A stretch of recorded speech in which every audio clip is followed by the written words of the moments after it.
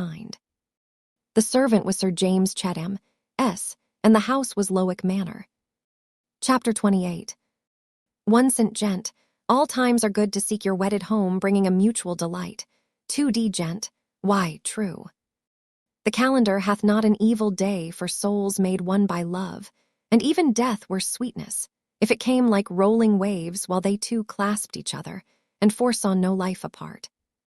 Mr. and Mrs. Casaubon, returning from their wedding journey, arrived at Lowick Manor in the middle of January. A light snow was falling as they descended at the door, and in the morning, when Dorothea passed from her dressing room into the blue-green boudoir that we know of, she saw the long avenue of limes lifting their trunks from a white earth and spreading white branches against the dun and motionless sky. The distant flat shrank in uniform whiteness and low-hanging uniformity of cloud. The very furniture in the room seemed to have shrunk since she saw it before. The stag in the tapestry looked more like a ghost in his ghostly blue-green world. The volumes of polite literature in the bookcase looked more like immovable imitations of books. The bright fire of dry oak boughs burning on the logs seemed an incongruous renewal of life and glow, like the figure of Dorothea herself, as she entered carrying the red leather cases containing the cameos for Celia. She was glowing from her morning toilet, as only healthful youth can glow. There was gem-like brightness on her coiled hair and in her hazel eyes. There was warm red life in her lips. Her throat had a breathing whiteness above the differing white of the fur which itself seemed to wind about her neck and cling down her blue-gray pelisse with a tenderness gathered from her own, a sentient commingled innocence which kept its loveliness against the crystalline purity of the outdoor snow. As she laid the cameo cases on the table in the bow window, she unconsciously kept her hands on them, immediately absorbed in looking out on the still, white enclosure which made her visible world. Mr. Casaubon, who had risen early complaining of palpitation, was in the library giving audience to his curate, Mr. Tucker. By and by Celia would come in her quality of bridesmaid as well as sister, and through the next weeks there would be wedding visits received and given, all in continuance of that transitional life understood to correspond with the excitement of bridal felicity, and keeping up the sense of busy ineffectiveness, as of a dream which the dreamer begins to suspect. The duties of her married life, contemplated as so great beforehand, seemed to be shrinking with the furniture and the white vapor-walled landscape. The clear heights where she expected to walk in full communion had become difficult to see even in her imagination. The delicious repose of the soul on a complete superior had been shaken into uneasy effort and alarmed with dim presentiment. When would the days begin of that active wifely devotion, which was to strengthen her husband's life and exalt her own? Never perhaps as she had preconceived them, but somehow, still somehow. In this solemnly pledged union of her life, duty would present itself in some new form of inspiration and give a new meaning to wifely love. Meanwhile, there was the snow and the low arch of dun vapor. There was the stifling oppression of that gentlewoman's world, where everything was done for her and none asked for her aid, where the sense of connection with a manifold pregnant existence had to be kept up painfully as an inward vision, instead of coming from without in claims that would have shaped her energies. What shall I do? Whatever you please, my dear. That had been her brief history since she had left off learning morning lessons and practicing silly rhythms on the hated piano. Marriage, which was to bring guidance into worthy and imperative occupation, had not yet freed her from the gentlewoman's oppressive liberty. It had not even filled her leisure with the ruminant joy of unchecked tenderness. Her blooming, full-pulsed youth stood there in a moral imprisonment which made itself one with the chill, colorless, narrowed landscape, with the shrunken furniture, the never-read books, and the ghostly stag in a pale, fantastic world that seemed to be vanishing from the daylight. In the first minutes, when Dorothea looked out, she felt nothing but the dreary oppression. Then came a keen remembrance, and turning away from the window, she walked round the room. The ideas and hopes which were living in her mind when she first saw this room nearly 3 months before were present now only as memories. She judged them as we judge transient and departed things.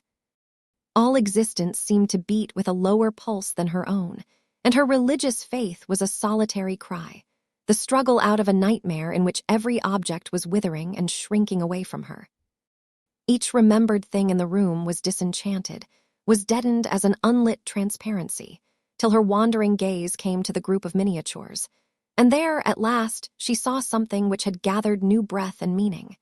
It was the miniature of Mr. Casaubon's Aunt Julia, who had made the unfortunate marriage of Will Ladislaw's grandmother.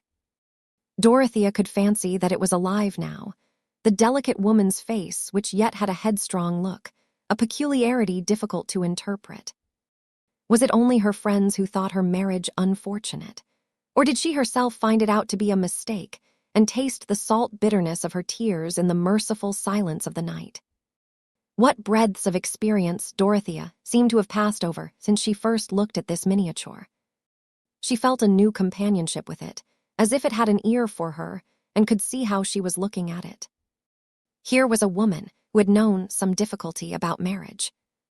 Nay, the colors deepened, the lips and chin seemed to get larger, the hair and eyes seemed to be sending out light. The face was masculine and beamed on her with that full gaze which tells her on whom it falls that she is too interesting for the slightest movement of her eyelid to pass unnoticed and uninterpreted. The vivid presentation came like a pleasant glow to Dorothea. She felt herself smiling, and turning from the miniature sat down and looked up as if she were again talking to a figure in front of her. But the smile disappeared as she went on meditating, and at last she said aloud, "Oh, it was cruel to speak so. How sad, how dreadful." She rose quickly and went out of the room, hurrying along the corridor, with the irresistible impulse to go and see her husband and inquire if she could do anything for him. Perhaps Mr. Tucker was gone, and Mr. Casaubon was alone in the library. She felt as if all her morning's gloom would vanish if she could see her husband glad because of her presence. But when she reached the head of the dark oak, there was Celia coming up, and below there was Mr. Brooke, exchanging welcomes and congratulations with Mr. Casaubon. "Dodo," said Celia in her quiet staccato, then kissed her sister, whose arms encircled her, and said no more. I think they both cried a little in a furtive manner, while Dorothea ran downstairs to greet her uncle. "I need not ask how you are, my dear," said Mr. Brooke, after kissing her forehead. "Rome has agreed with you, I see. Happiness, frescoes, the antique, that sort of thing. Well, it's very pleasant to have you back again, and you understand all about art now, eh? But Casaubon is a little pale, I tell him, a little pale, you know. Studying hard in his holidays is carrying it rather too far. I overdid it at one time, Mr. Brooke still held Dorothea's hand, but had turned his face to Mr. Casaubon. About topography, ruins, temples, I thought I had a clue, but I saw it would carry me too far and nothing might come of it. You may go any length in that sort of thing, and nothing may come of it, you know." Dorothea's eyes also were turned up to her husband's face, with some anxiety at the idea that those who saw him afresh after absence might be aware of signs which she had not noticed. "Nothing to alarm you, my dear," said Mr. Brooke, observing her expression. "A little English beef and mutton will soon make a difference." It was all very well to look pale, sitting for the portrait of Aquinas.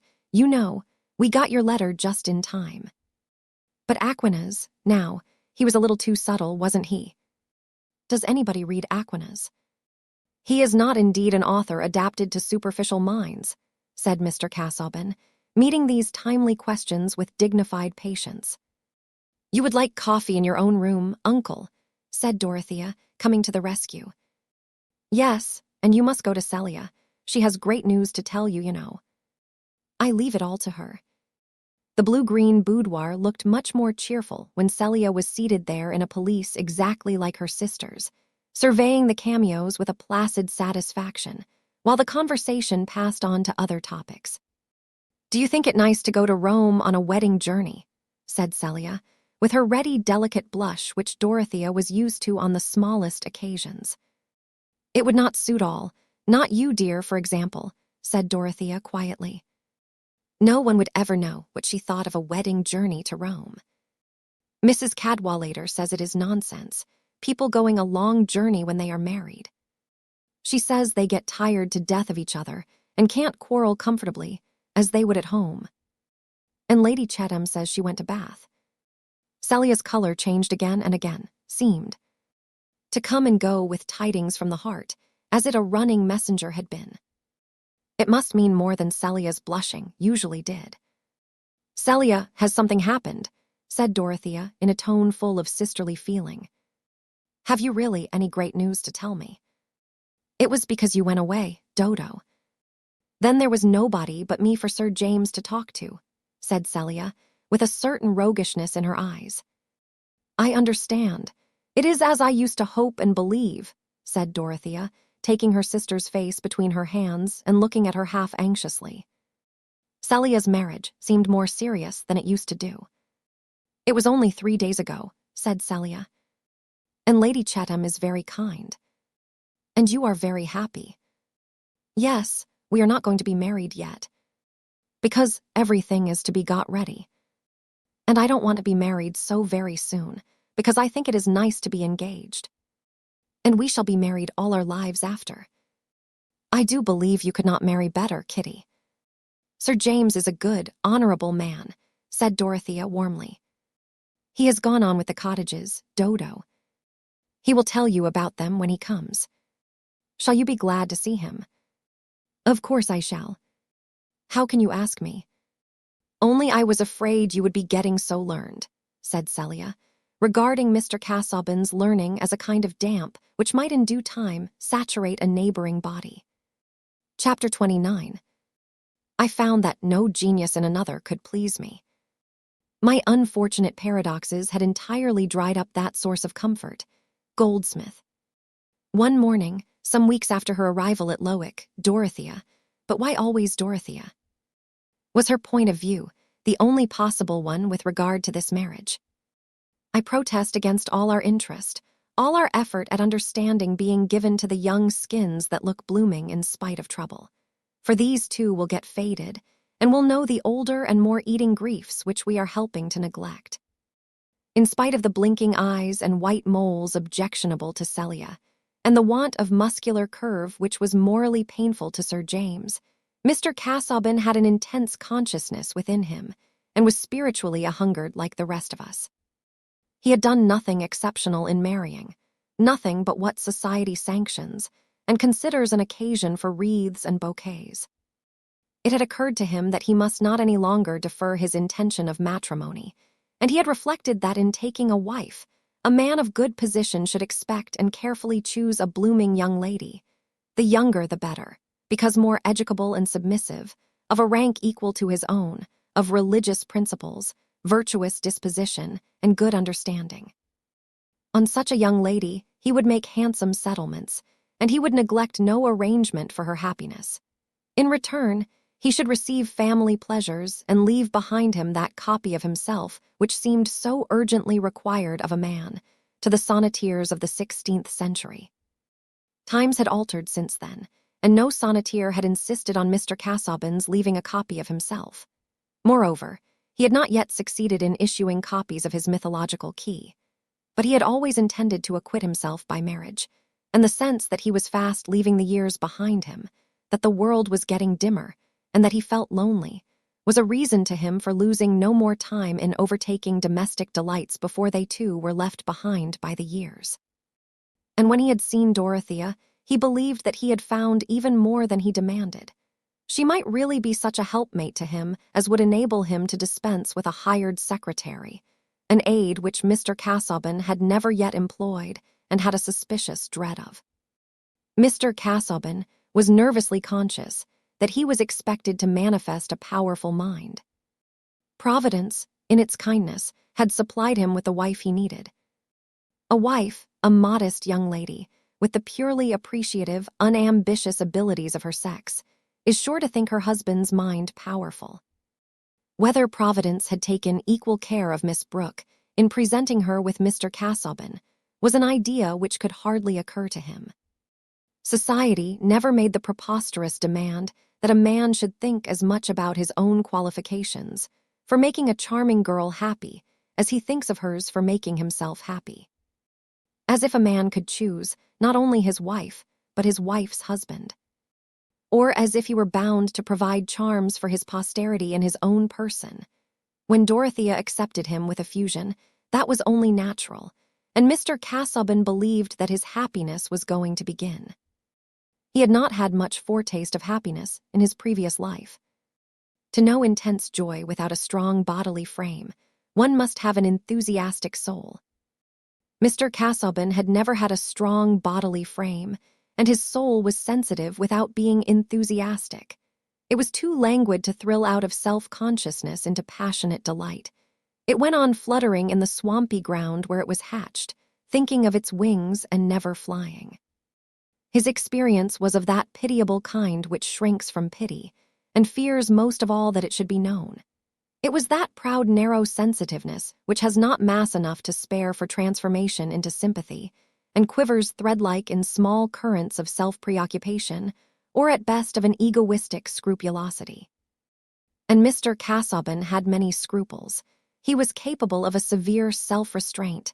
He was resolute in being a man of honor according to the code. He would be unimpeachable by any recognized opinion. In conduct, these ends had been attained, but the difficulty of making his key to all mythology's unimpeachable weighed like lead upon his mind.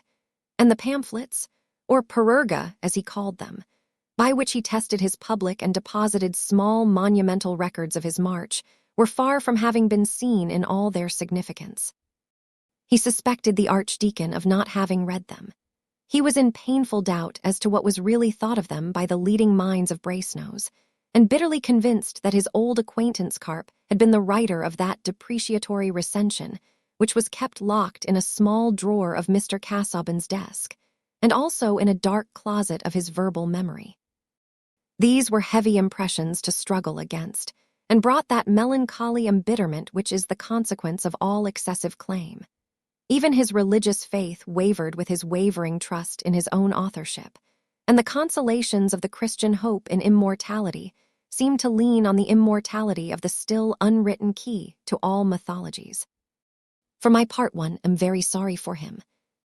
It is an uneasy lot at best, to be what we call highly taught and yet not to enjoy, to be present at this great spectacle of life and never to be liberated from a small, hungry, shivering self, never to be fully possessed by the glory we behold, never to have our consciousness rapturously transformed into the vividness of a thought, the ardor of a passion, the energy of an action, but always to be scholarly and uninspired, ambitious and timid, scrupulous and dim-sighted. Becoming a dean or even a bishop would make little difference, I fear, to Mr. Casaubon's uneasiness. Doubtless some ancient Greek has observed that behind the big mask and the speaking trumpet, there must always be our poor little eyes peeping as usual, and our timorous lips more or less under anxious control. To this mental estate mapped out a quarter of a century before, to sensibilities thus fenced in, Mr. Casaubon had thought of annexing happiness with a lovely young bride. But even before marriage, as we have seen, he found himself under a new depression in the consciousness that the new bliss was not blissful to him. Inclination yearned back to its old, easier custom. And the deeper he went in domesticity, the more did the sense of acquitting himself and acting with propriety predominate over any other satisfaction. Marriage, like religion and erudition, nay, like authorship itself, was fated to become an outward requirement, and Edward Casaubon was bent on fulfilling unimpeachably all requirements. Even drawing Dorothea into use in his study, according to his own intention before marriage, was an effort which he was always tempted to defer, and but for her pleading insistence, it might never have begun. But she had succeeded in making it a matter of course that she should take her place at an early hour in the library, and have work either of reading aloud or copying assigned her. The work had been easier to define, because Mr. Casaubon had adopted an immediate intention. There was to be a new perurgon, a small monograph on some lately traced indications concerning the Egyptian mysteries, whereby certain assertions of Warburton's could be corrected. References were extensive even here, but not altogether shoreless, and sentences were actually to be written in the shape wherein they would be scanned by Brasenose and a less formidable posterity. These minor monumental productions were always exciting to Mr. Casaubon. Digestion was made difficult by the interference of citations, or by the rivalry of dialectical phrases ringing against each other in his brain. And from the first, there was to be a Latin dedication about which everything was uncertain, except that it was not to be addressed to Carp. It was a poisonous regret to Mr. Casaubon that he had once addressed a dedication to Carp, in which he had numbered that member of the animal kingdom among the viros nullo evo pericheros, a mistake which would infallibly lay the dedicator open to ridicule in the next age, and might even be chuckled over by Pike and Tench in the present. Thus Mr. Casaubon was in one of his busiest epochs, and as I began to say a little while ago, Dorothea joined him early in the library where he had breakfasted alone. Celia at this time was on a second visit to Lowick, probably the last before her marriage, and was in the drawing-room expecting Sir James. Dorothea had learned to read the signs of her husband's mood, and she saw that the morning had become more foggy there during the last hour. She was going silently to her desk when he said, in that distant tone, which implied that he was discharging a disagreeable duty, "Dorothea, here is a letter for you, which was enclosed in one addressed to me." It was a letter of 2 pages, and she immediately looked at the signature. "Mr. Ladislaw, what can he have to say to me?" she exclaimed in a tone of pleased surprise. "But," she added, looking at Mr. Casaubon, "I can imagine what he has written to you about." "You can, if you please, read the letter," said Mr. Casaubon, severely pointing to it with his pen and not looking at her. "But I may as well say beforehand that I must decline the proposal it contains to pay a visit here. I trust I may be excused for desiring an interval of complete freedom from such distractions as have been hitherto inevitable, and especially from guests whose desultory vivacity makes their presence a fatigue." There had been no clashing of temper between Dorothea and her husband since that little explosion in Rome, which had left such strong traces in her mind that it had been easier ever since to quell emotion than to incur the consequence of venting it. But this ill-tempered anticipation that she could desire visits which might be disagreeable to her husband, this gratuitous defense of himself against selfish complaint on her part, was too sharp a sting to be meditated on until after it had been rescented. Dorothea had thought that she could have been patient with John Milton, but she had never imagined him behaving in this way, and for a moment Mr. Casaubon seemed to be stupidly undiscerning and odiously unjust. Pity, that newborn babe, which was by and by to rule many a storm within her, did not stride the blast on this occasion. With her first words, uttered in a tone that shook him, she startled Mr. Casaubon into looking at her and meeting the flash of her eyes. "Why do you attribute to me a wish for anything that would annoy you? You speak to me as if I were something you had to contend against. Wait, at least, till I appear to consult my own pleasure apart from yours." "Dorothea, you are hasty," answered Mr. Casaubon nervously. Decidedly, this woman was too young to be on the formidable level of wifehood, unless she had been pale and featureless and taken everything for granted. "I think it was you who were first hasty in your false suppositions about my feeling," said Dorothea, in the same tone. The fire was not dissipated yet, and she thought it was ignoble in her husband not to apologize to her.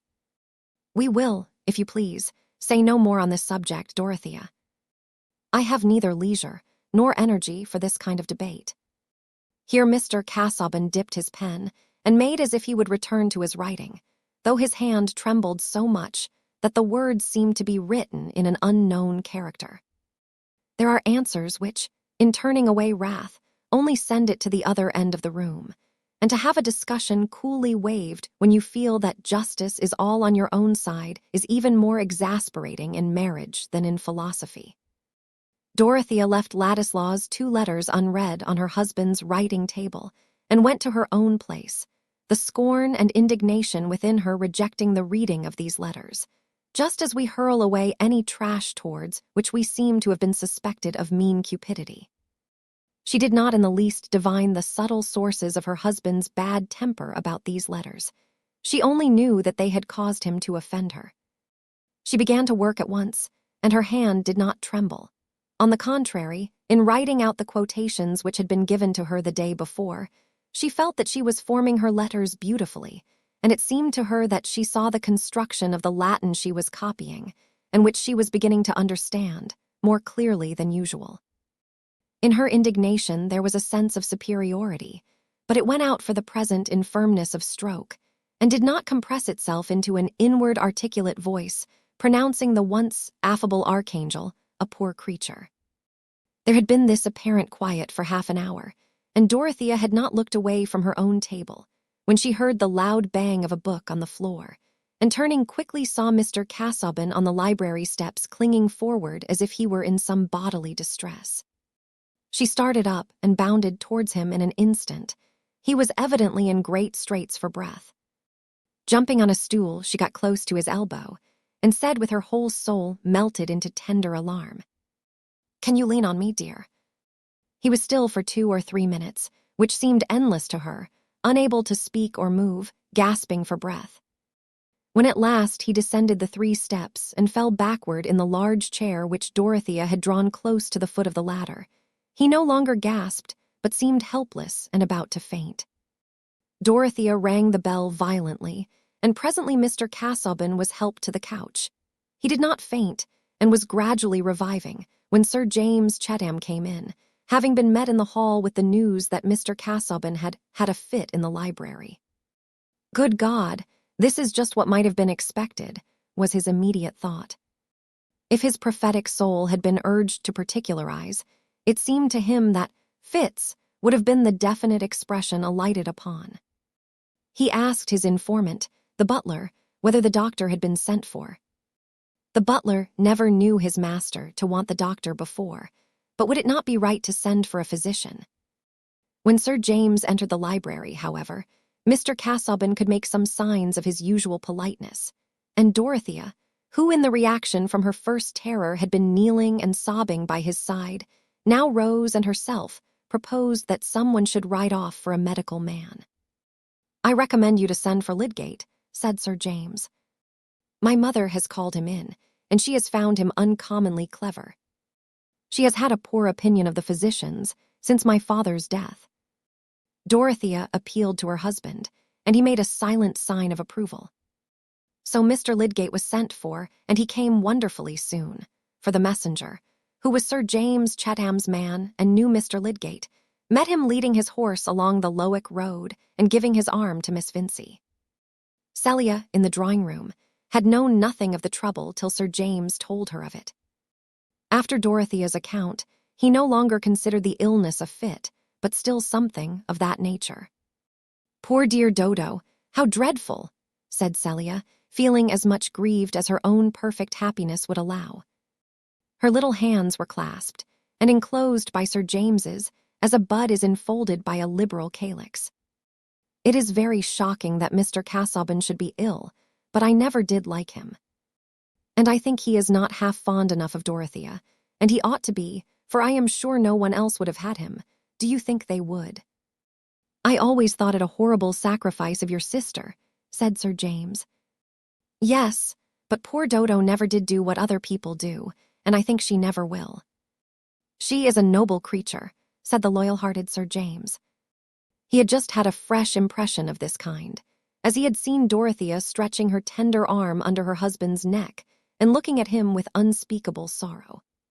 He did not know how much penitence there was in the sorrow. "Yes," said Celia, thinking it was very well for Sir James to say so, but he would not have been comfortable with Dodo. "Shall I go to her? Could I help her, do you think?" "I think it would be well for you just to go and see her before Lydgate comes," said Sir James, magnanimously. "Only don't stay long." While Celia was gone, he walked up and down remembering what he had originally felt about Dorothea's engagement, and feeling a revival of his disgust at Mr. Brooke's indifference. If Cadwallader, if everyone else had regarded the affair as he, Sir James, had done, the marriage might have been hindered. It was wicked to let a young girl blindly decide her fate in that way, without any effort to save her. Sir James had long ceased to have any regrets on his own account. His heart was satisfied with his engagement to Celia. But he had a chivalrous nature. Was not the disinterested service of woman among the ideal glories of old chivalry? His disregarded love had not turned to bitterness. Its death had made sweet odors, floating memories that clung with a consecrating effect to Dorothea. He could remain her brotherly friend, interpreting her actions with generous trustfulness. Chapter 30. Qui vult Dalis hors de propos las, Pascal. Mr. Casaubon had no second attack of equal severity with the first, and in a few days began to recover his usual condition. But Lydgate seemed to think the case worth a great deal of attention. He not only used his stethoscope, which had not become a matter of course in practice at that time, but sat quietly by his patient and watched him. To Mr. Casaubon's questions about himself, he replied that the source of the illness was the common error of intellectual men, a too eager and monotonous application. The remedy was to be satisfied with moderate work and to seek variety of relaxation. Mr. Brooke, who sat by on one occasion, suggested that Mr. Casaubon should go fishing, as Cadwallader did, and have a turning room, make toys, table legs, and that kind of thing. In short, you recommend me to anticipate the arrival of my second childhood, said poor Mr. Casaubon, with some bitterness. These things, he added, looking at Lydgate, would be to me such relaxation as toe-picking is to prisoners in a house of correction. I confess, said Lydgate, smiling, amusement is rather an unsatisfactory prescription. It is something like telling people to keep up their spirits. Perhaps I had better say that you must submit to be mildly bored rather than to go on working. Yes, said Mr. Brooke. Get Dorothea to play backgammon with you in the evenings. And shuttlecock. Now, I don't know a finer game than shuttlecock for the daytime. I remember it all the fashion. To be sure, your eyes might not stand that, Casaubon. But you must unbend, you know. Why, you might take to some light study. Conchology, now. I always think that must be a light study. Or get Dorothea to read you light things, Smollett, Roderick Random, Humphrey Clinker. They are a little broad, but she may read anything now she's married, you know. I remember they made me laugh uncommonly. There's a droll bit about a postillion's breeches. We have no such humor now. I have gone through all these things, but they might be rather new to you. As new as eating thistles would have been an answer to represent Mr. Casaubon's feelings. But he only bowed resignedly, with due respect to his wife's uncle, and observed that doubtless the works he mentioned had served as a resource to a certain order of minds. You see, said the able magistrate to Lydgate, when they were outside the door, Casaubon has been a little narrow. It leaves him rather at a loss when you forbid him his particular work, which I believe is something very deep indeed, in the line of research, you know. I would never give way to that. I was always versatile. But a clergyman is tied a little tight. If they would make him a bishop, now, he did a very good pamphlet for Peel. He would have more movement then, more show. He might get a little flesh. But I recommend you to talk to Mrs. Casaubon. She is clever enough for anything, is my niece. Tell her her husband wants liveliness, diversion. Put her on amusing tactics. Without Mr. Brooke's advice, Lydgate had determined on speaking to Dorothea.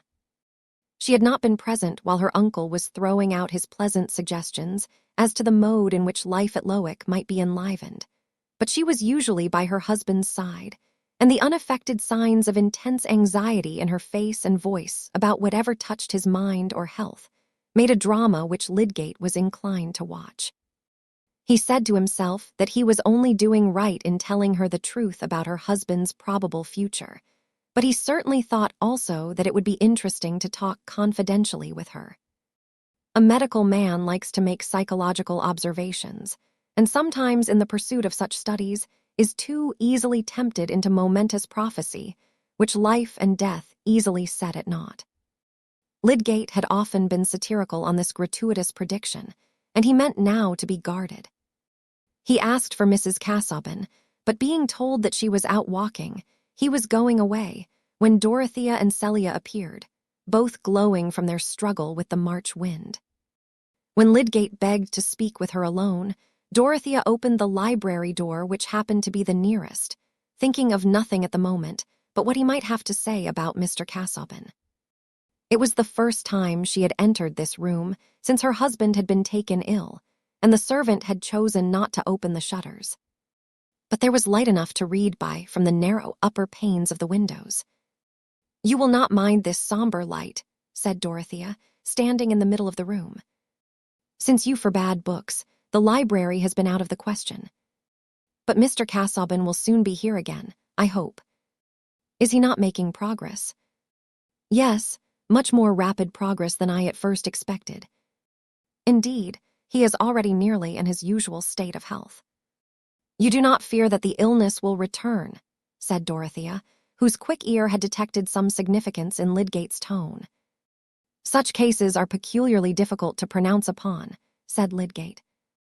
"The only point on which I can be confident is that it will be desirable to be very watchful on Mr. Casaubon's account, lest he should in any way strain his nervous power."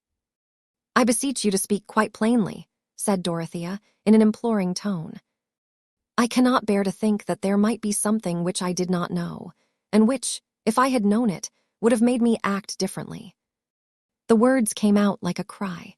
It was evident that they were the voice of some mental experience which lay not very far off. "Sit down," she added, placing herself on the nearest chair and throwing off her bonnet and gloves with an instinctive discarding of formality where a great question of destiny was concerned. "What you say now justifies my own view," said Lydgate. "I think it is one's function as a medical man to hinder regrets of that sort as far as possible.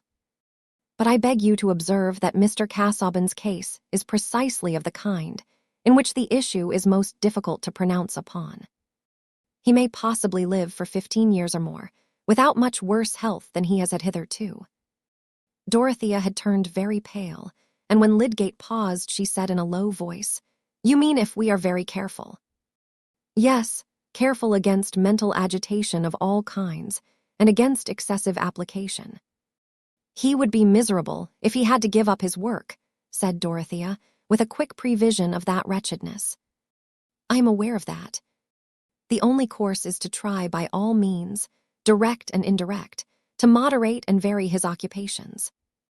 With a happy concurrence of circumstances, there is, as I said, no immediate danger from that affection of the heart, which I believe to have been the cause of his late attack. On the other hand, it is possible that the disease may develop itself more rapidly. It is one of those cases in which death is sometimes sudden. Nothing should be neglected, which might be affected by such an issue."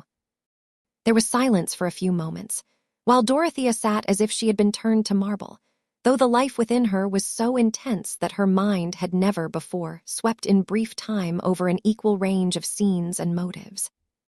"Help me pray," she said at last, in the same low voice as before. "Tell me what I can do. What do you think of foreign travel? You have been lately in Rome, I think." The memories which made this resource utterly hopeless were a new current that shook Dorothea out of her pallid immobility. "Oh, that would not do.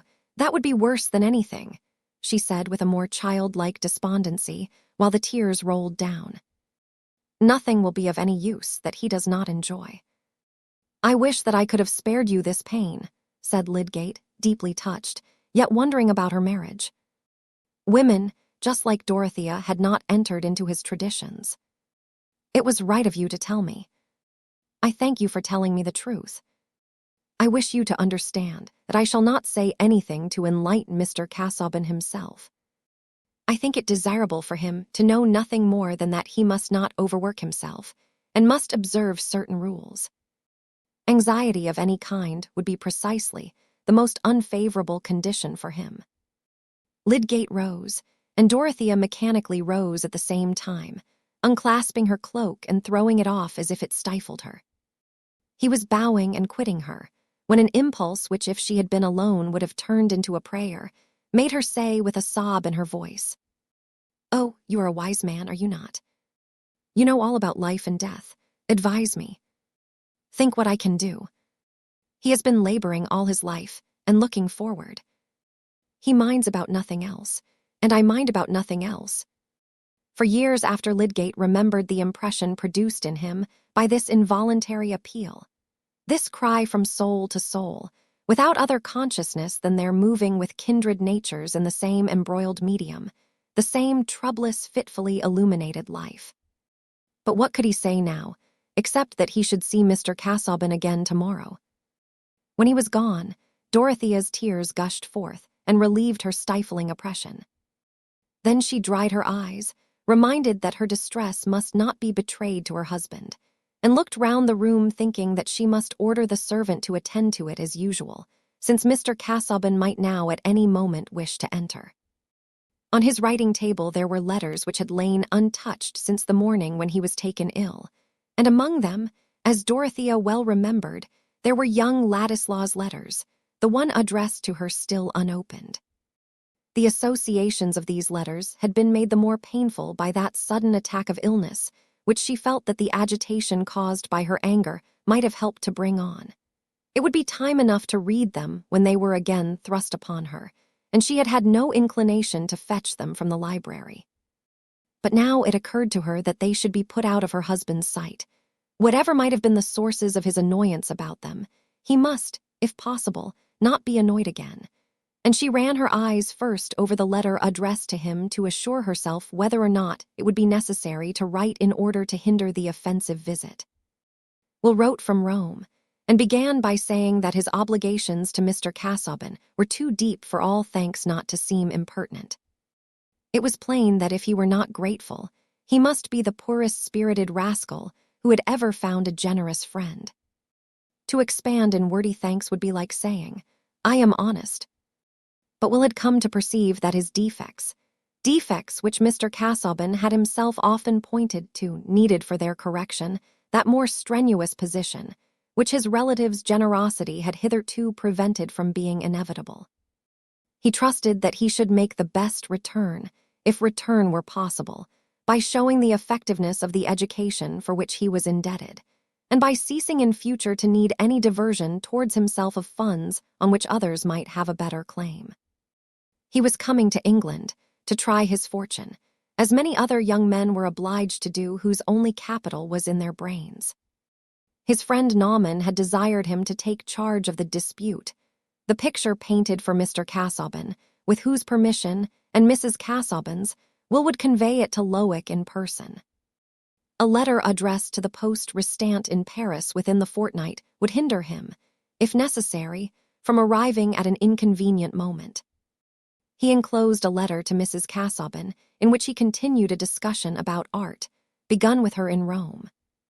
Opening her own letter, Dorothea saw that it was a lively continuation of his remonstrance with her fanatical sympathy, and her want of sturdy neutral delight in things as they were, an outpouring of his young vivacity, which it was impossible to read just now.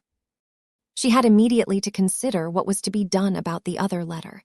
There was still time, perhaps, to prevent Will from coming to Lowick. Dorothea ended by giving the letter to her uncle, who was still in the house, and begging him to let Will know that Mr. Casaubon had been ill, and that his health would not allow the reception of any visitors. No one more ready than Mr. Brooke to write a letter. His only difficulty was to write a short one, and his ideas in this case expanded over the 3 large pages and the inward foldings. He had simply said to Dorothea, "To be sure, I will write, my dear. He's a very clever young fellow. This young Ladislaw, I dare say, will be a rising young man. It's a good letter, marks his sense of things, you know. However, I will tell him about Casaubon." But the end of Mr. Brooke's pen was a thinking organ evolving sentences, especially of a benevolent kind, before the rest of his mind could well overtake them. It expressed regrets and proposed remedies, which, when Mr. Brooke read them, seemed felicitously worded, surprisingly the right thing, and determined a sequel which he had never before thought of. In this case, his pen found it such a pity young Ladislaw should not have come into the neighborhood just at that time, in order that Mr. Brooke might make his acquaintance more fully, and that they might go over the long-neglected Italian drawings together. It also felt such an interest in a young man who was starting in life with a stock of ideas, that by the end of the 2nd page it had persuaded Mr. Brooke to invite young Ladislaw, since he could not be received at Lowick, to come to Tipton Grange. Why not? They could find a great many things to do together, and this was a period of peculiar growth. The political horizon was expanding, and in short, Mr. Brooke's pen went off into a little speech which it had lately reported for that imperfectly edited organ, the Middlemarch Pioneer. While Mr. Brooke was sealing this letter, he felt elated with an influx of dim projects. A young man capable of putting ideas into form, the Pioneer purchased to clear the pathway for a new candidate, documents utilized, who knew what might come of it all. Since Celia was going to marry immediately, it would be very pleasant to have a young fellow at table with him, at least for a time. But he went away without telling Dorothea what he had put into the letter, for she was engaged with her husband, and, in fact, these things were of no importance to her. Chapter 31. How will you know the pitch of that great bell too large for you to stir? Let but a flute play, 'neath the fine mixed metal. Listen close till the right note flows forth, a silvery rill. Then shall the huge bell tremble. Then the mass with myriad waves concurrent shall respond in low soft unison. Lydgate that evening spoke to Miss Vincey of Mrs. Casaubon, and laid some emphasis on the strong feeling she appeared to have for that formal, studious man 30 years older than herself. "Of course she is devoted to her husband," said Rosamond, implying a notion of necessary sequence which the scientific man regarded as the prettiest possible for a woman. But she was thinking at the same time that it was not so very melancholy to be mistress of Lowick Manor with a husband likely to die soon. "Do you think her very handsome?" "She certainly is handsome, but I have not thought about it," said Lydgate. "I suppose it would be unprofessional," said Rosamond, dimpling. "But how your practice is spreading. You were called in before to the Chathams, I think, and now the Casaubons." "Yes," said Lydgate, in a tone of compulsory admission. "But I don't really like attending such people so well as the poor. The cases are more monotonous, and one has to go through more fuss and listen more deferentially to nonsense." "Not more than in Middlemarch," said Rosamond. "And at least you go through wide corridors, and have the scent of rose leaves everywhere." "That is true, Mademoiselle de Montmorency," said Lydgate, just bending his head to the table and lifting with his fourth finger her delicate handkerchief which lay at the mouth of her reticule, as if to enjoy its scent, while he looked at her with a smile. But this agreeable holiday freedom with which Lydgate hovered about the flower of Middlemarch could not continue indefinitely. It was not more possible to find social isolation in that town than elsewhere, and two people persistently flirting could by no means escape from the various entanglements, weights, blows, clashings, motions, by which things severally go on. Whatever Miss Vincey did must be remarked, and she was perhaps the more conspicuous to admirers and critics, because just now Mrs. Vincey, after some struggle, had gone with Fred to stay a little while at Stone Court, there being no other way of at once gratifying old Featherstone and keeping watch against Mary Garth, who appeared a less tolerable daughter-in-law in proportion as Fred's illness disappeared. Aunt Bulstrode, for example, came a little oftener into Lowick Gate to see Rosamond. Now she was alone. For Mrs. Bulstrode had a true sisterly feeling for her brother, always thinking that he might have married better, but wishing well to the children. Now Mrs. Bulstrode had a long-standing intimacy with Mrs. Plymdale.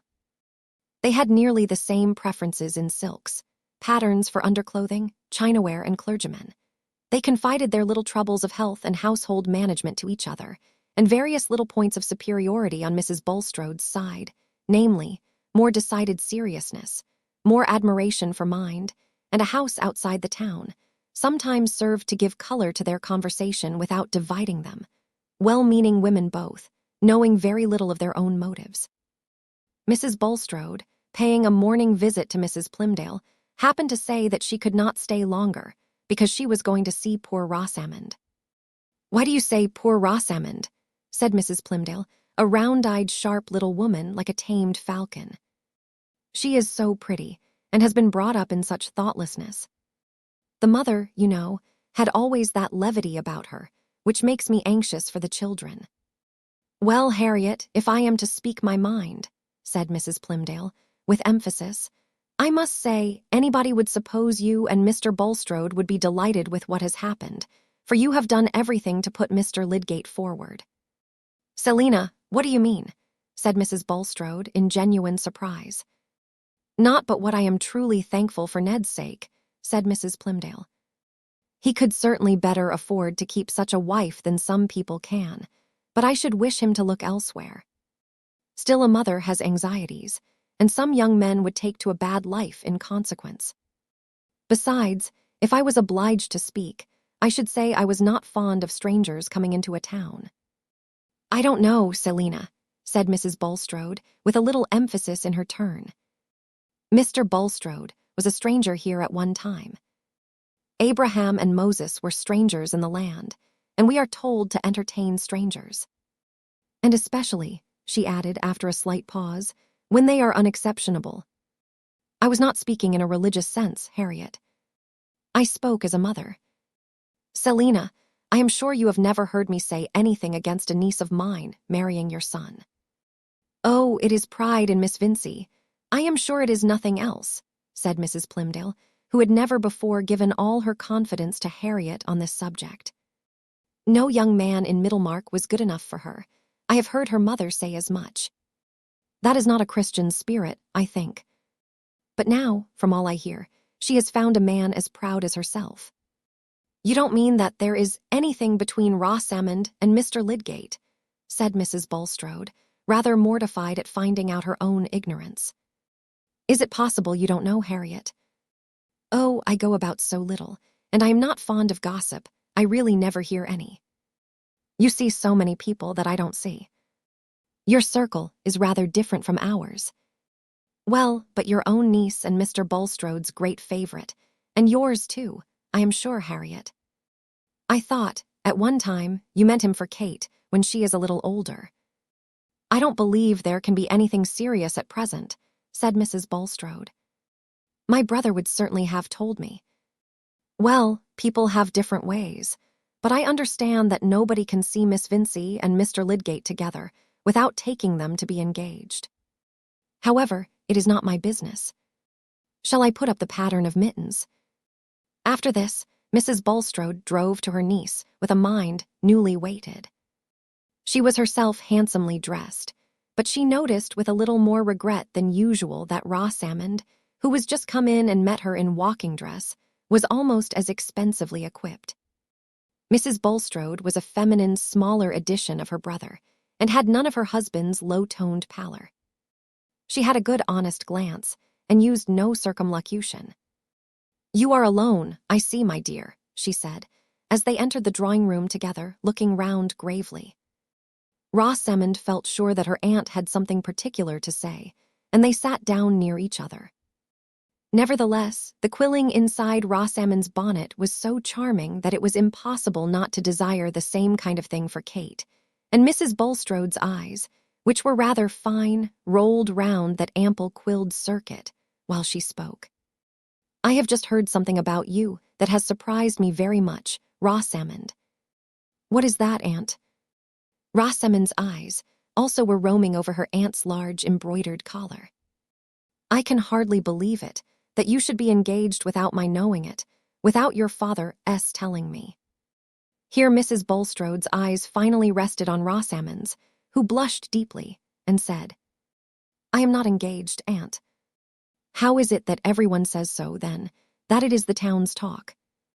"The town's talk is of very little consequence, I think," said Rosamond, inwardly gratified. "Oh, my dear, be more thoughtful. Don't despise your neighbors so. Remember you are turned 22 now, and you will have no fortune. Your father, I am sure, will not be able to spare you anything. Mr. Lydgate is very intellectual and clever. I know there is an attraction in that. I like talking to such men myself, and your uncle finds him very useful. But the profession is a poor one here. To be sure, this life is not everything, but it is seldom a medical man has true religious views. There is too much pride of intellect. And you are not fit to marry a poor man. Mr. Lydgate is not a poor man, Aunt. He has very high connections. He told me himself he was poor. That is because He is used to people who have a high style of living. My dear Rosamond, you must not think of living in high style.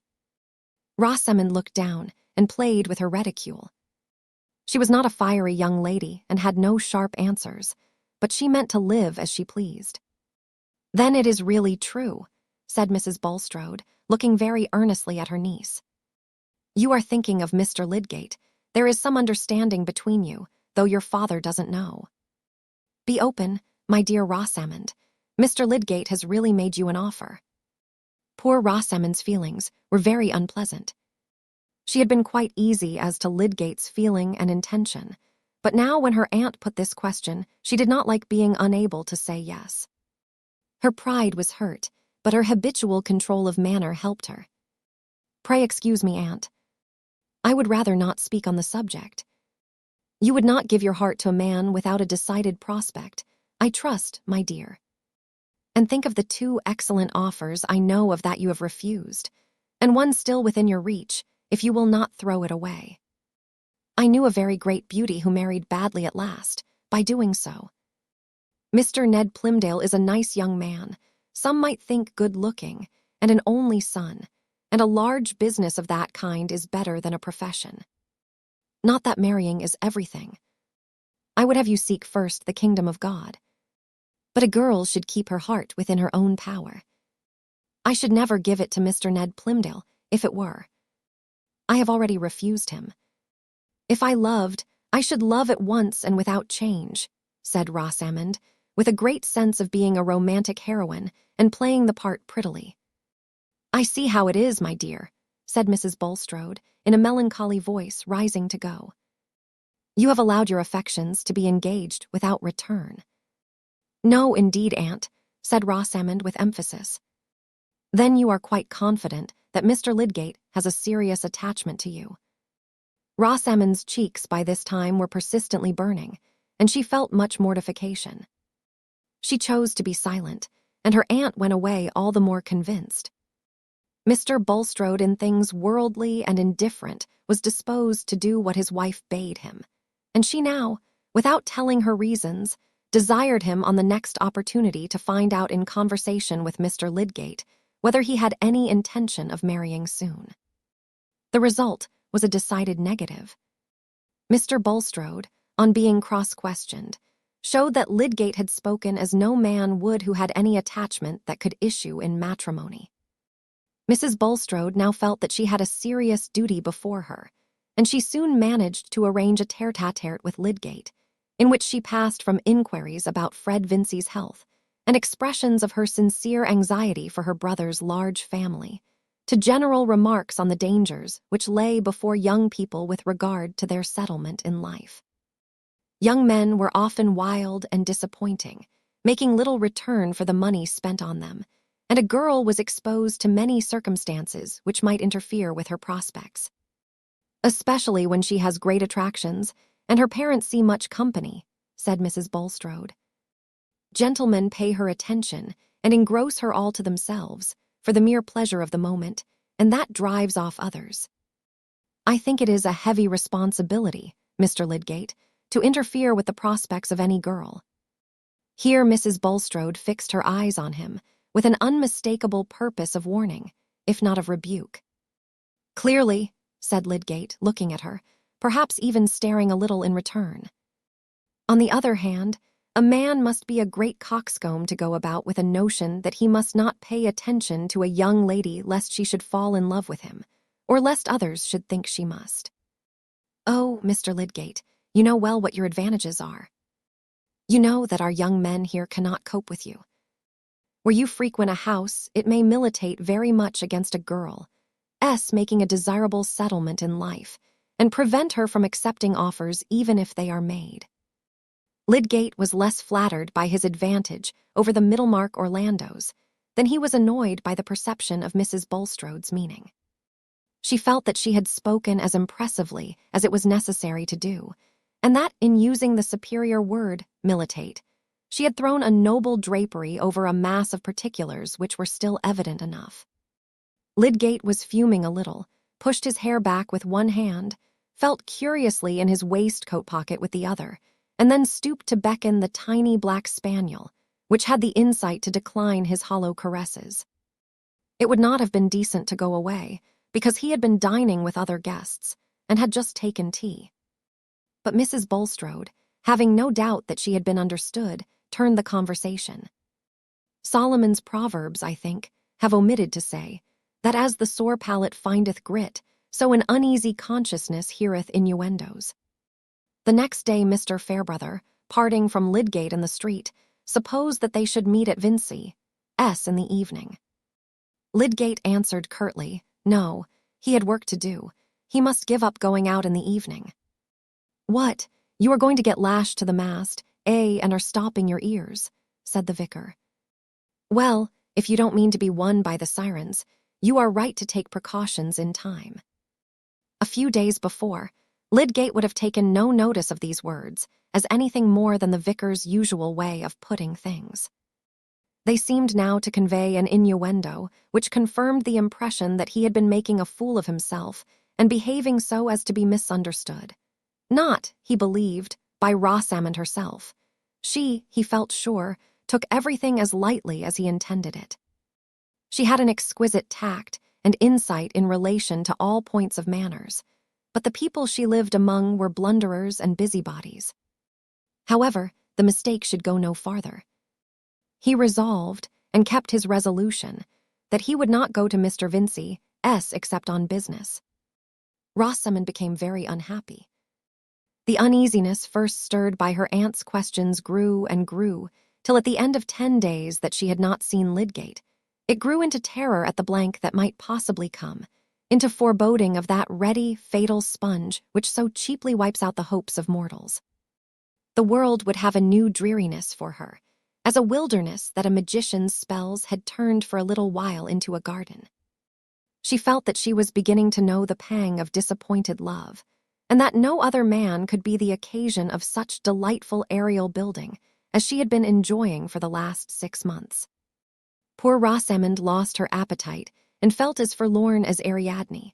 As a charming stage, Ariadne left behind with all her boxes full of costumes and no hope of a coach. There are many wonderful mixtures in the world which are all alike called love, and claim the privileges of a sublime rage which is an apology for everything, in literature and the drama. Happily, Rosamond did not think of committing any desperate act. She plaited her fair hair as beautifully as usual and kept herself proudly calm. Her most cheerful supposition was that her Aunt Bulstrode had interfered in some way to hinder Lydgate's visits. Everything was better than a spontaneous indifference in him.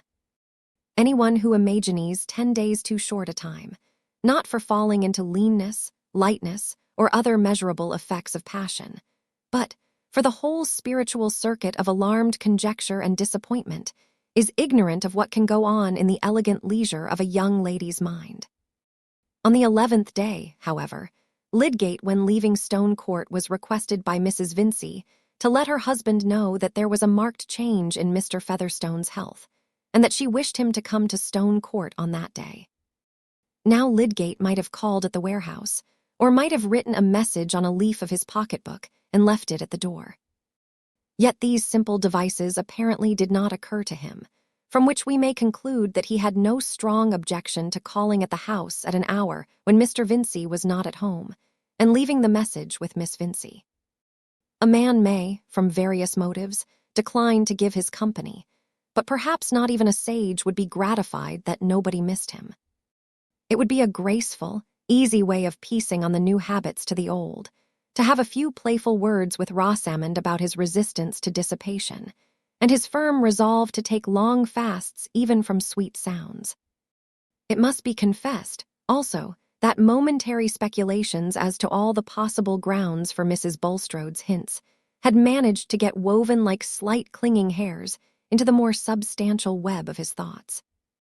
Miss Vincey was alone, and blushed so deeply when Lydgate came in that he felt a corresponding embarrassment, and instead of any playfulness, he began at once to speak of his reason for calling, and to beg her, almost formally, to deliver the message to her father.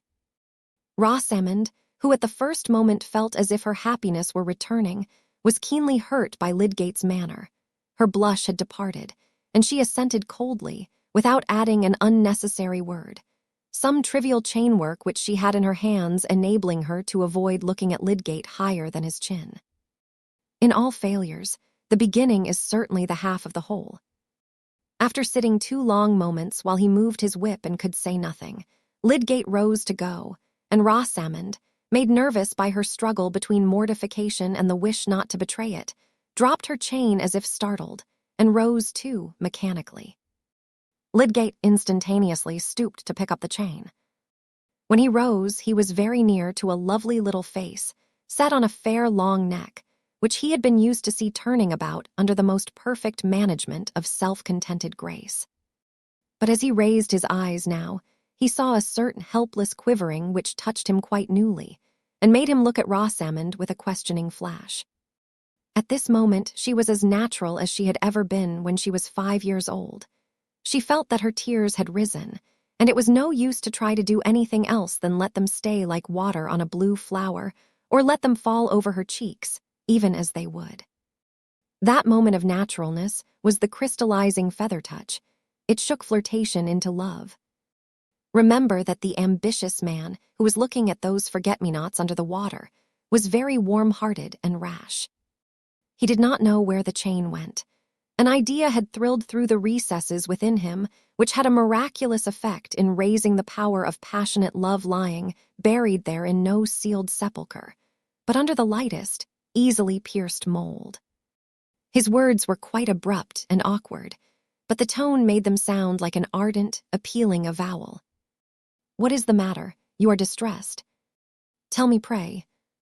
Rosamond had never been spoken to in such tones before. I am not sure that she knew what the words were, but she looked at Lydgate and the tears fell over her cheeks.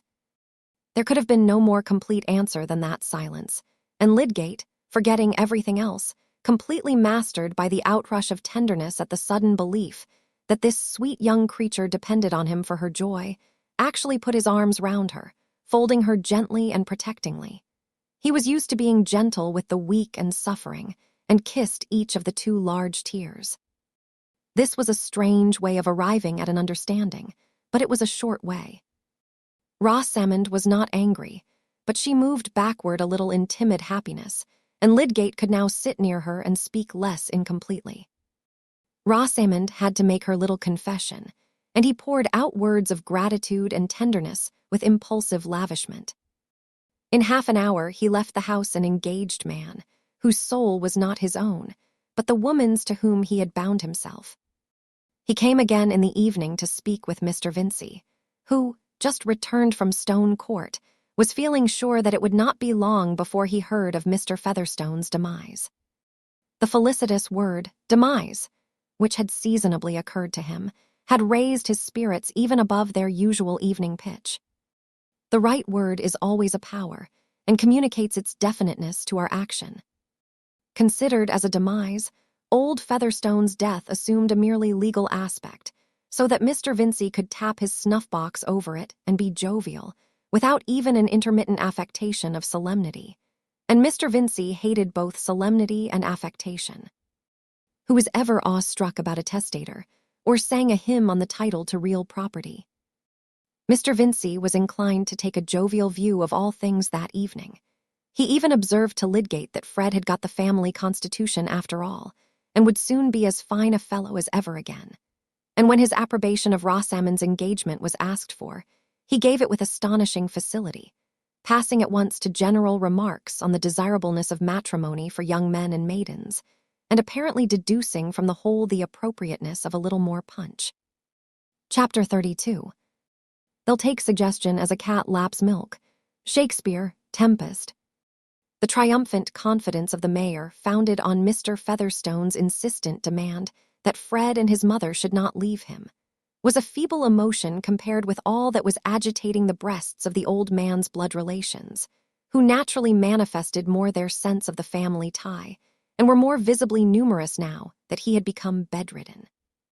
Naturally, for when poor Peter had occupied his armchair in the wainscoted parlor, no assiduous beetles for whom the cook prepares boiling water could have been less welcome on a hearth which they had reasons for preferring than those persons whose Featherstone blood was ill-nourished. not from penuriousness on their part, but from poverty. Brother Solomon and Sister Jane were rich, and the family candor and total abstinence from false politeness with which they were always received seemed to them no argument that their brother in the solemn act of making his will would overlook the superior claims of wealth. Themselves, at least, he had never been unnatural enough to banish from his house, and it seemed hardly eccentric that he should have kept away Brother Jonah, Sister Martha, and the rest, who had no shadow of such claims. They knew Peter's maxim, that money was a good egg and should be laid in a warm nest. But Brother Jonah, Sister Martha, and all the needy exiles held a different point of view. Probabilities are as various as the faces to be seen at will in fretwork or paper hangings. Every form is there, from Jupiter to Judy, if you only look with creative inclination. To the poorer and least favored, it seemed likely that since Peter had done nothing for them in his life, he would remember them at the last. Jonah argued that men liked to make a surprise of their wills, while Martha said that nobody need be surprised if he left the best part of his money to those who least expected it. Also, it was not to be thought but that an own brother lying there, with dropsy in his legs, must come to feel that blood was thicker than water, and if he didn't alter his will, he might have money by him. At any rate, some blood relations should be on the premises, and on the watch against those who were hardly relations at all. Such things had been known as forged wills and disputed wills, which seemed to have the golden hazy advantage of somehow enabling non-legatees to live out of them. Again, those who were no blood relations might be caught making away with things, and poor Peter lying there, helpless. Somebody should be on the watch. But in this conclusion they were at one with Solomon and Jane. Also, some nephews, nieces, and cousins, arguing with still greater subtlety as to what might be done by a man able to will away his property and give himself large treats of oddity, felt in a handsome sort of way that there was a family interest to be attended to, and thought of Stone Court as a place which it would be nothing but right for them to visit. Sister Martha, otherwise Mrs. Cranch, living with some wheeziness in the chalky flats, could not undertake the journey, but her son, as being poor Peter's own nephew, could represent her advantageously, and watch lest his Uncle Jonah should make an unfair use of the improbable things which seemed likely to happen.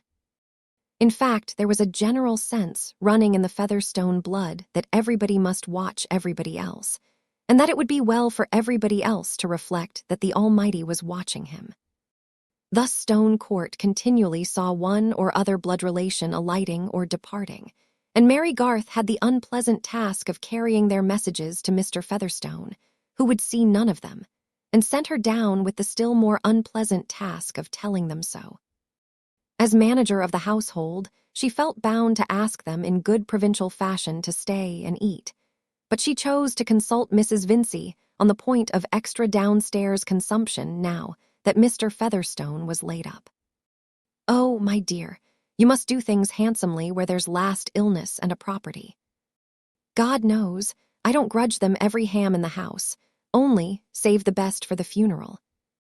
Have some stuffed veal always, and a fine cheese in cut. You must expect to keep open house in these last illnesses," said liberal Mrs. Vincey, once more of cheerful note and bright plumage. But some of the visitors alighted, and did not depart after the handsome treating to veal and ham. Brother Jonah, for example, there are such unpleasant people in most families. Perhaps even in the highest aristocracy there are Brobdingnag specimens, gigantically in debt and bloated at greater expense. Brother Jonah, I say, having come down in the world, was mainly supported by a calling which he was modest enough not to boast of, though it was much better than swindling either on exchange or turf, but which did not require his presence at Brassing so long as he had a good corner to sit in and a supply of food. He chose the kitchen corner, partly because he liked it best, and partly because he did not want to sit with Solomon, concerning whom he had a strong brotherly opinion. Seated in a famous armchair, and in his best suit, constantly within sight of good cheer, he had a comfortable consciousness of being on the premises, mingled with fleeting suggestions of Sunday and the bar at the Green Man, and he informed Mary Garth that he should not go out of reach of his brother Peter while that poor fellow was above ground. The troublesome ones in a family are usually either the wits or the idiots. Jonah was the wit among the Featherstones, and joked with the maidservants when they came about the hearth, but seemed to consider Miss Garth a suspicious character, and followed her with cold eyes. Mary would have borne this one pair of eyes with comparative ease, but unfortunately there was young Cranch, who, having come all the way from the chalky flats to represent his mother and watch his Uncle Jonah, also felt it his duty to stay and to sit chiefly in the kitchen to give his uncle company. Young Cranch was not exactly the balancing point between the wit and the idiot, verging slightly towards the latter type, and squinting so as to leave everything in doubt about his sentiments, except that they were not of a forcible character. When Mary Garth entered the kitchen, and Mr. Jonah Featherstone began to follow her with his cold detective eyes, young Cranch, turning his head in the same direction, seemed to insist on it that she should remark how he was squinting, as if he did it with design, like the gypsies when Borrow read the New Testament to them. This was rather too much for poor Mary. Sometimes it made her bilious, sometimes it upset her gravity. One day that she had an opportunity, she could not resist describing the kitchen scene to Fred, who would not be hindered from immediately going to see it, affecting simply to pass through. But no sooner did he face the four eyes than he had to rush through the nearest door, which happened to lead to the dairy. And there, under the high roof, and among the pans, he gave way to laughter which made a hollow resonance perfectly audible in the kitchen.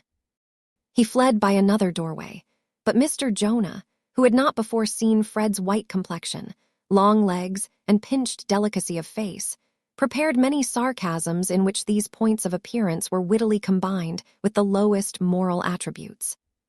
"Why, Tom, you don't wear such gentlemanly trousers. You haven't got half such fine long legs," said Jonah to his nephew, winking at the same time, to imply that there was something more in these statements than their undeniableness. Tom looked at his legs, but left it uncertain whether he preferred his moral advantages to a more vicious length of limb and reprehensible gentility of trouser. In the large wainscoted parlor, too, there were constantly pairs of eyes on the watch, and own relatives eager to be sitters-up. Many came, lunched, and departed, but Brother Solomon and the lady who had been Jane Featherstone for 25 years before she was Mrs. Wall found it good to be there every day for hours, without other calculable occupation than that of observing the cunning Mary Garth, who was so deep that she could be found out in nothing, and giving occasional dry, wrinkly indications of crying, as if capable of torrents in a wetter season, at the thought that they were not allowed to go into Mr. Featherstone's room. For the old man's dislike of his own family seemed to get stronger as he got less able to amuse himself by saying biting things to them. Too languid to sting, he had the more venom refluent in his blood. Not fully believing the message sent through Mary Garth, they had presented themselves together within the door of the bedroom, both in black, Mrs. Wall having a white handkerchief partially unfolded in her hand, and both with faces in a sort of half-mourning purple. While Mrs. Vincey, with her pink cheeks and pink ribbons flying, was actually administering a cordial to their own brother, and the light-complexioned Fred, his short hair curling as might be expected in a gambler, was lolling at his ease in a large chair. Old Featherstone no sooner caught sight of these funereal figures appearing in spite of his orders than rage, came to strengthen him more successfully than the cordial. He was propped up on a bed rest, and always had his gold-headed stick lying by him. He seized it now and swept it backwards and forwards in as large an area as he could, apparently to ban these ugly specters, crying in a hoarse sort of screech. "Back, back, Mrs. Wall. Back, Solomon." "Oh, brother, Peter," Mrs. Wall began, but Solomon put his hand before her repressingly. He was a large-cheeked man, nearly 70, with small, furtive eyes, and was not only of much blander temper but thought himself much deeper than his brother Peter, indeed not likely to be deceived in any of his fellow-men, inasmuch as they could not well be more greedy and deceitful than he suspected them of being. Even the invisible powers, he thought, were likely to be soothed by a bland parenthesis here and there, coming from a man of property, who might have been as impious as others. "Brother Peter," he said, in a wheedling yet gravely official tone, "it's nothing but right I should speak to you about the 3 Crofts and the manganese. The Almighty knows what I've got on my mind." "Then he knows more than I want to know," said Peter, laying down his stick with a show of truce which had a threat in it too, for he reversed the stick so as to make the gold handle a club in case of closer fighting, and looked hard at Solomon's bald head. "There's things you might repent of, brother, for want of speaking to me," said Solomon, not advancing, however. "I could sit up with you tonight, and Jane with me, willingly, and you might take your own time to speak, or let me speak." "Yes, I shall take my own time. You needn't offer me yours," said Peter. "But you can't take your own time to die in, brother," began Mrs. Wall, with her usual woolly tone. "And when you lie speechless, you may be tired of having strangers about you, and you may think of me and my children." But here, her voice broke under the touching thought which she was attributing to her speechless brother, the mention of ourselves being naturally affecting. "No, I shan't," said old Featherstone contradictiously.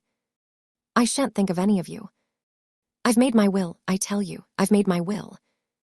Here he turned his head towards Mrs. Vincey and swallowed some more of his cordial.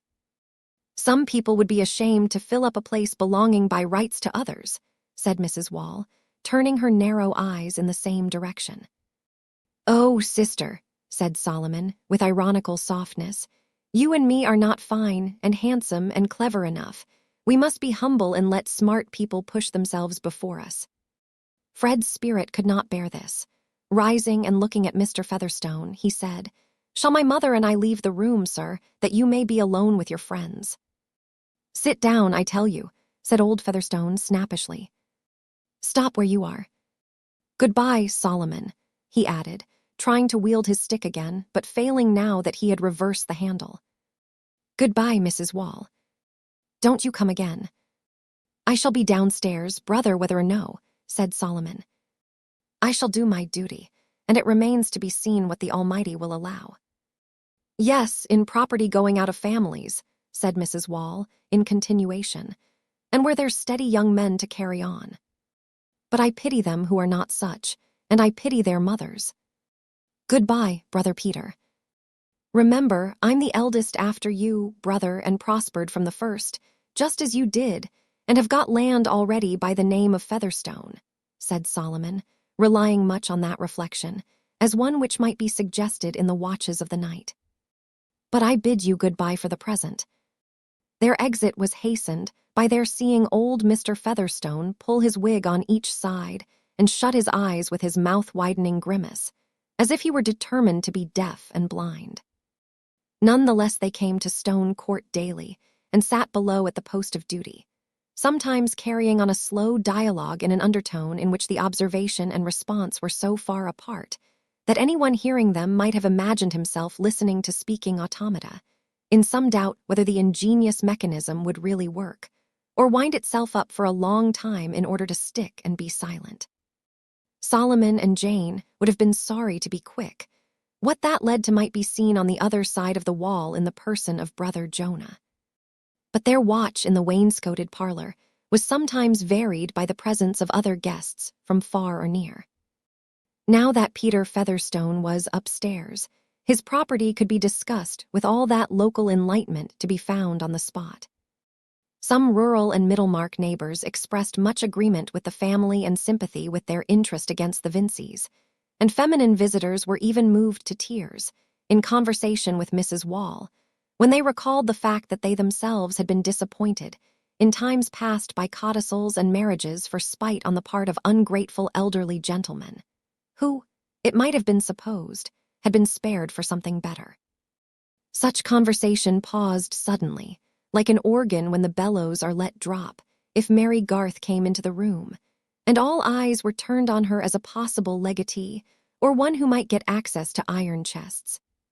But the younger men who were relatives or connections of the family were disposed to admire her in this problematic light, as a girl who showed much conduct, and who among all the chances that were flying might turn out to be at least a moderate prize. Hence she had her share of compliments and polite attentions, especially from Mr. Borthrop Trumbull, a distinguished bachelor and auctioneer of those parts, much concerned in the sale of land and cattle. A public character, indeed, whose name was seen on widely distributed placards, and who might reasonably be sorry for those who did not know of him. He was second cousin to Peter Featherstone, and had been treated by him with more amenity than any other relative, being useful in matters of business. And in that program of his funeral which the old man had himself dictated, he had been named as a bearer. There was no odious cupidity in Mr. Borthrop Trumbull, nothing more than a sincere sense of his own merit, which, he was aware, in case of rivalry might tell against competitors. So that if Peter Featherstone, who so far as he, Trumbull, was concerned, had behaved like as good a soul as ever breathed, should have done anything handsome by him, all he could say was that he had never fished and fawned, but had advised him to the best of his experience, which now extended over 20 years from the time of his apprenticeship at 15, and was likely to yield a knowledge of no surreptitious kind. His admiration was far from being confined to himself, but was accustomed professionally as well as privately to delight in estimating things at a high rate. He was an amateur of superior phrases, and never used poor language without immediately correcting himself, which was fortunate, as he was rather loud, and given to predominate, standing or walking about frequently, pulling down his waistcoat with the air of a man who is very much of his own opinion, trimming himself rapidly with his forefinger, and marking each new series in these movements by a busy play with his large seals. There was occasionally a little fierceness in his demeanor, but it was directed chiefly against false opinion, of which there is so much to correct in the world that a man of some reading and experience necessarily has his patience tried. He felt that the Featherstone family generally was of limited understanding, but being a man of the world and a public character, took everything as a matter of course, and even went to converse with Mr. Jonah and young Cranch in the kitchen, not doubting that he had impressed the latter greatly by his leading questions concerning the chalky flats. If anybody had observed that Mr. Borthrop Trumbull, being an auctioneer, was bound to know the nature of everything, he would have smiled and trimmed himself silently with the sense that he came pretty near that. On the whole, in an auctioneering way, he was an honorable man, not ashamed of his business, and feeling that the celebrated Peel, now Sir Robert, if introduced to him, would not fail to recognize his importance. "I don't mind if I have a slice of that ham, and a glass of that ale, Miss Garth, if you will allow me," he said, coming into the parlor at 11:30, after having had the exceptional privilege of seeing old Featherstone, and standing with his back to the fire between Mrs. Wall and Solomon. "It's not necessary for you to go out. Let me ring the bell." "Thank you," said Mary. "I have an errand." "Well, Mr. Trumbull, you're highly favored," said Mrs. Wall. "What, seeing the old man?" said the auctioneer, playing with his seals dispassionately. "Ah, you see he has relied on me considerably." Here he pressed his lips together and frowned meditatively. "Might anybody ask what their brother has been saying?" said Solomon, in a soft tone of humility, in which he had a sense of luxurious cunning, he being a rich man and not in need of it. "Oh, yes, anybody may ask," said Mr. Trumbull, with loud and good-humored though cutting sarcasm. "Anybody may interrogate. Anyone may give their remarks an interrogative turn," he continued, his sonorousness rising with his style. "This is constantly done by good speakers, even when they anticipate no answer. It is what we call a figure of speech, speech at a high figure, as one may say." The eloquent auctioneer smiled at his own ingenuity. "I shouldn't be sorry to hear he'd remembered you, Mr. Trumbull," said Solomon. "I never was against the deserving. It's the undeserving I'm against." "Ah, there it is. You see, there it is," said Mr. Trumbull significantly. "It can't be denied that undeserving people have been legatees, and even residuary legatees. It is so, with testamentary dispositions." Again, he pursed up his lips and frowned a little. "Do you mean to say for certain, Mr. Trumbull, that my brother has left his land away from our family?"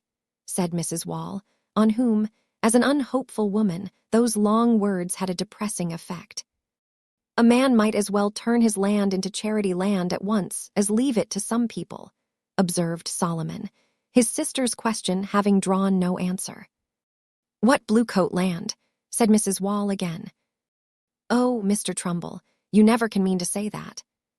It would be flying in the face of the Almighty that's prospered him. While Mrs. Wall was speaking, Mr. Borthrop Trumbull walked away from the fireplace towards the window, patrolling with his forefinger round the inside of his stock, then along his whiskers and the curves of his hair. He now walked to Miss Garth's work table, opened a book which lay there, and read the title aloud with pompous emphasis as if he were offering it for sale. Anne of Jaerstein, pronounced Jeerstein or the Maiden of the Mist, by the author of Waverley. Then turning the page, he began sonorously. The course of 4 centuries has well nigh elapsed since the series of events which are related in the following chapters took place on the continent. He pronounced the last truly admirable word with the accent on the last syllable, not as unaware of vulgar usage, but feeling that this novel delivery enhanced the sonorous beauty which his reading had given to the whole.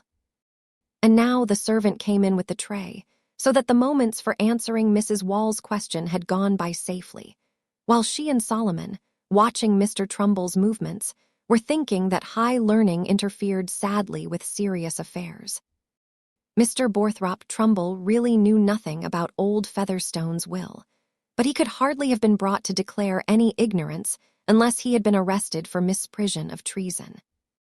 I shall take a mere mouthful of ham and a glass of ale, he said, reassuringly. As a man with public business, I take a snack when I can. I will back this ham, he added, after swallowing some morsels with alarming haste, against any ham in the 3 kingdoms. In my opinion, it is better than the hams at Freshitt Hall, and I think I am a tolerable judge. Some don't like so much sugar in their hams, said Mrs. Wall. But my poor brother would always have sugar. If any person demands better, he is at liberty to do so, but, God bless me, what an aroma. I should be glad to buy in that quality, I know. There is some gratification to a gentleman, here Mr. Trumbull's voice conveyed an emotional remonstrance, in having this kind of ham set on his table. He pushed aside his plate, poured out his glass of ale, and drew his chair a little forward, profiting by the occasion to look at the inner side of his legs, which he stroked approvingly. Mr. Trumbull having all those less frivolous airs and gestures which distinguish the predominant races of the North. You have an interesting work there, I see, Miss Garth, he observed when Mary re-entered. It is by the author of Waverley, that is Sir Walter Scott. I have bought one of his works myself, a very nice thing, a very superior publication, entitled Ivanhoe. You will not get any writer to beat him in a hurry, I think. He will not, in my opinion, be speedily surpassed. I have just been reading a portion at the commencement of Anne of Jeerstein. It commences well. Things never began with Mr. Borthrop Trumbull. They always commenced, both in private life and on his handbills. You are a reader, I see. Do you subscribe to our Middlemarch library? No, said Mary. Mr. Fred Vincy brought this book. I am a great bookman myself, returned Mr. Trumbull.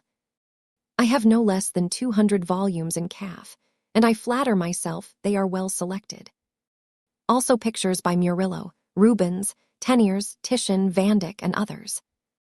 I shall be happy to lend you any work you like to mention, Miss Garth. I am much obliged, said Mary, hastening away again, but I have little time for reading. I should say my brother has done something for her in his will, said Mr. Solomon, in a very low undertone, when she had shut the door behind her, pointing with his head towards the absent Mary. His first wife was a poor match for him, though, said Mrs. Wall. She brought him nothing, and this young woman is only her niece, and very proud. And my brother has always paid her wage.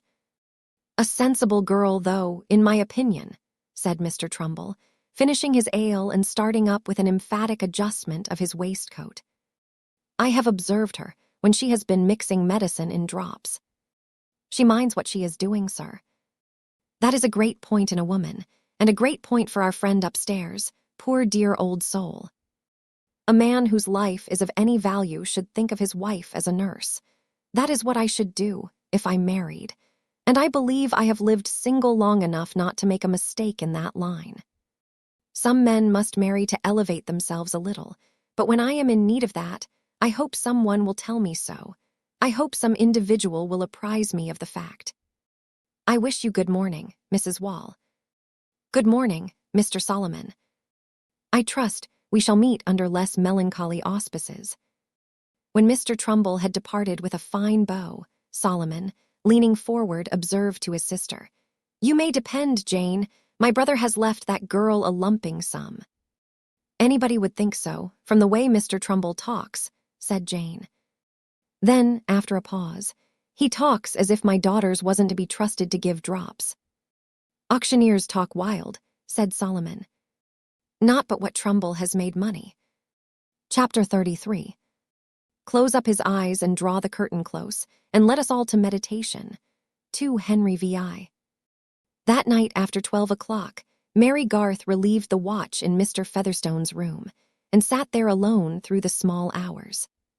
She often chose this task, in which she found some pleasure, notwithstanding the old man's testiness whenever he demanded her attentions.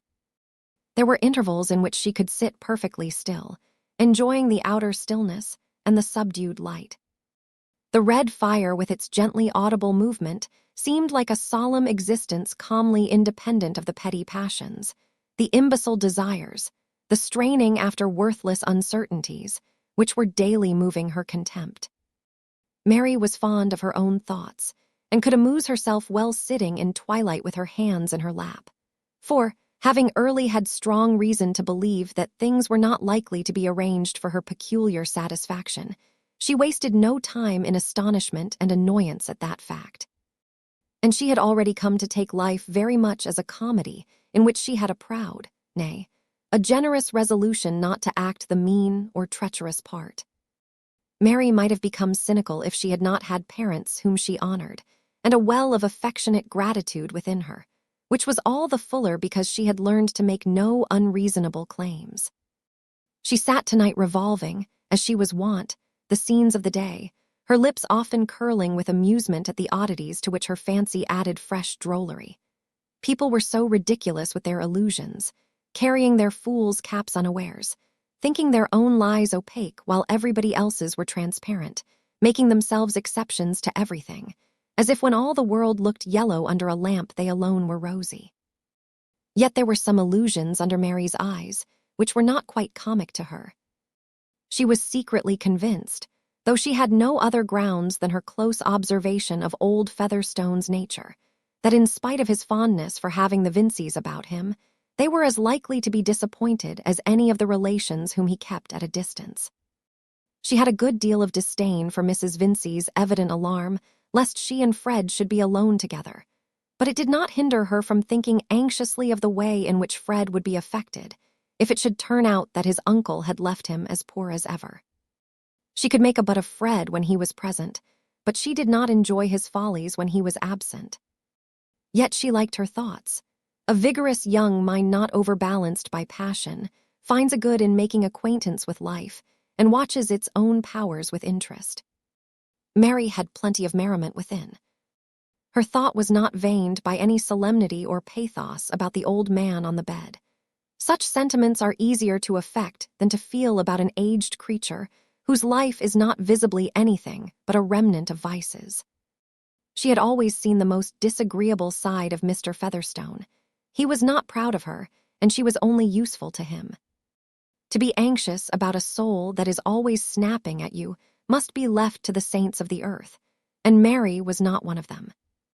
She had never returned him a harsh word, and had waited on him faithfully. That was her utmost. Old Featherstone himself was not in the least anxious about his soul, and had declined to see Mr. Tucker on the subject.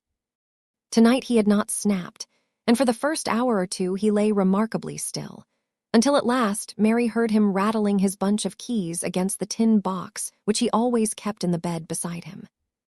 About 3 o'clock he said, with remarkable distinctness, "Missy, come here." Mary obeyed, and found that he had already drawn the tin box from under the clothes. though he usually asked to have this done for him, and he had selected the key. He now unlocked the box, and, drawing from it another key, looked straight at her with eyes that seemed to have recovered all their sharpness and said, "How many of 'em are in the house?" "You mean of your own relations, sir," said Mary, well used to the old man's way of speech. He nodded slightly, and she went on. "Mr. Jonah Featherstone and young Cranch are sleeping here." "Oh, aye, they stick, do they? And the rest, they come every day, I'll warrant, Solomon and Jane and all the young uns. They come peeping, and counting and casting up. Not all of them every day. Mr. Solomon and Mrs. Wall are here every day, and the others come often." The old man listened with a grimace while she spoke, and then said, relaxing his face, "The more fools they.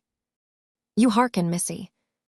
It's 3 o'clock in the morning, and I've got all my faculties as well as ever I had in my life. I know all my property, and where the money's put out, and everything. And I've made everything ready to change my mind, and do as I like at the last. Do you hear, missy? I've got my faculties." "Well, sir," said Mary quietly. He now lowered his tone with an air of deeper cunning. "I've made 2 wills, and I'm going to burn one. Now you do as I tell you. This is the key of my iron chest, in the closet there. You push well at the side of the brass plate at the top, till it goes like a bolt. Then you can put the key in the front lock and turn it. See and do that, and take out the topmost paper, last will and testament, big printed." "No, sir," said Mary in a firm voice. "I cannot do that." "Not do it. I tell you, you must," said the old man, his voice beginning to shake under the shock of this resistance. "I cannot touch your iron chest or your will. I must refuse to do anything that might lay me open to suspicion. I tell you, I'm in my right mind. Shan't I do as I like at the last? I made 2 wills on purpose. Take the key, I say." "No, sir, I will not," said Mary more resolutely still. Her repulsion was getting stronger. "I tell you, there's no time to lose. I cannot help that, sir. I will not let the close of your life soil the beginning of mine. I will not touch your iron chest or your will." She moved to a little distance from the bedside. The old man paused with a blank stare for a little while, holding the one key erect on the ring. Then, with an agitated jerk, he began to work with his bony left hand at emptying the tin box before him. "Missy," he began to say hurriedly, "look here. Take the money, the notes and gold, look here, take it. You shall have it all, do as I tell you." He made an effort to stretch out the key towards her as far as possible, and Mary again retreated. "I will not touch your key or your money, sir. Pray don't ask me to do it again. If you do, I must go and call your brother." He let his hand fall, and for the first time in her life Mary saw old Peter Featherstone begin to cry childishly. She said, in as gentle a tone as she could command, "Pray put up your money, sir," and then went away to her seat by the fire, hoping this would help to convince him that it was useless to say more. Presently he rallied and said eagerly, "Look here, then. Call the young chap. Call Fred Vincy." Mary's heart began to beat more quickly. Various ideas rushed through her mind as to what the burning of a second will might imply. She had to make a difficult decision in a hurry. "I will call him, if you will let me call Mr. Jonah and others with him. Nobody else, I say. The young chap. I shall do as I like. Wait till broad daylight, sir, when everyone is stirring. Or let me call Simmons now, to go and fetch the lawyer. He can be here in less than 2 hours. Lawyer, what do I want with the lawyer? Nobody shall know. I say nobody shall know. I shall do as I like. Let me call someone else, sir," said Mary persuasively. She did not like her position, alone with the old man, who seemed to show a strange flaring of nervous energy which enabled him to speak again and again without falling into his usual cough. Yet she desired not to push unnecessarily the contradiction which agitated him. "Let me, pray, call someone else. You let me alone, I say. Look here, missy. Take the money. You'll never have the chance again. It's pretty nigh 200. There's more in the box, and nobody knows how much there was. Take it and do as I tell you. Mary, standing by the fire, saw its red light falling on the old man, propped up on his pillows and bedrest, with his bony hand holding out the key, and the money lying on the quilt before him. She never forgot that vision of a man wanting to do as he liked at the last. But the way in which he had put the offer of the money urged her to speak with harder resolution than ever. "It is of no use, sir. I will not do it. Put up your money. I will not touch your money. I will do anything else I can to comfort you, but I will not touch your keys or your money." Anything else," said old Featherstone, with hoarse rage, which, as if in a nightmare, tried to be loud, and yet was only just audible. "I want nothing else. You come here. Mary approached him cautiously, knowing him too well. She saw him dropping his keys and trying to grasp his stick, while he looked at her like an aged hyena, the muscles of his face getting distorted with the effort of his hand. She paused at a safe distance. "Let me give you some cordial," she said quietly, "and try to compose yourself. You will perhaps go to sleep. And tomorrow, by daylight, you can do as you like." He lifted the stick, in spite of her being beyond his reach, and threw it with a hard effort which was but impotence. It fell, slipping over the foot of the bed. Mary let it lie, and retreated to her chair by the fire. By and by, she would go to him with the cordial. Fatigue would make him passive. It was getting towards the chillest moment of the morning. The fire had got low, and she could see through the chink between the moreen window curtains the light whitened by the blind. Having put some wood on the fire and thrown a shawl over her, she sat down, hoping that Mr. Featherstone might now fall asleep. If she went near him, the irritation might be kept up. He had said nothing after throwing the stick, but she had seen him taking his keys again and laying his right hand on the money. He did not put it up, however, and she thought that he was dropping off to sleep. But Mary herself began to be more agitated by the remembrance of what she had gone through than she had been by the reality, questioning those acts of hers which had come imperatively and excluded all question in the critical moment. Presently the dry wood sent out a flame which illuminated every crevice, and Mary saw that the old man was lying quietly with his head turned a little on one side. She went towards him with inaudible steps, and thought that his face looked strangely motionless. But the next moment, the movement of the flame communicating itself to all objects made her uncertain. The violent beating of her heart rendered her perceptions so doubtful that even when she touched him and listened for his breathing, she could not trust her conclusions. She went to the window and gently propped aside the curtain and blind, so that the still light of the sky fell on the bed. The next moment, she ran to the bell and rang it energetically. In a very little while, there was no longer any doubt that Peter Featherstone was dead, with his right hand clasping the keys, and his left hand lying on the heap of notes and gold. Book 4, 3 Love Problems. Chapter 34. 1 St. Gent. Such men as this are feathers, chips, and straws, carry no weight, no force. 2D Gent. But levity is causal too, and makes the sum of weight. For power finds its place in lack of power. Advance is cession, and the driven ship may run aground because the helmsman's thought lacked force to balance opposites. It was on a morning of May that Peter Featherstone was buried. In the prosaic neighborhood of Middlemarch, May was not always warm and sunny, and on this particular morning a chill wind was blowing the blossoms from the surrounding gardens on to the green mounds of Lowick churchyard. Swiftly moving clouds only now and then allowed a gleam to light up any object, whether ugly or beautiful, that happened to stand within its golden shower. In the churchyard, the objects were remarkably various, for there was a little country crowd waiting to see the funeral. The news had spread that it was to be a big burying. The old gentleman had left written directions about everything and meant to have a funeral beyond his betters. This was true, for old Featherstone had not been a harpagon whose passions had all been devoured by the ever-lean and ever-hungry passion of saving, and who would drive a bargain with his undertaker beforehand. He loved money, but he also loved to spend it in gratifying his peculiar tastes, and perhaps he loved it best of all as a means of making others feel his power more or less uncomfortably. If anyone will here contend that there must have been traits of goodness in old Featherstone, I will not presume to deny this.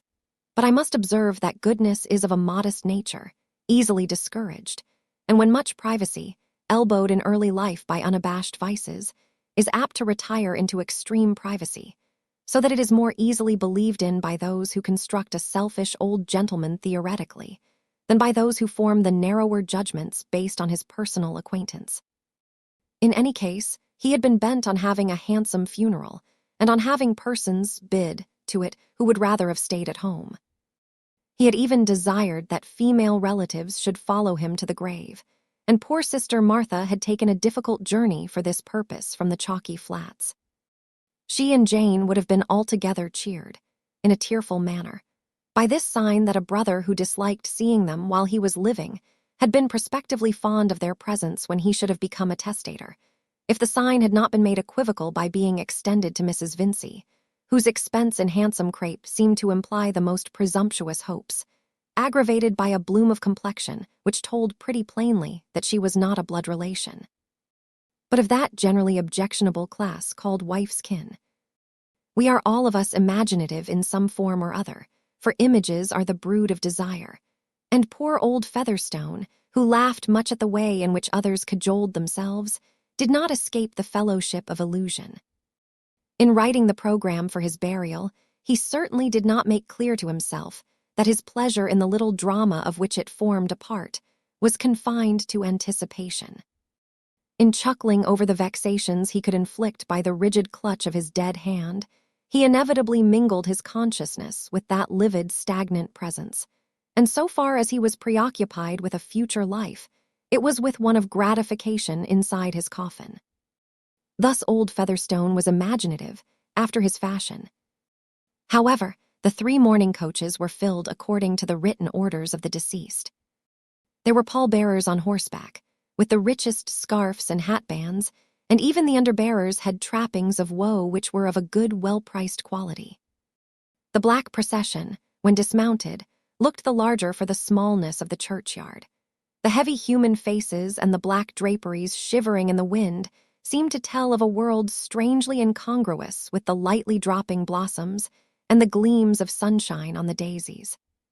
The clergyman who met the procession was Mr. Cadwallader, also according to the request of Peter Featherstone, prompted as usual by peculiar reasons. Having a contempt for curates, whom he always called understrappers, he was resolved to be buried by a beneficed clergyman. Mr. Casaubon was out of the question, not merely because he declined duty of this sort, but because Featherstone had an especial dislike to him as the rector of his own parish, who had a lien on the land in the shape of tithe, also as the deliverer of morning sermons, which the old man, being in his pew and not at all sleepy, had been obliged to sit through with an inward snarl. He had an objection to a parson stuck up above his head, preaching to him. But his relations with Mr. Cadwallader had been of a different kind. The trout stream which ran through Mr. Casaubon's land took its course through Featherstone, also, so that Mr. Cadwallader was a parson who had had to ask a favor instead of preaching. Moreover, he was one of the high gentry living 4 miles away from Lowick, and was thus exalted to an equal sky with the sheriff of the county and other dignities vaguely regarded as necessary to the system of things. There would be a satisfaction in being buried by Mr. Cadwallader, whose very name offered a fine opportunity for pronouncing wrongly if you liked. This distinction conferred on the rector of Tipton and Freshitt was the reason why Mrs. Cadwallader made one of the group that watched old Featherstone's funeral from an upper window of the manor. She was not fond of visiting that house, but she liked, as she said, to see collections of strange animals such as there would be at this funeral, and she had persuaded Sir James and the young Lady Chettam to drive the rector and herself to Lowick in order that the visit might be altogether pleasant. "I will go anywhere with you, Mrs. Cadwallader," Celia had said, "but I don't like funerals." "Oh, my dear, when you have a clergyman in your family, you must accommodate your tastes. I did that very early." When I married Humphrey, I made up my mind to like sermons, and I set out by liking the end very much. That soon spread to the middle and the beginning, because I couldn't have the end without them." "No, to be sure not," said the Dowager Lady Chatham, with stately emphasis. The upper window from which the funeral could be well seen was in the room occupied by Mr. Casaubon when he had been forbidden to work. But he had resumed nearly his habitual style of life now, in spite of warnings and prescriptions, and after politely welcoming, Mrs. Cadwallader had slipped again into the library to chew a cud of erudite mistake about Cush and Mizraim. But for her visitors, Dorothea too might have been shut up in the library, and would not have witnessed this scene of old Featherstone's funeral, which, aloof as it seemed to be from the tenor of her life, always afterwards came back to her at the touch of certain sensitive points in memory, just as the vision of St. Peter at Rome was inwoven with moods of despondency. Scenes which make vital changes in our neighbors' lot are but the background of our own, yet, like a particular aspect of the fields and trees, they become associated for us with the epochs of our own history, and make a part of that unity which lies in the selection of our keenest consciousness. The dreamlike association of something alien and ill-understood with the deepest secrets of her experience seemed to mirror that sense of loneliness which was due to the very ardor of Dorothea's nature. The country gentry of old time lived in a rarefied social air. Dotted apart on their stations up the mountain, they looked down with imperfect discrimination on the belts of thicker life below. And Dorothea was not at ease in the perspective and chilliness of that height. "I shall not look any more," said Celia, after the train had entered the church, placing herself a little behind her husband's elbow so that she could slyly touch his coat with her cheek. "I dare say Dodo likes it. She is fond of melancholy things and ugly people." "I am fond of knowing something about the people I live among," said Dorothea, who had been watching everything with the interest of a monk on his holiday tour. "It seems to me we know nothing of our neighbors, unless they are cottagers. One is constantly wondering what sort of lives other people lead, and how they take things. I am quite obliged to Mrs. Cadwallader for coming and calling me out of the library." "Quite right to feel obliged to me," said Mrs. Cadwallader. "Your rich Lowick farmers are as curious as any buffaloes or bisons, and I dare say you don't half see them at church. They are quite different from your uncle's tenants or Sir James's, monsters, farmers without landlords. One can't tell how to class them." "Most of these followers are not Lowick people," said Sir James. "I suppose they are legatees from a distance or from Middlemarch. Lovegood tells me the old fellow has left a good deal of money as well as land.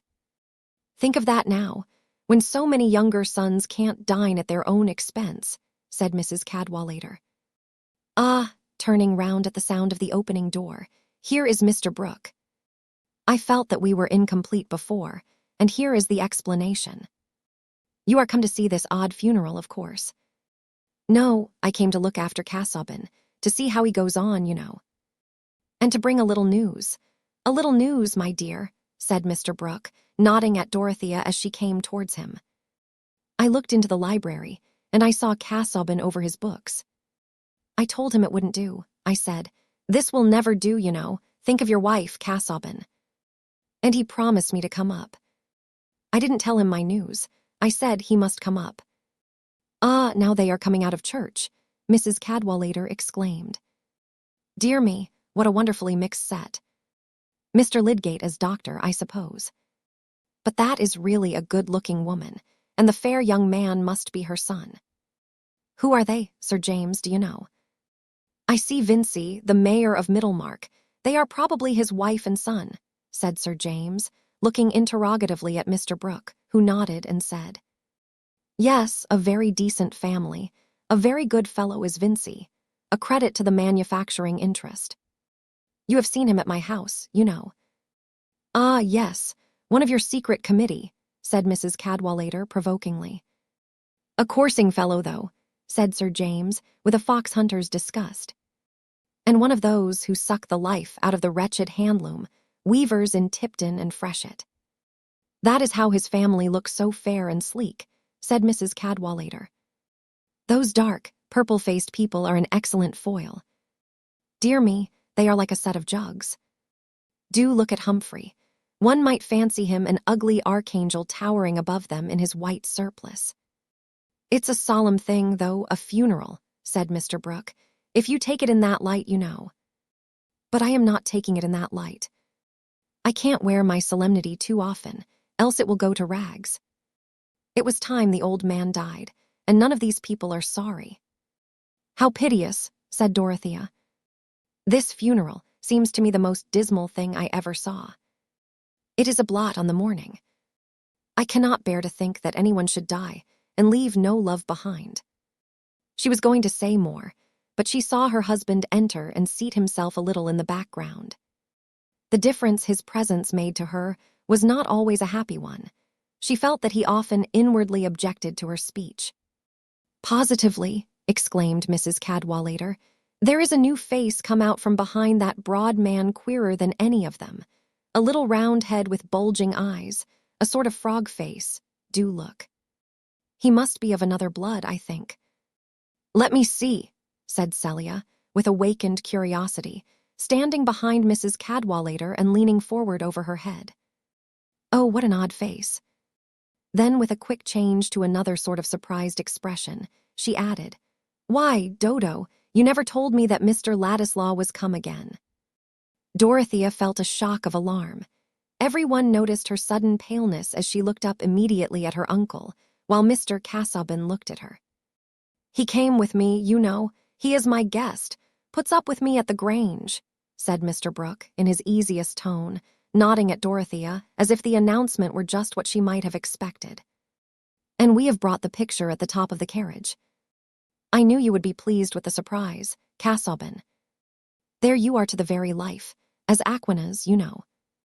Quite the right sort of thing. And you will hear young Ladislaw talk about it. He talks uncommonly well, points out this, that, and the other, knows art and everything of that kind, companionable, you know, is up with you in any track, what I've been wanting a long while. Mr. Casaubon bowed with cold politeness, mastering his irritation, but only so far as to be silent. He remembered Will's letter quite as well as Dorothea did. He had noticed that it was not among the letters which had been reserved for him on his recovery, and secretly concluding that Dorothea had sent word to Will not to come to Lowick, he had shrunk with proud sensitiveness from ever recurring to the subject. He now inferred that she had asked her uncle to invite Will to the Grange, and she felt it impossible at that moment to enter into any explanation. Mrs. Cadwallader's eyes, diverted from the churchyard, saw a good deal of dumb show which was not so intelligible to her as she could have desired, and could not repress the question, Who is Mr. Ladislaw? A young relative of Mr. Casaubon S., said Sir James promptly. His good nature often made him quick and clear-seeing in personal matters, and he had divined from Dorothea's glance at her husband that there was some alarm in her mind. A very nice young fellow. Casaubon has done everything for him, explained Mr. Brooke. He repays your expense in him, Casaubon, he went on, nodding encouragingly. I hope he will stay with me a long while, and we shall make something of my documents. I have plenty of ideas and facts, you know, and I can see he is just the man to put them into shape, remembers what the right quotations are, omni celit punctum, and that sort of thing, gives subjects a kind of turn. I invited him some time ago when you were ill, Casaubon. Dorothea said you couldn't have anybody in the house, you know, and she asked me to write. Poor Dorothea felt that every word of her uncle S. was about as pleasant as a grain of sand in the eye to Mr. Casaubon. It would be altogether unfitting now to explain that she had not wished her uncle to invite Will Ladislaw. She could not in the least make clear to herself the reasons for her husband's dislike to his presence, a dislike painfully impressed on her by the scene in the library, but she felt the unbecomingness of saying anything that might convey a notion of it to others. Mr. Casaubon, indeed, had not thoroughly represented those mixed reasons to himself, irritated feeling with him, as with all of us, seeking rather for justification than for self-knowledge. But he wished to repress outward signs, and only Dorothea could discern the changes in her husband's face before he observed with more of dignified bending and sing-song than usual. "You are exceedingly hospitable, my dear sir, and I owe you acknowledgments for exercising your hospitality towards a relative of mine." The funeral was ended now, and the churchyard was being cleared. "Now you can see him, Mrs. Cadwallader," said Celia. "He is just like a miniature of Mr. Casaubon's aunt that hangs in Dorothea's boudoir, quite nice looking." "A very pretty sprig," said Mrs. Cadwallader dryly. "What is your nephew to be, Mr. Casaubon?" "Pardon me, he is not my nephew. He is my cousin." "Well, you know," interposed Mr. Brooke, "he is trying his wings. He is just the sort of young fellow to rise. I should be glad to give him an opportunity. He would make a good secretary now, like Hobbes, Milton, Swift, that sort of man." "I understand," said Mrs. Cadwallader. "One who can write speeches." "I'll fetch him in now, Casaubon," said Mr. Brooke. "He wouldn't come in till I had announced him, you know. And we'll go down and look at the picture. There you are to the life. A deep, subtle sort of thinker with his forefinger on the page, while Saint Bonaventure or somebody else, rather fat and florid, is looking up at the Trinity. Everything is symbolical, you know, the higher style of art. I like that up to a certain point, but not too far. It's rather straining to keep up with, you know. But you are at home in that, Casaubon. And your painter's flesh is good. Solidity, transparency, everything of that sort. I went into that a great deal at one time. However, I'll go and fetch Ladislaw." Chapter 35. Non, Genie comprends pas de plus charmant plaisir, quid avoir de héritiers une troupe, affligée la mansion interdite. Et la mine allongée, lire un long testament ou pales, itenez en leur lace un bonsoir avec un paille de nez. Pour voir au natural leur tristesse profonde G reviendrais, G croix, express de Eliot monde. Regnard, le légataire universal. When the animals entered the ark in pairs, one may imagine that allied species made much private remark on each other, and were tempted to think that so many forms feeding on the same store of fodder were eminently superfluous, as tending to diminish the rations. I fear the part played by the vultures on that occasion would be too painful for art to represent, those birds being disadvantageously naked about the gullet, and apparently without rites and ceremonies. The same sort of temptation befell the Christian carnivora who formed Peter Featherstone's funeral procession, most of them having their minds bent on a limited store, which each would have liked to get the most of. The long-recognized blood relations and connections by marriage made already a goodly number, which, multiplied by possibilities, presented a fine range for jealous conjecture and pathetic hopefulness. Jealousy of the Vinceys had created a fellowship in hostility among all persons of the Featherstone blood, so that in the absence of any decided indication that one of themselves was to have more than the rest, the dread lest that long-legged Fred Vincey should have the land was necessarily dominant, though it left abundant feeling and leisure for vaguer jealousies, such as were entertained towards Mary Garth. Solomon found time to reflect that Jonah was undeserving, and Jonah to abuse Solomon as greedy. Jane, the elder sister, held that Martha's children ought not to expect so much as the young Walls, and Martha, more lax on the subject of primogeniture, was sorry to think that Jane was so having. These nearest of kin were naturally impressed with the unreasonableness of expectations in cousins and second cousins, and used their arithmetic in reckoning the large sums that small legacies might mount to, if there were too many of them. 2 cousins were present to hear the will, and a second cousin besides Mr. Trumbull. This second cousin was a Middlemarch mercer of polite manners and superfluous aspirates. The 2 cousins were elderly men from Brassing, one of them conscious of claims on the score of inconvenient expense sustained by him in presence of oysters and other eatables to his rich cousin Peter, the other entirely saturnine, leaning his hands and chin on a stick, and conscious of claims based on no narrow performance but on merit generally. Both blameless citizens of Brassing, who wished that Jonah Featherstone did not live there. The wit of a family is usually best received among strangers. Why, Trumbull himself is pretty sure of 500 that you may depend. I shouldn't wonder if my brother promised him, said Solomon, musing aloud with his sisters, the evening before the funeral. Dear, dear, said poor Sister Martha, whose imagination of hundreds had been habitually narrowed to the amount of her unpaid rent. But in the morning, all the ordinary currents of conjecture were disturbed by the presence of a strange mourner, who had plashed among them as if from the moon.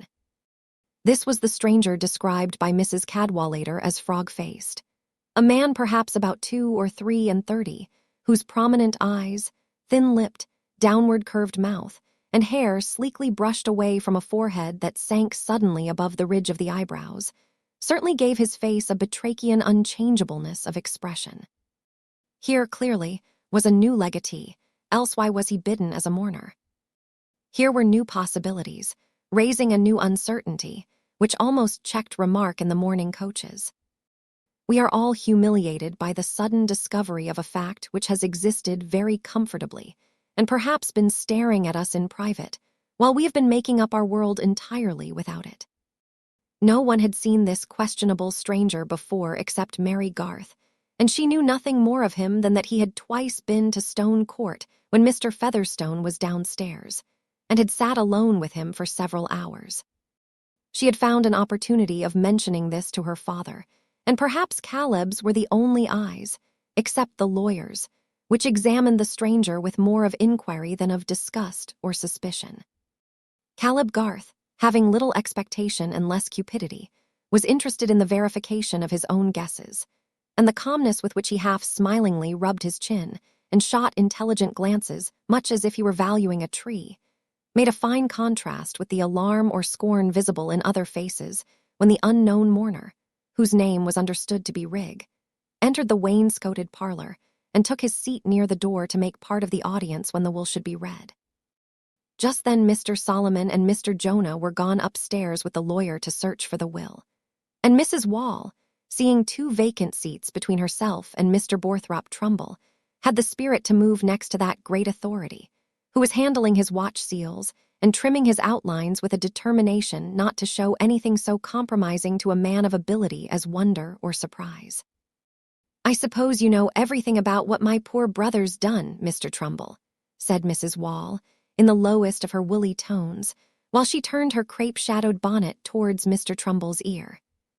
My good lady, whatever was told me was told in confidence, said the auctioneer, putting his hand up to screen that secret. Them who have made sure of their good luck may be disappointed yet, Mrs. Wall continued, finding some relief in this communication. Hopes are often delusive, said Mr. Trumbull, still in confidence. Ah, said Mrs. Wall, looking across at the Vinceys, and then moving back to the side of her sister Martha. It's wonderful how close poor Peter was, she said, in the same undertones. We none of us know what he might have had on his mind. I only hope and trust he wasn't a worse liver than we think of Martha. Poor Mrs. Cranch was bulky, and, breathing asthmatically, had the additional motive for making her remarks unexceptionable and giving them a general bearing, that even her whispers were loud and liable to sudden bursts like those of a deranged barrel organ. I never was covetous, Jane, she replied, but I have 6 children and have buried 3, and I didn't marry into money. The eldest that sits there is but 19, so I leave you to guess. And stock always short, and land most awkward. But if ever I've begged and prayed, it's been to God above, though where there's one brother a bachelor and the other childless after twice marrying, anybody might think. Meanwhile, Mr. Vincey had glanced at the passive face of Mr. Rigg, and had taken out his snuff-box and tapped it, but had put it again unopened as an indulgence which, however clarifying to the judgment, was unsuited to the occasion. I shouldn't wonder if Featherstone had better feelings than any of us gave him credit for, he observed, in the ear of his wife. This funeral shows a thought about everybody. It looks well when a man wants to be followed by his friends, and if they are humble, not to be ashamed of them.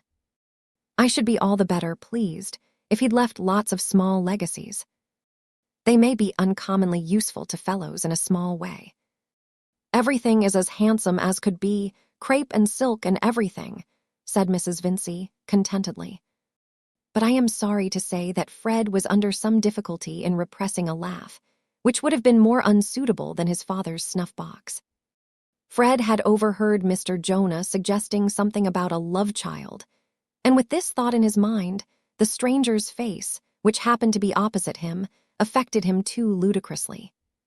Mary Garth, discerning his distress in the twitchings of his mouth and his recourse to a cough, came cleverly to his rescue by asking him to change seats with her, so that he got into a shadowy corner. Fred was feeling as good-naturedly as possible towards everybody, including Rigg, and having some relenting towards all these people who were less lucky than he was aware of being himself. He would not for the world have behaved amiss. Still, it was particularly easy to laugh. But the entrance of the lawyer and the two brothers drew everyone's attention. The lawyer was Mr. Standish, and he had come to Stone Court this morning, believing that he knew thoroughly well who would be pleased and who disappointed before the day was over. The will he expected to read was the last of 3 which he had drawn up for Mr. Featherstone. Mr. Standish was not a man who varied his manners. He behaved with the same deep-voiced, offhand civility to everybody, as if he saw no difference in them, and talked chiefly of the hay crop, which would be very fine by God, of the last bulletins concerning the king, and of the Duke of Clarence, who was a sailor every inch of him, and just the man to rule over an island like Britain. Old Featherstone had often reflected, as he sat looking at the fire, that Standish would be surprised some day. It is true that if he had done as he liked at the last, and burnt the will drawn up by another lawyer, he would not have secured that minor end. Still, he had had his pleasure in ruminating on it. And certainly Mr. Standish was surprised, but not at all sorry. On the contrary, he rather enjoyed the zest of a little curiosity in his own mind, which the discovery of a second will added to the prospective amazement on the part of the Featherstone family. As to the sentiments of Solomon and Jonah, they were held in utter suspense. It seemed to them that the old will would have a certain validity, and that there might be such an interlacement of poor Peter's former and latter intentions as to create endless lawing before anybody came by their own, an inconvenience which would have at least the advantage of going all round. Hence the brothers showed a thoroughly neutral gravity as they re-entered with Mr. Standish. But Solomon took out his white handkerchief again with a sense that in any case there would be affecting passages, and crying at funerals, however dry, was customarily served up in lawn. Perhaps the person who felt the most throbbing excitement at this moment was Mary Garth, in the consciousness that it was she who had virtually determined the production of this second will, which might have momentous effects on the lot of some persons present. No soul except herself knew what had passed on that final night. "The will I hold in my hand," said Mr. Standish, who, seated at the table in the middle of the room, took his time about everything, including the coughs with which he showed a disposition to clear his voice, "was drawn up by myself and executed by our deceased friend on the 9th of August, 1825. But I find that there is a subsequent instrument hitherto unknown to me, bearing date the 20th of July, 1826, hardly a year later than the previous one.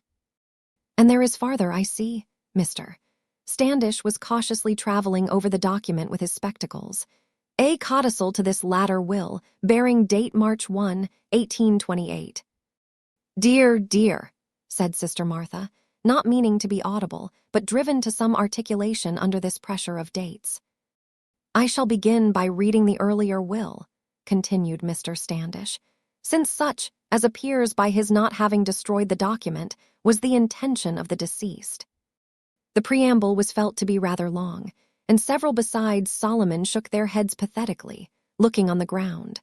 All eyes avoided meeting other eyes, and were chiefly fixed either on the spots in the tablecloth or on Mr. Standish's bald head, excepting Mary Garth, S. When all the rest were trying to look nowhere in particular, it was safe for her to look at them. And at the sound of the first give and bequeath, she could see all complexions changing subtly, as if some faint vibration were passing through them, save that of Mr. Rigg. He sat in unaltered calm, and, in fact, The company, preoccupied with more important problems, and with the complication of listening to bequests which might or might not be revoked, had ceased to think of him. Fred blushed, and Mr. Vincey found it impossible to do without his snuff-box in his hand, though he kept it closed.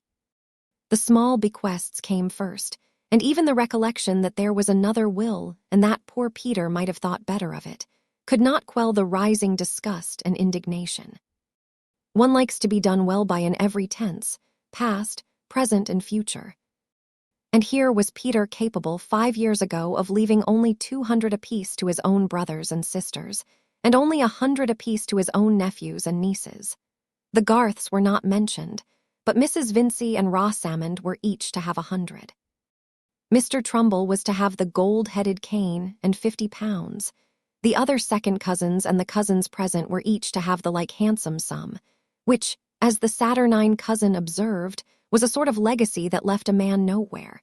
And there was much more of such offensive dribbling in favor of persons not present, problematical, and, it was to be feared, low connections.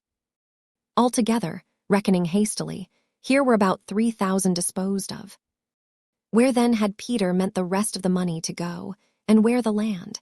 And what was revoked and what not revoked, and was the revocation for better or for worse? All emotion must be conditional, and might turn out to be the wrong thing. The men were strong enough to bear up and keep quiet under this confused suspense, some letting their lower lip fall, others pursing it up, according to the habit of their muscles.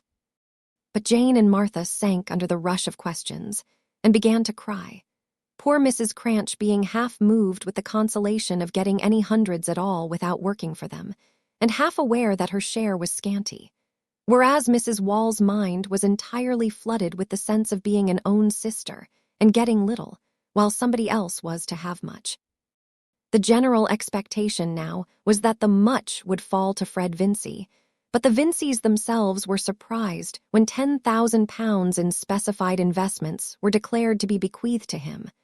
Was the land coming too? Fred bit his lips.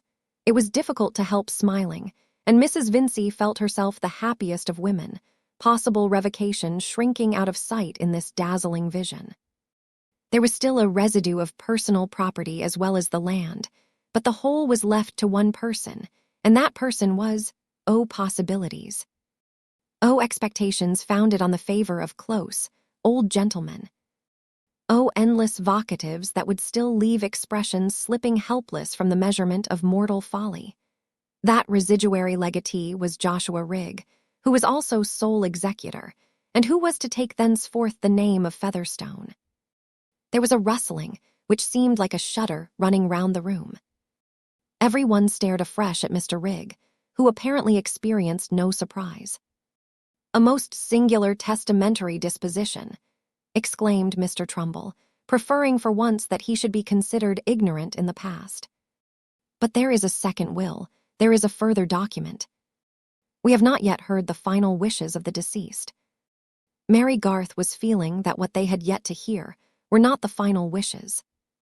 The second will revoked everything except the legacies to the low persons before mentioned, some alterations in these being the occasion of the codicil, and the bequest of all the land lying in Lowick parish with all the stock and household furniture, to Joshua Rigg. The residue of the property was to be devoted to the erection and endowment of almshouses for old men, to be called Featherstone's almshouses, and to be built on a piece of land near Middlemarch already bought for the purpose by the testator, he wishing, so the document declared, to please God Almighty. Nobody present had a farthing, but Mr. Trumbull had the gold-headed cane. It took some time for the company to recover the power of expression. Mary dared not look at Fred. Mr. Vincey was the first to speak, after using his snuff-box energetically, and he spoke with loud indignation. "The most unaccountable will I ever heard. I should say he was not in his right mind when he made it.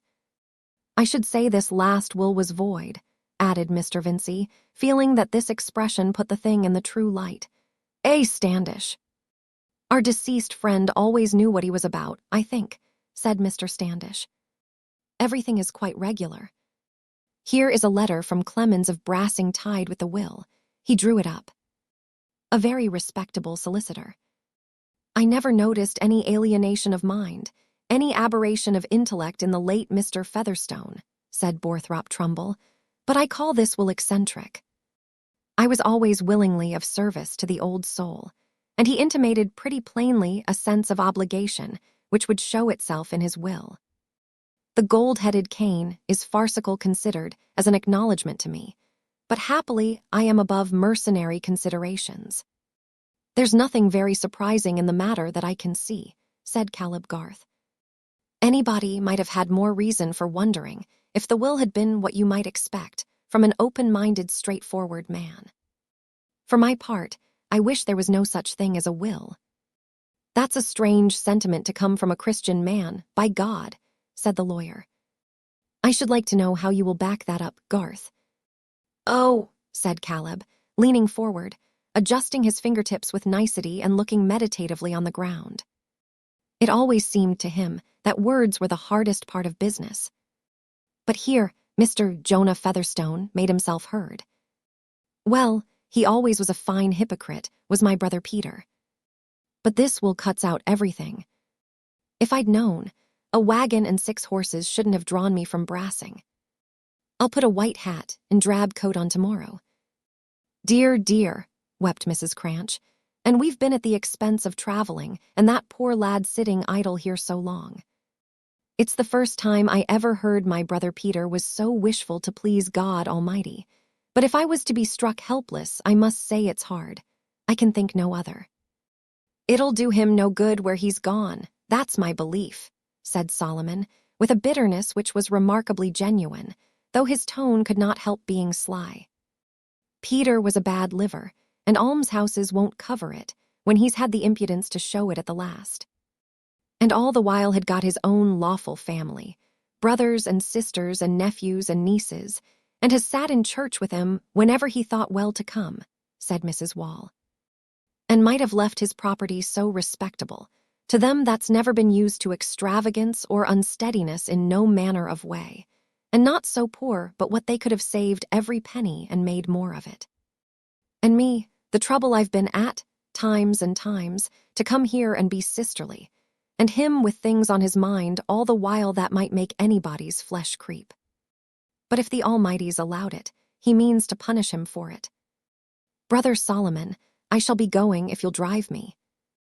I've no desire to put my foot on the premises again, said Solomon. I've got land of my own, and property of my own to will away. It's a poor tale how luck goes in the world, said Jonah. It never answers to have a bit of spirit in you. You'd better be a dog in the manger. But those above ground might learn a lesson. One fool's will is enough in a family. There's more ways than one of being a fool, said Solomon. I shan't leave my money to be poured down the sink, and I shan't leave it to foundlings from Afrique. I like Featherstones that were brewed such, and not turned Featherstones with sticking the name on 'em. Solomon addressed these remarks in a loud aside to Mrs. Wall as he rose to accompany her. Brother Jonah felt himself capable of much more stinging wit than this, but he reflected that there was no use in offending the new proprietor of Stone Court, until you were certain that he was quite without intentions of hospitality towards witty men whose name he was about to bear. Mr. Joshua Rigg, in fact, appeared to trouble himself little about any innuendos, but showed a notable change of manner, walking coolly up to Mr. Standish and putting business questions with much coolness. He had a high chirping voice and a vile accent. Fred, whom he no longer moved to laughter, thought him the lowest monster he had ever seen. But Fred was feeling rather sick. The Middlemarch mercer waited for an opportunity of engaging Mr. Rigg in conversation. There was no knowing how many pairs of legs the new proprietor might require hose for, and profits were more to be relied on than legacies. Also, the mercer, as a second cousin, was dispassionate enough to feel curiosity. Mr. Vincey, after his one outburst, had remained proudly silent, though too much preoccupied with unpleasant feelings to think of moving, till he observed that his wife had gone to Fred's side and was crying silently while she held her darling's hand. He rose immediately, and turning his back on the company while he said to her in an undertone, "Don't give way, Lucy. Don't make a fool of yourself, my dear, before these people," he added in his usual loud voice. "Go and order the phaeton, Fred. I have no time to waste."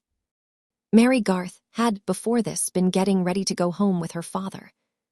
She met Fred in the hall, and now for the first time had the courage to look at him. He had that withered sort of paleness which will sometimes come on young faces, and his hand was very cold when she shook it. Mary, too, was agitated. She was conscious that fatally, without will of her own, she had perhaps made a great difference to Fred's lot. "Goodbye," she said with affectionate sadness. "Be brave, Fred. I do believe you are better without the money." What was the good of it to Mr. Featherstone? "That's all very fine," said Fred pettishly. "What is a fellow to do? I must go into the church now." He knew that this would vex Mary. Very well, then she must tell him what else he could do. "And I thought I should be able to pay your father at once and make everything right. And you have not even £100 left you. What shall you do now, Mary?" "Take another situation, of course, as soon as I can get one. My father has enough to do to keep the rest without me. Goodbye." In a very short time, Stone Court was cleared of well-brewed Featherstones and other long-accustomed visitors.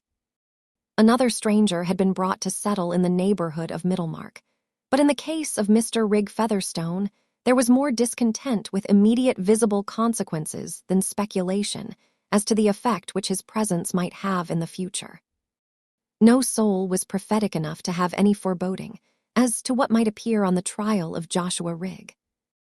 And here I am naturally led to reflect on the means of elevating a low subject. Historical parallels are remarkably efficient in this way. The chief objection to them is that the diligent narrator may lack space, or, what is often the same thing, may not be able to think of them with any degree of particularity, though he may have a philosophical confidence that if known they would be illustrative.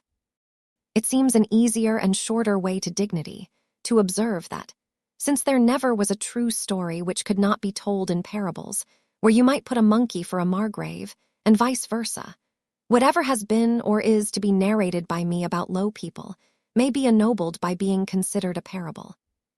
So that if any bad habits and ugly consequences are brought into view, the reader may have the relief of regarding them as not more than figuratively ungenteel, and may feel himself virtually in company with persons of some style.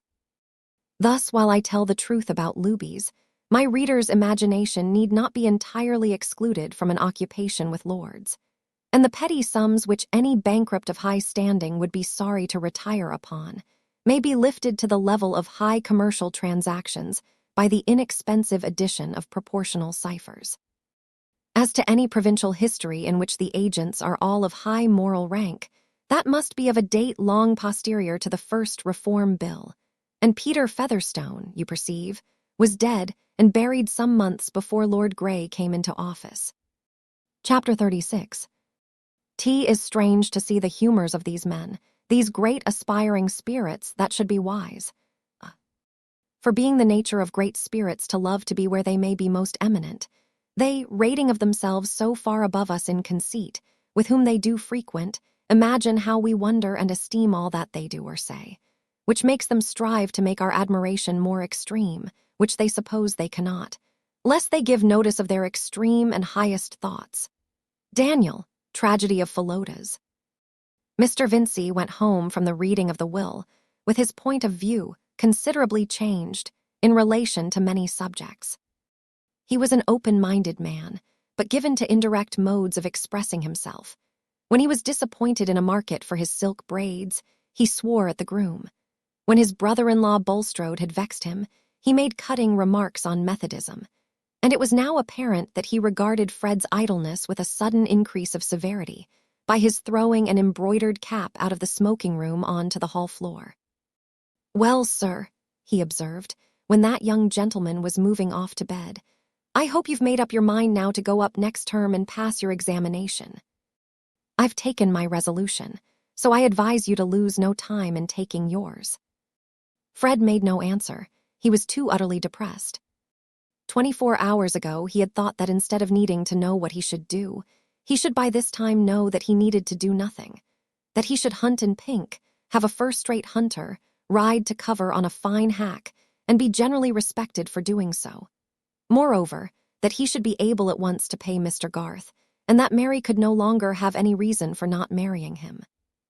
And all this was to have come without study or other inconvenience, purely by the favor of Providence in the shape of an old gentleman's caprice. But now, at the end of the 24 hours, all those firm expectations were upset. It was rather hard lines, that while he was smarting under this disappointment, he should be treated as if he could have helped it. But he went away silently, and his mother pleaded for him. "Don't be hard on the poor boy, Vincey.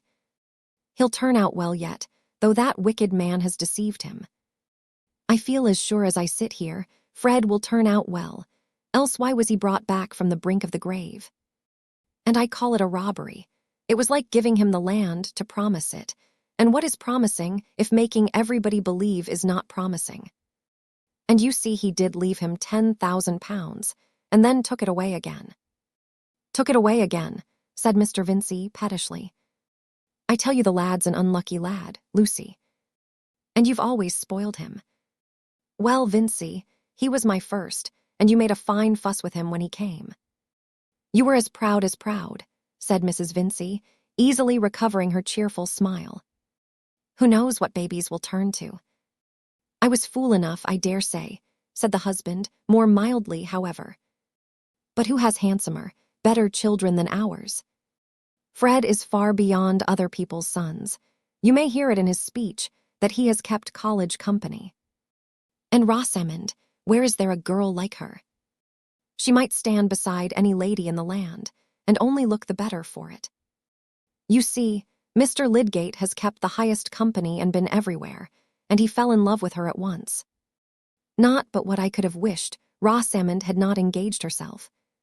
She might have met somebody on a visit who would have been a far better match. I mean at her schoolfellow Miss Willoughby, S. There are relations in that family quite as high as Mr. Lydgate, S. "Damn relations," said Mr. Vincey. "I've had enough of them. I don't want a son-in-law who has got nothing but his relations to recommend him." "Why, my dear," said Mrs. Vincey, "you seemed as pleased as could be about it." "It's true, I wasn't at home, but Rosamond told me you hadn't a word to say against the engagement. And she has begun to buy in the best linen and cambric for her underclothing." "Not by my will," said Mr. Vincey. "I shall have enough to do this year, with an idle scamp of a son, without paying for wedding clothes. The times are as tight as can be. Everybody is being ruined, and I don't believe Lydgate has got a farthing. I shan't give my consent to their marrying. Let 'em wait, as their elders have done before 'em. Rosamond will take it hard, Vincey, and you know you never could bear to cross her." "Yes, I could. The sooner the engagement's off, the better.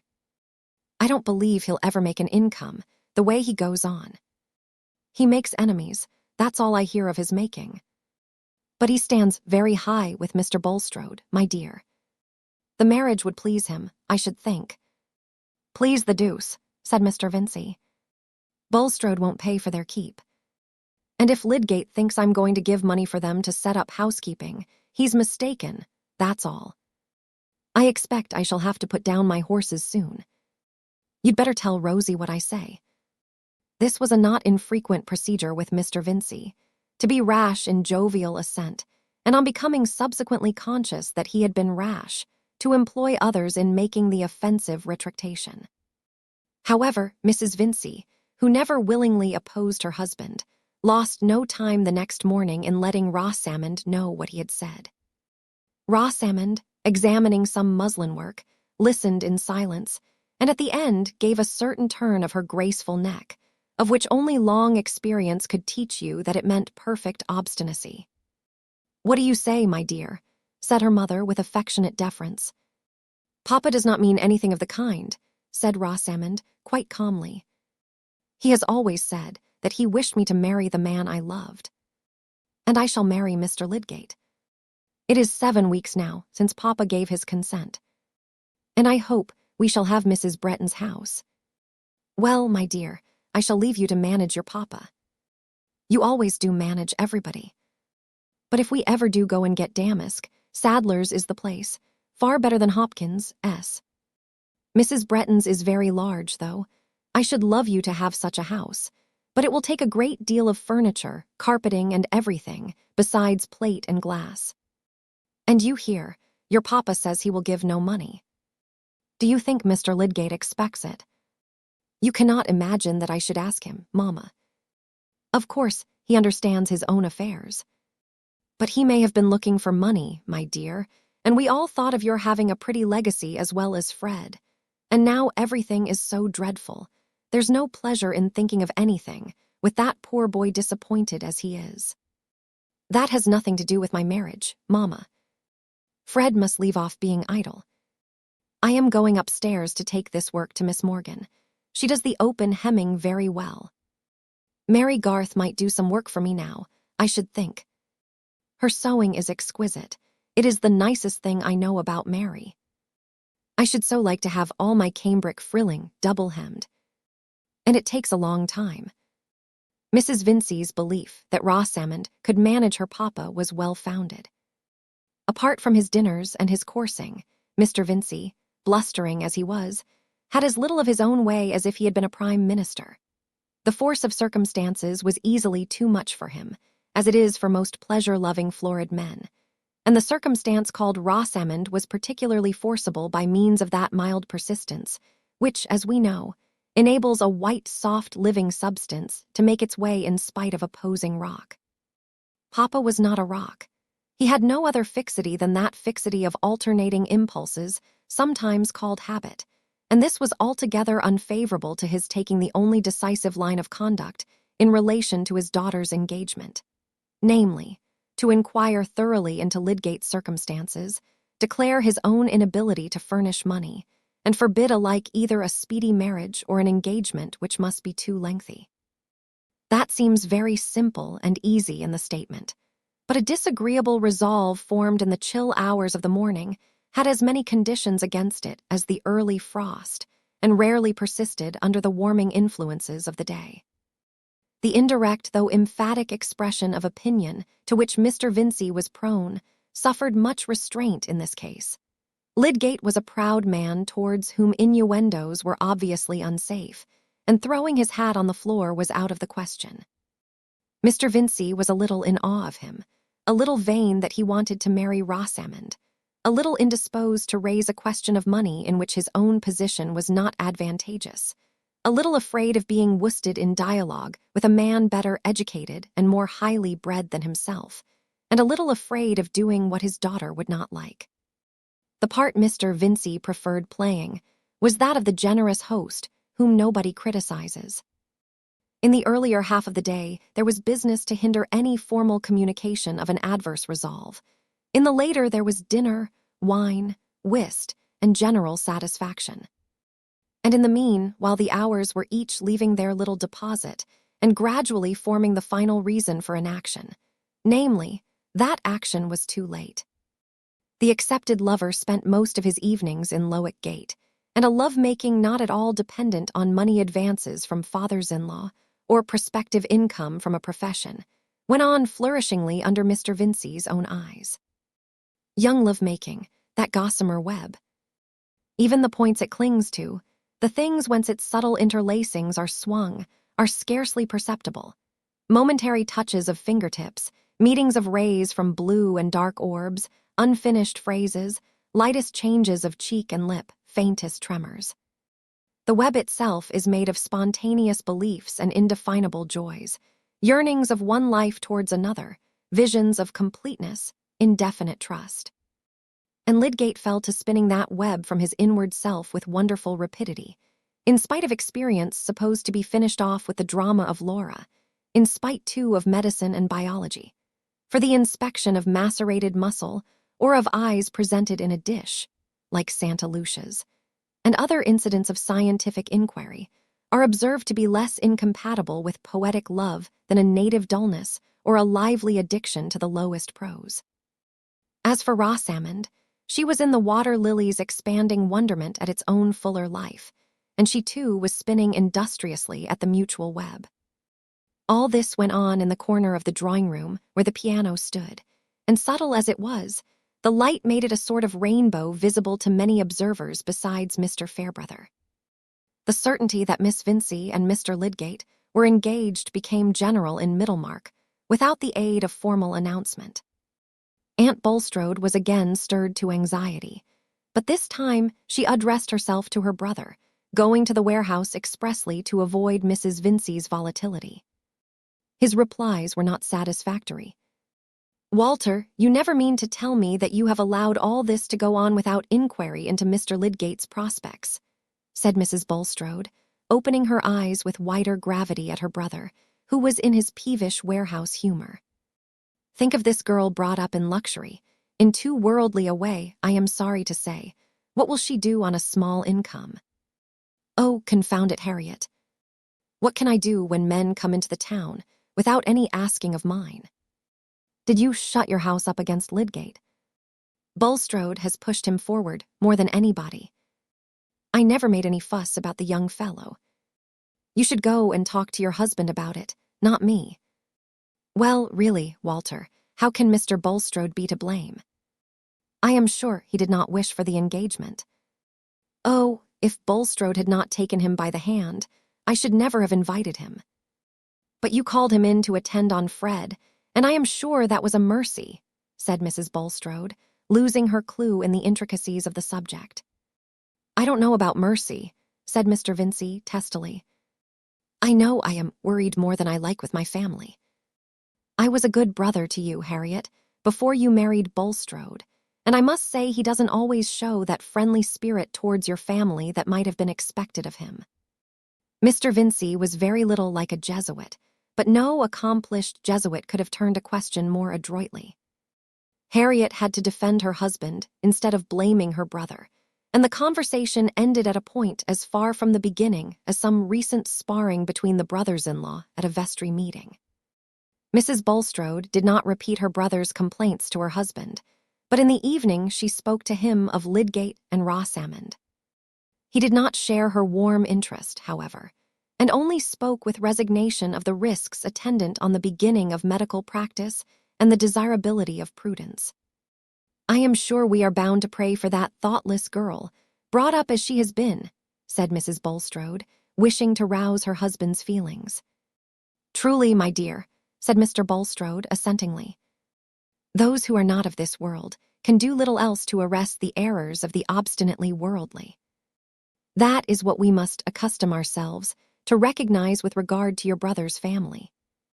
I could have wished that Mr. Lydgate had not entered into such a union, but my relations with him are limited to that use of his gifts for God's purposes which is taught us by the divine government under each dispensation." Mrs. Bulstrode said no more, attributing some dissatisfaction which she felt to her own want of spirituality. She believed that her husband was one of those men whose memoirs should be written when they died. As to Lydgate himself, having been accepted, he was prepared to accept all the consequences which he believed himself to foresee with perfect clearness. Of course he must be married in a year, perhaps even in half a year. This was not what he had intended, but other schemes would not be hindered. They would simply adjust themselves anew. Marriage, of course, must be prepared for in the usual way. A house must be taken instead of the rooms he at present occupied, and Lydgate, having heard Rosamond speak with admiration of old Mrs. Bretton's house, situated in Lydgate, took notice when it fell vacant after the old lady's death, and immediately entered into treaty for it. He did this in an episodic way, very much as he gave orders to his tailor for every requisite of perfect dress, without any notion of being extravagant. On the contrary, he would have despised any ostentation of expense. His profession had familiarized him with all grades of poverty, and he cared much for those who suffered hardships. He would have behaved perfectly at a table where the sauce was served in a jug with the handle off, and he would have remembered nothing about a grand dinner except that a man was there who talked well. But it had never occurred to him that he should live in any other than what he would have called an ordinary way, with green glasses for hock, and excellent waiting at table. In warming himself at French social theories, he had brought away no smell of scorching. We may handle even extreme opinions with impunity, while our furniture, our dinner-giving, and preference for armorial bearings in our own case link us indissolubly with the established order. And Lydgate's tendency was not towards extreme opinions. He would have liked no barefooted doctrines, being particular about his boots. He was no radical in relation to anything but medical reform and the prosecution of discovery. In the rest of practical life, he walked by hereditary habit, half from that personal pride and unreflecting egoism which I have already called commonness, and half from that naivete which belonged to preoccupation with favorite ideas. Any inward debate Lydgate had as to the consequences of this engagement which had stolen upon him turned on the paucity of time rather than of money.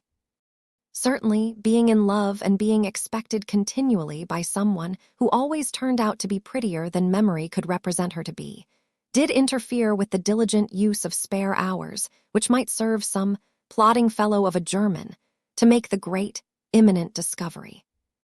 This was really an argument for not deferring the marriage too long, as he implied to Mr. Fairbrother, one day that the vicar came to his room with some pond products which he wanted to examine under a better microscope than his own, and, finding Lydgate's tableful of apparatus and specimens in confusion, said sarcastically, "Eros has degenerated.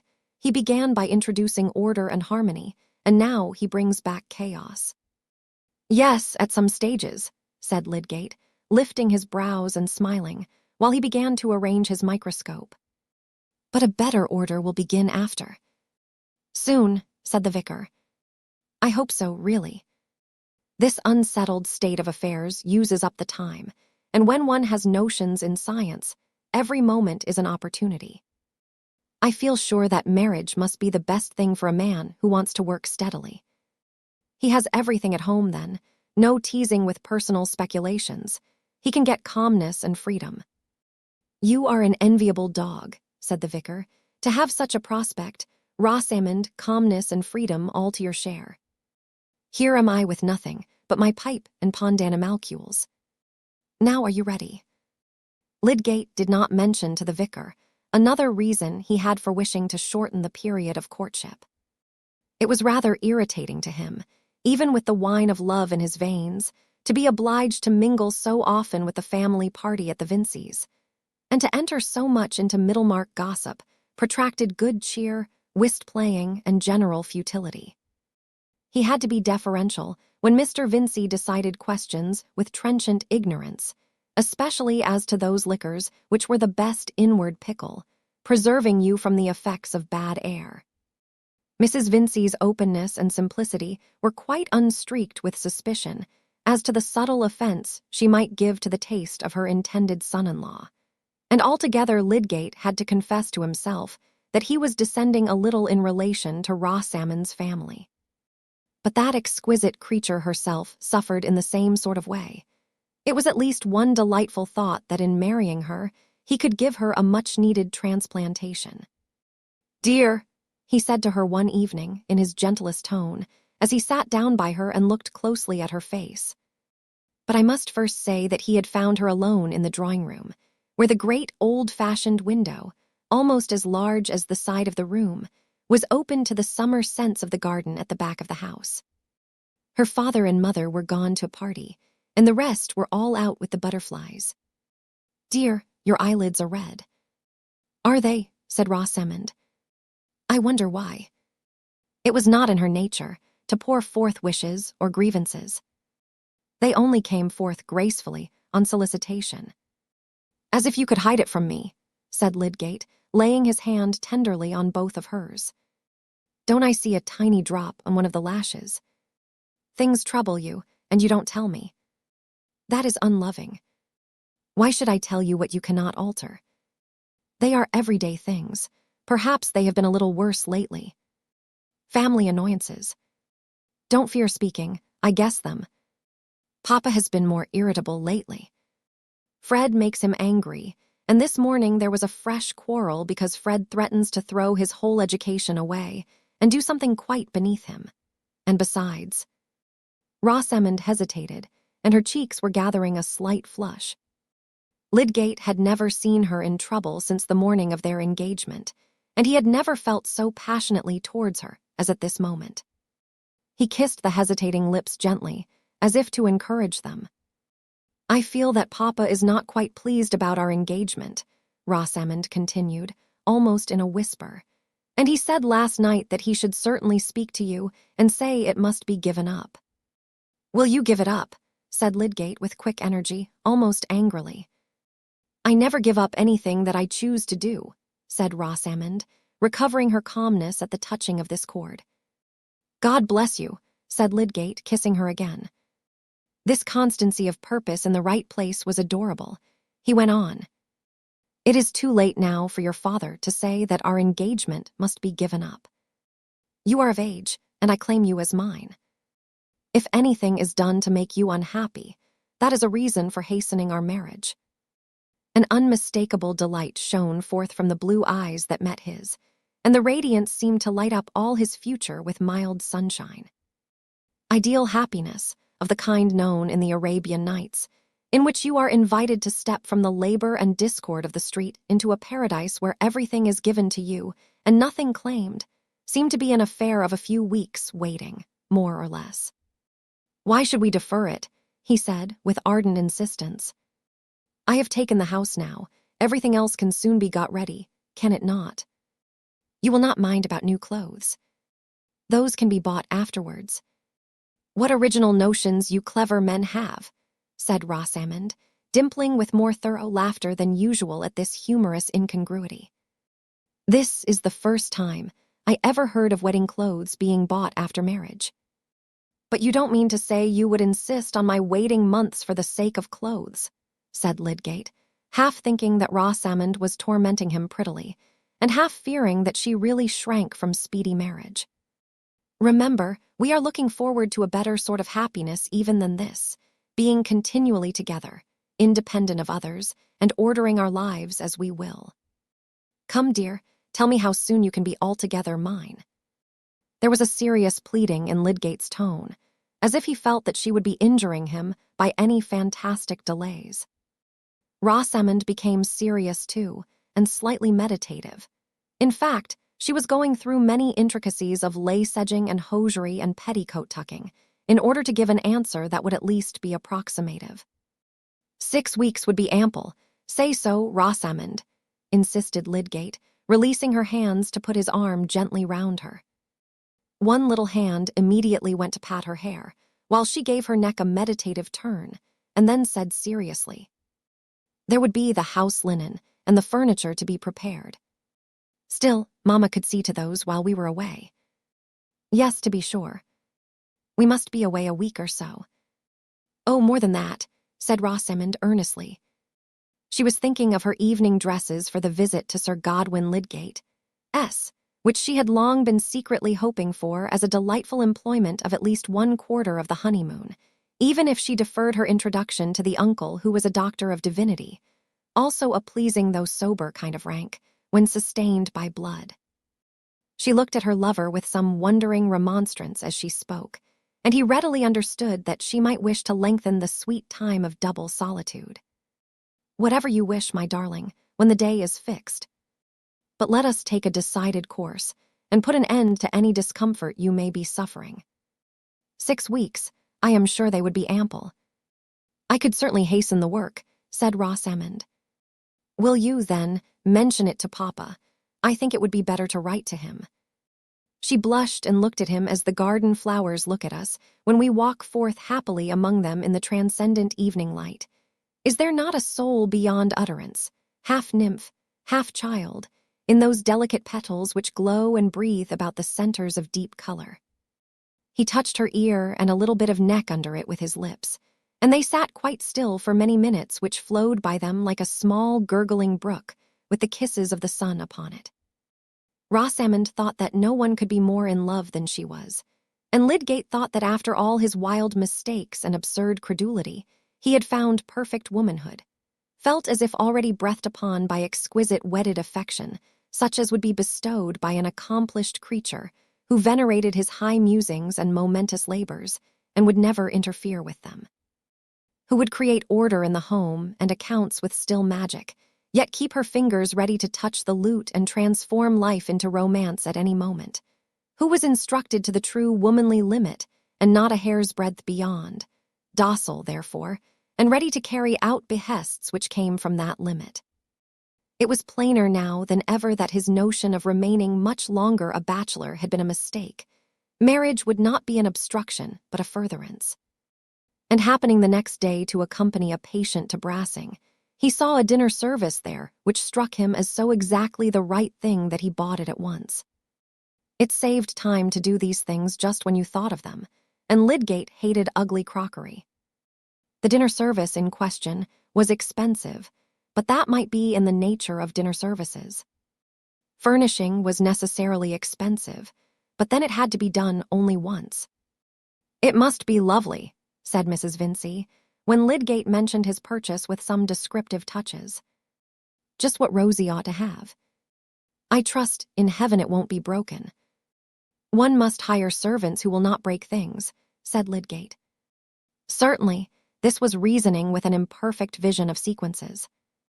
But at that period, there was no sort of reasoning which was not more or less sanctioned by men of science. Of course, it was unnecessary to defer the mention of anything to Mamma, who did not readily take views that were not cheerful, and being a happy wife herself, had hardly any feeling but pride in her daughter's marriage. But Rosamond had good reasons for suggesting to Lydgate that Papa should be appealed to in writing. She prepared for the arrival of the letter by walking with her papa to the warehouse the next morning, and telling him on the way that Mr. Lydgate wished to be married soon. "Nonsense, my dear," said Mr. Vincey.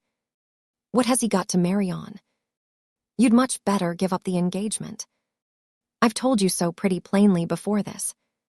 What have you had such an education for, if you are to go and marry a poor man? It's a cruel thing for a father to see. Mr. Lydgate is not poor, Papa.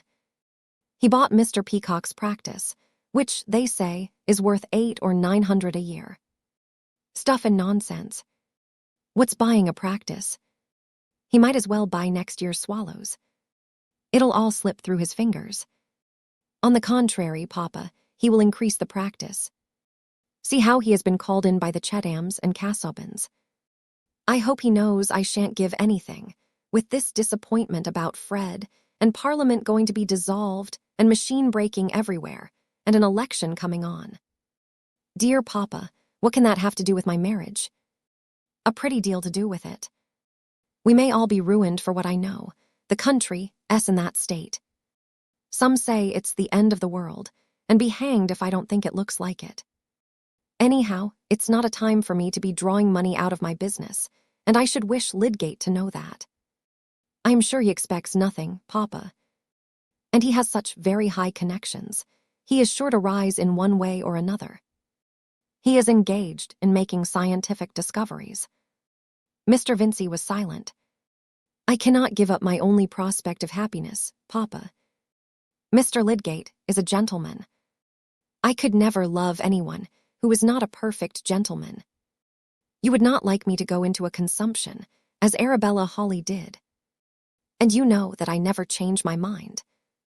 Again Papa was silent. "Promise me, Papa, that you will consent to what we wish. We shall never give each other up, and you know that you have always objected to long courtships and late marriages." There was a little more urgency of this kind, till Mr. Vincey said, "Well, well, child, he must write to me first before I can answer him," and Rosamond was certain that she had gained her point.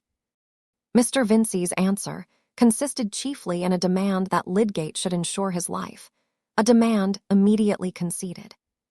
This was a delightfully reassuring idea, supposing that Lydgate died, but in the meantime not a self-supporting idea. However, it seemed to make everything comfortable about Rosamond's marriage, and the necessary purchases went on with much spirit. Not without prudential considerations, however. A bride who is going to visit at a baronet's must have a few first-rate pocket handkerchiefs, but beyond the absolutely necessary half-dozen, Rosamond contented herself without the very highest style of embroidery and Valenciennes.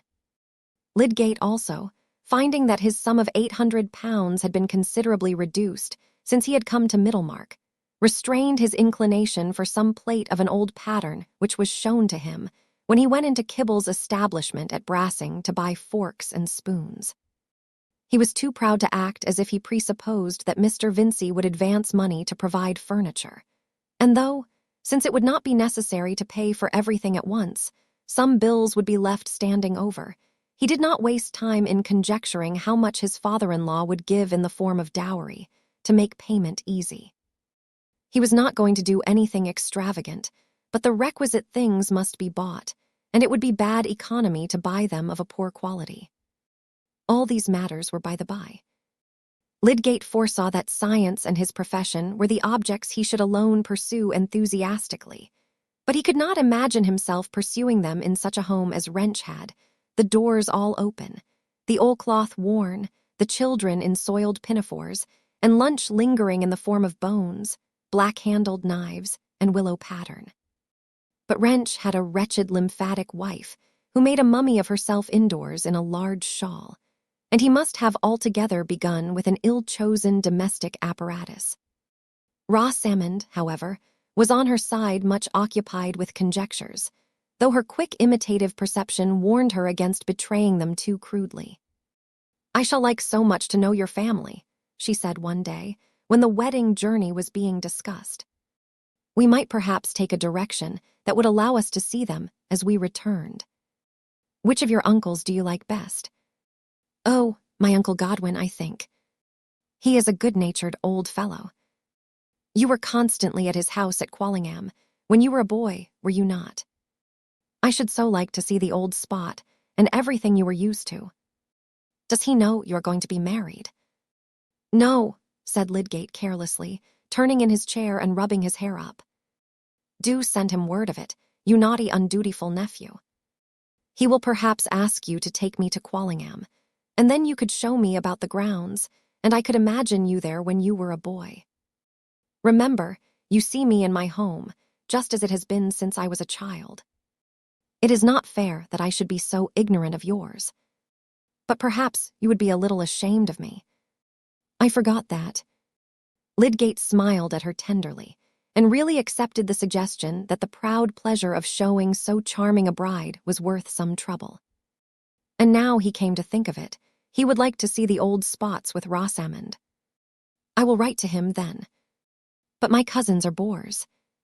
It seemed magnificent to Rosamond to be able to speak so slightingly of a baronet's family, and she felt much contentment in the prospect of being able to estimate them contemptuously on her own account.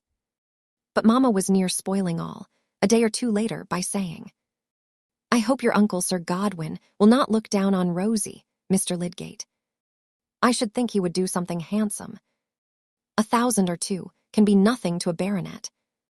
"Mamma," said Rosamond, blushing deeply, and Lydgate pitied her so much that he remained silent and went to the other end of the room to examine a print curiously, as if he had been absent-minded.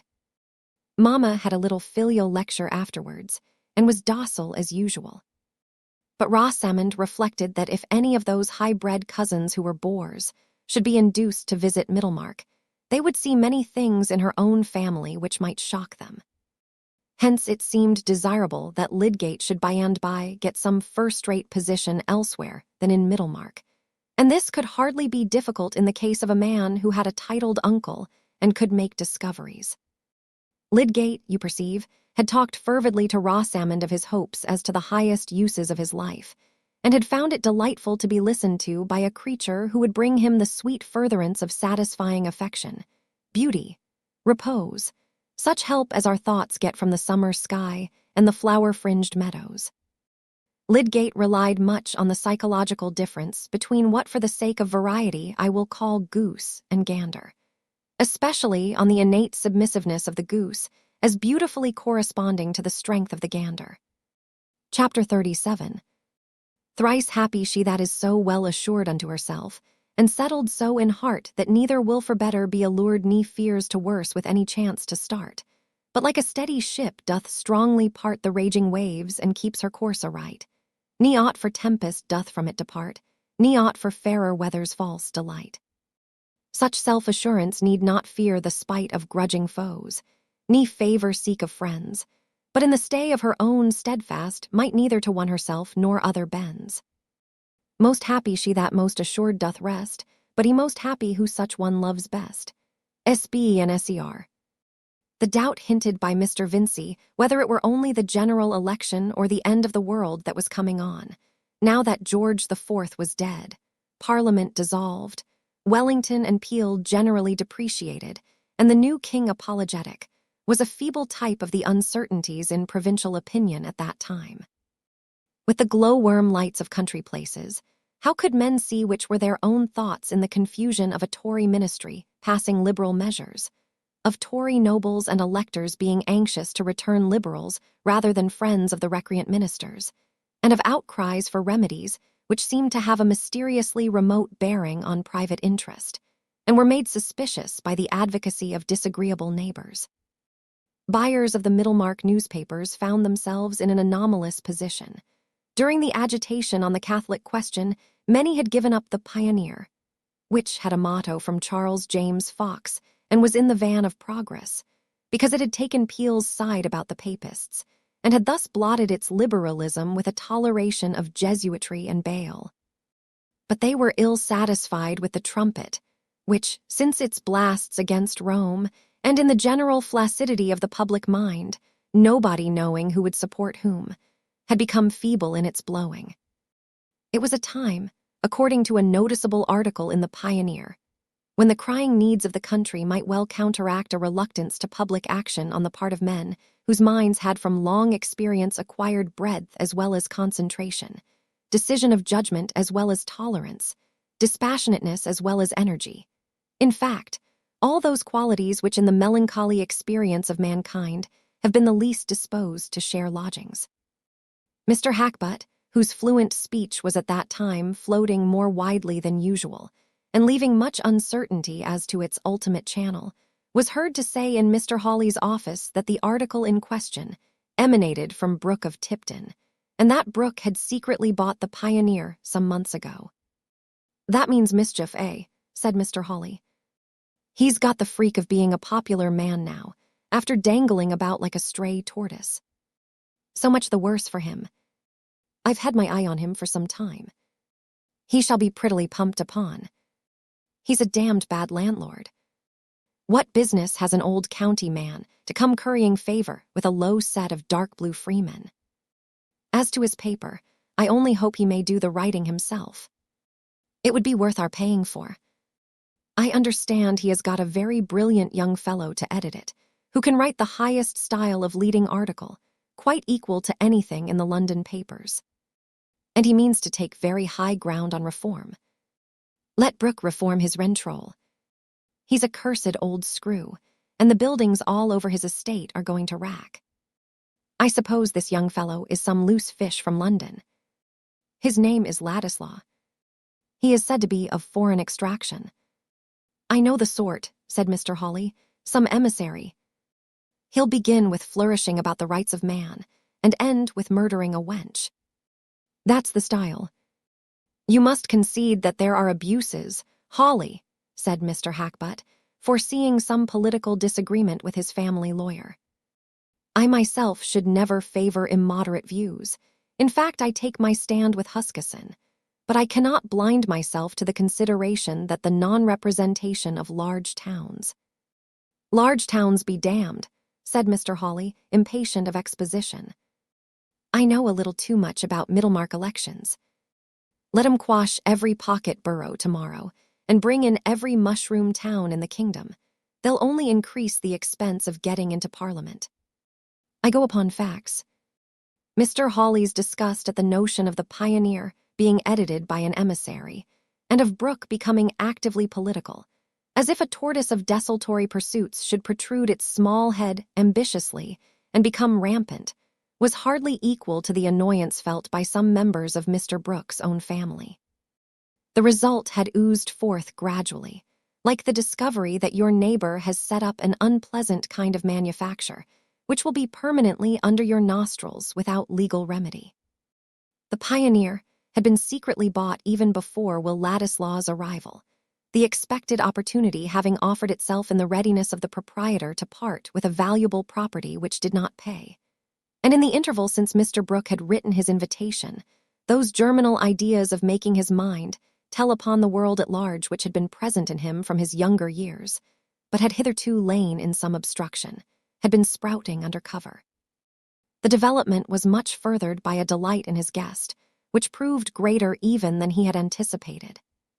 For it seemed that Will was not only at home in all those artistic and literary subjects, which Mr. Brooke had gone into at one time, but that he was strikingly ready at seizing the points of the political situation, and dealing with them in that large spirit which, aided by adequate memory, lends itself to quotation and general effectiveness of treatment. "He seems to me a kind of Shelley, you know," Mr. Brooke took an opportunity of saying, for the gratification of Mr. Casaubon. "I don't mean as to anything objectionable, laxities or atheism, or anything of that kind. You know, Ladislaw's sentiments in every way I am sure are good. Indeed, we were talking a great deal together last night. But he has the same sort of enthusiasm for liberty, freedom, emancipation. A fine thing under guidance, you know. I think I shall be able to put him on the right tack, and I am the more pleased because he is a relation of yours, Casaubon." If the right tack implied anything more precise than the rest of Mr. Brooke's speech, Mr. Casaubon silently hoped that it referred to some occupation at a great distance from Lowick. He had disliked Will while he helped him, but he had begun to dislike him still more now that Will had declined his help. That is the way with us when we have any uneasy jealousy in our disposition. If our talents are chiefly of the burrowing kind, our honey-sipping cousin, whom we have grave reasons for objecting to, is likely to have a secret contempt for us, and anyone who admires him passes an oblique criticism on ourselves. Having the scruples of rectitude in our souls, we are above the meanness of injuring him. Rather, we meet all his claims on us by active benefits, and the drawing of checks for him, being a superiority which he must recognize, gives our bitterness a milder infusion. Now Mr. Casaubon had been deprived of that superiority, as anything more than a remembrance, in a sudden, capricious manner. His antipathy to Will did not spring from the common jealousy of a winter-worn husband. It was something deeper, bred by his lifelong claims and discontents. But Dorothea, now that she was present, Dorothea, as a young wife who herself had shown an offensive capability of criticism, necessarily gave concentration to the uneasiness which had before been vague. Will Ladislaw, on his side, felt that his dislike was flourishing at the expense of his gratitude, and spent much inward discourse in justifying the dislike. Casaubon hated him. He knew that very well. On his first entrance he could discern a bitterness in the mouth, and a venom in the glance which would almost justify declaring war in spite of past benefits. He was much obliged to Casaubon in the past, but really the act of marrying this wife was a set-off against the obligation. It was a question whether gratitude which refers to what is done for one's self ought not to give way to indignation at what is done against another. And Casaubon had done a wrong to Dorothea in marrying her. A man was bound to know himself better than that, and if he chose to grow gray crunching bones in a cavern, he had no business to be luring a girl into his companionship. "It is the most horrible of virgin sacrifices," said Will, and he painted to himself what were Dorothea's inward sorrows as if he had been writing a choric wail. But he would never lose sight of her. He would watch over her. If he gave up everything else in life, he would watch over her, and she should know that she had one slave in the world. Will had, to use Sir Thomas Browne's phrase, a passionate prodigality of statement both to himself and others. The simple truth was that nothing then invited him so strongly as the presence of Dorothea. Invitations of the formal kind had been wanting, however, for Will had never been asked to go to Lowick. Mr. Brooke, indeed, confident of doing everything agreeable which Casaubon, poor fellow, was too much absorbed to think of, had arranged to bring Ladislaw to Lowick several times, not neglecting meanwhile to introduce him elsewhere on every opportunity as a young relative of Casaubon's. And though Will had not seen Dorothea alone, Their interviews had been enough to restore her former sense of young companionship with one who was cleverer than herself, yet seemed ready to be swayed by her. Poor Dorothea, before her marriage, had never found much room in other minds for what she cared most to say. And she had not, as we know, enjoyed her husband's superior instruction so much as she had expected. If she spoke with any keenness of interest to Mr. Casaubon, he heard her with an air of patience, as if she had given a quotation from the delectus familiar to him from his tender years, and sometimes mentioned curtly what ancient sects or personages had held similar ideas, as if there were too much of that sort in stock already. At other times, he would inform her that she was mistaken, and reassert what her remark had questioned. But Will Ladislaw always seemed to see more in what she said than she herself saw. Dorothea had little vanity, but she had the ardent woman's need to rule beneficently by making the joy of another soul. Hence the mere chance of seeing Will occasionally was like a lunette opened in the wall of her prison, giving her a glimpse of the sunny air. And this pleasure began to nullify her original alarm at what her husband might think about the introduction of Will as her uncle's guest. On this subject, Mr. Casaubon had remained dumb. But Will wanted to talk with Dorothea alone, and was impatient of slow circumstance. However slight the terrestrial intercourse between Dante and Beatrice or Petrarch and Laura, time changes the proportion of things, and in later days it is preferable to have fewer sonnets and more conversation. Necessity excused stratagem, but stratagem was limited by the dread of offending Dorothea. He found out at last that he wanted to take a particular sketch at Lowick, and one morning when Mr. Brooke had to drive along the Lowick road on his way to the county town, Will asked to be set down with his sketchbook and camp stool at Lowick, and without announcing himself at the manor settled himself to sketch in a position where he must see Dorothea if she came out to walk, and he knew that she usually walked an hour in the morning. But the stratagem was defeated by the weather. Clouds gathered with treacherous quickness, the rain came down, and Will was obliged to take shelter in the house. He intended, on the strength of relationship, to go into the drawing-room and wait there without being announced, and seeing his old acquaintance the butler in the hall, he said, "Don't mention that I am here, Pratt. I will wait till luncheon. I know Mr. Casaubon does not like to be disturbed when he is in the library." "Master is out, sir. There's only Mrs. Casaubon in the library." "I'd better tell her you're here, sir," said Pratt, a red-cheeked man given to lively converse with Tantripp, and often agreeing with her that it must be dull for madam. "Oh, very well. This confounded rain has hindered me from sketching," said Will, feeling so happy that he affected indifference with delightful ease. In another minute, he was in the library, and Dorothea was meeting him with her sweet, unconstrained smile. "Mr. Casaubon has gone to the Archdeacon S," she said, at once. "I don't know whether he will be at home again long before dinner." He was uncertain how long he should be. "Did you want to say anything particular to him?" "No, I came to sketch, but the rain drove me in. Else I would not have disturbed you yet. I supposed that Mr. Casaubon was here, and I know he dislikes interruption at this hour. I'm indebted to the rain, then. I am so glad to see you." Dorothea uttered these common words with the simple sincerity of an unhappy child, visited at school. "I really came for the chance of seeing you alone," said Will, mysteriously forced to be just as simple as she was. He could not stay to ask himself, why not? "I wanted to talk about things, as we did in Rome. It always makes a difference when other people are present." "Yes," said Dorothea in her clear, full tone of assent. "Sit down."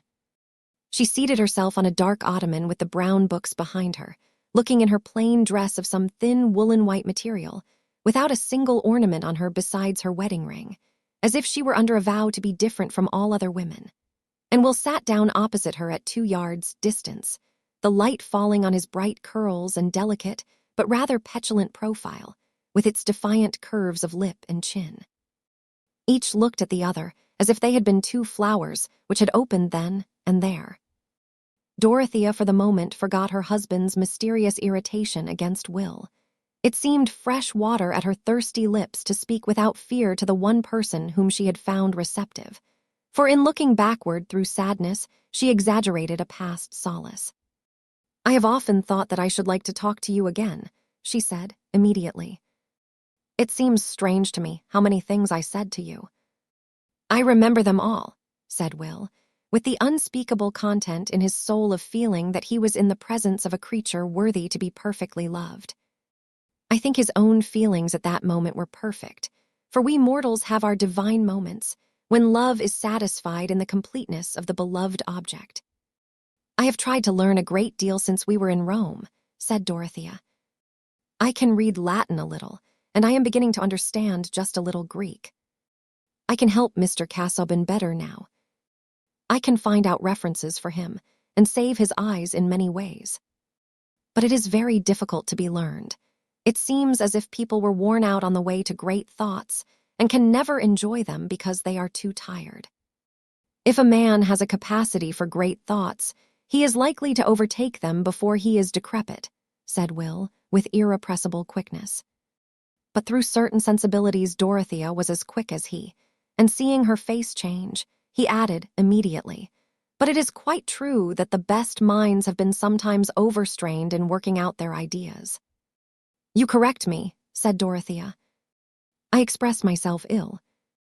I should have said that those who have great thoughts get too much worn in working them out.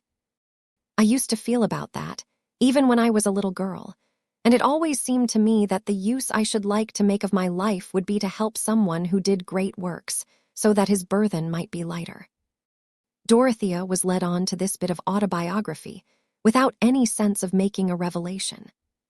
But she had never before said anything to Will which threw so strong a light on her marriage. He did not shrug his shoulders, and for want of that muscular outlet, he thought the more irritably of beautiful lips kissing holy skulls and other emptinesses ecclesiastically enshrined. Also, he had to take care that his speech should not betray that thought. "But you may easily carry the help too far," he said, "and get overwrought yourself. Are you not too much shut up? You already look paler. It would be better for Mr. Casaubon to have a secretary. He could easily get a man who would do half his work for him. It would save him more effectually, and you need only help him in lighter ways." "How can you think of that?" said Dorothea, in a tone of earnest remonstrance. "I should have no happiness if I did not help him in his work. What could I do? There is no good to be done in Lowick. The only thing I desire is to help him more. And he objects to a secretary. Please not to mention that again." "Certainly not, now I know your feeling. But I have heard both Mr. Brooke and Sir James Chatham express the same wish." "Yes," said Dorothea, "but they don't understand. They want me to be a great deal on horseback and have the garden altered and new conservatories to fill up my days. I thought you could understand that one's mind has other wants," she added, rather impatiently. "Besides, Mr. Casaubon cannot bear to hear of a secretary." "My mistake is excusable," said Will. "In old days, I used to hear Mr. Casaubon speak as if he looked forward to having a secretary. Indeed, he held out the prospect of that office to me. But I turned out to be not good enough for it." Dorothea was trying to extract out of this an excuse for her husband's evident repulsion, as she said, with a playful smile, "You were not a steady worker enough." "No," said Will, shaking his head backward somewhat after the manner of a spirited horse. And then, the old irritable demon prompting him to give another good pinch at the moth wings of poor Mr. Casaubon's glory, he went on, "And I have seen since that Mr. Casaubon does not like anyone to overlook his work and know thoroughly what he is doing. He is too doubtful, too uncertain of himself. I may not be good for much, but he dislikes me because I disagree with him." Will was not without his intentions to be always generous, but our tongues are little triggers which have usually been pulled before general intentions can be brought to bear. And it was too intolerable that Casaubon's dislike of him should not be fairly accounted for to Dorothea. Yet when he had spoken, he was rather uneasy as to the effect on her. But Dorothea was strangely quiet, not immediately indignant, as she had been on a like occasion in Rome. And the cause lay deep.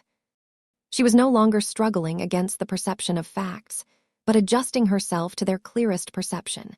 And now when she looked steadily at her husband's failure, still more at his possible consciousness of failure, she seemed to be looking along the one track where duty became tenderness. Will's want of reticence might have been met with more severity if he had not already been recommended to her mercy by her husband's dislike, which must seem hard to her till she saw better reason for it. She did not answer at once, but after looking down ruminatingly, she said, with some earnestness, "Mr. Casaubon must have overcome his dislike of you so far as his actions were concerned, and that is admirable. Yes, he has shown a sense of justice in family matters. It was an abominable thing that my grandmother should have been disinherited because she made what they called a mesalliance, though there was nothing to be said against her husband, except that he was a Polish refugee who gave lessons for his bread." "I wish I knew all about her," said Dorothea. "I wonder how she bore the change from wealth to poverty. I wonder whether she was happy with her husband. Do you know much about them?"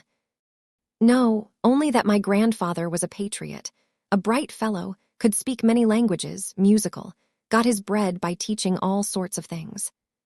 They both died rather early. And I never knew much of my father, beyond what my mother told me, but he inherited the musical talents. I remember his slow walk and his long, thin hands, and one day remains with me when he was lying ill, and I was very hungry, and had only a little bit of bread." "Ah, what a different life from mine," said Dorothea, with keen interest, clasping her hands on her lap. "I have always had too much of everything. But tell me how it was. Mr. Casaubon could not have known about you then." "No, but my father had made himself known to Mr. Casaubon, and that was my last hungry day. My father died soon after, and my mother and I were well taken care of. Mr. Casaubon always expressly recognized it as his duty to take care of us, because of the harsh injustice which had been shown to his mother's sister. But now I am telling you what is not new to you." In his inmost soul, Will was conscious of wishing to tell Dorothea what was rather new even in his own construction of things, namely, that Mr. Casaubon had never done more than pay a debt towards him. Will was much too good a fellow to be easy under the sense of being ungrateful. And when gratitude has become a matter of reasoning, there are many ways of escaping from its bonds. "No," answered Dorothea, "Mr. Casaubon has always avoided dwelling on his own honorable actions."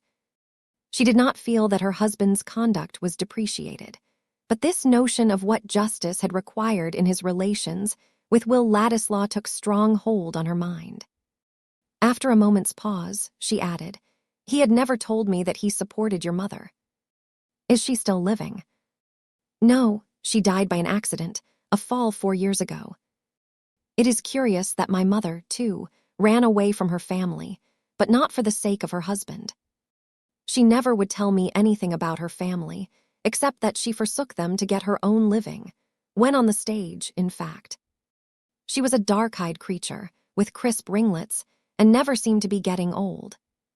You see, I come of rebellious blood on both sides," Will ended, smiling brightly at Dorothea, while she was still looking with serious intentness before her, like a child seeing a drama for the first time.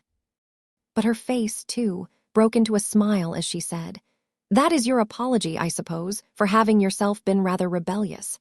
I mean, to Mr. Casaubon's wishes. You must remember that you have not done what he thought best for you.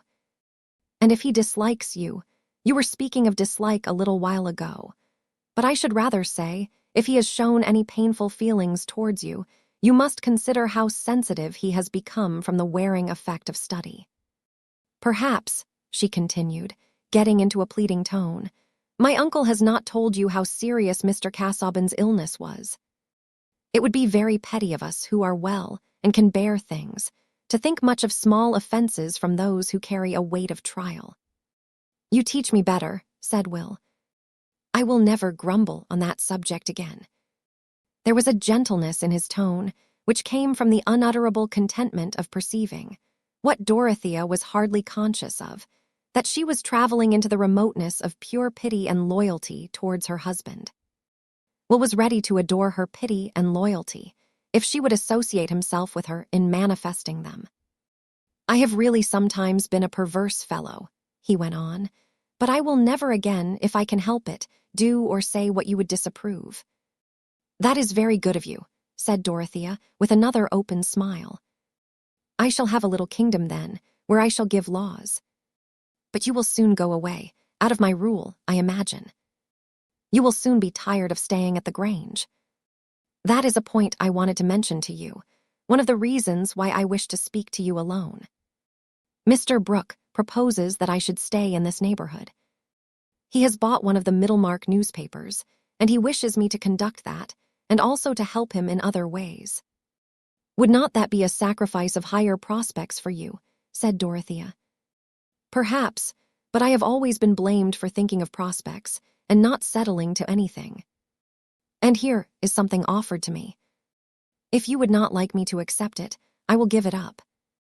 Otherwise, I would rather stay in this part of the country than go away. I belong to nobody anywhere else." "I should like you to stay very much," said Dorothea, at once, as simply and readily as she had spoken at Rome. There was not the shadow of a reason in her mind, at the moment, why she should not say so. "Then I will stay," said Ladislaw, shaking his head backward, rising and going towards the window, as if to see whether the rain had ceased. But the next moment, Dorothea, according to a habit which was getting continually stronger, began to reflect that her husband felt differently from herself, and she colored deeply under the double embarrassment of having expressed what might be in opposition to her husband's feeling, and of having to suggest this opposition to Will. His face was not turned towards her, and this made it easier to say, "But my opinion is of little consequence on such a subject. I think you should be guided by Mr. Casaubon." I spoke without thinking of anything else than my own feeling, which has nothing to do with the real question. But it now occurs to me, perhaps Mr. Casaubon might see that the proposal was not wise. Can you not wait now and mention it to him? "I can't wait today," said Will, inwardly seared by the possibility that Mr. Casaubon would enter. "The rain is quite over now. I told Mr. Brooke not to call for me. I would rather walk the 5 miles. I shall strike across Halsell Common and see the gleams on the wet grass. I like that." He approached her to shake hands quite hurriedly, longing but not daring to say, "Don't mention the subject to Mr. Casaubon." No, he dared not, could not say it. To ask her to be less simple and direct would be like breathing on the crystal that you want to see the light through.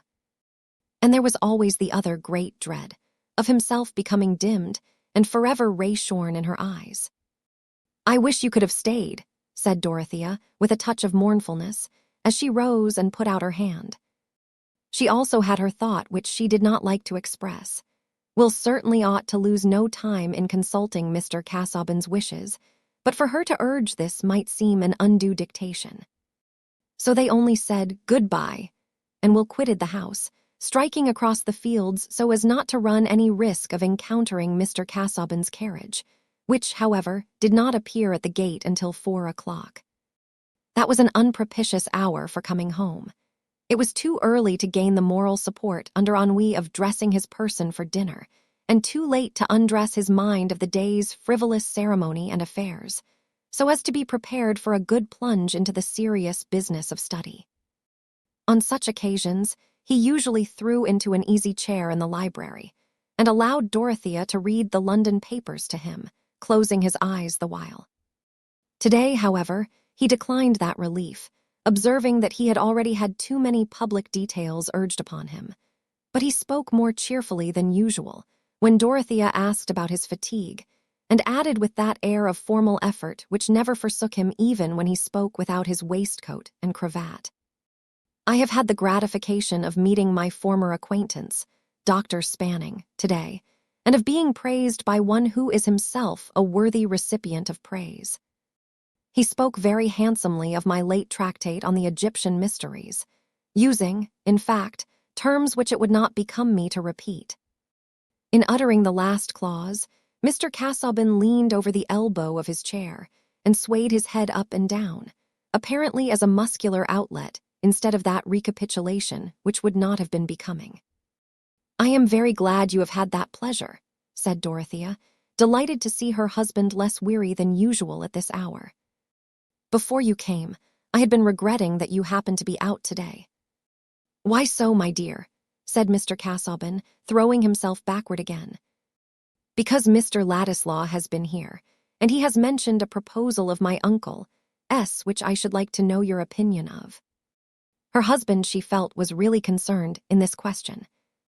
Even with her ignorance of the world, she had a vague impression that the position offered to Will was out of keeping with his family connections, and certainly Mr. Casaubon had a claim to be consulted. He did not speak, but merely bowed. "Dear uncle, has many projects. It appears that he has bought one of the Middlemarch newspapers, and he has asked Mr. Ladislaw to stay in this neighborhood and conduct the paper for him, besides helping him in other ways." Dorothea looked at her husband while she spoke, but he had at first blinked and finally closed his eyes as if to save them, while his lips became more tense. "What is your opinion?" she added rather timidly after a slight pause. "Did Mr. Ladislaw come on purpose to ask my opinion?" said Mr. Casaubon, opening his eyes narrowly with a knife-edged look at Dorothea. She was really uncomfortable on the point he inquired about, but she only became a little more serious, and her eyes did not swerve. "No," she answered immediately. "He did not say that he came to ask your opinion. But when he mentioned the proposal, he of course expected me to tell you of it." Mr. Casaubon was silent. "I feared that you might feel some objection. But certainly, a young man with so much talent might be very useful to my uncle, might help him to do good in a better way. And Mr. Ladislaw wishes to have some fixed occupation. He has been blamed, he says, for not seeking something of that kind, and he would like to stay in this neighborhood because no one cares for him elsewhere." Dorothea felt that this was a consideration to soften her husband. However, he did not speak, and she presently recurred to Dr. Spanning and the Archdeacon's breakfast. But there was no longer sunshine on these subjects. The next morning, without Dorothea's knowledge, Mr. Casaubon dispatched the following letter, beginning, "Dear Mr. Ladislaw." He had always before addressed him as Will. "Mrs. Casaubon informs me that a proposal has been made to you, and according to an inference by no means stretched, has on your part been in some degree entertained, which involves your residence in this neighborhood in a capacity which I am justified in saying touches my own position in such a way as renders it not only natural and warrantable in me, when that effect is viewed under the influence of legitimate feeling, but incumbent on me when the same effect is considered in the light of my responsibilities, to state at once that your acceptance of the proposal above indicated would be highly offensive to me. That I have some claim to the exercise of a veto here would not, I believe, be denied by any reasonable person cognizant of the relations between us. Relations which, though thrown into the past by your recent procedure, are not thereby annulled in their character of determining antecedents. I will not here make reflections on any person's judgment. It is enough for me to point out to yourself that there are certain social fitnesses and proprieties which should hinder a somewhat near relative of mine from becoming anywise conspicuous in this vicinity, in a status not only much beneath my own, but associated at best with the sciolism of literary or political adventurers. At any rate, the contrary issue must exclude you from further reception at my house. Yours faithfully, Edward Casaubon. Meanwhile, Dorothea's mind was innocently at work towards the further embitterment of her husband, dwelling, with a sympathy that grew to agitation, on what Will had told her about his parents and grandparents. Any private hours in her day were usually spent in her blue-green boudoir, and she had come to be very fond of its pallid quaintness. Nothing had been outwardly altered there, but while the summer had gradually advanced over the western fields beyond the avenue of elms, the bare room had gathered within it those memories of an inward life which fill the air as with a cloud of good or bad angels, the invisible yet active forms of our spiritual triumphs or our spiritual falls. She had been so used to struggle for, and to find resolve in looking along the avenue, towards the arch of western light, that the vision itself had gained a communicating power. Even the pale stag seemed to have reminding glances and to mean mutely, "Yes, we know." And the group of delicately touched miniatures had made an audience as of beings no longer disturbed about their own earthly lot, but still humanly interested. Especially the mysterious Aunt Julia, about whom Dorothea had never found it easy to question her husband. And now, since her conversation with Will, many fresh images had gathered round that Aunt Julia who was Will's grandmother. The presence of that delicate miniature, so like a living face that she knew, helping to concentrate her feelings. What a wrong, to cut off the girl from the family protection and inheritance, only because she had chosen a man who was poor. Dorothea, early troubling her elders with questions about the facts around her, had wrought herself into some independent clearness as to the historical, political reasons why eldest sons had superior rights, and why land should be entailed. Those reasons, impressing her with a certain awe, might be weightier than she knew, but here was a question of ties which left them uninfringed. Here was a daughter whose child, even according to the ordinary aping of aristocratic institutions, by people who are no more aristocratic than retired grocers, and who have no more land to keep together than a lawn and a paddock, would have a prior claim. Was inheritance a question of liking or of responsibility? All the energy of Dorothea's nature went on the side of responsibility, the fulfillment of claims founded on our own deeds, such as marriage and parentage. It was true, she said to herself, that Mr. Casaubon had a debt to the Ladislaws, that he had to pay back what the Ladislaws had been wronged of. And now she began to think of her husband's will, which had been made at the time of their marriage, leaving the bulk of his property to her, with proviso in case of her having children. That ought to be altered, and no time ought to be lost. This very question, which had just arisen about Will Ladislaw's occupation, was the occasion for placing things on a new, right footing.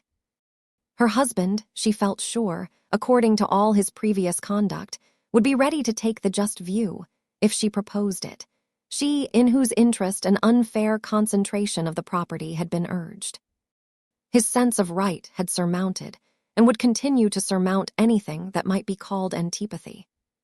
She suspected that her uncle's scheme was disapproved by Mr. Casaubon, and this made it seem all the more opportune that a fresh understanding should be begun, so that instead of Will's starting penniless and accepting the first function that offered itself, he should find himself in possession of a rightful income which should be paid by her husband during his life, and by an immediate alteration of the will should be secured at his death. The vision of all this as what ought to be done seemed to Dorothea like a sudden letting in of daylight, waking her from her previous stupidity and incurious, self-absorbed ignorance about her husband's relation to others.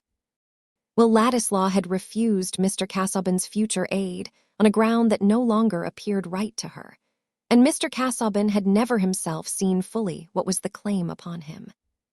"But he will," said Dorothea. "The great strength of his character lies here. And what are we doing with our money? We make no use of half of our income. My own money buys me nothing but an uneasy conscience." There was a peculiar fascination for Dorothea in this division of property intended for herself, and always regarded by her as excessive.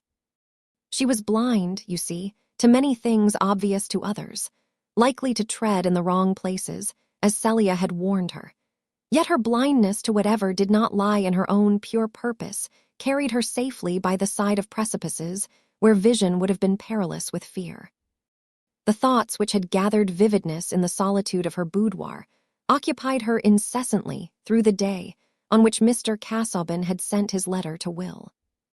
Everything seemed hindrance to her till she could find an opportunity of opening her heart to her husband. To his preoccupied mind, all subjects were to be approached gently, and she had never since his illness lost from her consciousness the dread of agitating him. But when young ardor is set brooding over the conception of a prompt deed, the deed itself seems to start forth with independent life, mastering ideal obstacles. The day passed in a somber fashion, not unusual, though Mr. Casaubon was perhaps unusually silent. But there were hours of the night which might be counted on as opportunities of conversation. For Dorothea, when aware of her husband's sleeplessness, had established a habit of rising, lighting a candle, and reading him to sleep again. And this night she was from the beginning sleepless, excited by resolves. He slept as usual for a few hours, but she had risen softly and had sat in the darkness for nearly an hour before he said, "Dorothea, since you are up, will you light a candle?" "Do you feel ill, dear?" was her first question as she obeyed him. "No, not at all, but I shall be obliged, since you are up, if you will read me a few pages of Loth." "May I talk to you a little instead?" said Dorothea. "Certainly. I have been thinking about money all day, that I have always had too much, and especially the prospect of too much. These, my dear Dorothea, are providential arrangements. But if one has too much in consequence of others being wronged, it seems to me that the divine voice which tells us to set that wrong right must be obeyed. What, my love, is the bearing of your remark? That you have been too liberal in arrangements for me, I mean, with regard to property, and that makes me unhappy." "How so? I have none but comparatively distant connections." "I have been led to think about your Aunt Julia, and how she was left in poverty only because she married a poor man, an act which was not disgraceful, since he was not unworthy. It was on that ground, I know, that you educated Mr. Ladislaw and provided for his mother." Dorothea waited a few moments for some answer that would help her onward. None came, and her next words seemed the more forcible to her, falling clear upon the dark silence. "But surely we should regard his claim as a much greater one, even to the half of that property which I know that you have destined for me. And I think he ought at once to be provided for on that understanding. It is not right that he should be in the dependence of poverty, while we are rich. And if there is any objection to the proposal he mentioned, the giving him his true place and his true share would set aside any motive for his accepting it." "Mr. Ladislaw has probably been speaking to you on this subject," said Mr. Casaubon, with a certain biting quickness not habitual to him. "Indeed, no," said Dorothea earnestly. "How can you imagine it, since he has so lately declined everything from you? I fear you think too hardly of him, dear. He only told me a little about his parents and grandparents, and almost all in answer to my questions. You are so good, so just, you have done everything you thought to be right. But it seems to me clear that more than that is right, and I must speak about it, since I am the person who would get what is called benefit by that more, not being done." There was a perceptible pause before Mr. Casaubon replied, not quickly as before, but with a still more biting emphasis. "Dorothea, my love, this is not the first occasion, but it were well that it should be the last, on which you have assumed a judgment on subjects beyond your scope. Into the question how far conduct, especially in the matter of alliances, constitutes a forfeiture of family claims, I do not now enter. Suffice it that you are not here qualified to discriminate. What I now wish you to understand is that I accept no revision, still less dictation within that range of affairs which I have deliberated upon as distinctly and properly mine. It is not for you to interfere between me and Mr. Ladislaw, and still less to encourage communications from him to you which constitute a criticism on my procedure." Poor Dorothea, shrouded in the darkness, was in a tumult of conflicting emotions. Alarm at the possible effect on himself of her husband's strongly manifested anger would have checked any expression of her own resentment, even if she had been quite free from doubt and compunction under the consciousness that there might be some justice in his last insinuation. Hearing him breathe quickly after he had spoken, she sat listening, frightened, wretched, with a dumb inward cry for help to bear this nightmare of a life in which every energy was arrested by dread. But nothing else happened, except that they both remained a long while sleepless, without speaking again. The next day, Mr. Casaubon received the following answer from Will Ladislaw. "Dear Mr. Casaubon, I have given all due consideration to your letter of yesterday, but I am unable to take precisely your view of our mutual position. With the fullest acknowledgement of your generous conduct to me in the past, I must still maintain that an obligation of this kind cannot fairly fetter me as you appear to expect that it should. Granted that a benefactor's wishes may constitute a claim, there must always be a reservation as to the quality of those wishes. They may possibly clash with more imperative considerations. Or a benefactor's veto might impose such a negation on a man's life that the consequent blank might be more cruel than the benefaction was generous. I am merely using strong illustrations. In the present case, I am unable to take your view of the bearing which my acceptance of occupation, not enriching certainly, but not dishonorable, will have on your own position, which seems to me too substantial to be affected in that shadowy manner. And though I do not believe that any change in our relations will occur, certainly none has yet occurred, which can nullify the obligations imposed on me by the past, pardon me for not seeing that those obligations should restrain me from using the ordinary freedom of living where I choose, and maintaining myself by any lawful occupation I may choose. Regretting that there exists this difference between us, as to a relation in which the conferring of benefits has been entirely on your side. I remain, yours with persistent obligation, WILLLADISLAW. Poor Mr. Casaubon felt, and must not we, being impartial, feel with him a little, that no man had juster cause for disgust and suspicion than he. Young Ladislaw, he was sure, meant to defy and annoy him, meant to win Dorothea's confidence and sow her mind with disrespect, and perhaps aversion, towards her husband. Some motive beneath the surface had been needed to account for Will's sudden change of course, in rejecting Mr. Casaubon's aid and quitting his travels, and this defiant determination to fix himself in the neighborhood by taking up something so much at variance with his former choice as Mr. Brooke's Middlemarch projects, revealed clearly enough that the undeclared motive had relation to Dorothea. Not for one moment did Mr. Casaubon suspect Dorothea of any doubleness. He had no suspicions of her, but he had, what was little less uncomfortable, the positive knowledge that her tendency to form opinions about her husband's conduct was accompanied with a disposition to regard Will Ladislaw favorably and be influenced by what he said. His own proud reticence had prevented him from ever being undeceived in the supposition that Dorothea had originally asked her uncle to invite Will to his house. And now, on receiving Will's letter, Mr. Casaubon had to consider his duty. He would never have been easy to call his action anything else than duty, but in this case, contending motives thrust him back into negations. Should he apply directly to Mr. Brooke and demand of that troublesome gentleman to revoke his proposal? Or should he consult Sir James Chatham and get him to concur in remonstrance against a step which touched the whole family? In either case, Mr. Casaubon was aware that failure was just as probable as success. It was impossible for him to mention Dorothea's name in the matter, and without some alarming urgency Mr. Brooke was as likely as not, after meeting all representations with apparent assent, to wind up by saying, "Never fear, Casaubon. Depend upon it, young Ladislaw will do you credit. Depend upon it, I have put my finger on the right thing."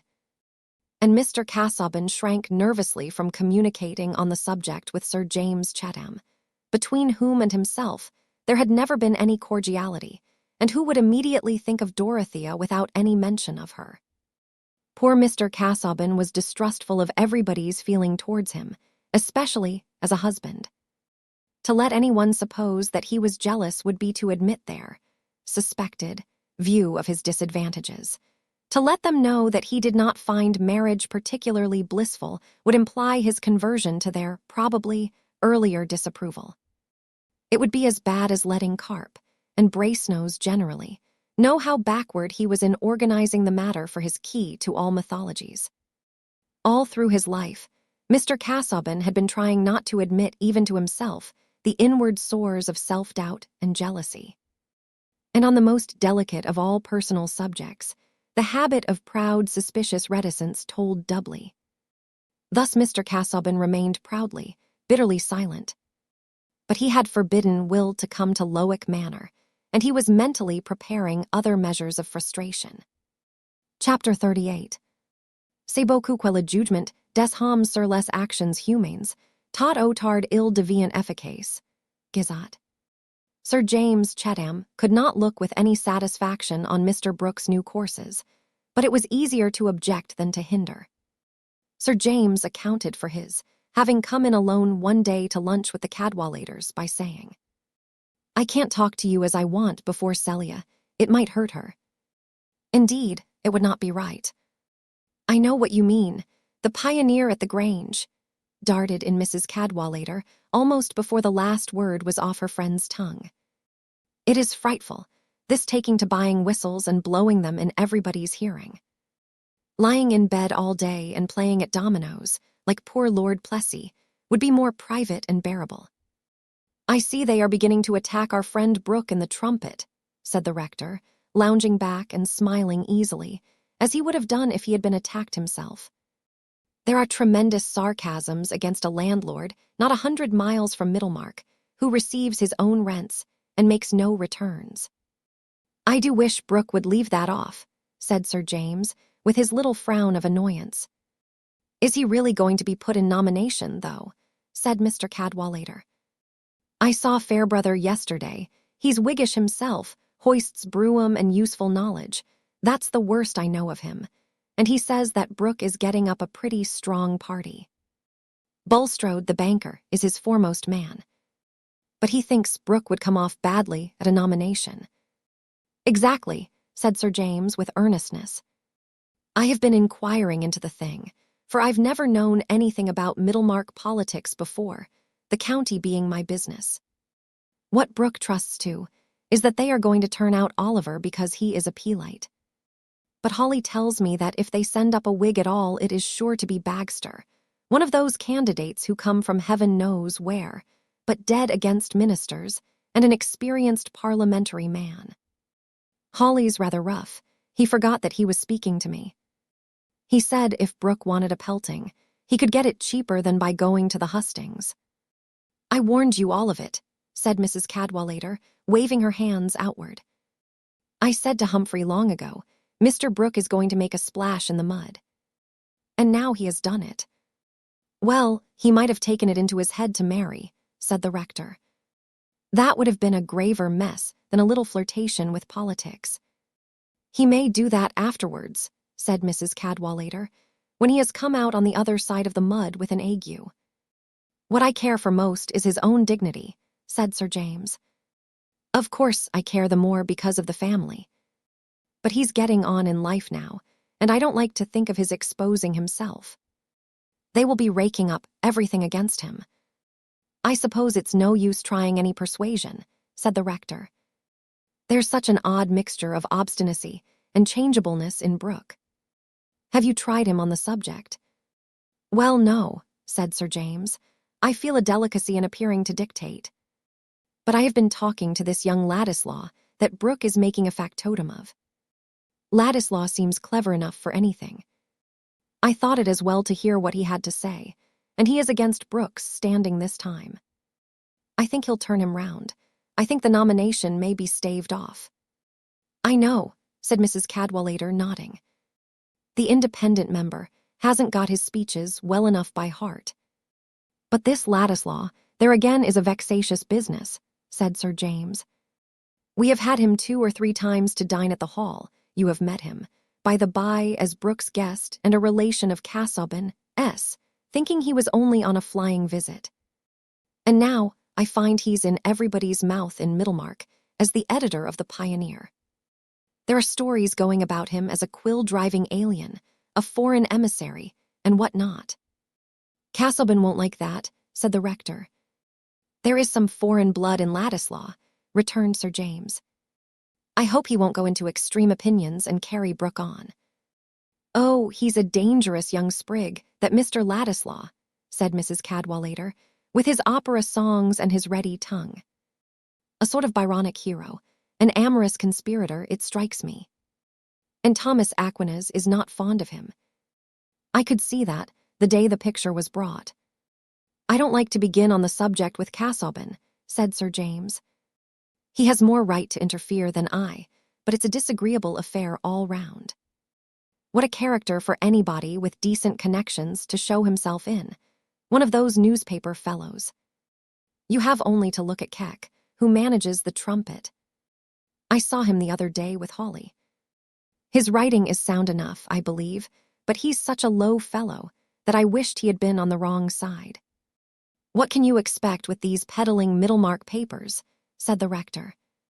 I don't suppose you could get a high style of man anywhere to be writing up interests he doesn't really care about, and for pay that hardly keeps him in at elbows. Exactly. That makes it so annoying that Brooke should have put a man who has a sort of connection with the family in a position of that kind. For my part, I think Ladislaw is rather a fool for accepting. It is Aquinas's fault, said Mrs. Cadwallader. Why didn't he use his interest to get Ladislaw made an attaché or sent to India? That is how families get rid of troublesome sprigs. There is no knowing to what lengths the mischief may go, said Sir James anxiously. But if Casaubon says nothing, what can I do? Oh, my dear Sir James, said the rector, don't let us make too much of all this. It is likely enough to end in mere smoke. After a month or two, Brooke and this Master Ladislaw will get tired of each other. Ladislaw will take wing, Brooke will sell the Pioneer, and everything will settle down again as usual. There is one good chance, that he will not like to feel his money oozing away, said Mrs. Cadwallader. If I knew the items of election expenses, I could scare him. It's no use plying him with wide words like expenditure. I wouldn't talk of phlebotomy, I would empty a pot of leeches upon him. What we good, stingy people don't like is having our sixpences sucked away from us. And he will not like having things raked up against him, said Sir James. There is the management of his estate. They have begun upon that already. And it really is painful for me to see. It is a nuisance under one's very nose. I do think one is bound to do the best for one's land and tenants, especially in these hard times. Perhaps the trumpet may rouse him to make a change, and some good may come of it all, said the rector. I know I should be glad. I should hear less grumbling when my tithe is paid.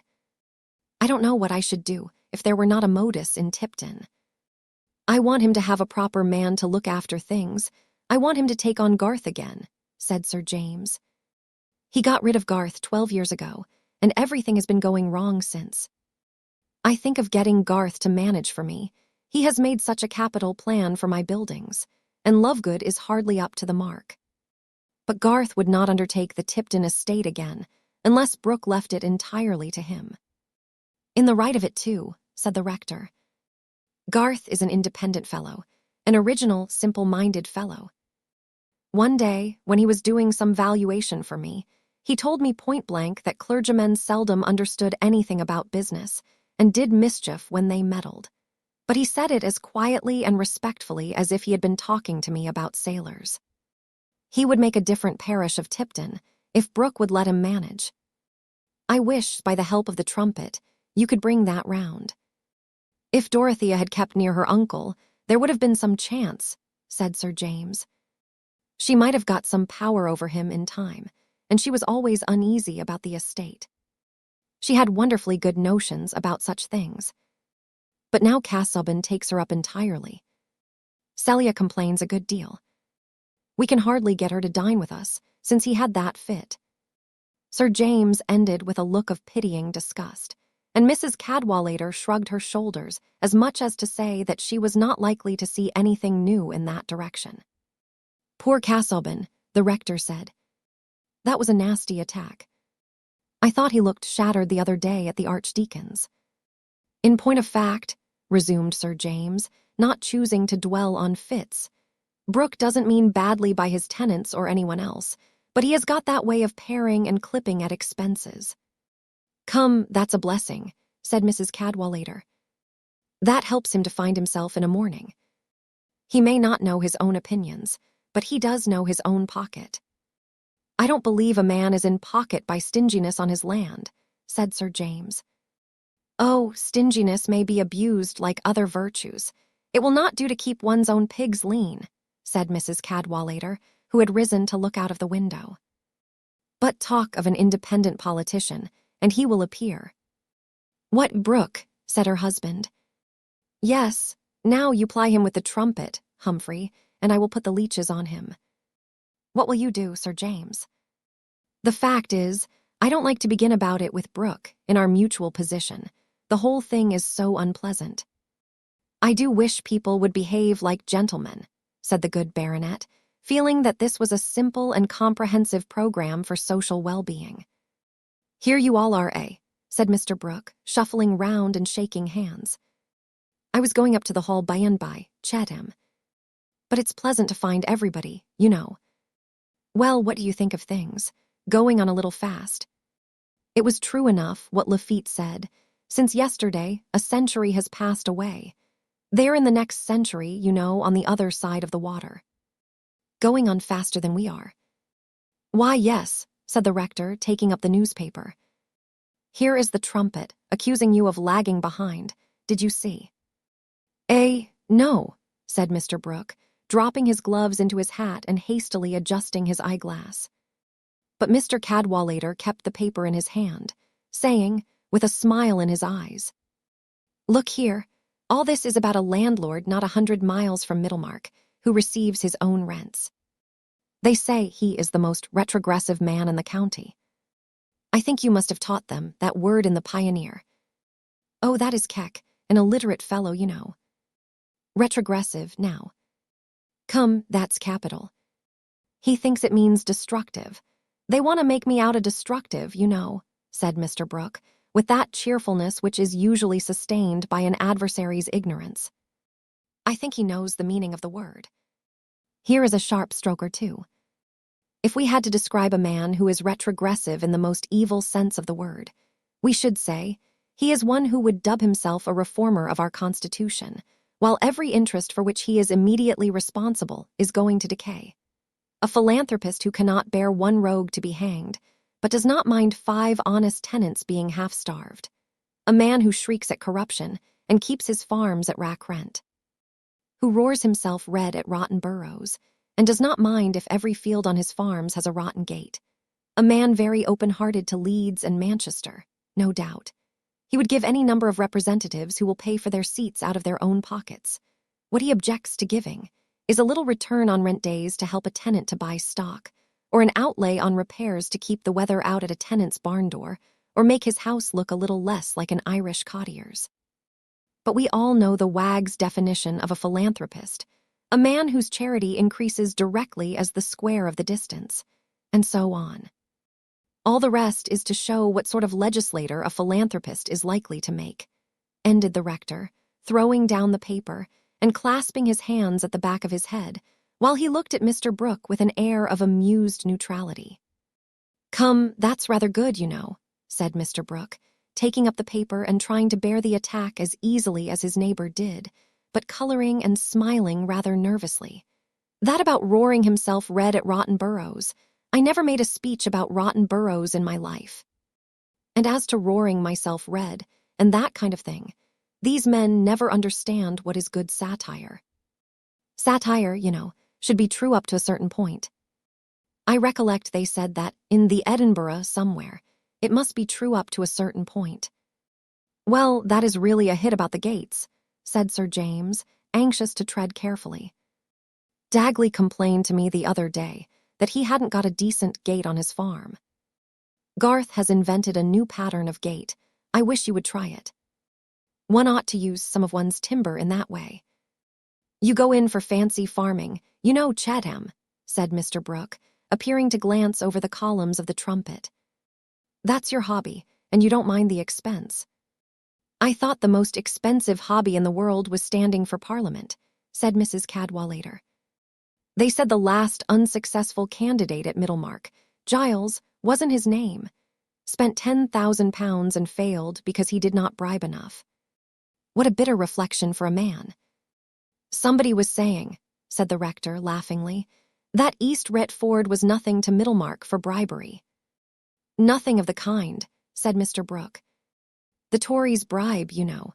Hawley and his set bribe with treating, hot codlings, and that sort of thing, and they bring the voters drunk to the poll. But they are not going to have it their own way in future. Not in future, you know. Middlemarch is a little backward, I admit. The freemen are a little backward. But we shall educate them. We shall bring them on, you know. The best people there are on our side.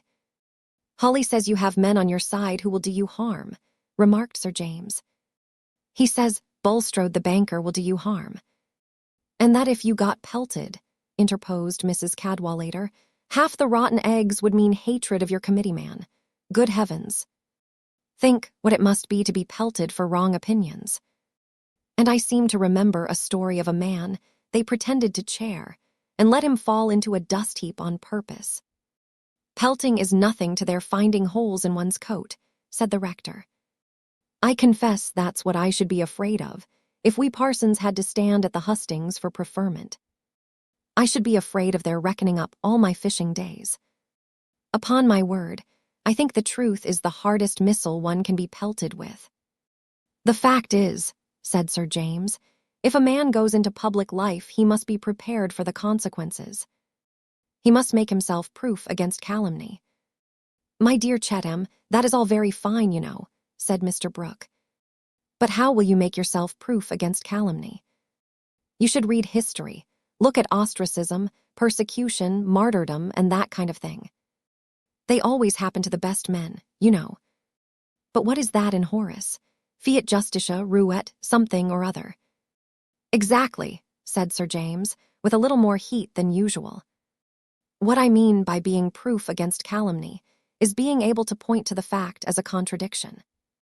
And it is not martyrdom to pay bills that one has run into oneself, said Mrs. Cadwallader. But it was Sir James's evident annoyance that most stirred Mr. Brooke. Well, you know, Chatham, he said, rising, taking up his hat and leaning on his stick, you and I have a different system. You are all for outlay with your farms. I don't want to make out that my system is good under all circumstances. Under all circumstances, you know. There ought to be a new valuation made from time to time, said Sir James. Returns are very well occasionally, but I like a fair valuation. What do you say, Cadwallader? I agree with you. If I were Brooke, I would choke the trumpet at once by getting Garth to make a new valuation of the farms and giving him carte blanche about gates and repairs. That's my view of the political situation, said the rector, broadening himself by sticking his thumbs in his armholes and laughing towards Mr. Brooke. That's a showy sort of thing to do, you know, said Mr. Brooke. But I should like you to tell me of another landlord who has distressed his tenants for arrears as little as I have. I let the old tenants stay on. I'm uncommonly easy, let me tell you, uncommonly easy. I have my own ideas, and I take my stand on them, you know. A man who does that is always charged with eccentricity, inconsistency, and that kind of thing. When I change my line of action, I shall follow my own ideas. After that, Mr. Brooke remembered that there was a packet which he had omitted to send off from the Grange, and he bade everybody hurriedly goodbye. I didn't want to take a liberty with Brooke, said Sir James. I see he is nettled. But as to what he says about old tenants, in point of fact, no new tenant would take the farms on the present terms. I have a notion that he will be brought round in time, said the rector. But you were pulling one way, Elinor, and we were pulling another. You wanted to frighten him away from expense, and we want to frighten him into it. Better let him try to be popular, and see that his character as a landlord stands in his way. I don't think it signifies two straws about the Pioneer, or Ladislaw, or Brooks speechifying to the Middlemarchers. But it does signify about the parishioners in Tipton being comfortable. Excuse me, it is you two who are on the wrong tack, said Mrs. Cadwallader. You should have proved to him that he loses money by bad management, and then we should all have pulled together. If you put him a horseback on politics, I warn you of the consequences. It was all very well to ride on sticks at home and call them ideas. Chapter 39. If, as I have, you also do virtue attired in woman see, and dare love that and say so too, and forget the he and she, and if this love, though placed so, from profane men you hide, which will no faith on this bestow, or if they do deride, then you have done a braver thing than all the worthies did, and a braver thence will spring, which is to keep that hid. Dr. Donne. Sir James Chatham's mind was not fruitful in devices, but his growing anxiety to act on Brooke, once brought close to his constant belief in Dorothea's capacity for influence, became formative and issued in a little plan. Namely, to plead Celia's indisposition as a reason for fetching Dorothea by herself to the hall, and to leave her at the Grange with the carriage on the way, after making her fully aware of the situation concerning the management of the estate. In this way it happened that one day near 4 o'clock, when Mr. Brooke and Ladislaw were seated in the library, the door opened and Mrs. Casaubon was announced. Will, the moment before, had been low in the depths of boredom, and obliged to help Mr. Brooke in arranging documents about hanging sheep stealers, was exemplifying the power our minds have of riding several horses at once by inwardly arranging measures towards getting a lodging for himself in Middlemarch, and cutting short his constant residence at the Grange, while there flitted through all these steadier images a tickling vision of a sheep-stealing epic written with Homeric particularity.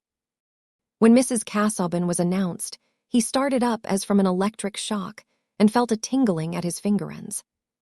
Anyone observing him would have seen a change in his complexion, in the adjustment of his facial muscles, in the vividness of his glance, which might have made them imagine that every molecule in his body had passed the message of a magic touch. And so it had. For effective magic is transcendent nature, and who shall measure the subtlety of those touches which convey the quality of soul as well as body, and make a man's passion for one woman differ from his passion for another as joy in the morning light over valley and river and white mountain-top differs from joy among Chinese lanterns and glass panels. Will, too, was made of very impressible stuff. The bow of a violin drawn near him cleverly would at one stroke change the aspect of the world for him, and his point of view shifted as easily as his mood. Dorothea's entrance was the freshness of morning. "Well, my dear, this is pleasant now," said Mr. Brooke, meeting and kissing her. "You have left Casaubon with his books, I suppose. That's right. We must not have you getting too learned for a woman, you know." "There is no fear of that, uncle," said Dorothea, turning to Will and shaking hands with open cheerfulness, while she made no other form of greeting, but went on answering her uncle. "I am very slow. When I want to be busy with books, I am often playing truant among my thoughts. I find it is not so easy to be learned as to plan cottages." She seated herself beside her uncle opposite to Will, and was evidently preoccupied with something that made her almost unmindful of him. He was ridiculously disappointed, as if he had imagined that her coming had anything to do with him. "Why, yes, my dear, it was quite your hobby to draw plans. But it was good to break that off a little. Hobbies are apt to run away with us, you know. It doesn't do to be run away with. We must keep the reins. I have never let myself be run away with. I always pulled up. That is what I tell Ladislaw. He and I are alike, you know. He likes to go into everything. We are working at capital punishment. We shall do a great deal together, Ladislaw and I." "Yes," said Dorothea, with characteristic directness. "Sir James has been telling me that he is in hope of seeing a great change made soon in your management of the estate, that you are thinking of having the farms valued, and repairs made, and the cottages improved, so that Tipton may look quite another place.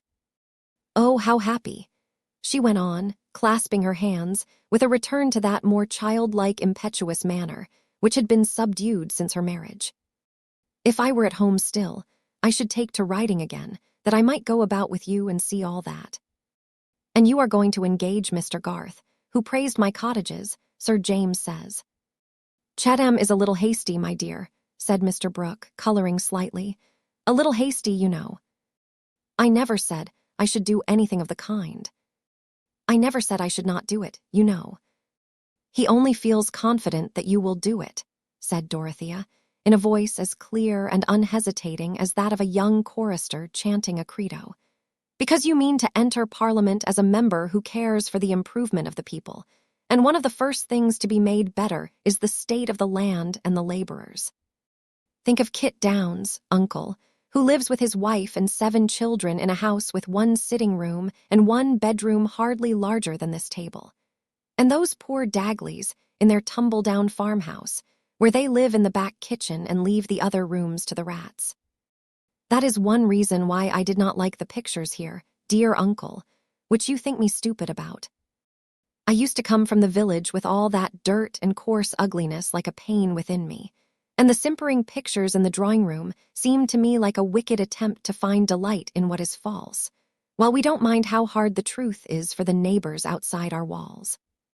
I think we have no right to come forward and urge wider changes for good, until we have tried to alter the evils which lie under our own hands.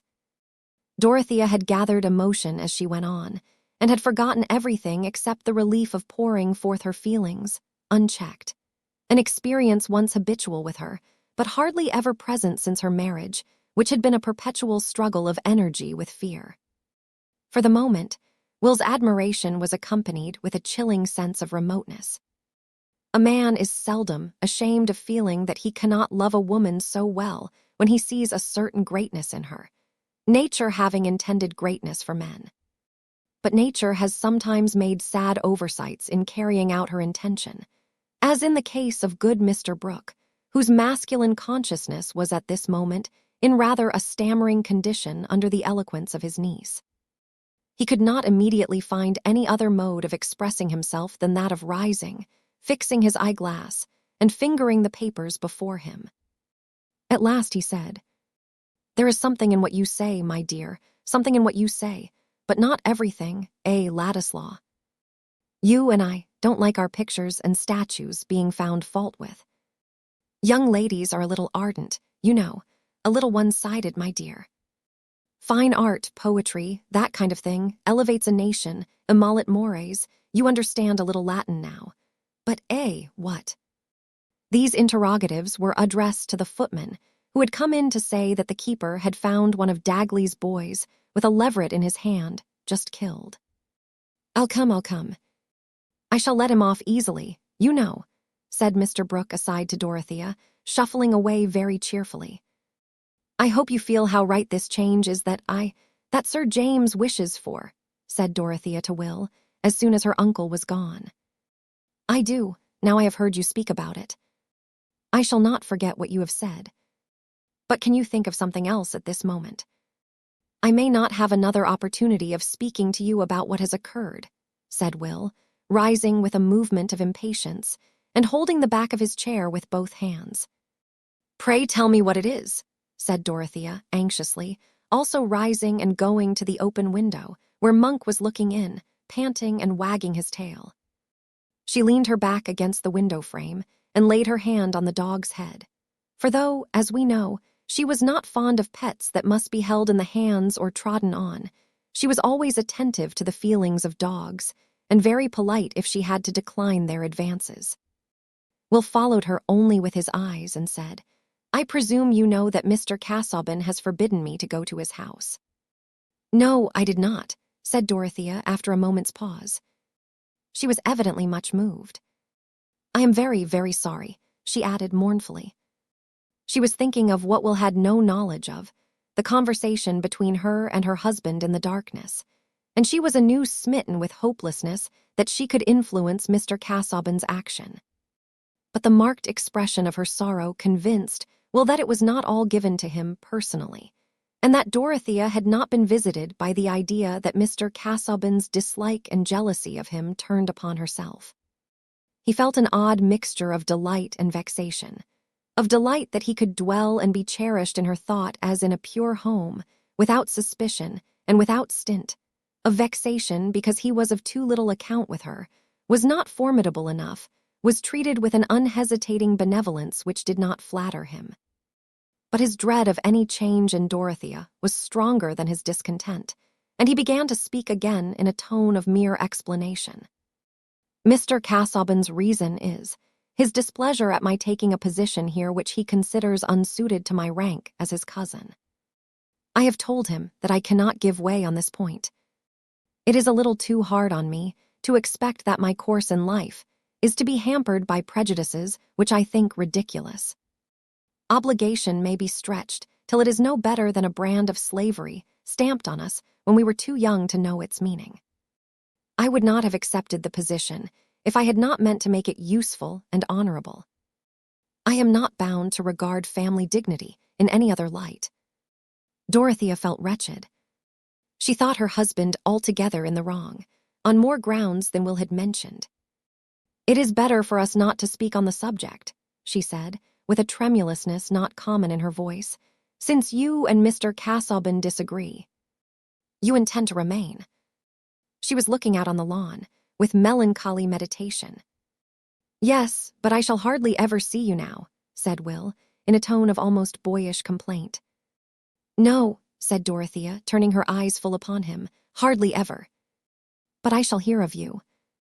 I shall know what you are doing for my uncle." "I shall know hardly anything about you," said Will. "No one will tell me anything." "Oh, my life is very simple," said Dorothea, her lips curling with an exquisite smile, which irradiated her melancholy. "I am always at Lowick." "That is a dreadful imprisonment," said Will impetuously. "No, don't think that," said Dorothea. "I have no longings." He did not speak, but she replied to some change in his expression. "I mean for myself. Except that I should like not to have so much more than my share, without doing anything for others. But I have a belief of my own, and it comforts me." "What is that?" said Will, rather jealous of the belief. "That by desiring what is perfectly good, even when we don't quite know what it is and cannot do what we would, we are part of the divine power against evil, widening the skirts of light and making the struggle with darkness narrower. That is a beautiful mysticism. It is a—" "Please not to call it by any name," said Dorothea, putting out her hands entreatingly. "You will say it is Persian or something else geographical. It is my life. I have found it out and cannot part with it. I have always been finding out my religion since I was a little girl. I used to pray so much, now I hardly ever pray. I try not to have desires merely for myself, because they may not be good for others, and I have too much already. I only told you that you might know quite well how my days go at Lowick." "God bless you for telling me," said Will ardently, and rather wondering at himself. They were looking at each other like two fond children who were talking confidentially of birds. "What is your religion?" said Dorothea. "I mean, not what you know about religion, but the belief that helps you most." "To love what is good and beautiful when I see it," said Will. "But I am a rebel. I don't feel bound, as you do, to submit to what I don't like." "But if you like what is good, that comes to the same thing," said Dorothea, smiling. "Now you are subtle," said Will. "Yes, Mr. Casaubon often says I am too subtle." "I don't feel as if I were subtle," said Dorothea playfully. "But how long my uncle is. I must go and look for him. I must really go on to the hall. Celia is expecting me." Will offered to tell Mr. Brooke, who presently came and said that he would step into the carriage and go with Dorothea as far as Dagley's, to speak about the small delinquent who had been caught with the leveret. Dorothea renewed the subject of the estate as they drove along, but Mr. Brooke, not being taken unawares, got the talk under his own control. "Chatham now," he replied. "He finds fault with me, my dear, but I should not preserve my game if it were not for Chatham, and he can't say that that expense is for the sake of the tenants, you know. It's a little against my feeling. Poaching, now, if you come to look into it, I have often thought of getting up the subject.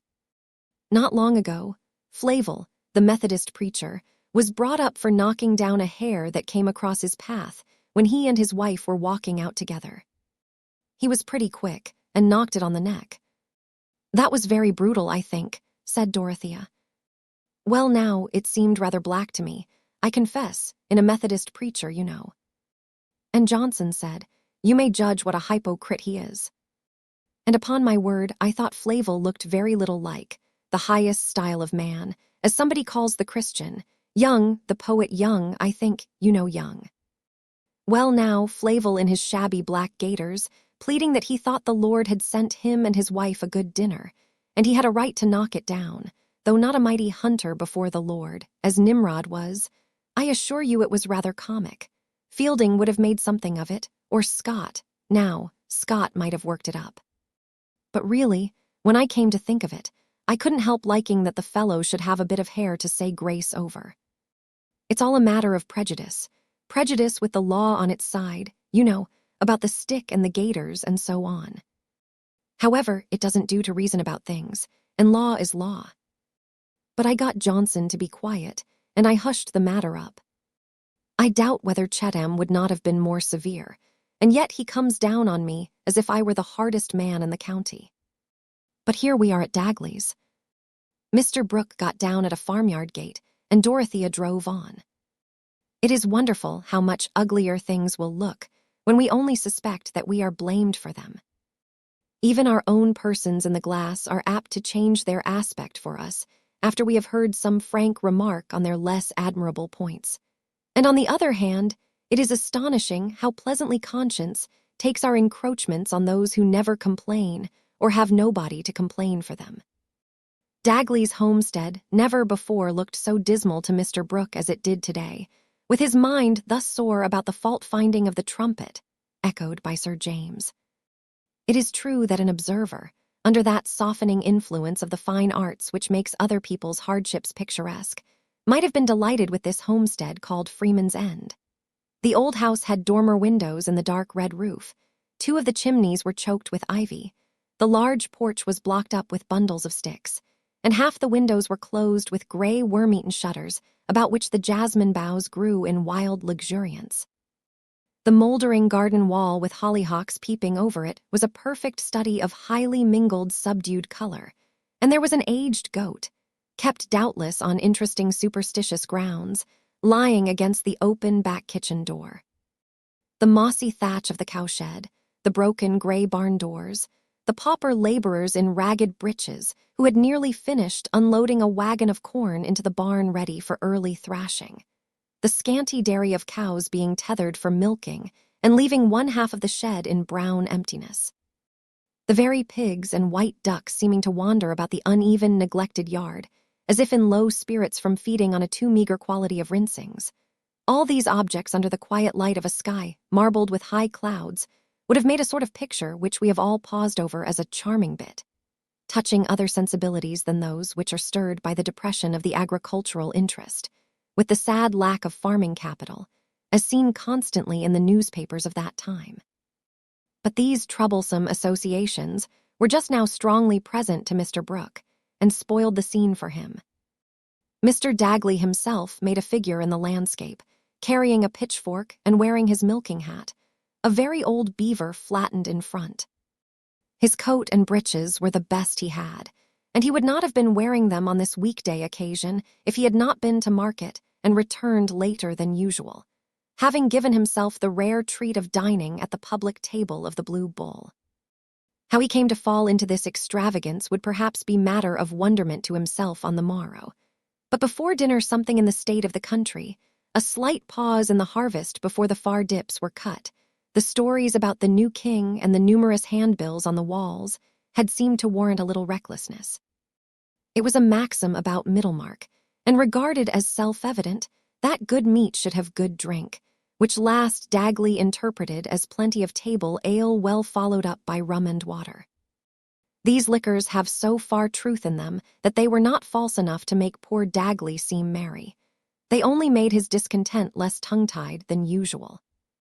He had also taken too much in the shape of muddy political talk, a stimulant dangerously disturbing to his farming conservatism, which consisted in holding that whatever is bad, and any change is likely to be worse. He was flushed, and his eyes had a decidedly quarrelsome stare as he stood still grasping his pitchfork, while the landlord approached with his easy, shuffling walk, one hand in his trouser pocket and the other swinging round a thin walking stick. "Dagley, my good fellow," began Mr. Brooke, conscious that he was going to be very friendly about the boy. "Oh, I'm a good feller, am I? Thank ye, sir, thank ye," said Dagley, with a loud snarling irony which made Fagg the sheepdog stir from his seat and prick his ears. But seeing Monk enter the yard after some outside loitering, Fagg seated himself again in an attitude of observation. "I'm glad to hear I'm a good feller." Mr. Brooke reflected that it was market day, and that his worthy tenant had probably been dining, but saw no reason why he should not go on, since he could take the precaution of repeating what he had to say to Mrs. Dagley. Your little lad Jacob has been caught killing a leveret, Dagley. I have told Johnson to lock him up in the empty stable an hour or two, just to frighten him, you know. But he will be brought home by and by, before night, and you'll just look after him, will you, and give him a reprimand, you know. No, I won't. I'll be deed if I'll leather my boy to please you or anybody else, not if you was 20 landlords isted o one, and that a bad un. Dagley's words were loud enough to summon his wife to the back kitchen door, the only entrance ever used, and one always open except in bad weather, and Mr. Brooke, saying soothingly, Well, well, I'll speak to your wife. I didn't mean beating, you know," turned to walk to the house. But Dagley, only the more inclined to have his say with a gentleman who walked away from him, followed at once, with Fagg slouching at his heels, and sullenly evading some small and probably charitable advances on the part of Monk. "How do you do, Mrs. Dagley?" said Mr. Brooke, making some haste. "I came to tell you about your boy. I don't want you to give him the stick, you know." He was careful to speak quite plainly this time. Overworked Mrs. Dagley, a thin, worn woman, from whose life pleasure had so entirely vanished that she had not even any Sunday clothes which could give her satisfaction in preparing for church, had already had a misunderstanding with her husband since he had come home, and was in low spirits, expecting the worst. But her husband was beforehand in answering. "No, nor he won't have the stick, whether you want it or no," pursued Dagley, throwing out his voice, as if he wanted it to hit hard. "You've got no call to come and talk about sticks o' these premises, as you won't give a stick toe at mending. Go to Middlemarch to ax for your character."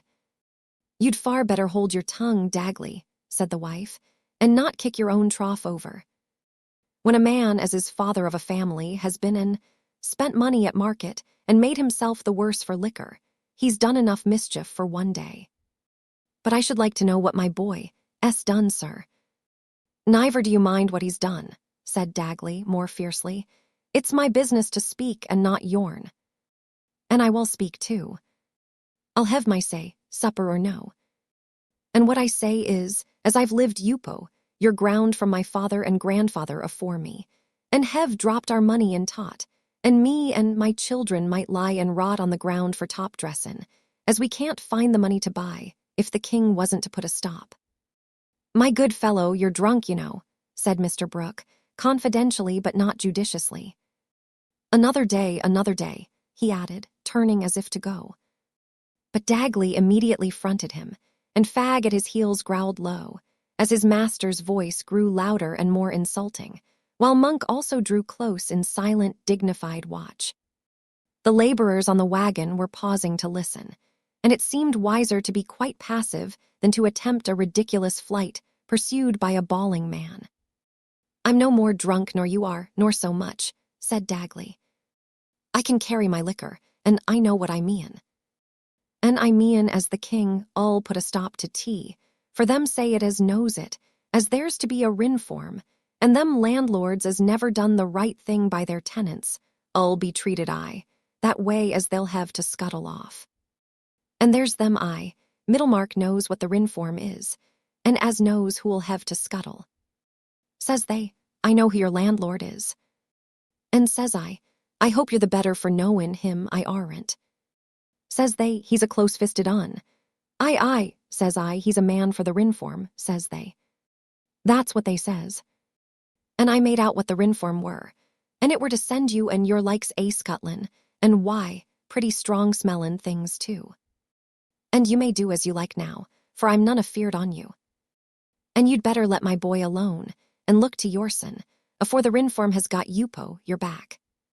That's what I'm got to say, concluded Mr. Dagley, striking his fork into the ground with a firmness which proved inconvenient as he tried to draw it up again. At this last action Monk began to bark loudly, and it was a moment for Mr. Brooke to escape. He walked out of the yard as quickly as he could, in some amazement at the novelty of his situation. He had never been insulted on his own land before, and had been inclined to regard himself as a general favorite. We are all apt to do so, when we think of our own amiability more than of what other people are likely to want of us. When he had quarreled with Caleb Garth 12 years, before he had thought that the tenants would be pleased at the landlord's taking everything into his own hands. Some who follow the narrative of his experience may wonder at the midnight darkness of Mr. Dagley, but nothing was easier in those times than for an hereditary farmer of his grade to be ignorant, in spite somehow of having a rector in the twin parish who was a gentleman to the backbone, a curate nearer at hand who preached more learnedly than the rector, a landlord who had gone into everything, especially fine art and social improvement, and all the lights of Middlemarch only 3 miles off.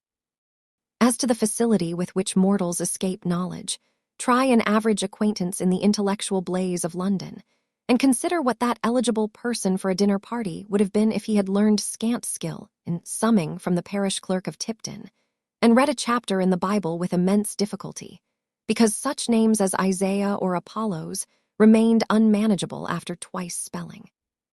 Poor Dagley read a few verses sometimes on a Sunday evening, and the world was at least not darker to him than it had been before. Some things he knew thoroughly, namely, the slovenly habits of farming and the awkwardness of weather, stock, and crops at Freeman's End, so called apparently by way of sarcasm, to imply that a man was free to quit it if he chose, but that there was no earthly beyond open to him. Chapter 40. Wise in his daily work was he. To fruits of diligence, and not to faiths or polity, he plied his utmost sense. These perfect in their little parts, whose work is all their prize, without them how could laws, or arts, or towered cities rise? In watching effects, if only of an electric battery, it is often necessary to change our place and examine a particular mixture or group at some distance from the point where the movement we are interested in was set up. The group I am moving towards is at Caleb Garth's breakfast table in the large parlor where the maps and desk were. Father, mother, and 5 of the children. Mary was just now at home waiting for a situation, while Christy, the boy next to her, was getting cheap learning and cheap fare in Scotland, having to his father's disappointment taken to books instead of that sacred calling, business. The letters had come, 9 costly letters, for which the postman had been paid 3 and 2pence, and Mr. Garth was forgetting his tea and toast while he read his letters and laid them open one above the other, sometimes swaying his head slowly, sometimes screwing up his mouth in inward debate, but not forgetting to cut off a large red seal unbroken, which Letty snatched up like an eager terrier. The talk among the rest went on unrestrainedly, for nothing disturbed Caleb's absorption except shaking the table when he was writing. 2 letters of the 9 had been for Mary. After reading them, she had passed them to her mother and sat playing with her teaspoon absently, till with a sudden recollection she returned to her sewing, which she had kept on her lap during breakfast. "Oh, don't sew, Mary," said Ben, pulling her arm down.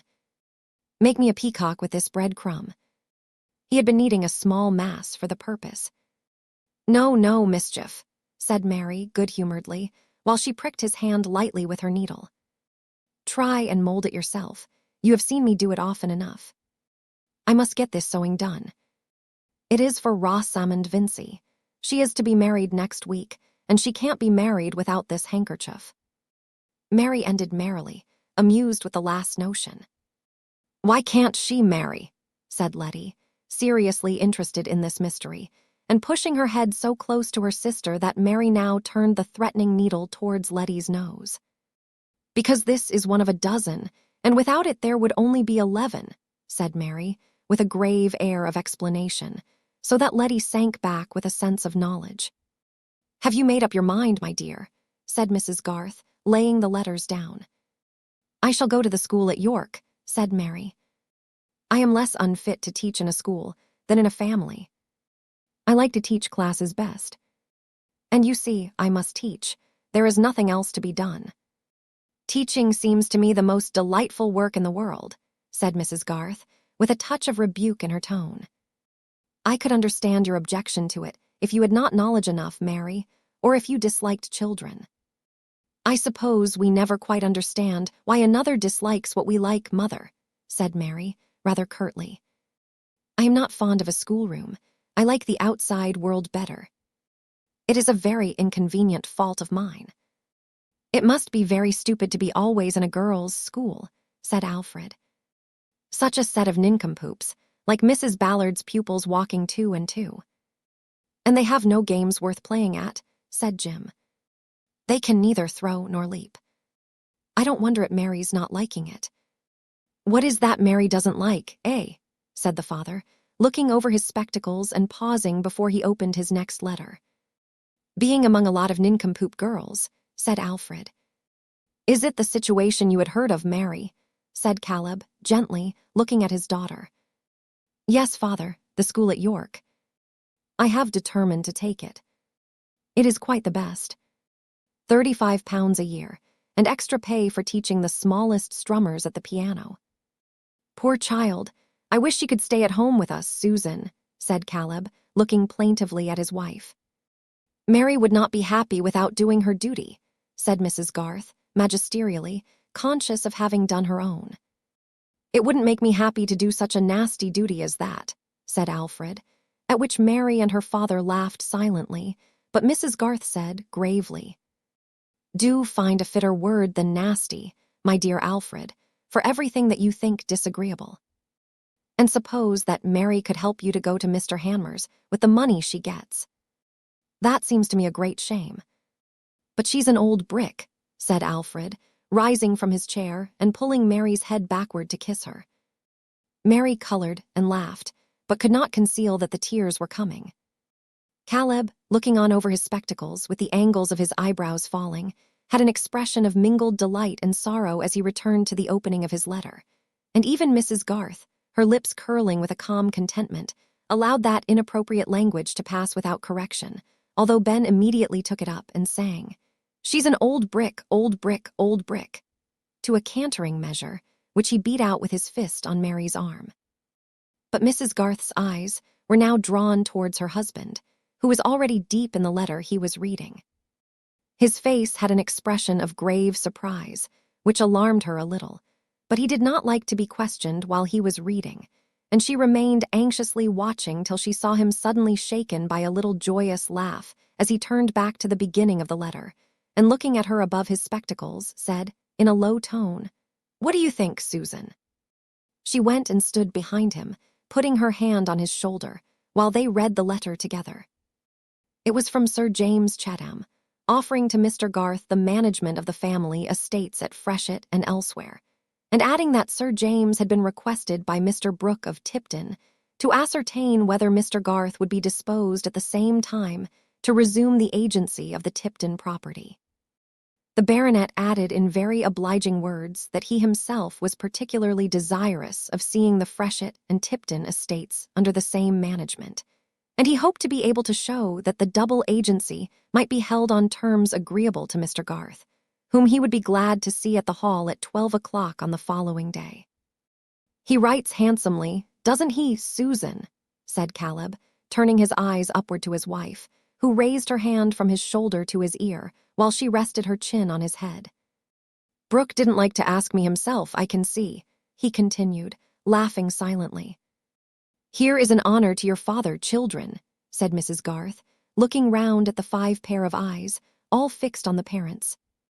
He is asked to take a post again, by those who dismissed him long ago. That shows that he did his work well, so that they feel the want of him. Like Cincinnatus, hooray!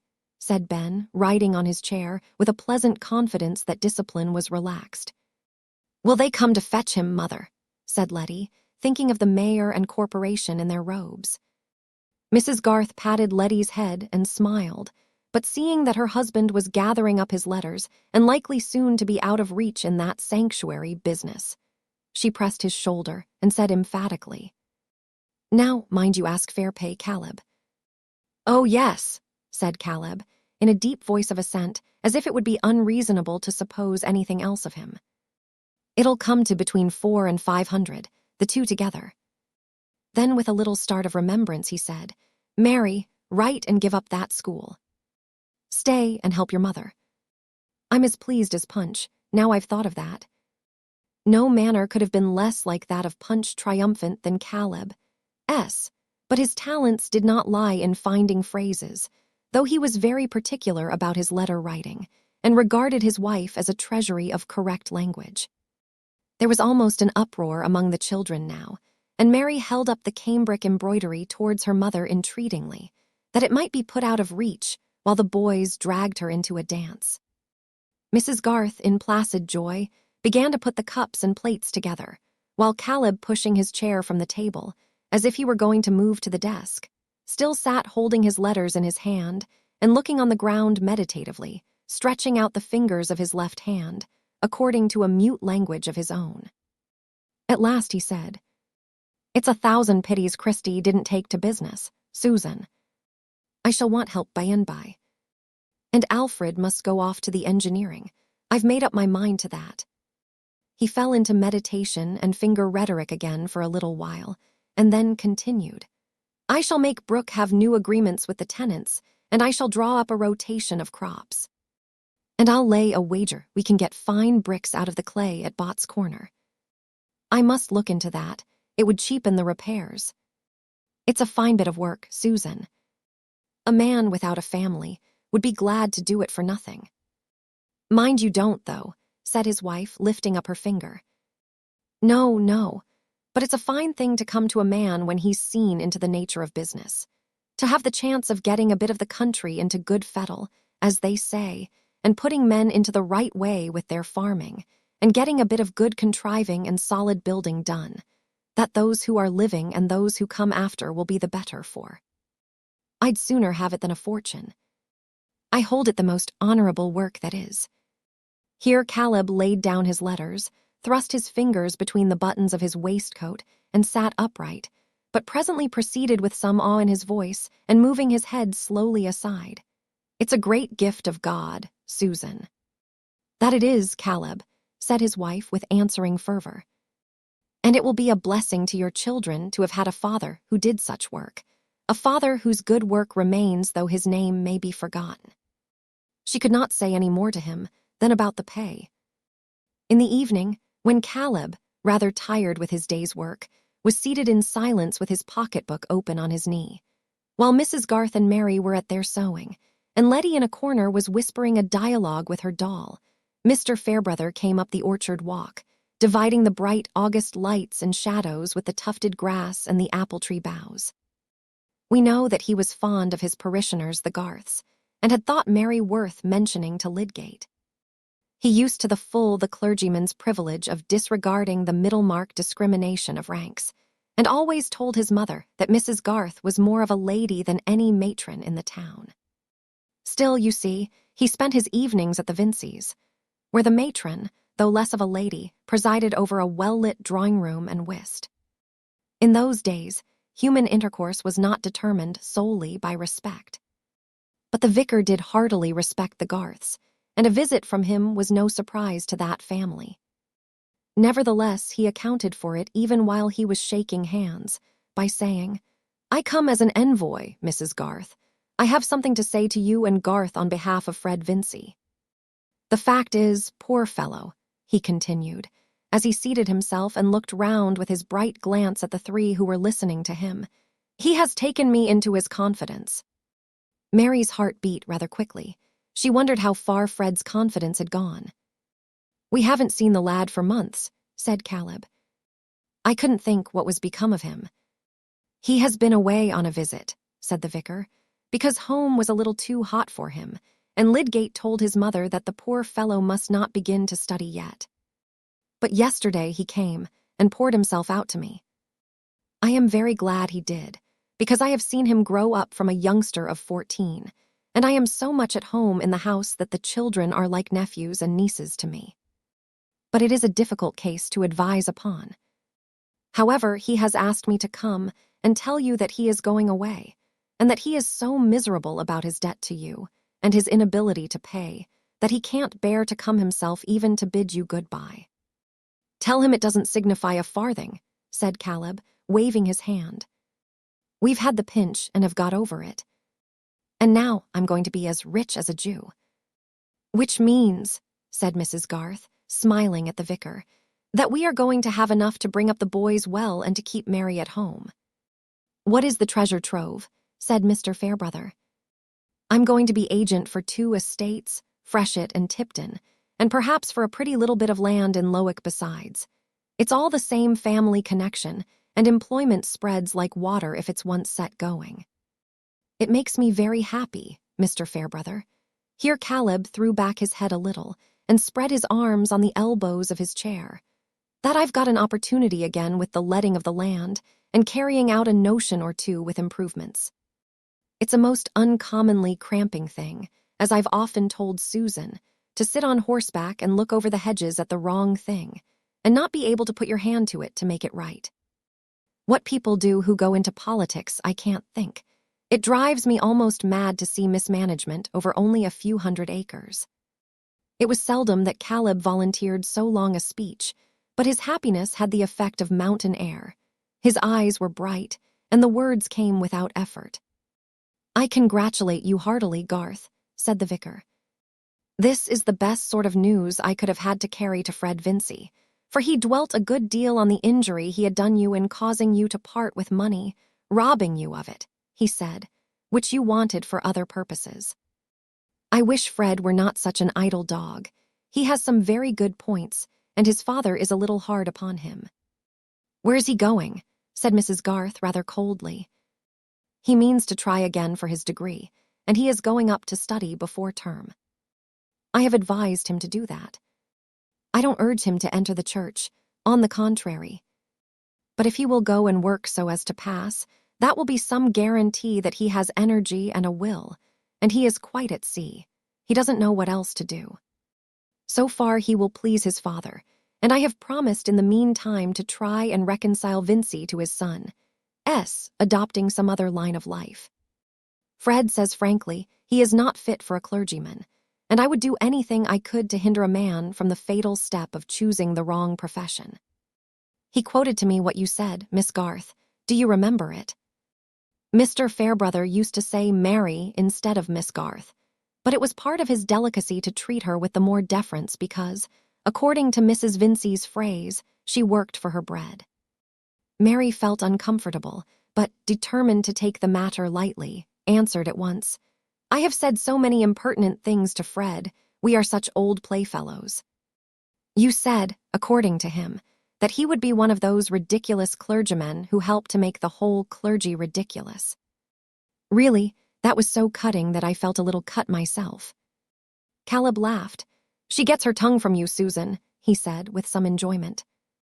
"Not its flippancy, father," said Mary quickly, fearing that her mother would be displeased. "It is rather too bad of Fred to repeat my flippant speeches to Mr. Fairbrother." "It was certainly a hasty speech, my dear," said Mrs. Garth, with whom speaking evil of dignities was a high misdemeanor. "We should not value our vicar the less, because there was a ridiculous curate in the next parish." "There's something in what she says, though," said Caleb, not disposed to have Mary's sharpness undervalued. "A bad workman of any sort makes his fellows mistrusted. Things hang together," he added, looking on the floor and moving his feet uneasily with a sense that words were scantier than thoughts. "Clearly," said the vicar, amused. "By being contemptible, we set men's minds to the tune of contempt. I certainly agree with Miss Garth's view of the matter, whether I am condemned by it or not. But as to Fred Vincy, it is only fair he should be excused a little. Old Featherstone's delusive behavior did help to spoil him. There was something quite diabolical in not leaving him a farthing after all. But Fred has the good taste not to dwell on that. And what he cares most about is having offended you, Mrs. Garth. He supposes you will never think well of him again." "I have been disappointed in Fred," said Mrs. Garth with decision. "But I shall be ready to think well of him again when he gives me good reason to do so." At this point Mary went out of the room, taking Letty with her. "Oh, we must forgive young people when they're sorry," said Caleb, watching Mary close the door. "And as you say, Mr. Fairbrother, there was the very devil in that old man. Now Mary's gone out, I must tell you a thing. It's only known to Susan and me, and you'll not tell it again. The old scoundrel wanted Mary to burn one of the wills the very night he died, when she was sitting up with him by herself, and he offered her a sum of money that he had in the box by him if she would do it. But Mary, you understand, could do no such thing, would not be handling his iron chest, and so on. Now, you see, the will he wanted burnt was this last, so that if Mary had done what he wanted, Fred Vincy would have had £10,000. The old man did turn to him at the last. That touches poor Mary close. She couldn't help it. She was in the right to do what she did, but she feels, as she says, much as if she had knocked down somebody's property and broken it against her will, when she was rightfully defending herself. I feel with her, somehow, and if I could make any amends to the poor lad, instead of bearing him a grudge for the harm he did us, I should be glad to do it. Now, what is your opinion, sir? Susan doesn't agree with me. She says, tell what you say, Susan. Mary could not have acted otherwise, even if she had known what would be the effect on Fred, said Mrs. Garth, pausing from her work and looking at Mr. Fairbrother. And she was quite ignorant of it. It seems to me, a loss which falls on another because we have done right is not to lie upon our conscience. The vicar did not answer immediately, and Caleb said, it's the feeling. The child feels in that way, and I feel with her. You do mean your horse to tread on a dog when you're backing out of the way, but it goes through you when it's done. I am sure Mrs. Garth would agree with you there, said Mr. Fairbrother, who for some reason seemed more inclined to ruminate than to speak.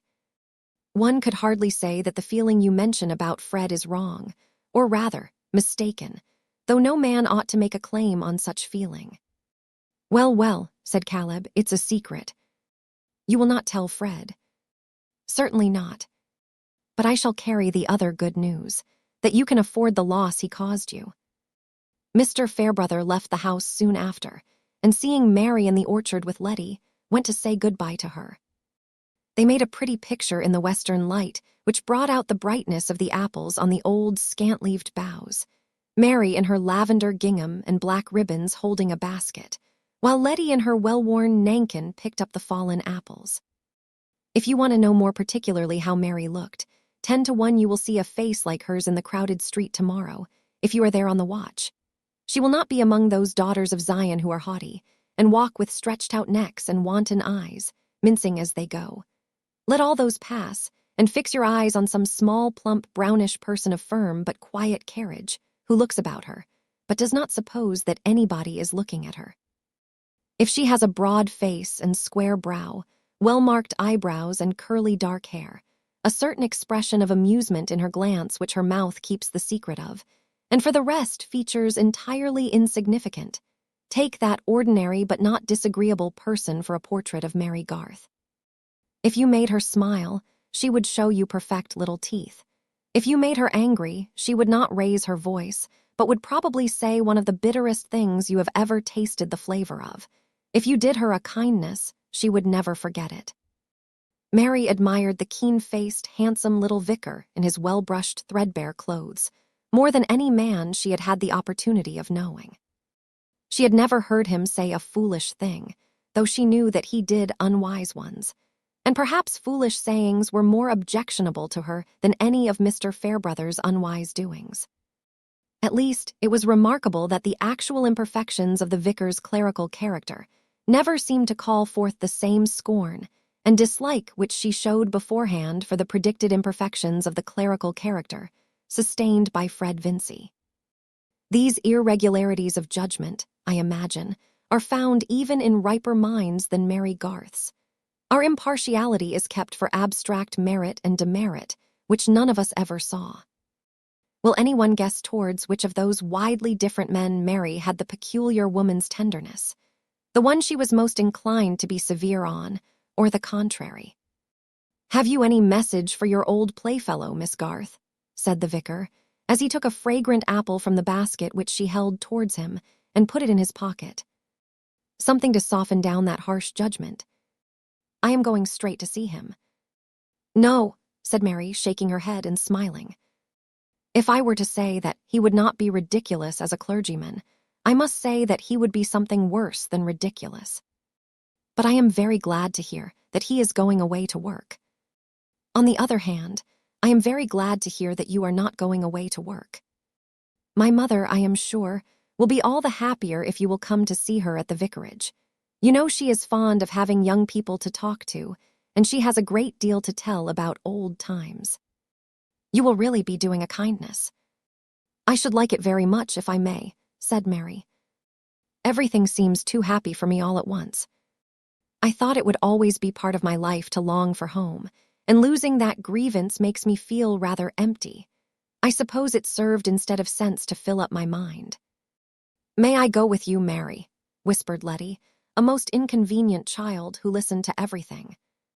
But she was made exultant by having her chin pinched and her cheek kissed by Mr. Fairbrother, an incident which she narrated to her mother and father. As the vicar walked to Lowick, anyone watching him closely might have seen him twice shrug his shoulders. I think that the rare Englishmen who have this gesture are never of the heavy type. For fear of any lumbering instance to the contrary, I will say, hardly ever. They have usually a fine temperament and much tolerance towards the smaller errors of men, themselves inclusive. The vicar was holding an inward dialogue in which he told himself that there was probably something more between Fred and Mary Garth than the regard of old playfellows, and replied with a question whether that bit of womanhood were not a great deal too choice for that crude young gentleman. The rejoinder to this was the first shrug. Then he laughed at himself for being likely to have felt jealous, as if he had been a man able to marry, which, added he, it is as clear as any balance sheet that I am not. Whereupon followed the second shrug. What could two men, so different from each other, see in this brown patch, as Mary called herself? It was certainly not her plainness that attracted them, and let all plain young ladies be warned against the dangerous encouragement given them by society to confide in their want of beauty. A human being in this aged nation of ours is a very wonderful whole, the slow creation of long interchanging influences, and charm is a result of two such wholes, the one loving and the one loved. When Mr. and Mrs. Garth were sitting alone, Caleb said, "Susan, guess what I'm thinking of." "The rotation of crops," said Mrs. Garth, smiling at him above her knitting, "or else the back doors of the Tipton cottages." "No," said Caleb gravely, "I am thinking that I could do a great turn for Fred Vincy. Christy's gone, Alfred will be gone soon, and it will be 5 years before Jim is ready to take to business. I shall want help, and Fred might come in and learn the nature of things and act under me, and it might be the making of him into a useful man if he gives up being a parson. What do you think?" "I think there is hardly anything honest that his family would object to more," said Mrs. Garth, decidedly. "What care I about their objecting?" said Caleb, with a sturdiness which he was apt to show when he had an opinion. "The lad is of age, and must get his bread. He has sense enough and quickness enough. He likes being on the land, and it's my belief that he could learn business well if he gave his mind to it." "But would he? His father and mother wanted him to be a fine gentleman, and I think he has the same sort of feeling himself. They all think us beneath them. And if the proposal came from you, I am sure Mrs. Vincy would say that we wanted Fred for Mary. Life is a poor tale, if it is to be settled by nonsense of that sort," said Caleb with disgust. "Yes, but there is a certain pride which is proper, Caleb. I call it improper pride to let fools. Notions hinder you from doing a good action." "There's no sort of work," said Caleb with fervor, putting out his hand and moving it up and down to mark his emphasis, "that could ever be done well if you minded what fools say. You must have it inside you that your plan is right, and that plan you must follow." "I will not oppose any plan you have set your mind on, Caleb," said Mrs. Garth, who was a firm woman, but knew that there were some points on which her mild husband was yet firmer. "Still, it seems to be fixed that Fred is to go back to college. Will it not be better to wait and see what he will choose to do after that? It is not easy to keep people against their will. And you are not yet quite sure enough of your own position, or what you will want. Well, it may be better to wait a bit. But as to my getting plenty of work for two, I'm pretty sure of that. I've always had my hands full with scattered things, and there's always something fresh turning up. Why, only yesterday, bless me, I don't think I told you. It was rather odd that 2 men should have been at me on different sides to do the same bit of valuing." "And who do you think they were?" said Caleb, taking a pinch of snuff and holding it up between his fingers as if it were a part of his exposition. He was fond of a pinch when it occurred to him, but he usually forgot that this indulgence was at his command. His wife held down her knitting and looked attentive. Why, that rig, or rig Featherstone, was one. But Bulstrode was before him, so I'm going to do it for Bulstrode. Whether it's mortgage or purchase they're going for, I can't tell yet. Can that man be going to sell the land just left him, which he has taken the name for? Said Mrs. Garth. Deuce knows, said Caleb, who never referred the knowledge of discreditable doings to any higher power than the deuce. But Bulstrode has long been wanting to get a handsome bit of land under his fingers, that I know. And it's a difficult matter to get, in this part of the country. Caleb scattered his snuff carefully instead of taking it, and then added, the ins and outs of things are curious. Here is the land they've been all along expecting for Fred, which it seems the old man never meant to leave him a foot of, but left it to this side-slip of a son that he kept in the dark, and thought of his sticking there and vexing everybody as well as he could have vexed him himself if he could have kept alive. I say, it would be curious if it got into Bulstrode's hands after all. The old man hated him and never would bank with him. What reason could the miserable creature have for hating a man whom he had nothing to do with? Said Mrs. Garth. Pooh, where's the use of asking for such fellows' reasons? The soul of man, said Caleb, with the deep tone and grave shake of the head which always came when he used this phrase. The soul of man, when it gets fairly rotten, will bear you all sorts of poisonous toadstools, and no eye can see whence came the seed thereof. It was one of Caleb's quaintnesses, that in his difficulty of finding speech for his thought, he caught, as it were, snatches of diction which he associated with various points of view or states of mind. And whenever he had a feeling of awe, he was haunted by a sense of biblical phraseology, though he could hardly have given a strict quotation. Chapter 41. By swaggering could I never thrive, for the rain it raineth every day. 12th night. The transactions referred to by Caleb Garth as having gone forward between Mr. Bulstrode and Mr. Joshua Rigg Featherstone concerning the land attached to Stone Court had occasioned the interchange of a letter or two between these personages. Who shall tell what may be the effect of writing? If it happens to have been cut in stone, though it lie face down, most for ages on a forsaken beach, or rest quietly under the drums and tramplings of many conquests, it may end by letting us into the secret of usurpations and other scandals gossiped about long empires ago, this world being apparently a huge whispering gallery. Such conditions are often minutely represented in our petty lifetimes. As the stone which has been kicked by generations of clowns may come by curious little links of effect under the eyes of a scholar, through whose labors it may at last fix the date of invasions and unlock religions, so a bit of ink and paper, which has long been an innocent wrapping or stopgap, may at last be laid open under the one pair of eyes which have knowledge enough to turn it into the opening of a catastrophe. To Uriel watching the progress of planetary history from the sun, the one result would be just as much of a coincidence as the other. Having made this rather lofty comparison, I am less uneasy in calling attention to the existence of low people by whose interference, however little we may like it, the course of the world is very much determined. It would be well, certainly, if we could help to reduce their number, and something might perhaps be done by not lightly giving occasion to their existence. Socially speaking, Joshua Rigg would have been generally pronounced a superfluity. But those who, like Peter Featherstone, never had a copy of themselves demanded, are the very last to wait for such a request either in prose or verse. The copy in this case bore more of outside resemblance to the mother, in whose sex-frog features, accompanied with fresh-colored cheeks and a well-rounded figure, are compatible with much charm for a certain order of admirers. The result is sometimes a frog-faced male, desirable, surely, to no order of intelligent beings, especially when he is suddenly brought into evidence to frustrate other people's expectations, the very lowest aspect in which a social superfluity can present himself.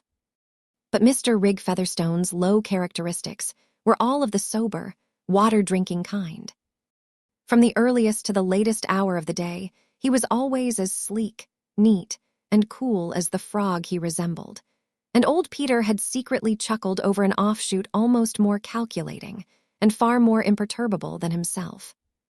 I will add that his fingernails were scrupulously attended to, and that he meant to marry a well-educated young lady, as yet unspecified, whose person was good and whose connections, in a solid middle-class way, were undeniable.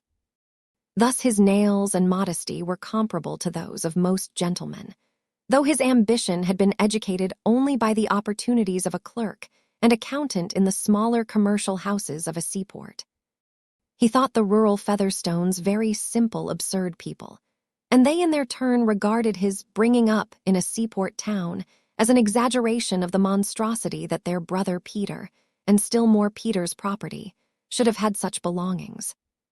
The garden and gravel approach, as seen from the 2 windows of the wainscoted parlor at Stone Court, were never in better trim than now, when Mr. Rigg Featherstone stood, with his hands behind him, looking out on these grounds as their master. But it seemed doubtful whether he looked out for the sake of contemplation or of turning his back to a person who stood in the middle of the room, with his legs considerably apart and his hands in his trouser pockets. A person in all respects, a contrast to the sleek and cool Rigg. He was a man obviously on the way towards 60, very florid and hairy, with much gray in his bushy whiskers and thick curly hair, a stoutish body which showed to disadvantage the somewhat worn joinings of his clothes, and the air of a swaggerer who would aim at being noticeable even at a show of fireworks, regarding his own remarks on any other person's performance as likely to be more interesting than the performance itself. His name was John Raffles, and he sometimes wrote jocosely WAG after his signature, observing when he did so that he was once taught by Leonard Lamb of Finsbury, who wrote BA after his name, and that he, Raffles, originated the witticism of calling that celebrated Principal Baalam. Such were the appearance and mental flavor of Mr. Raffles, both of which seemed to have a stale odor of travelers, rooms in the commercial hotels of that period. "Come now, Josh," he was saying in a full, rumbling tone, "look at it in this light.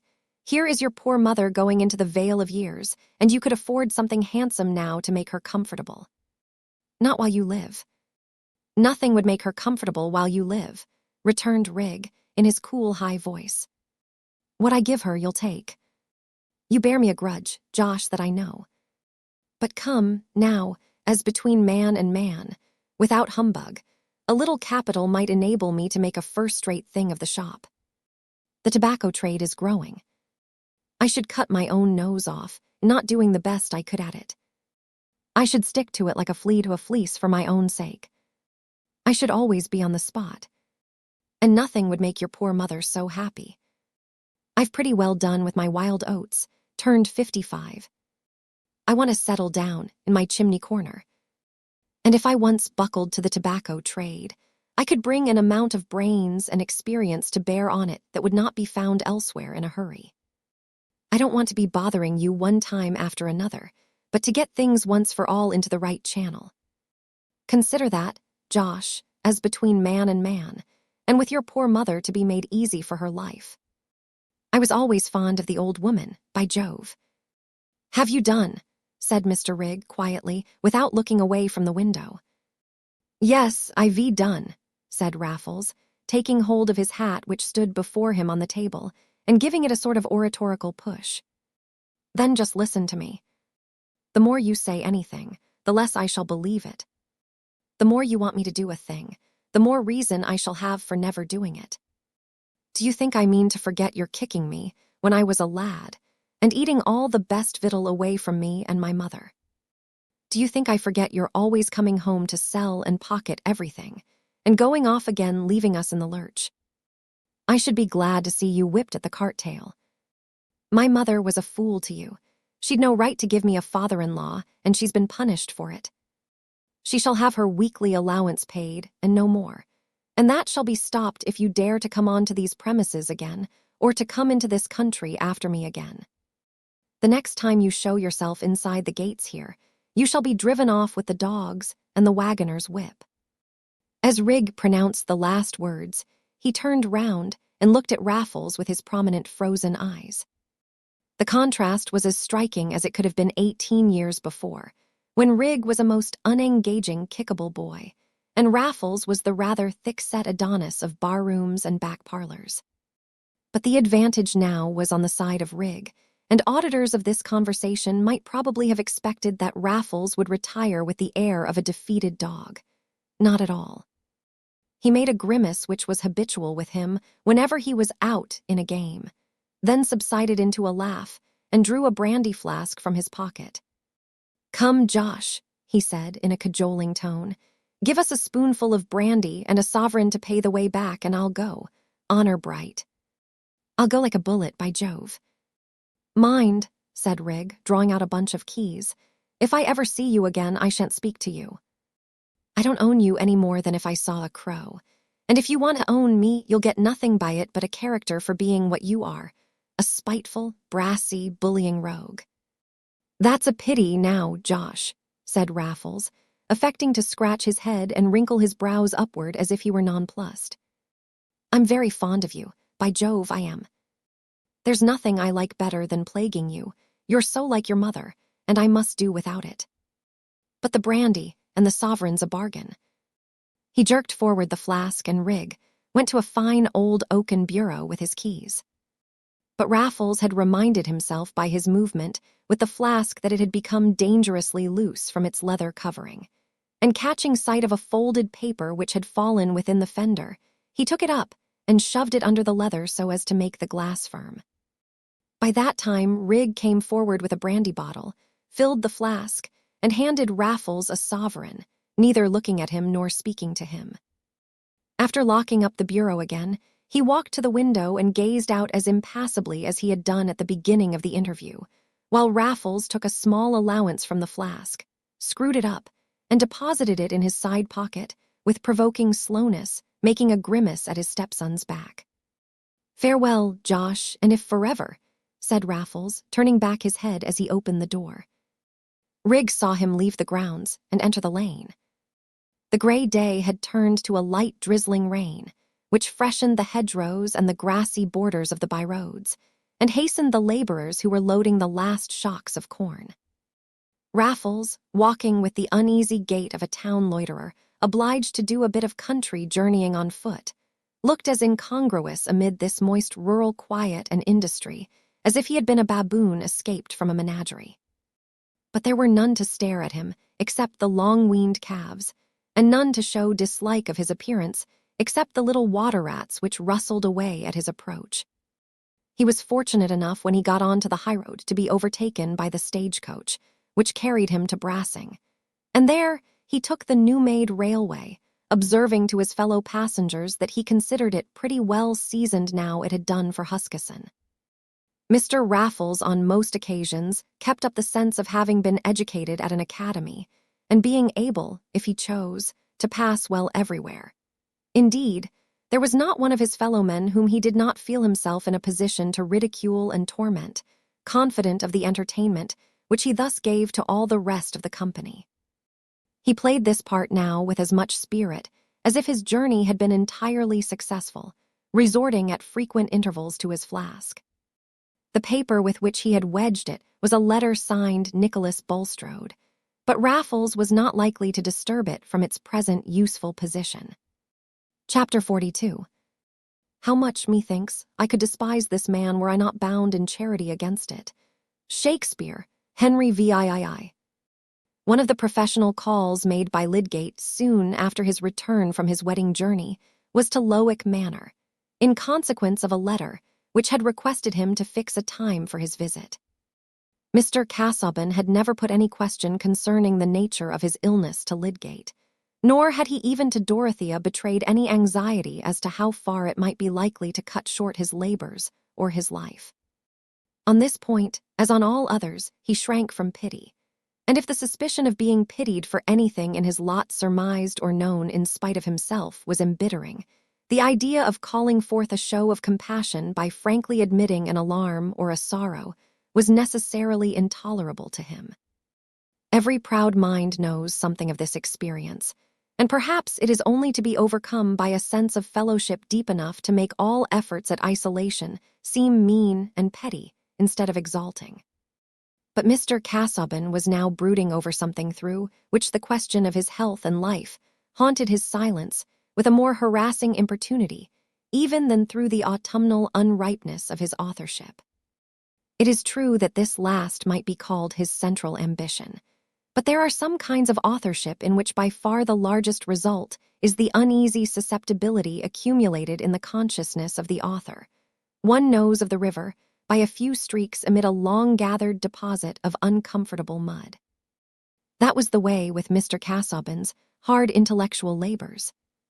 Their most characteristic result was not the key to all mythologies, but a morbid consciousness that others did not give him the place which he had not demonstrably merited, a perpetual suspicious conjecture that the views entertained of him were not to his advantage, a melancholy absence of passion in his efforts at achievement, and a passionate resistance to the confession that he had achieved nothing. Thus his intellectual ambition, which seemed to others to have absorbed and dried him, was really no security against wounds, least of all against those which came from Dorothea.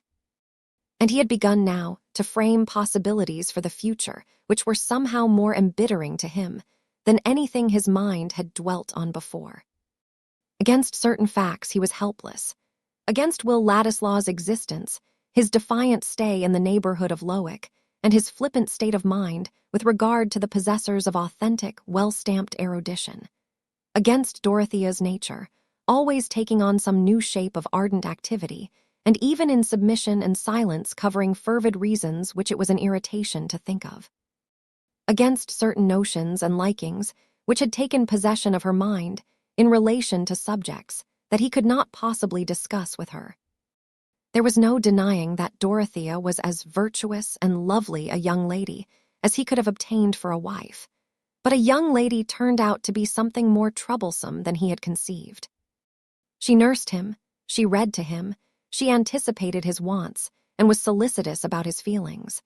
But there had entered into the husband's mind the certainty that she judged him, and that her wifely devotedness was like a penitential expiation of unbelieving thoughts, was accompanied with a power of comparison by which himself and his doings were seen too luminously as a part of things in general.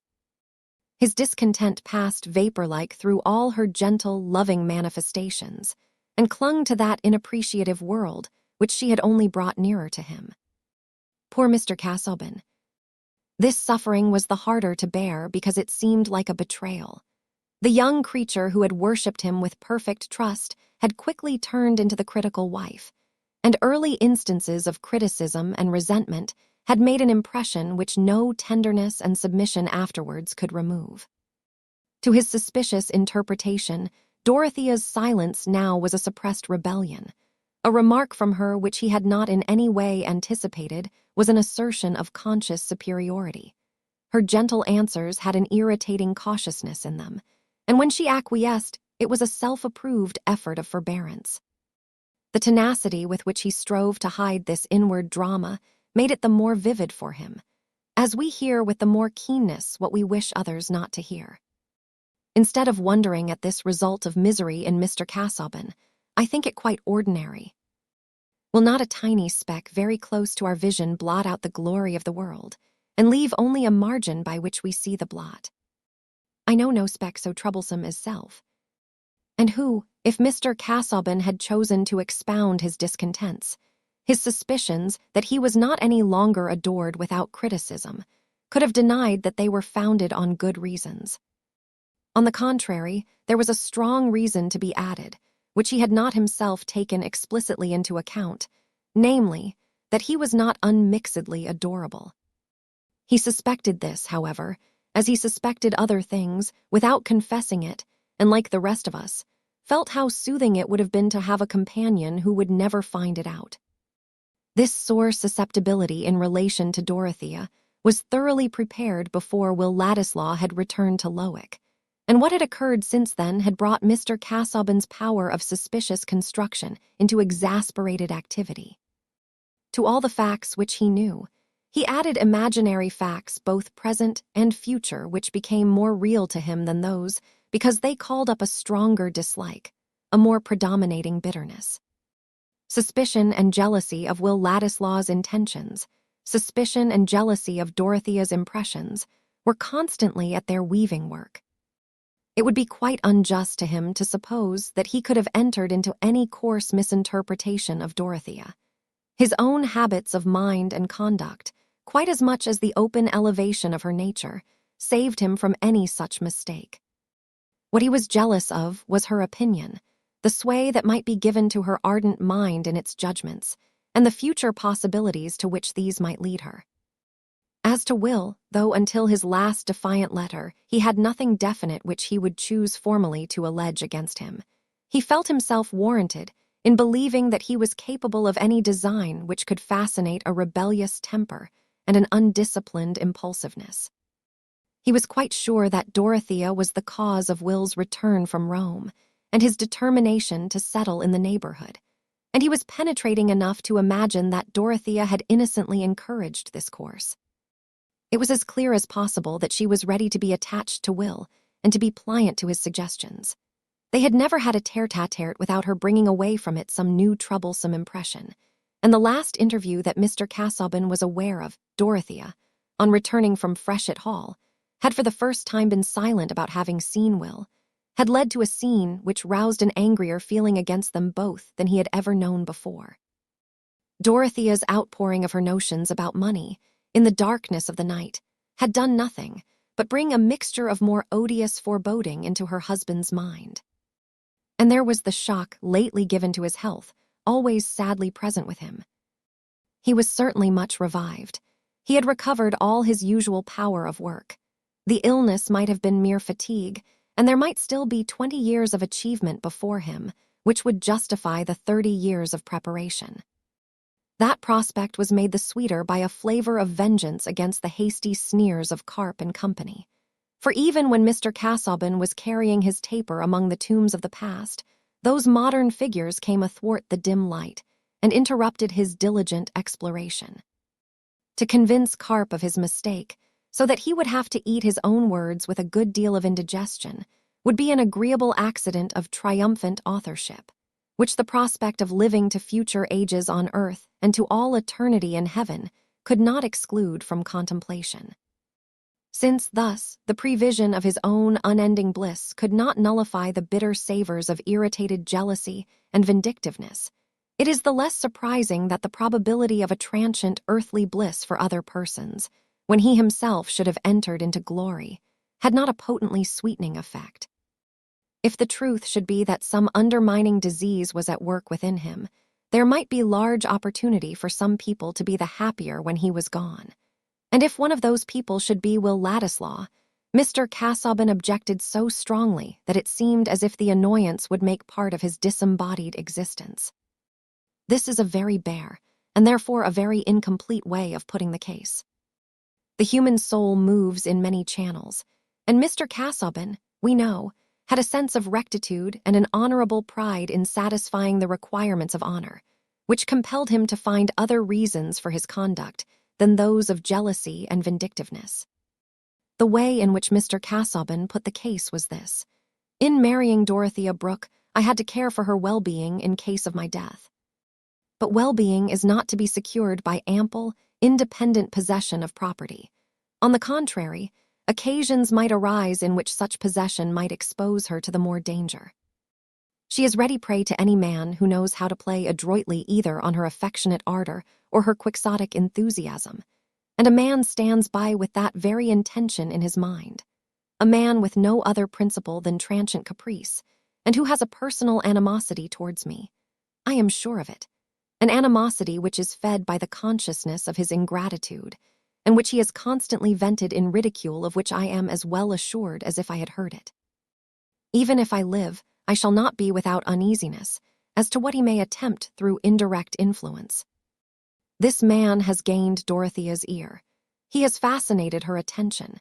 He has evidently tried to impress her mind with the notion that he has claims beyond anything I have done for him.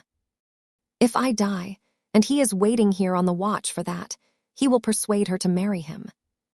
That would be calamity for her and success for him. She would not think it calamity. He would make her believe anything. She has a tendency to immoderate attachment, which she inwardly reproaches me for not responding to, and already her mind is occupied with his fortunes. He thinks of an easy conquest and of entering into my nest. That I will hinder. Such a marriage would be fatal to Dorothea. Has he ever persisted in anything except from contradiction? In knowledge, he has always tried to be showy at small cost. In religion, he could be, as long as it suited him, the facile echo of Dorothea's vagaries.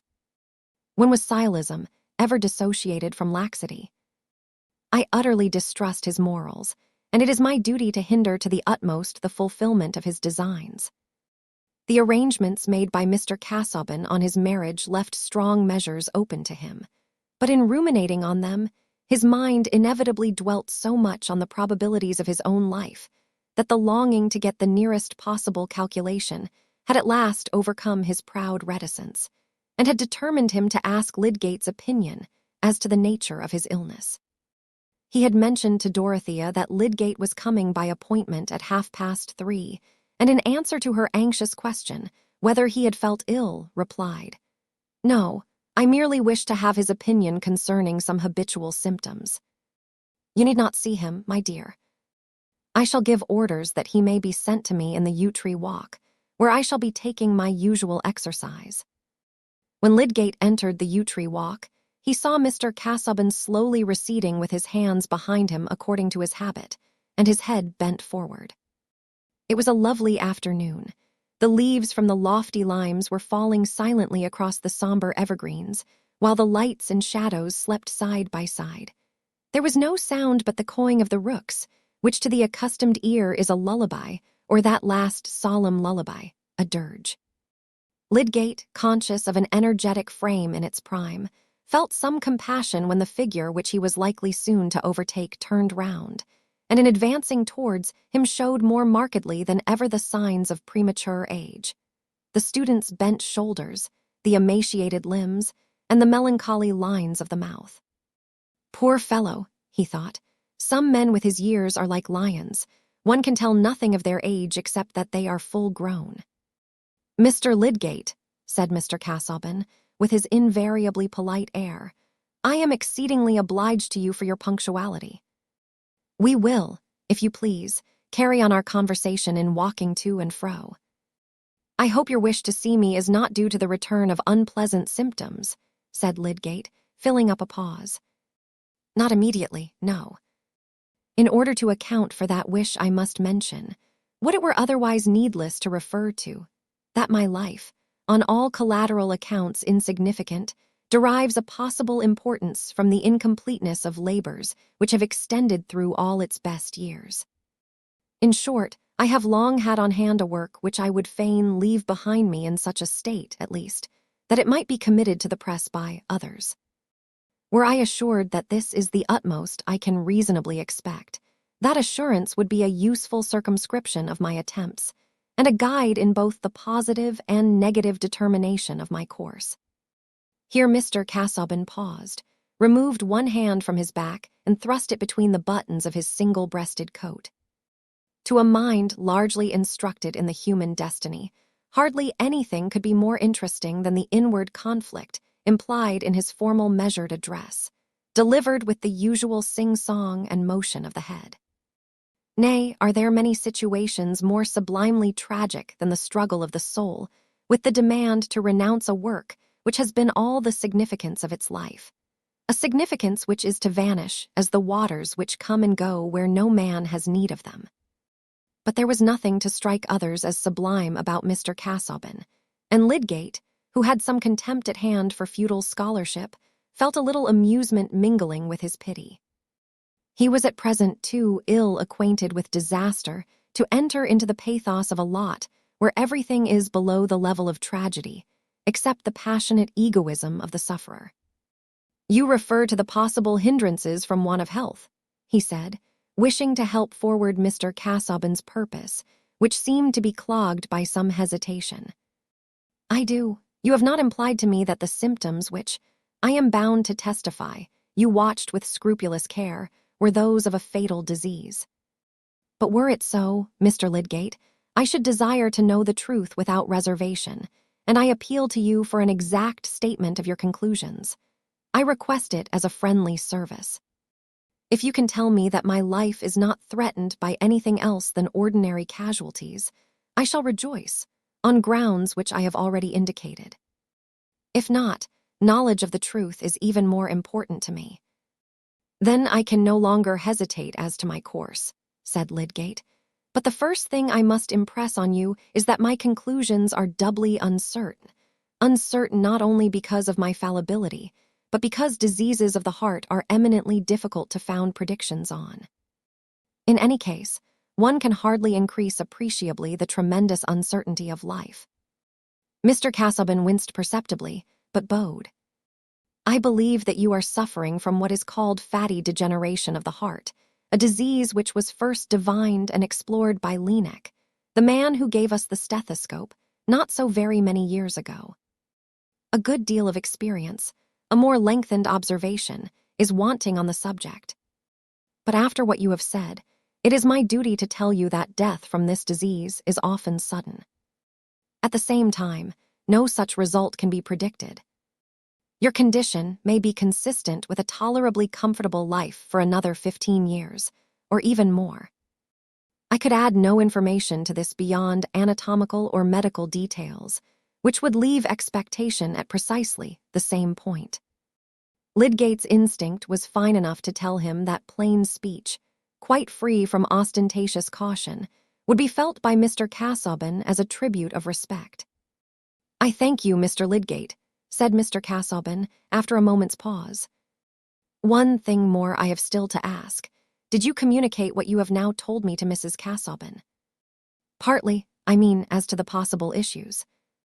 Lydgate was going to explain why he had told Dorothea, but Mr. Casaubon, with an unmistakable desire to end the conversation, waved his hand slightly and said again, I thank you, proceeding to remark on the rare beauty of the day.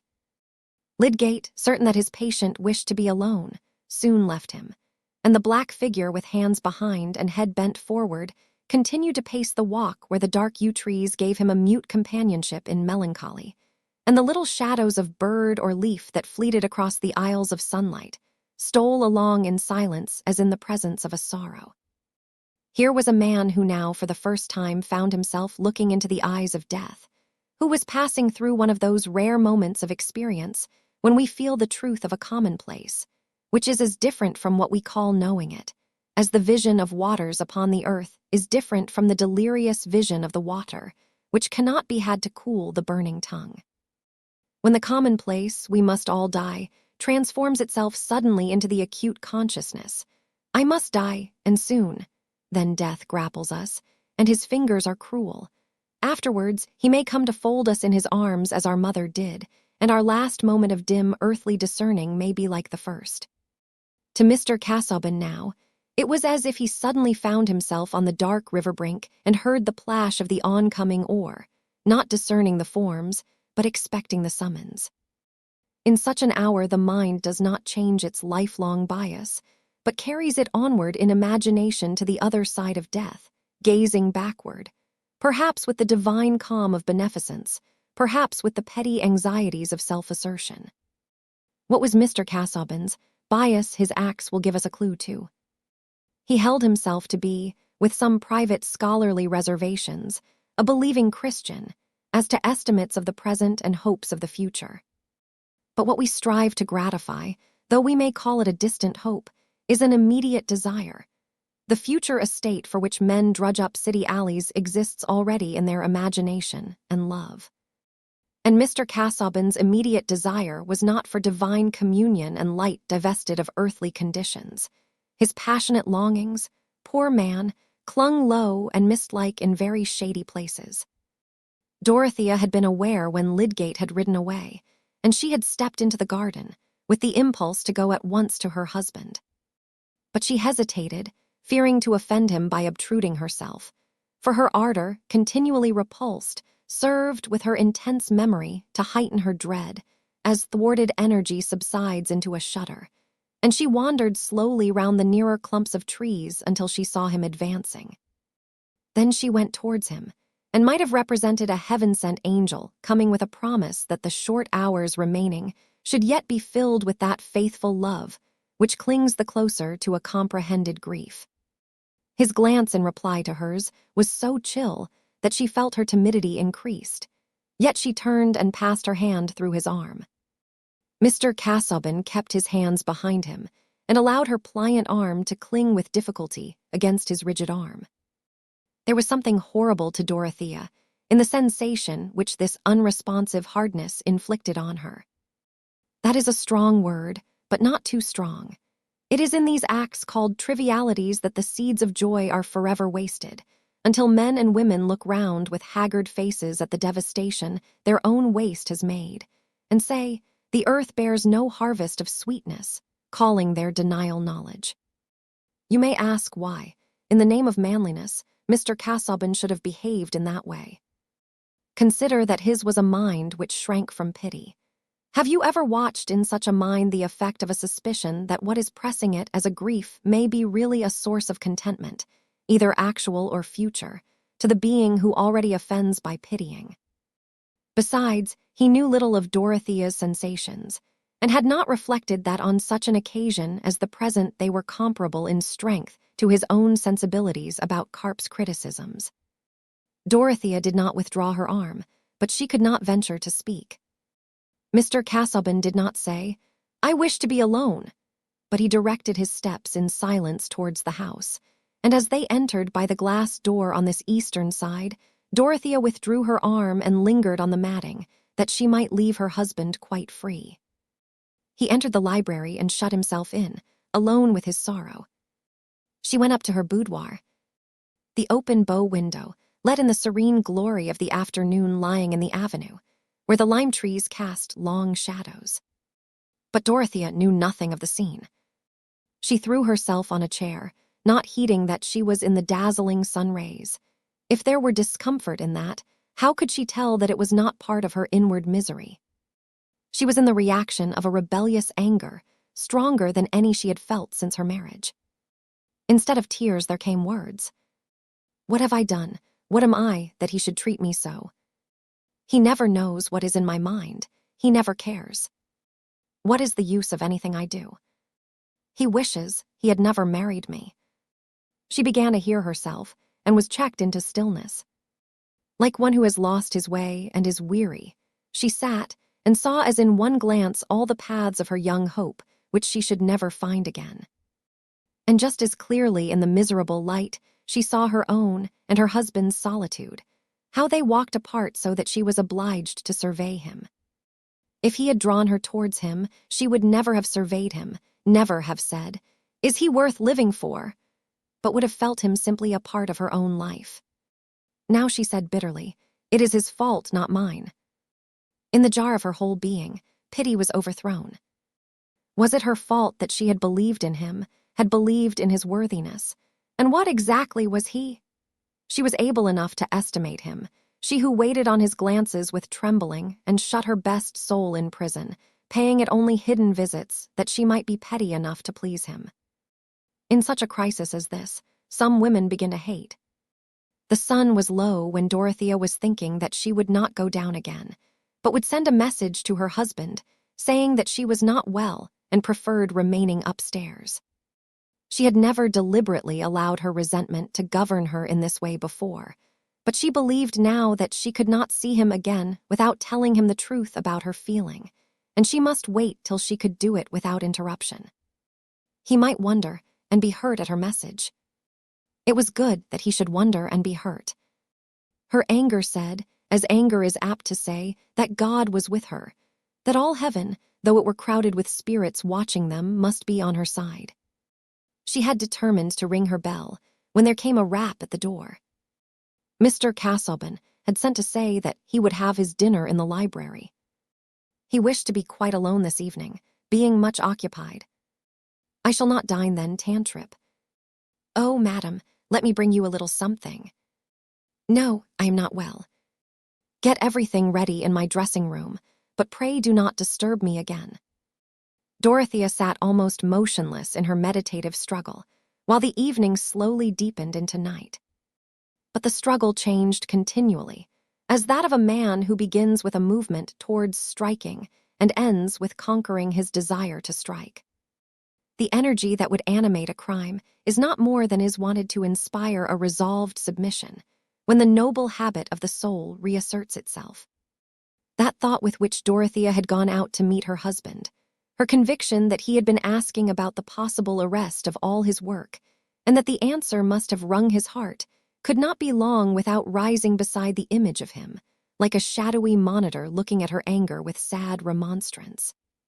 It cost her a litany of pictured sorrows and of silent cries that she might be the mercy for those sorrows, but the resolved submission did come. And when the house was still, and she knew that it was near the time when Mr. Casaubon habitually went to rest, she opened her door gently and stood outside in the darkness waiting for his coming upstairs with a light in his hand. If he did not come soon, she thought that she would go down and even risk incurring another pang. She would never again expect anything else. But she did hear the library door open, and slowly the light advanced up the staircase without noise from the footsteps on the carpet. When her husband stood opposite to her, she saw that his face was more haggard. He started slightly on seeing her, and she looked up at him beseechingly, without speaking. "Dorothea," he said, with a gentle surprise in his tone. "Were you waiting for me?" "Yes, I did not like to disturb you." "Come, my dear, come. You are young, and need not to extend your life by watching." When the kind, quiet melancholy of that speech fell on Dorothea's ears, she felt something like the thankfulness that might well up in us if we had narrowly escaped hurting a lamed creature.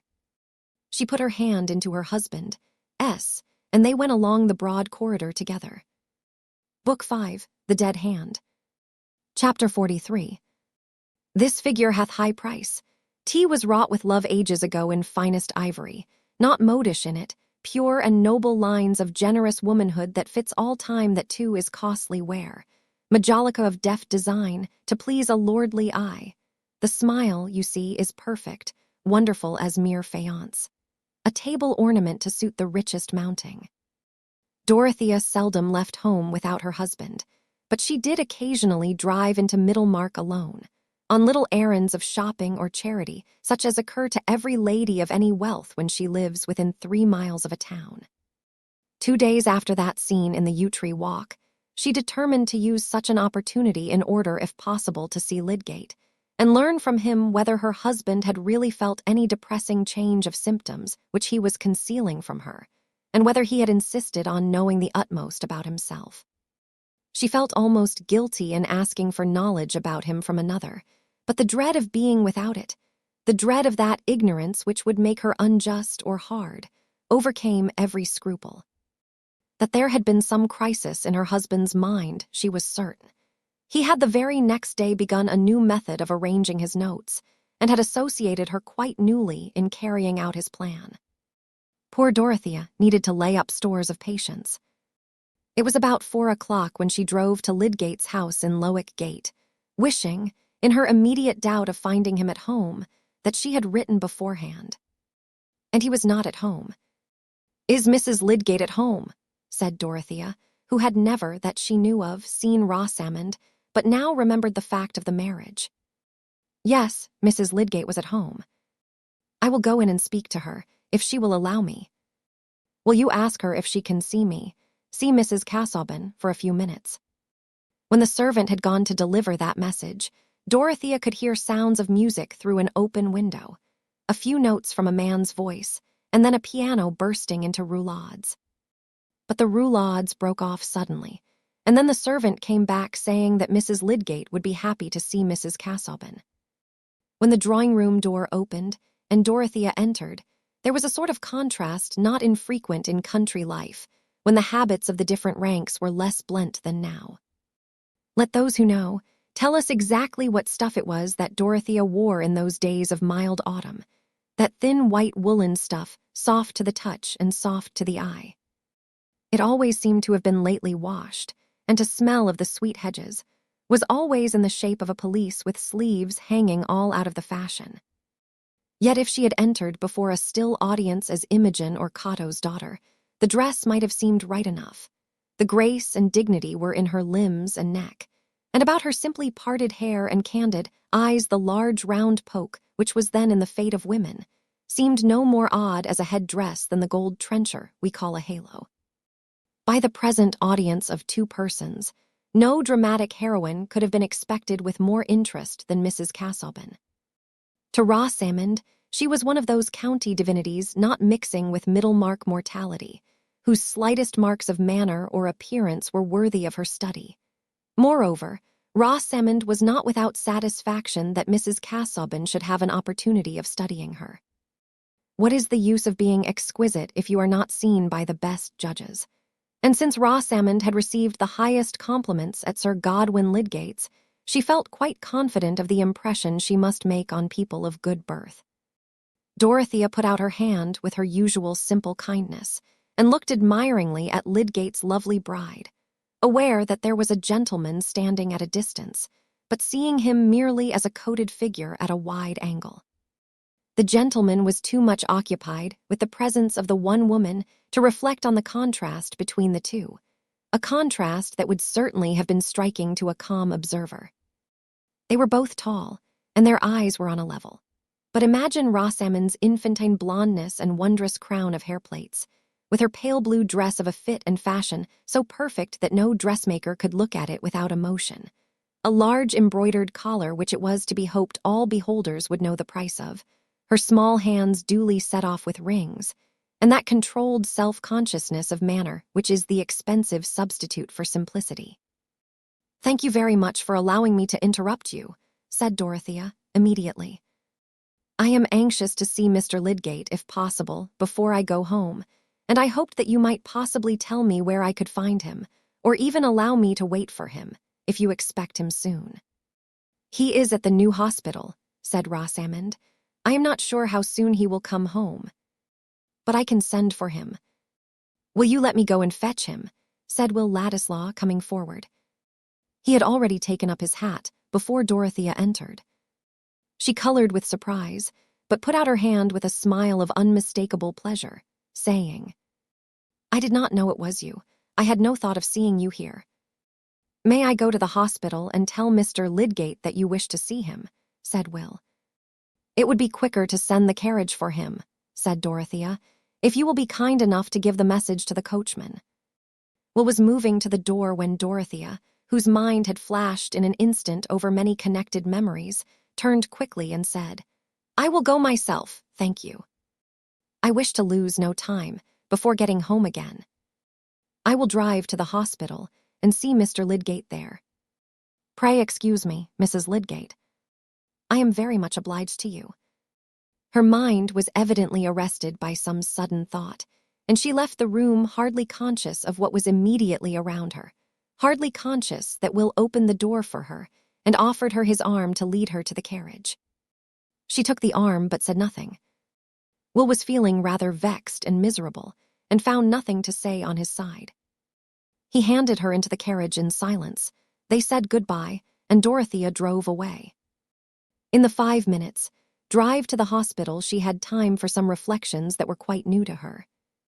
Her decision to go, and her preoccupation in leaving the room, had come from the sudden sense that there would be a sort of deception in her voluntarily allowing any further intercourse between herself and Will which she was unable to mention to her husband, and already her errand in seeking Lydgate was a matter of concealment. That was all that had been explicitly in her mind, but she had been urged also by a vague discomfort. Now that she was alone in her drive, she heard the notes of the man's voice and the accompanying piano, which she had not noted much at the time, returning on her inward sense, and she found herself thinking with some wonder that Will Ladislaw was passing his time with Mrs. Lydgate in her husband's absence. And then she could not help remembering that he had passed some time with her under like circumstances, so why should there be any unfitness in the fact? But Will was Mr. Casaubon's relative, and one towards whom she was bound to show kindness. Still there had been signs which perhaps she ought to have understood, as implying that Mr. Casaubon did not like his cousin's visits during his own absence. "Perhaps I have been mistaken in many things," said poor Dorothea to herself, while the tears came rolling and she had to dry them quickly. She felt confusedly unhappy, and the image of Will which had been so clear to her before was mysteriously spoiled. But the carriage stopped at the gate of the hospital. She was soon walking round the grass plots with Lydgate, and her feelings recovered the strong bent which had made her seek for this interview. Will Ladislaw, meanwhile, was mortified, and knew the reason of it clearly enough. His chances of meeting Dorothea were rare, and here for the first time there had come a chance which had set him at a disadvantage. It was not only, as it had been hitherto, that she was not supremely occupied with him, but that she had seen him under circumstances in which he might appear not to be supremely occupied with her. He felt thrust to a new distance from her, amongst the circles of Middlemarchers who made no part of her life. But that was not his fault. Of course, since he had taken his lodgings in the town, he had been making as many acquaintances as he could, his position requiring that he should know everybody and everything. Lydgate was really better worth knowing than anyone else in the neighborhood, and he happened to have a wife who was musical and altogether worth calling upon. Here was the whole history of the situation, in which Diana had descended too unexpectedly on her worshipper. It was mortifying. Will was conscious that he should not have been at Middlemarch but for Dorothea, and yet his position there was threatening to divide him from her with those barriers of habitual sentiment which are more fatal to the persistence of mutual interest than all the distance between Rome and Britain. Prejudices about rank and status were easy enough to defy in the form of a tyrannical letter from Mr. Casaubon, but prejudices, like odorous bodies, have a double existence, both solid and subtle, solid as the pyramids, subtle as the 20th echo of an echo, or as the memory of hyacinths which once scented the darkness. And Will was of a temperament to feel keenly the presence of subtleties. A man of clumsier perceptions would not have felt, as he did, that for the first time some sense of unfitness in perfect freedom with him had sprung up in Dorothea's mind, and that their silence, as he conducted her to the carriage, had had a chill in it. Perhaps Casaubon, in his hatred and jealousy, had been insisting to Dorothea that Will had slid below her socially. Confound Casaubon. Will re-entered the drawing-room, took up his hat, and looking irritated as he advanced towards Mrs. Lydgate, who had seated herself at her work-table, said, "It is always fatal to have music or poetry interrupted. May I come another day and just finish about the rendering of Lungi dal caro bene?" "I shall be happy to be taught," said Rosamond. "But I am sure you admit that the interruption was a very beautiful one. I quite envy your acquaintance with Mrs. Casaubon. Is she very clever?" "She looks as if she were." "Really, I never thought about it," said Will sulkily. "That is just the answer Tertius gave me when I first asked him if she were handsome. What is it that you gentlemen are thinking of when you are with Mrs. Casaubon?" "Herself," said Will, not indisposed to provoke the charming Mrs. Lydgate. "When one sees a perfect woman, one never thinks of her attributes, one is conscious of her presence." "I shall be jealous when Tertius goes to Lowick," said Rosamond, dimpling and speaking with airy lightness. "He will come back and think nothing of me." That does not seem to have been the effect on Lydgate hitherto. Mrs. Casaubon is too unlike other women for them to be compared with her. You are a devout worshipper, I perceive. You often see her, I suppose. "No," said Will almost pettishly. "Worship is usually a matter of theory rather than of practice. But I am practicing it to excess just at this moment. I must really tear myself away. Pray come again some evening. Mr. Lydgate will like to hear the music, and I cannot enjoy it so well without him." When her husband was at home again, Rosamond said, standing in front of him and holding his coat collar with both her hands, "Mr. Ladislaw was here singing with me when Mrs. Casaubon came in." He seemed vexed. "Do you think he disliked her seeing him at our house? Surely your position is more than equal to his, whatever may be his relation to the Casaubons." "No, no, it must be something else if he were really vexed. Ladislaw is a sort of gypsy. He thinks nothing of leather and prunella. Music apart, he is not always very agreeable. Do you like him? Yes, I think he is a good fellow, rather miscellaneous and bric-a-brac, but likable. Do you know, I think he adores Mrs. Casaubon. Poor devil, said Lydgate, smiling and pinching his wife's ears. Rosamond felt herself beginning to know a great deal of the world, especially in discovering what when she was in her unmarried girlhood had been inconceivable to her, except as a dim tragedy in bygone costumes, that women, even after marriage, might make conquests and enslave men. At that time, young ladies in the country, even when educated at Mrs. Lemon's, read little French literature later than Racine, and public prints had not cast their present magnificent illumination over the scandals of life. Still, vanity, with a woman's whole mind and day to work in, can construct abundantly on slight hints, especially on such a hint as the possibility of indefinite conquests.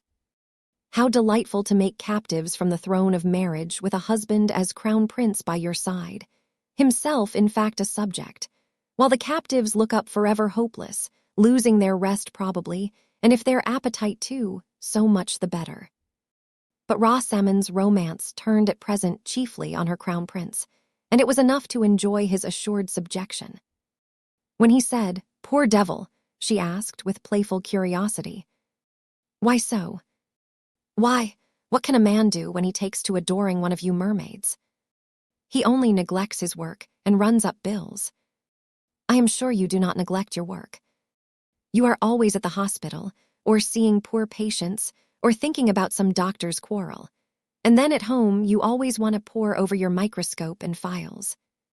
Confess you like those things better than me. Haven't you ambition enough to wish that your husband should be something better than a Middlemarch doctor?" said Lydgate, letting his hands fall onto his wife's shoulders and looking at her with affectionate gravity. "I shall make you learn my favorite bit from an old poet. Why should our pride make such a stir to be and be forgot? What good is like to this, to do worthy the writing, and to write worthy the reading and the world's delight? What I want, Rosie, is to do worthy the writing, and to write out myself what I have done. A man must work, to do that, my pet. Of course, I wish you to make discoveries. No one could more wish you to attain a high position in some better place than Middlemarch. You cannot say that I have ever tried to hinder you from working. But we cannot live like hermits. You are not discontented with me, Tertius. No, dear, number one, I'm too entirely contented. But what did Mrs. Casaubon want to say to you? Merely to ask about her husband's health. But I think she is going to be splendid to our new hospital. I think she will give us 200 a year. Chapter 44. I would not creep along the coast, but steer out in mid-sea, by guidance of the stars. When Dorothea, walking round the laurel-planted plots of the new hospital with Lydgate, had learned from him that there were no signs of change in Mr. Casaubon's bodily condition, beyond the mental sign of anxiety to know the truth about his illness, she was silent for a few moments, wondering whether she had said or done anything to rouse this new anxiety. Lydgate, not willing to let slip an opportunity of furthering a favorite purpose, ventured to say, "I don't know whether your or Mr. Casaubon's attention has been drawn to the needs of our new hospital. Circumstances have made it seem rather egotistic in me to urge the subject, but that is not my fault. It is because there is a fight being made against it by the other medical men. I think you are generally interested in such things, for I remember that when I first had the pleasure of seeing you at Tipton Grange before your marriage, you were asking me some questions about the way in which the health of the poor was affected by their miserable housing." "Yes, indeed," said Dorothea, brightening. "I shall be quite grateful to you if you will tell me how I can help to make things a little better. Everything of that sort has slipped away from me since I have been married. I mean," she said, after a moment's hesitation, "that the people in our village are tolerably comfortable, and my mind has been too much taken up for me to inquire further. But here, in such a place as Middlemarch, there must be a great deal to be done." "There is everything to be done," said Lydgate with abrupt energy. "And this hospital is a capital piece of work. due entirely to Mr. Bulstrode's exertions and in a great degree to his money. But one man can't do everything in a scheme of this sort. Of course, he looked forward to help. And now there's a mean, petty feud set up against the thing in the town by certain persons who want to make it a failure. What can be their reasons? Said Dorothea with naive surprise. Chiefly Mr. Bulstrode's unpopularity, to begin with. Half the town would almost take trouble for the sake of thwarting him. In this stupid world, most people never consider that a thing is good to be done unless it is done by their own set. I had no connection with Bulstrode before I came here.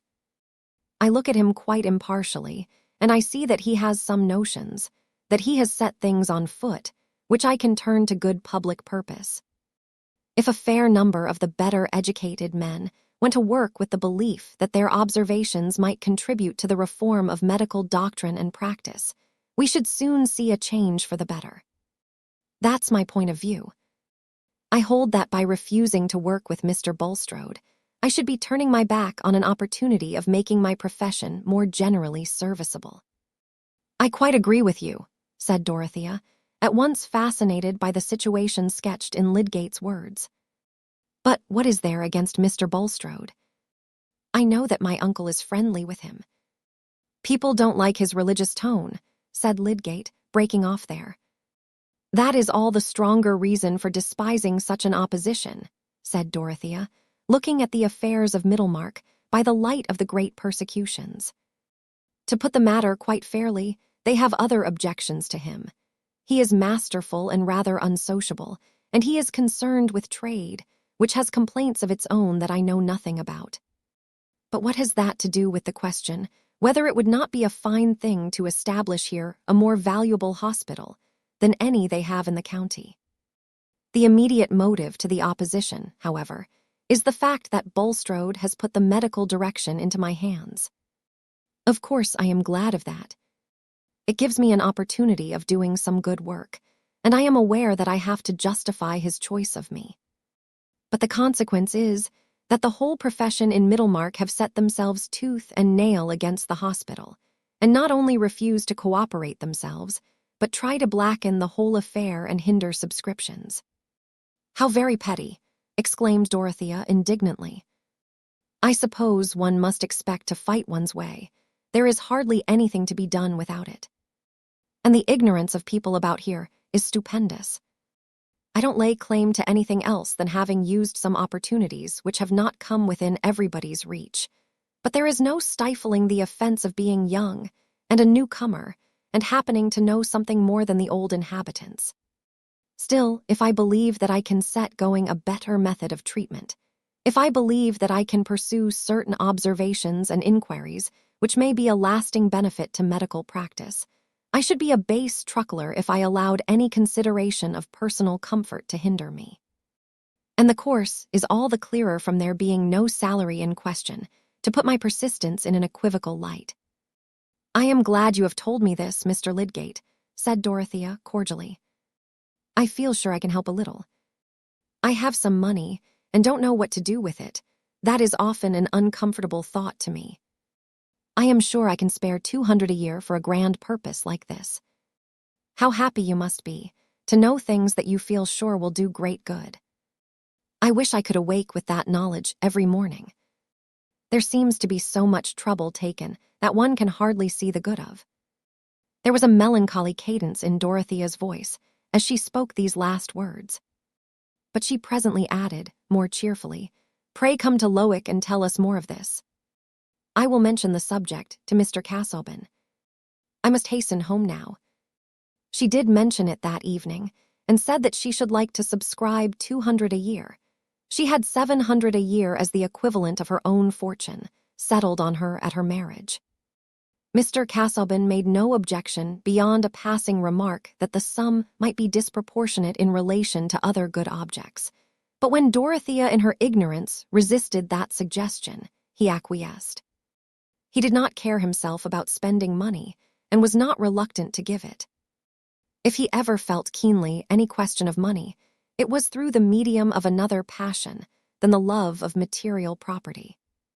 Dorothea told him that she had seen Lydgate and recited the gist of her conversation with him about the hospital. Mr. Casaubon did not question her further, but he felt sure that she had wished to know what had passed between Lydgate and himself. "She knows that I know," said the ever-restless voice within, but that increase of tacit knowledge only thrust further off any confidence between them. He distrusted her affection, and what loneliness is more lonely than distrust? Chapter 45. It is the humor of many heads to extol the days of their forefathers, and to claim against the wickedness of times present, which notwithstanding they cannot handsomely do, without the borrowed help and satire of times past, condemning the vices of their own times by the expressions of vices in times which they commend, which cannot but argue the community of vice in both. Horace, therefore, Juvenal, and Persius were no prophets, although their lines did seem to indigitate and point at our times. Sir Thomas Browne, Pseudodoxia Epidemica. That opposition to the new fever hospital which Lydgate had sketched to Dorothea was, like other oppositions, to be viewed in many different lights.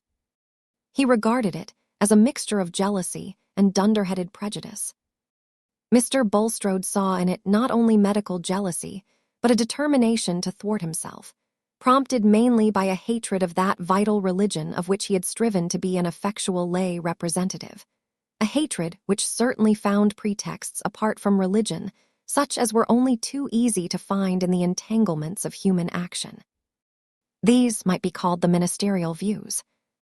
But oppositions have the illimitable range of objections at command, which need never stop short at the boundary of knowledge, but can draw forever on the vasts of ignorance. What the opposition in Middlemarch said about the new hospital and its administration had certainly a great deal of echo in it, for heaven has taken care that everybody shall not be an originator. But there were differences which represented every social shade between the polished moderation of Dr. Minchin and the trenchant assertion of Mrs. Dollop, the landlady of the Tankard in Slaughter Lane. Mrs. Dollop became more and more convinced by her own asseveration that Dr. Lydgate meant to let the people die in the hospital, if not to poison them, for the sake of cutting them up without saying by your leave or with your leave. For it was a known fact that he had wanted to cut up Mrs. Goby, as respectable a woman as any in Parley Street, who had money in trust before her marriage. A poor tale for a doctor, who if he was good for anything should know what was the matter with you before you died, and not want to pry into your inside after you were gone. If that was not reason, Mrs. Dollop wished to know what was. But there was a prevalent feeling in her audience that her opinion was a bulwark, and that if it were overthrown there would be no limits to the cutting up of bodies, as had been well seen in Burke and Hare with their pitch plaisters. Such a hanging business as that was not wanted in Middlemarch. And let it not be supposed that opinion at the Tankard in Slaughter Lane was unimportant to the medical profession. That old authentic public house, the original Tankard, known by the name of Dollop's, was the resort of a great benefit club, which had some months before put to the vote whether its long-standing medical man, Dr. Gambit, should not be cashiered in favor of this Dr. Lydgate, who was capable of performing the most astonishing cures and rescuing people altogether given up by other practitioners.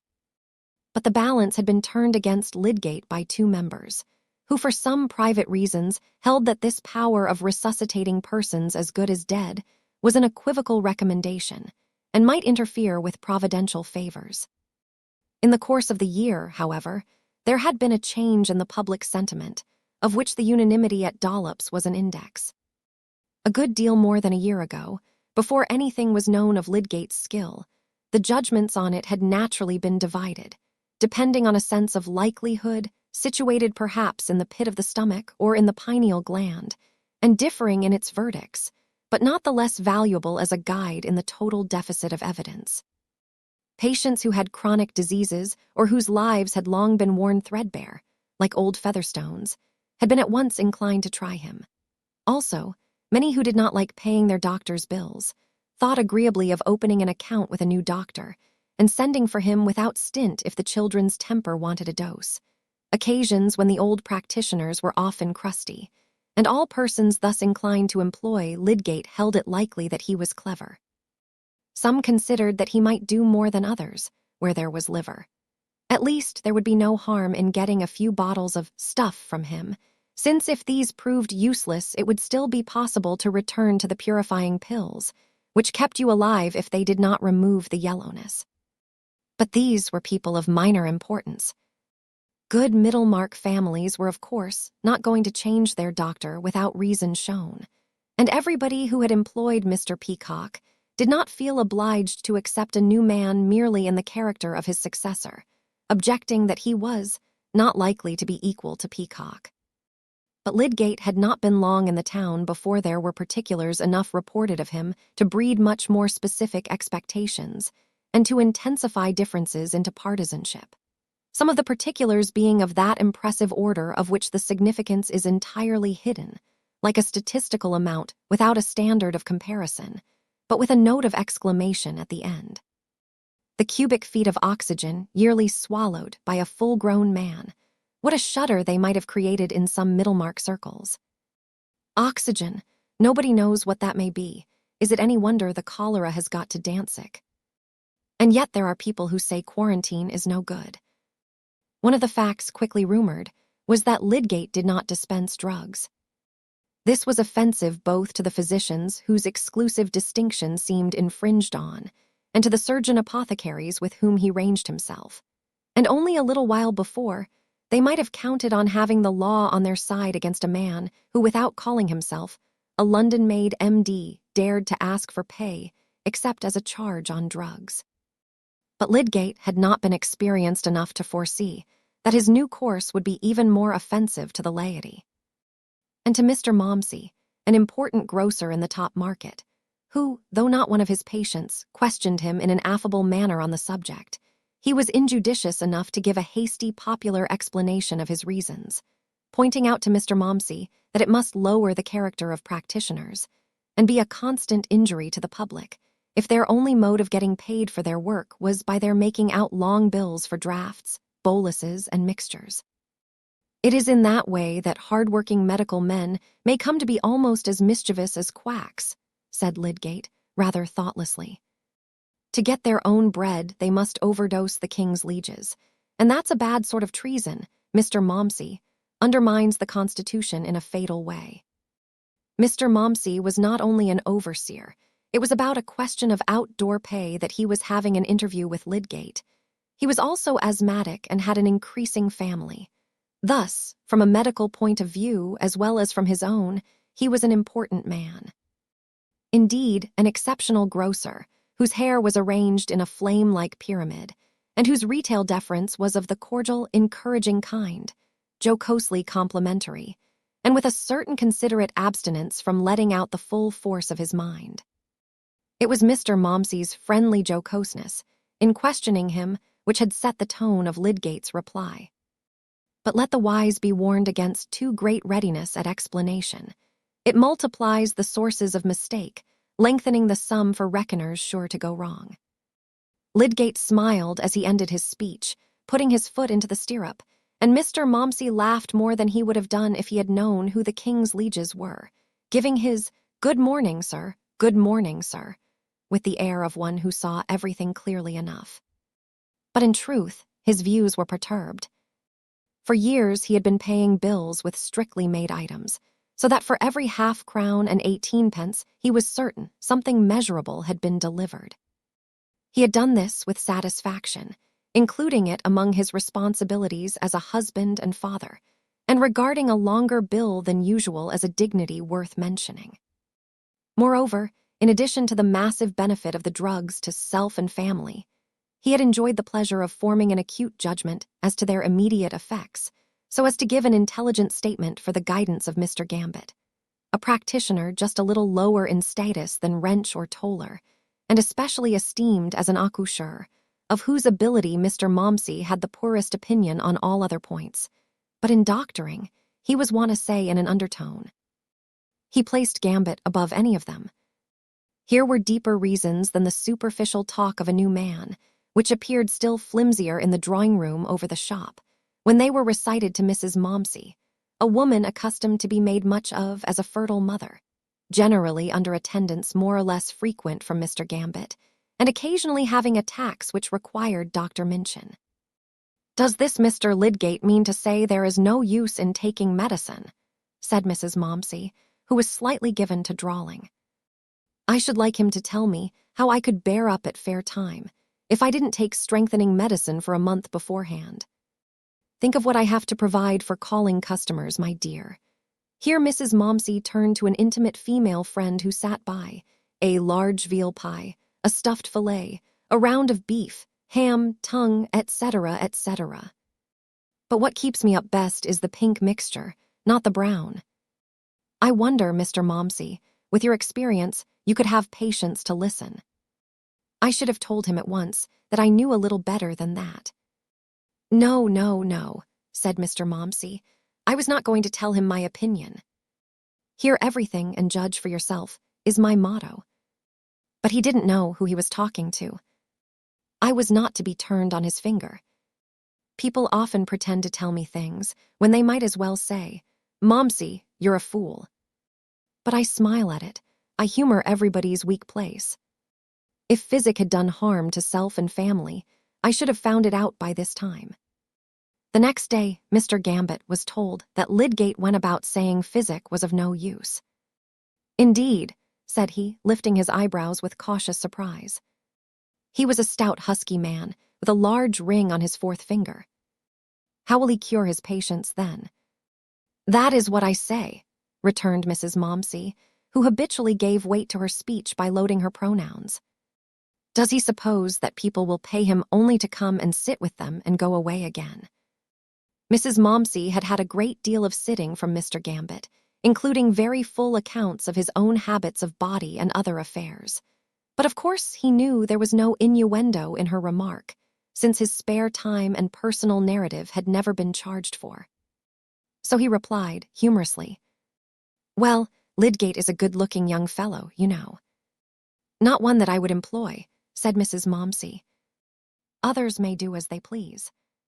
Hence Mr. Gambit could go away from the chief grocer, without fear of rivalry, but not without a sense that Lydgate was one of those hypocrites who try to discredit others by advertising their own honesty, and that it might be worth some people's while to show him up. Mr. Gambit, however, had a satisfactory practice, much pervaded by the smells of retail trading, which suggested the reduction of cash payments to a balance. And he did not think it worth his while to show Lydgate up until he knew how. He had not indeed great resources of education, and had had to work his own way against a good deal of professional contempt, but he made none the worse accoucheur for calling the breathing apparatus longs. Other medical men felt themselves more capable. Mr. Toller shared the highest practice in the town and belonged to an old Middlemarch family. There were tollers in the law and everything else above the line of retail trade. Unlike our irascible friend Wrench, he had the easiest way in the world of taking things which might be supposed to annoy him, being a well-bred, quietly facetious man who kept a good house, was very fond of a little sporting when he could get it, very friendly with Mr. Hawley, and hostile to Mr. Bulstrode.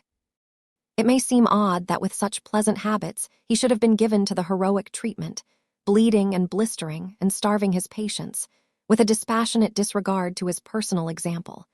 But the incongruity favored the opinion of his ability among his patients, who commonly observed that Mr. Toller had lazy manners, but his treatment was as active as you could desire. No man, said they, carried more seriousness into his profession. He was a little slow in coming, but when he came, he did something. He was a great favorite in his own circle, and whatever he implied to anyone's disadvantage told doubly from his careless, ironical tone.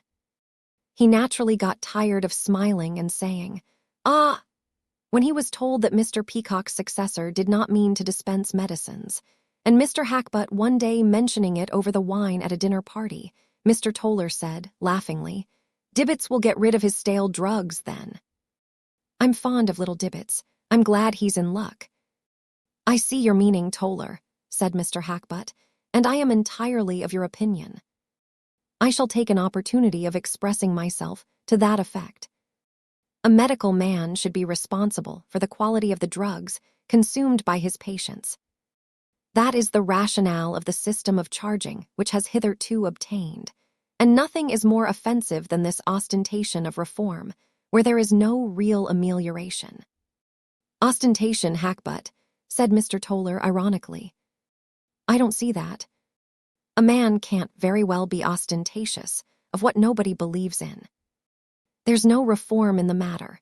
The question is whether the profit on the drugs is paid to the medical man by the druggist or by the patient, and whether there shall be extra pay under the name of attendance. Ah, to be sure, one of your damned new versions of old humbug, said Mr. Hawley, passing the decanter to Mr. Wrench. Mr. Wrench, generally abstemious, often drank wine rather freely at a party, getting the more irritable in consequence. As to humbug, Hawley, he said, that's a word easy to fling about. But what I contend against is the way medical men are fouling their own nest, and setting up a cry about the country as if a general practitioner who dispenses drugs couldn't be a gentleman. I throw back the imputation with scorn. I say the most ungentlemanly trick a man can be guilty of is to come among the members of his profession with innovations which are a libel on their time-honored procedure. That is my opinion, and I am ready to maintain it against anyone who contradicts me. Mr. Wrench's voice had become exceedingly sharp. I can't oblige you there, Wrench, said Mr. Hawley, thrusting his hands into his trouser pockets. My dear fellow, said Mr. Toller, striking in pacifically and looking at Mr. Wrench, the physicians have their toes trodden on more than we have. If you come to dignity, it is a question for Minchin and Sprague. Does medical jurisprudence provide nothing against these infringements? Said Mr. Hackbutt, with a disinterested desire to offer his lights. How does the law stand, Hawley? Nothing to be done there, said Mr. Hawley. I looked into it for Sprague.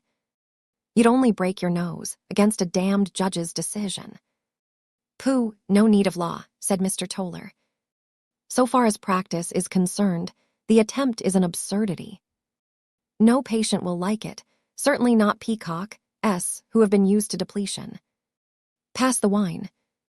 Mr. Toller's prediction was partly verified. If Mr. and Mrs. Momsey, who had no idea of employing Lydgate, were made uneasy by his supposed declaration against drugs, it was inevitable that those who called him in should watch a little anxiously to see whether he did use all the means he might use in the case.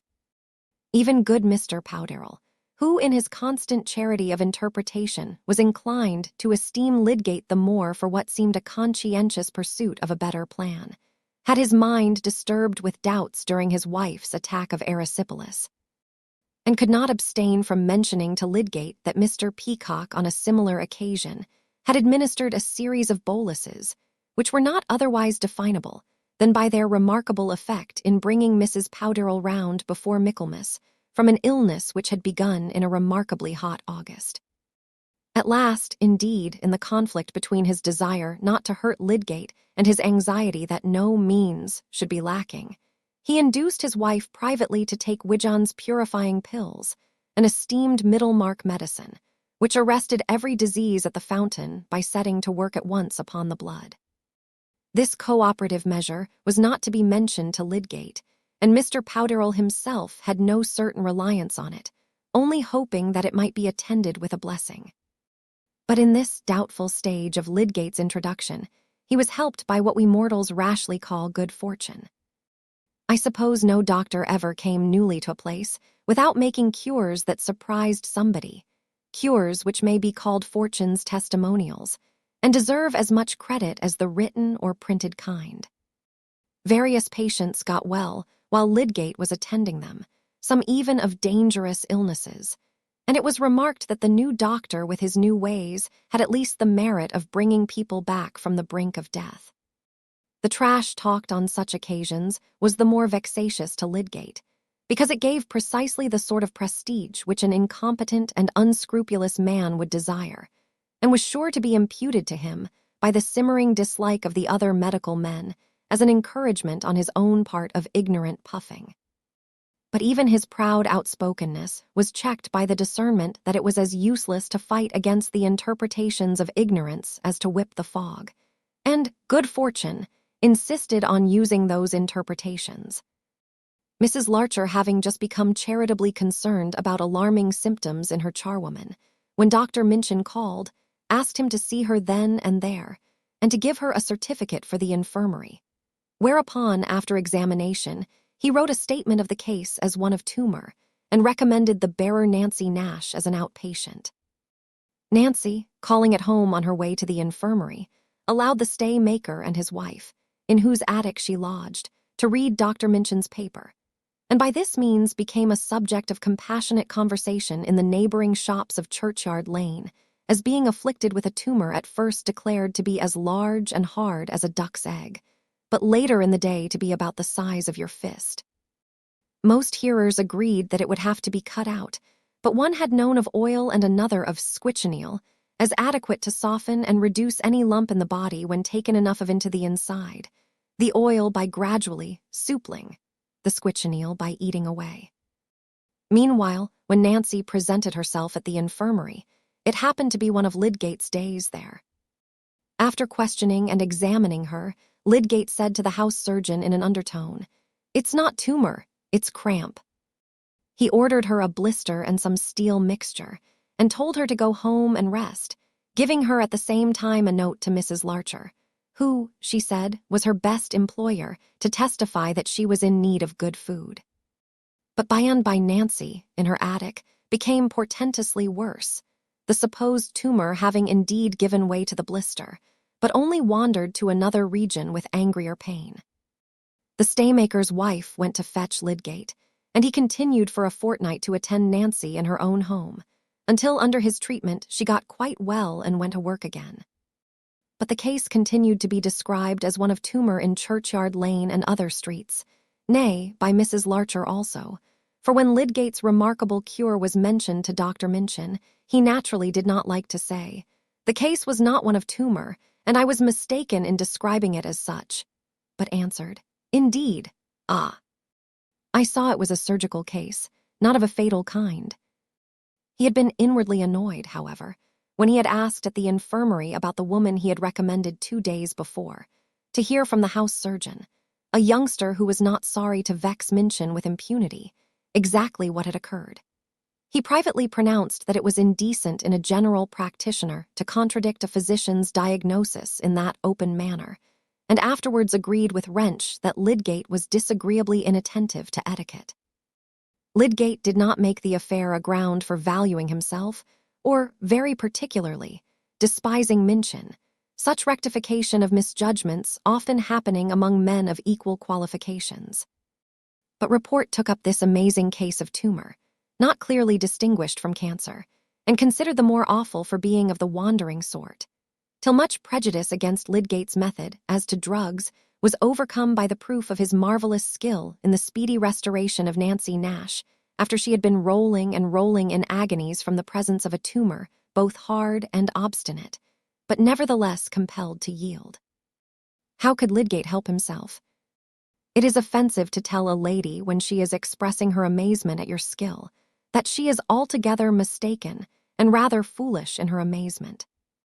And to have entered into the nature of diseases would only have added to his breaches of medical propriety. Thus he had to wince under a promise of success, given by that ignorant praise which misses every valid quality. In the case of a more conspicuous patient, Mr. Borthrop Trumbull, Lydgate was conscious of having shown himself something better than an everyday doctor, though here too it was an equivocal advantage that he won. The eloquent auctioneer was seized with pneumonia, and having been a patient of Mr. Peacock, sent for Lydgate, whom he had expressed his intention to patronize. Mr. Trumbull was a robust man, a good subject for trying the expectant theory upon, watching the course of an interesting disease when left as much as possible to itself, so that the stages might be noted for future guidance. And from the air with which he described his sensations, Lydgate surmised that he would like to be taken into his medical man's confidence, and be represented as a partner in his own cure. The auctioneer heard, without much surprise, that his was a constitution which, always with due watching, might be left to itself, so as to offer a beautiful example of a disease with all its phases seen in clear delineation, and that he probably had the rare strength of mind voluntarily to become the test of a rational procedure, and thus make the disorder of his pulmonary functions a general benefit to society. Mr. Trumbull acquiesced at once, and entered strongly into the view that an illness of his was no ordinary occasion for medical science. "Never fear, sir. You are not speaking to one who is altogether ignorant of the vis medicatrix," said he, with his usual superiority of expression, made rather pathetic by difficulty of breathing. And he went without shrinking through his abstinence from drugs, much sustained by application of the thermometer, which implied the importance of his temperature, by the sense that he furnished objects for the microscope, and by learning many new words which seemed suited to the dignity of his secretions. For Lydgate was acute enough to indulge him with a little technical talk. It may be imagined that Mr. Trumbull rose from his couch with a disposition to speak of an illness in which he had manifested the strength of his mind as well as constitution, and he was not backward in awarding credit to the medical man who had discerned the quality of patient he had to deal with. The auctioneer was not an ungenerous man, and liked to give others their due, feeling that he could afford it. He had caught the words expectant method, and rang chimes on this and other learned phrases to accompany the assurance that Lydgate knew a thing or two more than the rest of the doctors, was far better versed in the secrets of his profession than the majority of his compeers. This had happened before the affair of Fred Vincey's illness had given to Mr. Wrench's enmity towards Lydgate more definite personal ground. The newcomer already threatened to be a nuisance in the shape of rivalry, and was certainly a nuisance in the shape of practical criticism or reflections on his hard-driven elders, who had had something else to do than to busy themselves with untried notions. His practice had spread in 1 or 2 quarters, and from the first the report of his high family had led to his being pretty generally invited, so that the other medical men had to meet him at dinner in the best houses, and having to meet a man whom you dislike is not observed always to end in a mutual attachment.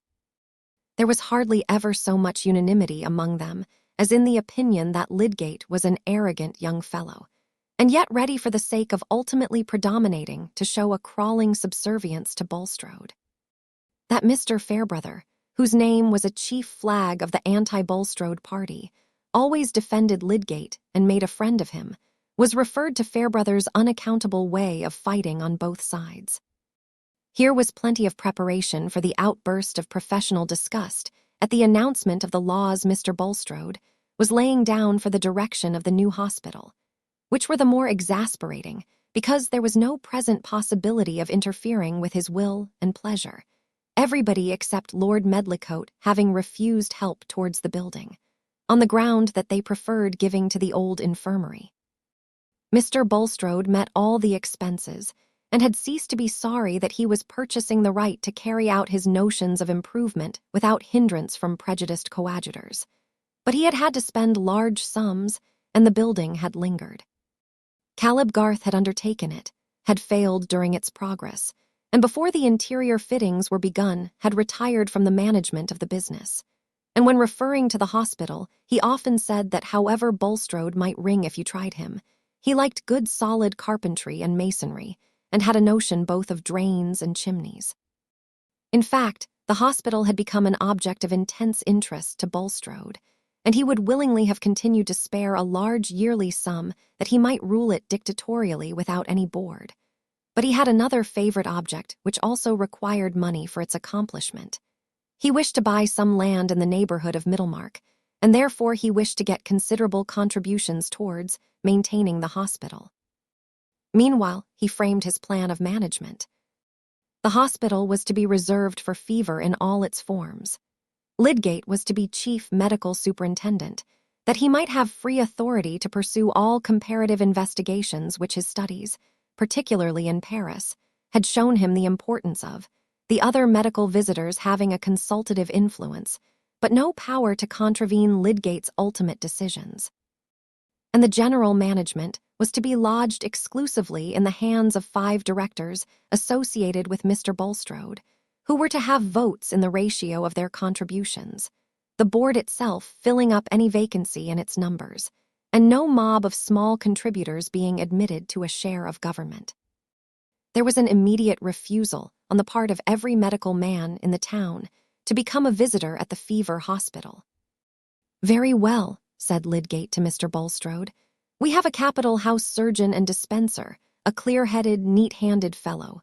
We'll get Webb from Crabsley, as good a country practitioner as any of them, to come over twice a week, and in case of any exceptional operation, Protheroe will come from Brassing.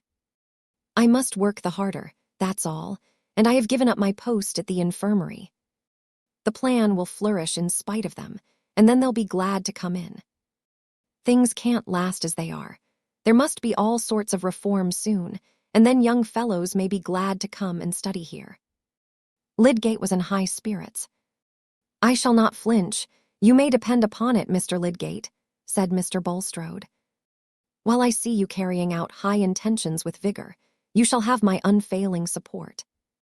And I have humble confidence that the blessing which has hitherto attended my efforts against the spirit of evil in this town will not be withdrawn. Suitable directors to assist me, I have no doubt of securing. Mr. Brooke of Tipton has already given me his concurrence and a pledge to contribute yearly. He has not specified the sum, probably not a great one. But he will be a useful member of the board." A useful member was perhaps to be defined as one who would originate nothing, and always vote with Mr. Bulstrode. The medical aversion to Lydgate was hardly disguised now. Neither Dr. Sprague nor Dr. Minchin said that he disliked Lydgate's knowledge or his disposition to improve treatment. What they disliked was his arrogance, which nobody felt to be altogether deniable. They implied that he was insolent, pretentious, and given to that reckless innovation for the sake of noise and show which was the essence of the charlatan. The word charlatan, once thrown on the air, could not be let drop. In those days the world was agitated about the wondrous doings of Mr. St. John Long, noblemen and gentlemen, attesting his extraction of a fluid like mercury from the temples of a patient. Mr. Toller remarked one day, smilingly, to Mrs. Taft, that Bulstrode had found a man to suit him in Lydgate. A charlatan in religion is sure to like other sorts of charlatans. "Yes, indeed, I can imagine," said Mrs. Taft, keeping the number of 30 stitches carefully in her mind all the while. "There are so many of that sort. I remember Mr. Cheshire, with his irons, trying to make people straight when the Almighty had made them crooked." "No, no," said Mr. Toller. "Cheshire was all right, all fair, and above board. But there's St. John Long. That's the kind of fellow we call a charlatan, advertising cures in ways nobody knows anything about. A fellow who wants to make a noise by pretending to go deeper than other people. The other day, he was pretending to tap a man's brain and get quicksilver out of it. Good gracious, what dreadful trifling with people's constitutions," said Mrs. Taft. After this, it came to be held in various quarters that Lydgate played even with respectable constitutions for his own purposes, and how much more likely that in his flighty experimenting he should make 6s and 7s of hospital patients. Especially it was to be expected, as the landlady of the Tankard had said, that he would recklessly cut up their dead bodies.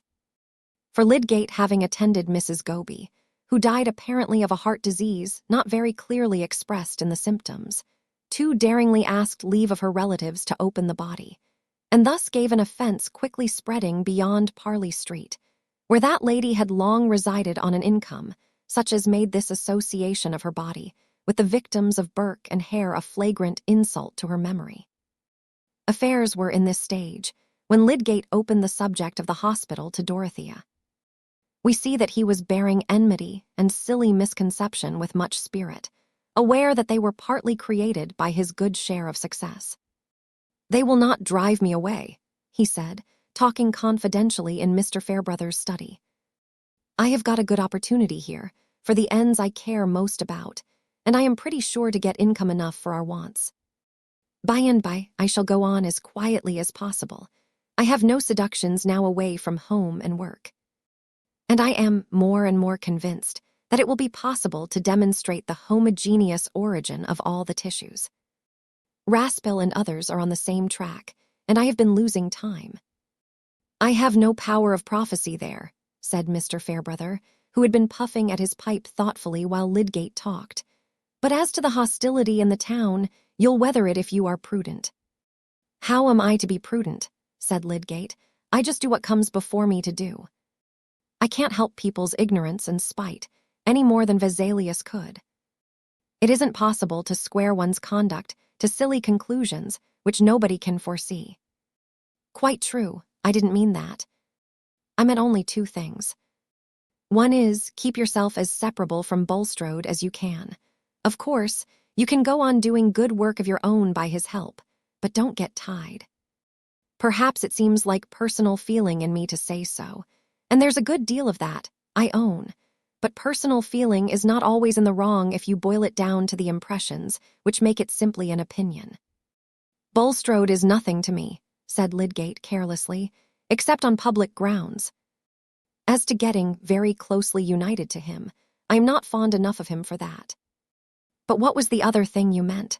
Said Lydgate, who was nursing his leg as comfortably as possible and feeling in no great need of advice.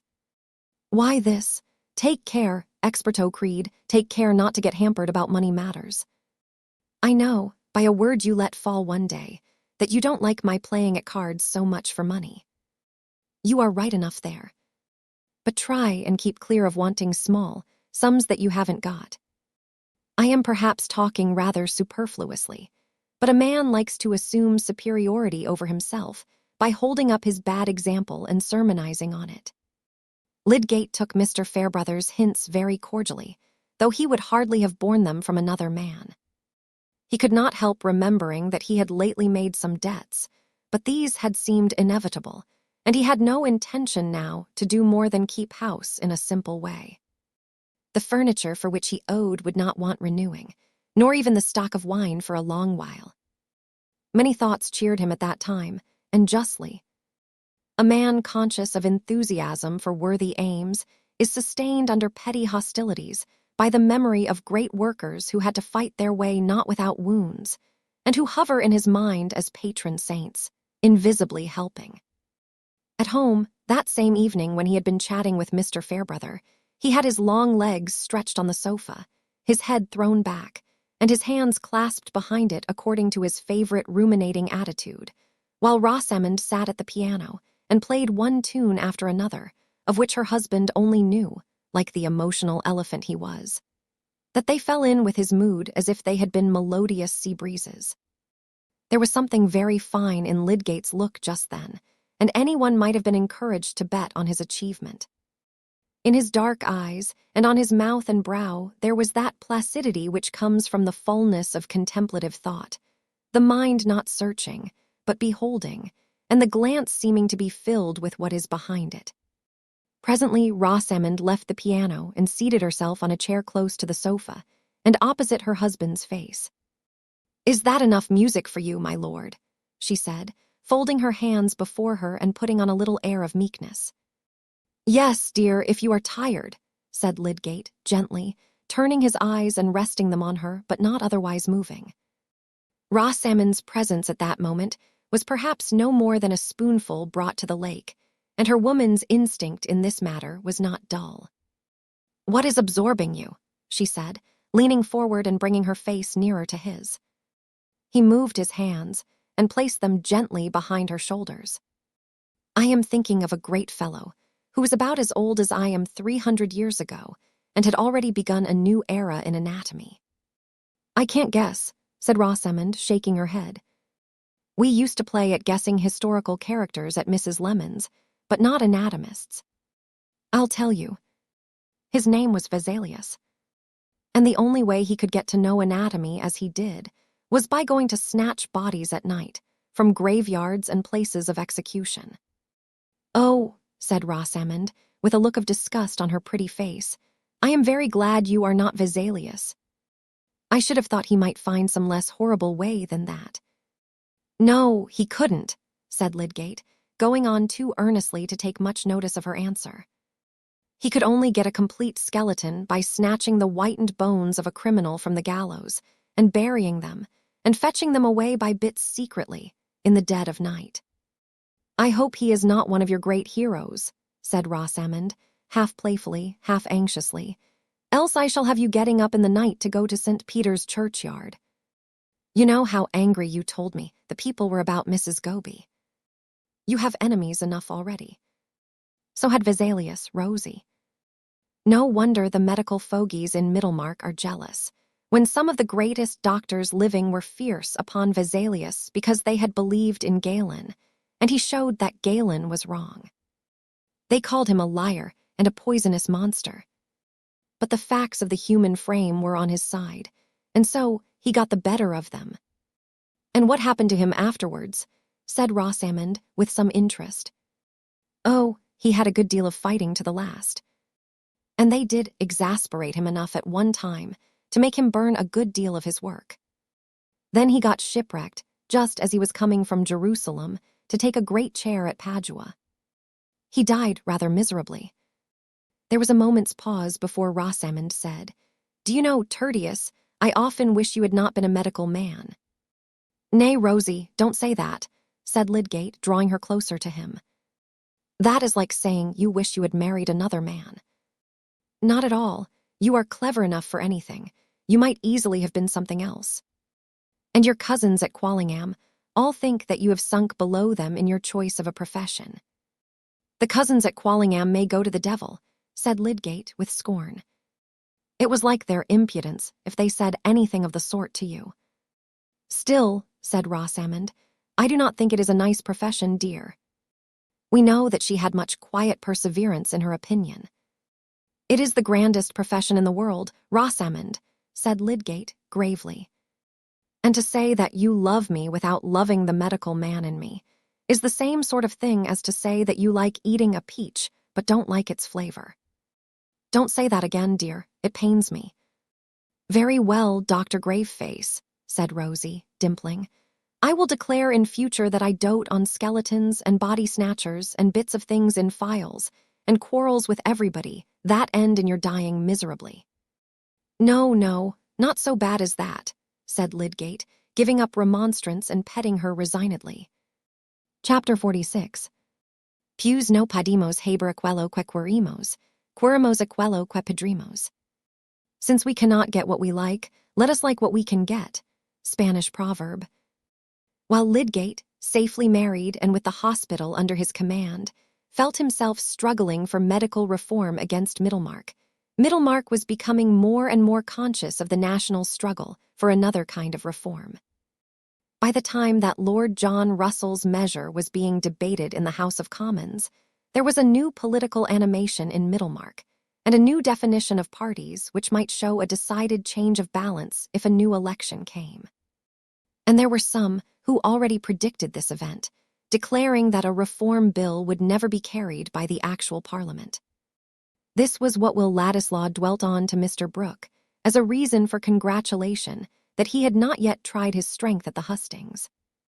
Things will grow and ripen as if it were a comet year, said Will. The public temper will soon get to a cometary heat. Now the question of reform has set in. There is likely to be another election before long, and by that time, Middlemarch will have got more ideas into its head. What we have to work at now is the pioneer and political meetings. Quite right, Ladislaw. We shall make a new thing of opinion here, said Mr. Brooke. Only I want to keep myself independent about reform, you know. I don't want to go too far. I want to take up Wilberforce, S. and Romilly's line, you know, and work at Negro emancipation, criminal law, that kind of thing. But of course I should support Gray. If you go in for the principle of reform, you must be prepared to take what the situation offers, said Will.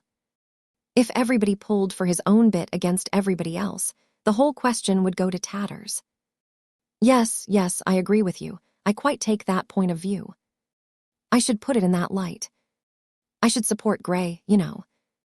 But I don't want to change the balance of the Constitution, and I don't think Gray would. But that is what the country wants, said Will. Else there would be no meaning in political unions, or any other movement that knows what it's about. It wants to have a House of Commons, which is not weighted with nominees of the landed class, but with representatives of the other interests. And as to contending for a reform short of that, it is like asking for a bit of an avalanche which has already begun to thunder. That is fine, Ladislaw. That is the way to put it. Write that down now. We must begin to get documents about the feeling of the country, as well as the machine breaking and general distress. As to documents, said Will, a 2-inch card will hold plenty. A few rows of figures are enough to deduce misery from, and a few more will show the rate at which the political determination of the people is growing. Good. Draw that out a little more at length, Ladislaw. That is an idea now. Write it out in the Pioneer. Put the figures and deduce the misery, you know, and put the other figures and deduce, and so on. You have a way of putting things. Burke, now. When I think of Burke, I can't help wishing somebody had a pocket borough to give you, Ladislaw. You'd never get elected, you know. And we shall always want talent in the House. Reform as we will, we shall always want talent. That avalanche and the thunder, now, was really a little like Burke.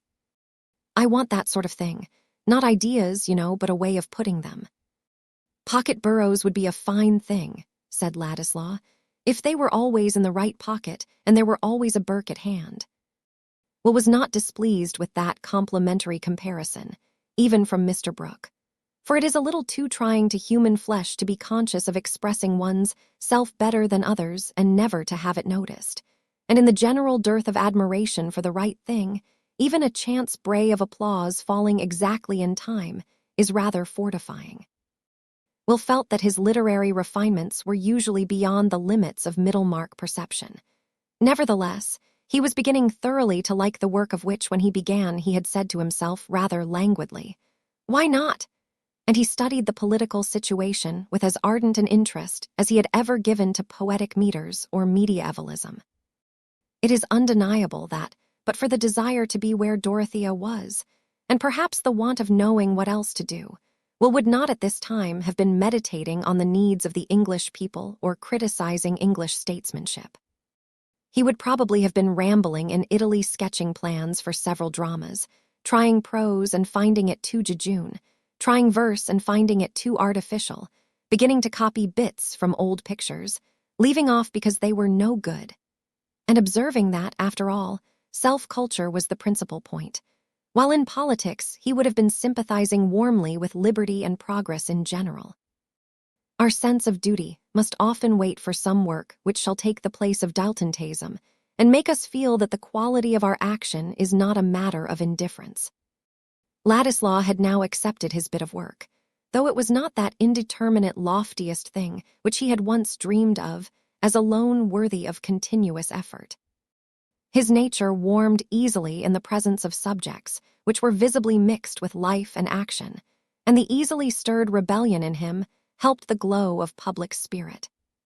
In spite of Mr. Casaubon and the banishment from Lowick, he was rather happy, getting a great deal of fresh knowledge in a vivid way and for practical purposes, and making the Pioneer, celebrated as far as brassing, never mind the smallness of the area. The writing was not worse than much that reaches the four corners of the earth. Mr. Brooke was occasionally irritating, but Will's impatience was relieved by the division of his time between visits to the Grange and retreats to his Middlemarch lodgings, which gave variety to his life. "Shift the pegs a little," he said to himself, "and Mr. Brooke might be in the cabinet while I was under-secretary. That is the common order of things. The little waves make the large ones and are of the same pattern. I am better here than in the sort of life Mr. Casaubon would have trained me for, where the doing would be all laid down by a precedent too rigid for me to react upon. I don't care for prestige or high pay. As Lydgate had said of him, he was a sort of gypsy, rather enjoying the sense of belonging to no class. He had a feeling of romance in his position, and a pleasant consciousness of creating a little surprise wherever he went. That sort of enjoyment had been disturbed when he had felt some new distance between himself and Dorothea in their accidental meeting at Lydgate, and his irritation had gone out towards Mr. Casaubon, who had declared beforehand that Will would lose caste. "I never had any caste," he would have said, if that prophecy had been uttered to him, and the quick blood would have come and gone like breath in his transparent skin. But it is one thing to like defiance, and another thing to like its consequences. Meanwhile, the town opinion about the new editor of the Pioneer was tending to confirm Mr. Casaubon's view. Will's relationship in that distinguished quarter did not, like Lydgate's high connections, serve as an advantageous introduction. If it was rumored that young Ladislaw was Mr. Casaubon's nephew or cousin, it was also rumored that Mr. Casaubon would have nothing to do with him. "Brooke has taken him up," said Mr. Hawley, "because that is what no man in his senses could have expected. Casaubon has devilish good reasons, you may be sure, for turning the cold shoulder on a young fellow whose bringing up he paid for. Just like Brooke, one of those fellows who would praise a cat to sell a horse." And some oddities of Will's, more or less poetical, appeared to support Mr. Keck, the editor of the Trumpet, in asserting that Ladislaw, if the truth were known, was not only a Polish emissary but crack-brained, which accounted for the preternatural quickness and glibness of his speech when he got onto a platform, as he did whenever he had an opportunity, speaking with a facility which cast reflections on solid Englishmen generally. It was disgusting to Keck to see a strip of a fellow, with light curls round his head, get up and speechify by the hour against institutions, which had existed when he was in his cradle.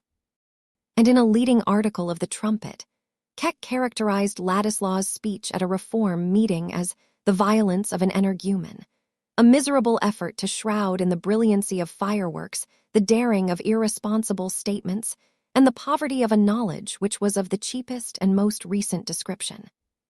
"That was a rattling article yesterday, Keck," said Dr. Sprague, with sarcastic intentions. "But what is an energumen?" "Oh, a term that came up in the French Revolution," said Keck. This dangerous aspect of Ladislaw was strangely contrasted with other habits, which became matter of remark. He had a fondness, half artistic, half affectionate, for little children. The smaller they were on tolerably active legs, and the funnier their clothing, the better Will liked to surprise and please them. We know that in Rome he was given to ramble about among the poor people, and the taste did not quit him in Middlemarch. He had somehow picked up a troop of droll children, little hatless boys with their galligaskins, much worn and scant shirting to hang out, little girls who tossed their hair out of their eyes to look at him, and guardian brothers at the mature age of 7. This troop he had led out on gypsy excursions to Halsell Wood at nutting time, and since the cold weather had set in, he had taken them on a clear day to gather sticks for a bonfire in the hollow of a hillside, where he drew out a small feast of gingerbread for them, and improvised a Punch and Judy drama with some private homemade puppets. Here was one oddity. Another was that in houses where he got friendly, he was given to stretch himself at full length on the rug while he talked, and was apt to be discovered in this attitude by occasional callers for whom such an irregularity was likely to confirm the notions of his dangerously mixed blood and general laxity. But Will's articles and speeches naturally recommended him in families, which the new strictness of party division had marked off on the side of reform. He was invited to Mr. Bulstrode's, but here he could not lie down on the rug, and Mrs. Bulstrode felt that his mode of talking about Catholic countries, as if there were any truce with Antichrist, illustrated the usual tendency to unsoundness in intellectual men. At Mr. Fairbrother's, however, whom the irony of events had brought on the same side with Bulstrode in the national movement, Will became a favorite with the ladies, especially with little Miss Noble, whom it was one of his oddities to escort when he met her in the street with her little basket, giving her his arm in the eyes of the town, and insisting on going with her to pay some call where she distributed her small filchings from her own share of sweet things. But the house where he visited oftenest and lay most on the rug was Lydgate, S. The two men were not at all alike, but they agreed none the worse. Lydgate was abrupt, but not irritable, taking little notice of megrims in healthy people, and Ladislaw did not usually throw away his susceptibilities on those who took no notice of them. With Rosamond, on the other hand, he pouted and was wayward, nay, often uncomplimentary, much to her inward surprise. Nevertheless, he was gradually becoming necessary to her entertainment by his companionship in her music, his varied talk, and his freedom from the grave preoccupation which, with all her husband's tenderness and indulgence, often made his manners unsatisfactory to her and confirmed her dislike of the medical profession. Lydgate, inclined to be sarcastic on the superstitious faith of the people in the efficacy of the bill, while nobody cared about the low state of pathology, sometimes assailed Will with troublesome questions. One evening in March, Rosamond in her cherry-colored dress with swansdown trimming about the throat sat at the tea table. Lydgate, lately come in tired from his outdoor work, was seated sideways on an easy chair by the fire with one leg over the elbow, his brow looking a little troubled as his eyes rambled over the columns of the Pioneer, while Rosamond, having noticed that he was perturbed, avoided looking at him, and inwardly thanked heaven that she herself had not a moody disposition. Will Ladislaw was stretched on the rug contemplating the curtain pole abstractedly, and humming very low the notes of "When First I Saw Thy Face," while the house spaniel, also stretched out with small choice of room, looked from between his paws at the usurper of the rug with silent but strong objection. Rosamond bringing Lydgate his cup of tea, he threw down the paper and said to Will, who had started up and gone to the table, "It's no use your puffing Brooke as a reforming landlord, Ladislaw. They only pick the more holes in his coat in the Trumpet." "No matter, those who read the Pioneer don't read the Trumpet," said Will, swallowing his tea and walking about. "Do you suppose the public reads, with a view to its own conversion? We should have a witches brewing with a vengeance then. Mingle, mingle, mingle, mingle. You that mingle may, and nobody would know which side he was going to take. Fairbrother says he doesn't believe Brooke would get elected if the opportunity came. The very men who profess to be for him would bring another member out of the bag at the right moment. There's no harm in trying. It's good to have resident members." "Why?" said Lydgate, who was much given to use that inconvenient word in a curt tone. "They represent the local stupidity better," said Will, laughing and shaking his curls, "and they are kept on their best behavior in the neighborhood.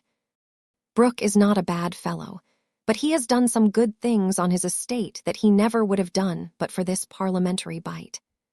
"He's not fitted to be a public man," said Lydgate, with contemptuous decision.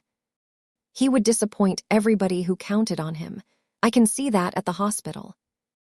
Only, their Bulstrode holds the reins and drives him." "That depends on how you fix your standard of public men," said Will. "He's good enough for the occasion. When the people have made up their mind as they are making it up now, they don't want a man, they only want a vote. That is the way with you political writers, Ladislaw, crying up a measure as if it were a universal cure, and crying up men who are a part of the very disease that wants curing." "Why not? Men may help to cure themselves off the face of the land without knowing it," said Will, who could find reasons impromptu, when he had not thought of a question beforehand. "That is no excuse for encouraging the superstitious exaggeration of hopes about this particular measure, helping the cry to swallow it whole, and to send up voting popinjays who are good for nothing, but to carry it. You go against rottenness, and there is nothing more thoroughly rotten than making people believe that society can be cured by a political hocus-pocus. That's very fine, my dear fellow. But your cure must begin somewhere, and put it that 1,000 things which debase a population can never be reformed without this particular reform to begin with. Look what Stanley said the other day, that the House had been tinkering long enough at small questions of bribery, inquiring whether this or that voter has had a guinea when everybody knows that the seats have been sold wholesale. Wait for wisdom and conscience in public agents, fiddlestick. The only conscience we can trust to is the massive sense of wrong in a class, and the best wisdom that will work is the wisdom of balancing claims. That's my text. Which side is injured? I support the man who supports their claims, not the virtuous upholder of the wrong. That general talk about a particular case is mere question begging, Ladislaw. When I say, I go in for the dose that cures, it doesn't follow that I go in for opium in a given case of gout. I am not begging the question we are upon, whether we are to try for nothing till we find immaculate men to work with. Should you go on that plan? If there were one man who would carry you a medical reform and another who would oppose it, should you inquire which had the better motives or even the better brains? Oh, of course, said Lydgate, seeing himself checkmated by a move which he had often used himself. If one did not work with such men as are at hand, things must come to a deadlock. Suppose the worst opinion in the town about Bulstrode were a true one. That would not make it less true that he has the sense and the resolution to do what I think ought to be done in the matters I know and care most about. But that is the only ground on which I go with him, Lydgate added rather proudly, bearing in mind Mr. Fairbrother's remarks. He is nothing to me otherwise. I would not cry him up on any personal ground. I would keep clear of that. Do you mean that I cry up Brooke on any personal ground? Said Will Ladislaw, nettled, and turning sharp round. For the first time he felt offended with Lydgate, not the less so, perhaps, because he would have declined any close inquiry into the growth of his relation to Mr. Brooke. Not at all, said Lydgate. I was simply explaining my own action. I meant that a man may work for a special end with others whose motives and general course are equivocal, if he is quite sure of his personal independence, and that he is not working for his private interest, either place or money. Then, why don't you extend your liberality to others? Said Will, still nettled.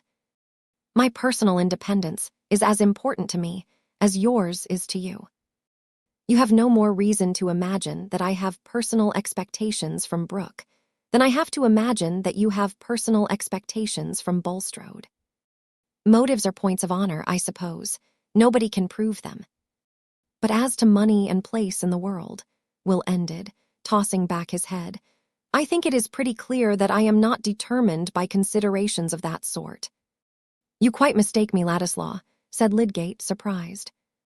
He had been preoccupied with his own vindication, and had been blind to what Ladislaw might infer on his own account. I beg your pardon for unintentionally annoying you. In fact, I should rather attribute to you a romantic disregard of your own worldly interests. On the political question, I referred simply to intellectual bias. How very unpleasant you both are this evening, said Rosamond. I cannot conceive why money should have been referred to. Politics and medicine are sufficiently disagreeable to quarrel upon. You can both of you go on quarreling with all the world, and with each other on those two topics. Rosamond looked mildly neutral as she said this, rising to ring the bell, and then crossing to her work table. Poor Rosie, said Lydgate, putting out his hand to her as she was passing him. Disputation is not amusing to cherubs. Have some music. Ask Ladislaw to sing with you. When Will was gone, Rosamond said to her husband, What put you out of temper this evening, Tertius? Me, it was Ladislaw who was out of temper. He is like a bit of tinder. But I mean, before that. Something had vexed you before you came in. You looked cross. And that made you begin to dispute with Mr. Ladislaw. You hurt me very much when you look so, Tertius. Do I? Then I am a brute, said Lydgate, caressing her penitently. What vexed you? Oh, outdoor things, business. It was really a letter, insisting on the payment of a bill for furniture. But Rosamond was expecting to have a baby, and Lydgate wished to save her from any perturbation. Chapter 47. Was never true love loved in vain, for truest love is highest gain. No art can make it. It must spring where elements are fostering. So in heaven's spot and hour springs the little native flower, downward root and upward eye, shapen by the earth and sky. It happened to be on a Saturday evening that Will Ladislaw had that little discussion with Lydgate.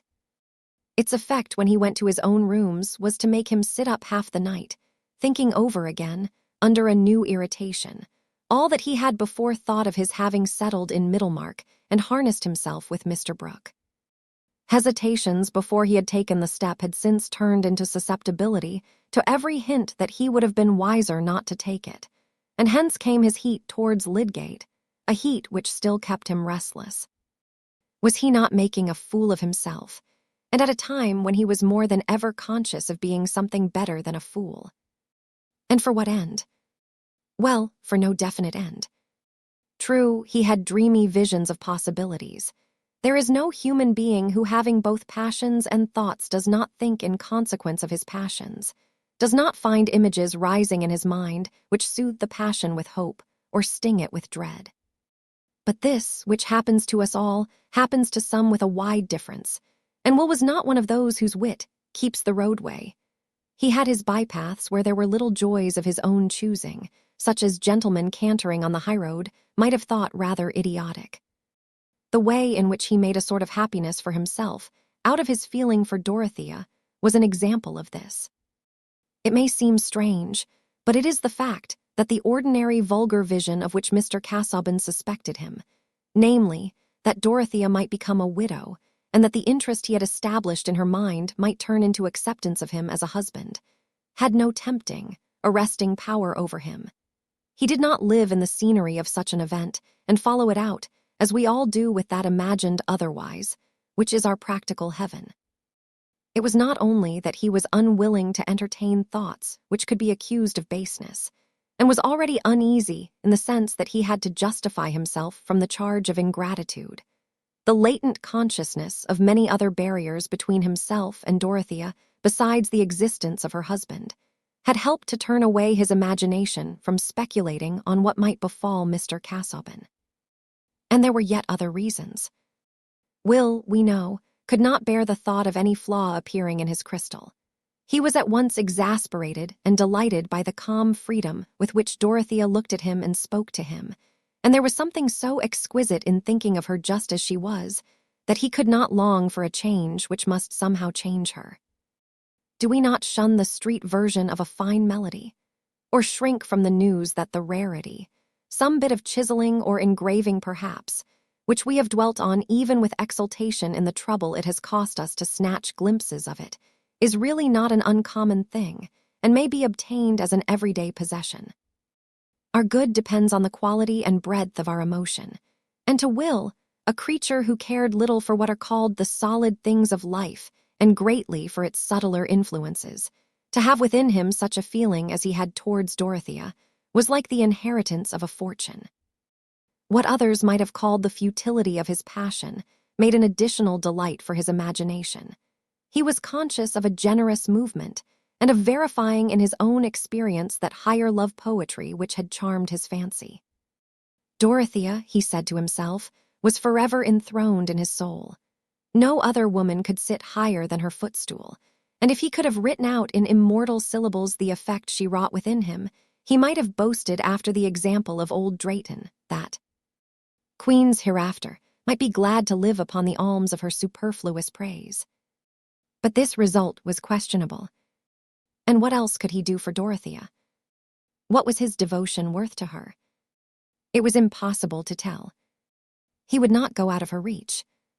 He saw no creature among her friends to whom he could believe that she spoke with the same simple confidence as to him. She had once said that she would like him to stay, and stay he would, whatever fire-breathing dragons might hiss around her. This had always been the conclusion of Will's hesitations. But he was not without contradictoriness and rebellion, even towards his own resolve.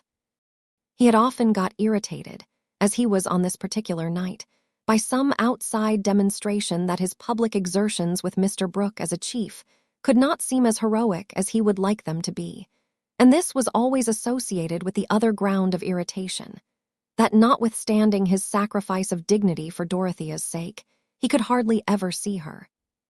Whereupon, not being able to contradict these unpleasant facts, he contradicted his own strongest bias and said, "I am a fool." Nevertheless, since the inward debate necessarily turned on Dorothea, he ended, as he had done before, only by getting a livelier sense of what her presence would be to him. And suddenly reflecting that the morrow would be Sunday, he determined to go to Lowick Church and see her. He slept upon that idea, But when he was dressing in the rational morning light, objection said, "That will be a virtual defiance of Mr. Casaubon's prohibition to visit Lowick, and Dorothea will be displeased." "Nonsense," argued inclination. "It would be too monstrous for him to hinder me from going out to a pretty country church on a spring morning. And Dorothea will be glad. It will be clear to Mr. Casaubon that you have come either to annoy him or to see Dorothea." "It is not true that I go to annoy him, and why should I not go to see Dorothea? Is he to have everything to himself and be always comfortable? Let him smart a little, as other people are obliged to do. I have always liked the quaintness of the church and congregation. Besides, I know the Tuckers. I shall go into their pew." Having silenced objection by force of unreason, Will walked to Lowick as if he had been on the way to paradise, crossing Halsell Common and skirting the wood, where the sunlight fell broadly under the budding boughs, bringing out the beauties of moss and lichen, and fresh green growths piercing the brown. Everything seemed to know that it was Sunday, and to approve of his going to Lowick Church. Will easily felt happy when nothing crossed his humor, and by this time the thought of vexing Mr. Casaubon had become rather amusing to him, making his face break into its merry smile, pleasant to see as the breaking of sunshine on the water, though the occasion was not exemplary. But most of us are apt to settle within ourselves that the man who blocks our way is odious, and not to mind causing him a little of the disgust which his personality excites in ourselves. Will went along with a small book under his arm and a hand in each side pocket, never reading, but chanting a little, as he made scenes of what would happen in church and coming out. He was experimenting in tunes to suit some words of his own, sometimes trying a ready-made melody, sometimes improvising. The words were not exactly a hymn, but they certainly fitted his Sunday experience. Oh me, what frugal cheer my love doth feed upon. A touch, a ray that is not here, a shadow that is gone. A dream of breath that might be near, an inly echoed tone, the thought that one may think me dear, the place where one was known. The tremor of a banished fear, an ill that was not done, oh me, what frugal cheer my love doth feed upon. Sometimes, when he took off his hat, shaking his head backward, and showing his delicate throat as he sang, he looked like an incarnation of the spring whose spirit filled the air. A bright creature, abundant in uncertain promises. The bells were still ringing when he got to Lowick, and he went into the curate's pew before anyone else arrived there. But he was still left alone in it when the congregation had assembled. The curate's pew was opposite the rector's at the entrance of the small chancel, and Will had time to fear that Dorothea might not come while he looked round at the group of rural faces, which made the congregation from year to year within the whitewashed walls and dark old pews, hardly with more change than we see in the boughs of a tree which breaks here and there with age, but yet has young shoots. Mr. Riggs's frog face was something alien and unaccountable, but notwithstanding this shock to the order of things, there were still the walls and the rural stock of the Powderells in their pews side by side. Brother Samuel's cheek had the same purple round as ever, and the 3 generations of decent cottagers came as of old with a sense of duty to their betters generally. The smaller children regarding Mr. Casaubon, who wore the black gown and mounted to the highest box, as probably the chief of all betters, and the one most awful if offended. Even in 1830, one Lowick was at peace, not more agitated by reform than by the solemn tenor of the Sunday sermon. The congregation had been used to seeing Will at church in former days, and no one took much note of him except the choir, who expected him to make a figure in the singing. Dorothea did at last appear on this quaint background, walking up the short aisle in her white beaver bonnet and gray cloak, the same she had worn in the Vatican. Her face being, from her entrance, towards the chancel, even her short-sighted eyes soon discerned Will, but there was no outward show of her feeling except a slight paleness and a grave bow as she passed him. To his own surprise, Will felt suddenly uncomfortable, and dared not look at her after they had bowed to each other. 2 minutes later, when Mr. Casaubon came out of the vestry, and, entering the pew, seated himself in face of Dorothea, Will felt his paralysis more complete. He could look nowhere except at the choir in the little gallery over the vestry door. Dorothea was perhaps pained, and he had made a wretched blunder. It was no longer amusing to vex Mr. Casaubon, who had the advantage probably of watching him and seeing that he dared not turn his head. Why had he not imagined this beforehand? But he could not expect that he should sit in that square pew alone, unrelieved by any Tuckers who had apparently departed from Lowick altogether, for a new clergyman was in the desk. Still, he called himself stupid now for not foreseeing that it would be impossible for him to look towards Dorothea, nay, that she might feel his coming an impertinence. There was no delivering himself from his cage, however, and Will found his places and looked at his book as if he had been a schoolmistress, feeling that the morning service had never been so immeasurably long before, that he was utterly ridiculous, out of temper, and miserable. This was what a man got by worshipping the sight of a woman. The clerk observed with surprise that Mr. Ladislaw did not join in the tune of Hanover, and reflected that he might have a cold. Mr. Casaubon did not preach that morning, and there was no change in Will's situation until the blessing had been pronounced, and every one rose. It was the fashion at Lowick for the betters to go out first. With a sudden determination to break the spell that was upon him, Will looked straight at Mr. Casaubon. But that gentleman's eyes were on the button of the pew door, which he opened, allowing Dorothea to pass, and following her immediately without raising his eyelids.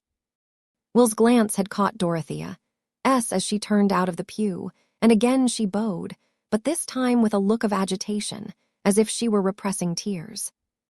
Will walked out after them, but they went on towards the little gate leading out of the churchyard into the shrubbery, never looking round. It was impossible for him to follow them, and he could only walk back sadly at midday along the same road which he had trodden hopefully in the morning. The lights were all changed for him, both without and within. Chapter 48. Surely the golden hours are turning gray and dance no more, and vainly strive to run.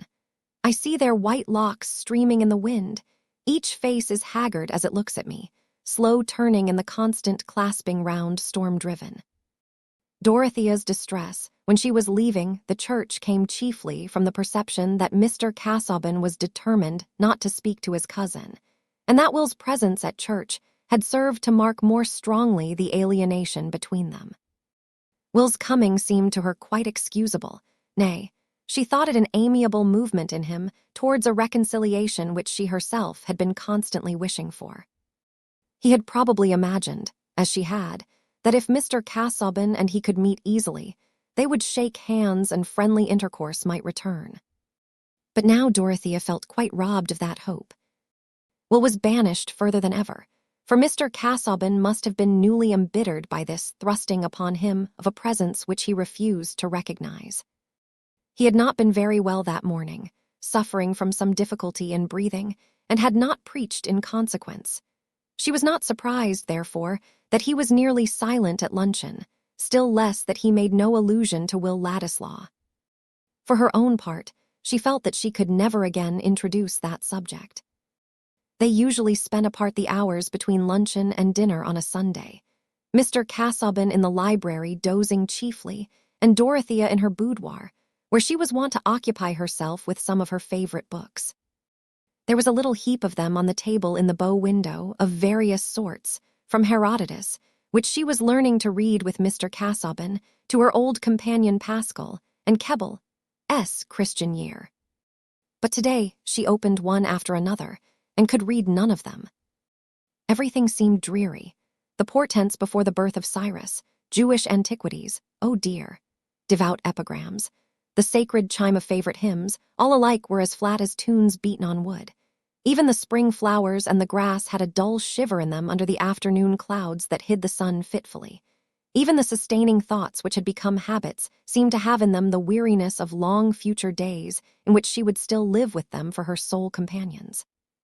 It was another, or rather, a fuller sort of companionship that poor Dorothea was hungering for, and the hunger had grown from the perpetual effort demanded by her married life. She was always trying to be what her husband wished, and never able to repose on his delight in what she was. The thing that she liked, that she spontaneously cared to have, seemed to be always excluded from her life. For if it was only granted and not shared by her husband, it might as well have been denied. About Will Ladislaw, there had been a difference between them from the first, and it had ended, since Mr. Casaubon had so severely repulsed Dorothea's strong feeling about his claims on the family property, by her being convinced that she was in the right and her husband in the wrong, but that she was helpless. This afternoon, the helplessness was more wretchedly benumbing than ever. She longed for objects who could be dear to her, and to whom she could be dear. She longed for work which would be directly beneficent, like the sunshine and the rain. And now it appeared that she was to live more and more in a virtual tomb, where there was the apparatus of a ghastly labor producing what would never see the light. Today she had stood at the door of the tomb and seen Will Ladislaw receding into the distant world of warm activity and fellowship, turning his face towards her as he went. Books were of no use. Thinking was of no use. It was Sunday, and she could not have the carriage to go to Celia, who had lately had a baby. There was no refuge now from spiritual emptiness and discontent, and Dorothea had to bear her bad mood, as she would have borne a headache. After dinner, at the hour when she usually began to read aloud, Mr. Casaubon proposed that they should go into the library, where, he said, he had ordered a fire and lights. He seemed to have revived, and to be thinking intently. In the library, Dorothea observed that he had newly arranged a row of his notebooks on a table, and now he took up and put into her hand a well-known volume, which was a table of contents to all the others. "You will oblige me, my dear," he said, seating himself, "if instead of other reading this evening, you will go through this aloud, pencil in hand, and at each point where I say mark, will make a cross with your pencil. This is the first step in a sifting process which I have long had in view, and as we go on I shall be able to indicate to you certain principles of selection whereby you will, I trust, have an intelligent participation in my purpose." This proposal was only one more sign added to many since his memorable interview with Lydgate, that Mr. Casaubon's original reluctance to let Dorothea work with him had given place to the contrary disposition, namely, to demand much interest and labor from her. After she had read and marked for 2 hours, he said, "We will take the volume upstairs, and the pencil, if you please, and in case of reading in the night, we can pursue this task. It is not wearisome to you, I trust, Dorothea." "I prefer always reading what you like best to hear," said Dorothea, who told the simple truth, for what she dreaded was to exert herself in reading or anything else which left him as joyless as ever. It was a proof of the force with which certain characteristics in Dorothea impressed those around her, that her husband, with all his jealousy and suspicion, had gathered implicit trust in the integrity of her promises and her power of devoting herself to her idea of the right and best. Of late, he had begun to feel that these qualities were a peculiar possession for himself, and he wanted to engross them. The reading in the night did come. Dorothea in her young weariness had slept soon and fast. She was awakened by a sense of light, which seemed to her at first like a sudden vision of sunset after she had climbed a steep hill. She opened her eyes and saw her husband wrapped in his warm gown, seating himself in the armchair near the fireplace where the embers were still glowing. He had lit 2 candles, expecting that Dorothea would awake, but not liking to rouse her by more direct means. "Are you ill, Edward?" she said, rising immediately. "I felt some uneasiness in a reclining posture. I will sit here for a time." She threw wood on the fire, wrapped herself up, and said, "You would like me to read to you?" "You would oblige me greatly by doing so, Dorothea," said Mr. Casaubon, with a shade more meekness than usual in his polite manner. "I am wakeful. My mind is remarkably lucid." "I fear that the excitement may be too great for you," said Dorothea, remembering Lydgate's cautions. "No, I am not conscious of undue excitement. Thought is easy." Dorothea dared not insist, and she read for an hour or more on the same plan as she had done in the evening, but getting over the pages with more quickness. Mr. Casaubon's mind was more alert, and he seemed to anticipate what was coming after a very slight verbal indication, saying, "That will do, mark that," or pass on to the next head, I omit the second excursus on Crete. Dorothea was amazed to think of the bird-like speed with which his mind was surveying the ground where it had been creeping for years. At last he said, "Close the book now, my dear. We will resume our work tomorrow. I have deferred it too long, and would gladly see it completed. But you observe that the principle on which my selection is made is to give adequate and not disproportionate illustration to each of the theses enumerated in my introduction, as at present sketched. You have perceived that distinctly, Dorothea." "Yes," said Dorothea rather tremulously. She felt sick at heart. "And now I think that I can take some repose," said Mr. Casaubon. He laid down again and begged her to put out the lights. When she had lain down too, and there was a darkness only broken by a dull glow on the hearth, he said, "Before I sleep, I have a request to make, Dorothea." "What is it?" said Dorothea with dread in her mind. "It is that you will let me know, deliberately, whether, in case of my death, you will carry out my wishes, whether you will avoid doing what I should deprecate, and apply yourself to do what I should desire." Dorothea was not taken by surprise. Many incidents had been leading her to the conjecture of some intention on her husband's part which might make a new yoke for her. She did not answer immediately. "You refuse," said Mr. Casaubon with more edge in his tone. "No, I do not yet refuse," said Dorothea, in a clear voice, the need of freedom asserting itself within her. "But it is too solemn. I think it is not right to make a promise when I am ignorant what it will bind me to. Whatever affection prompted, I would do without promising. But you would use your own judgment. I ask you to obey mine. You refuse." "No, dear, no," said Dorothea beseechingly, crushed by opposing fears. "But may I wait and reflect a little while? I desire with my whole soul to do what will comfort you, but I cannot give any pledge suddenly, still less a pledge to do I know not what. You cannot, then, confide in the nature of my wishes." "Grant me till tomorrow," said Dorothea beseechingly. "Till tomorrow, then," said Mr. Casaubon. Soon she could hear that he was sleeping, but there was no more sleep for her. While she constrained herself to lie still lest she should disturb him, her mind was carrying on a conflict in which imagination ranged its forces first on one side and then on the other. She had no presentiment that the power which her husband wished to establish over her future action had relation to anything else than his work. But it was clear enough to her that he would expect her to devote herself to sifting those mixed heaps of material, which were to be the doubtful illustration of principles still more doubtful. The poor child had become altogether unbelieving as to the trustworthiness of that key which had made the ambition and the labor of her husband's life.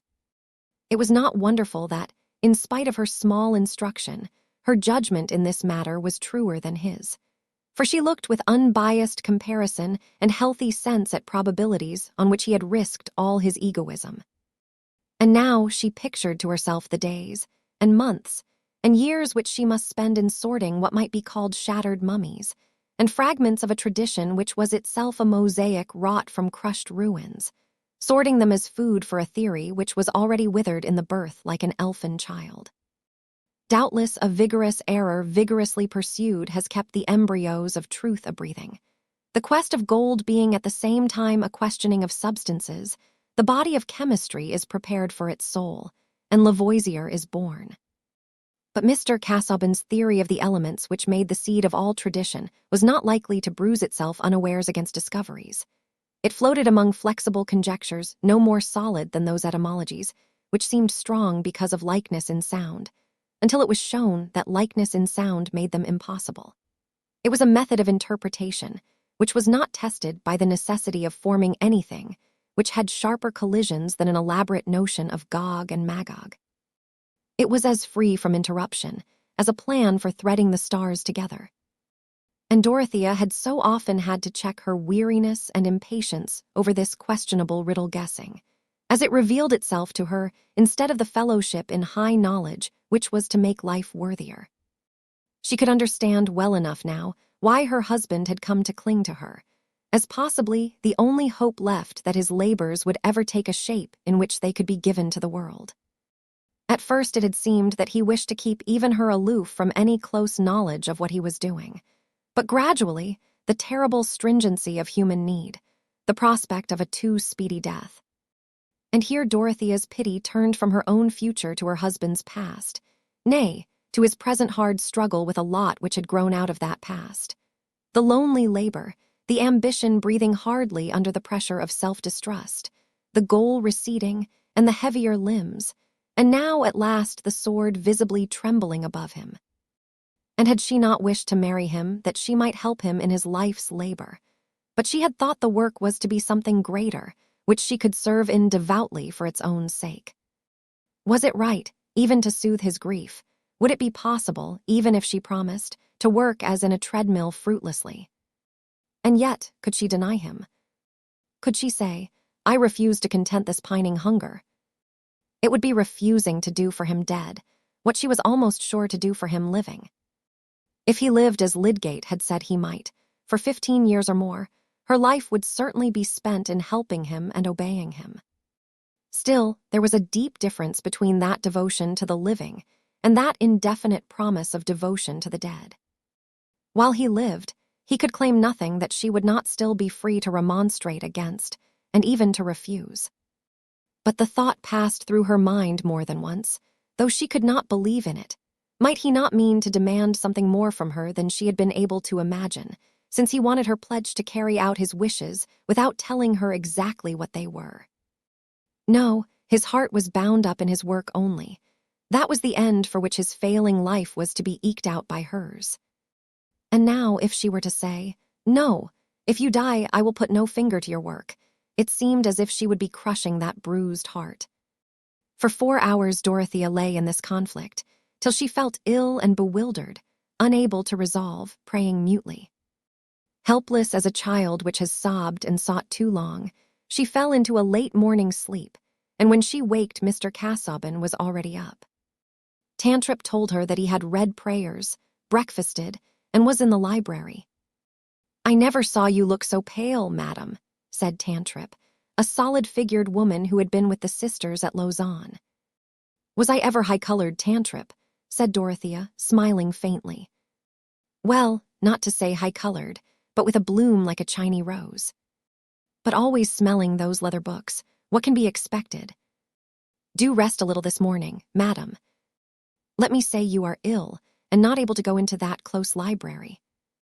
"Oh, no, let me make haste," said Dorothea. "Mr. Casaubon wants me particularly." When she went down, she felt sure that she should promise to fulfill his wishes, but that would be later in the day, not yet. As Dorothea entered the library, Mr. Casaubon turned round from the table where he had been placing some books, and said, "I was waiting for your appearance, my dear. I had hoped to set to work at once this morning, but I find myself under some indisposition, probably from too much excitement yesterday. I am going now to take a turn in the shrubbery, since the air is milder." "I am glad to hear that," said Dorothea. "Your mind, I feared, was too active last night." "I would fain have it set at rest on the point I last spoke of, Dorothea. You can now, I hope, give me an answer." "May I come out to you in the garden presently?" said Dorothea, winning a little breathing space in that way. "I shall be in the yew tree walk for the next half-hour," said Mr. Casaubon, and then he left her. Dorothea, feeling very weary, rang and asked Tantripp to bring her some wraps. She had been sitting still for a few minutes, but not in any renewal of the former conflict. She simply felt that she was going to say yes to her own doom. She was too weak, too full of dread at the thought of inflicting a keen-edged blow on her husband, to do anything but submit completely. She sat still and let Tantripp put on her bonnet and shawl, a passivity which was unusual with her, for she liked to wait on herself. "God bless you, madam," said Tantripp, with an irrepressible movement of love towards the beautiful, gentle creature for whom she felt unable to do anything more, now that she had finished tying the bonnet. This was too much for Dorothea's highly strung feeling, and she burst into tears, sobbing against Tantripp's arm. But soon she checked herself, dried her eyes, and went out at the glass door into the shrubbery. "I wish every book in that library was built into a catacomb for your master," said Tantripp to Pratt, the butler, finding him in the breakfast room. She had been at Rome and visited the antiquities, as we know, and she always declined to call Mr. Casaubon anything but your master when speaking to the other servants. Pratt laughed. He liked his master very well, but he liked Tantripp better. When Dorothea was out on the gravel walks, she lingered among the nearer clumps of trees, hesitating, as she had done once before, though from a different cause. Then she had feared lest her effort at fellowship should be unwelcome. Now she dreaded going to the spot where she foresaw that she must bind herself to a fellowship from which she shrank. Neither law nor the world's opinion compelled her to this. Only her husband's nature and her own compassion, only the ideal and not the real yoke of marriage. She saw clearly enough the whole situation, yet she was fettered. She could not smite the stricken soul that entreated hers. If that were weakness, Dorothea was weak. But the half-hour was passing, and she must not delay longer.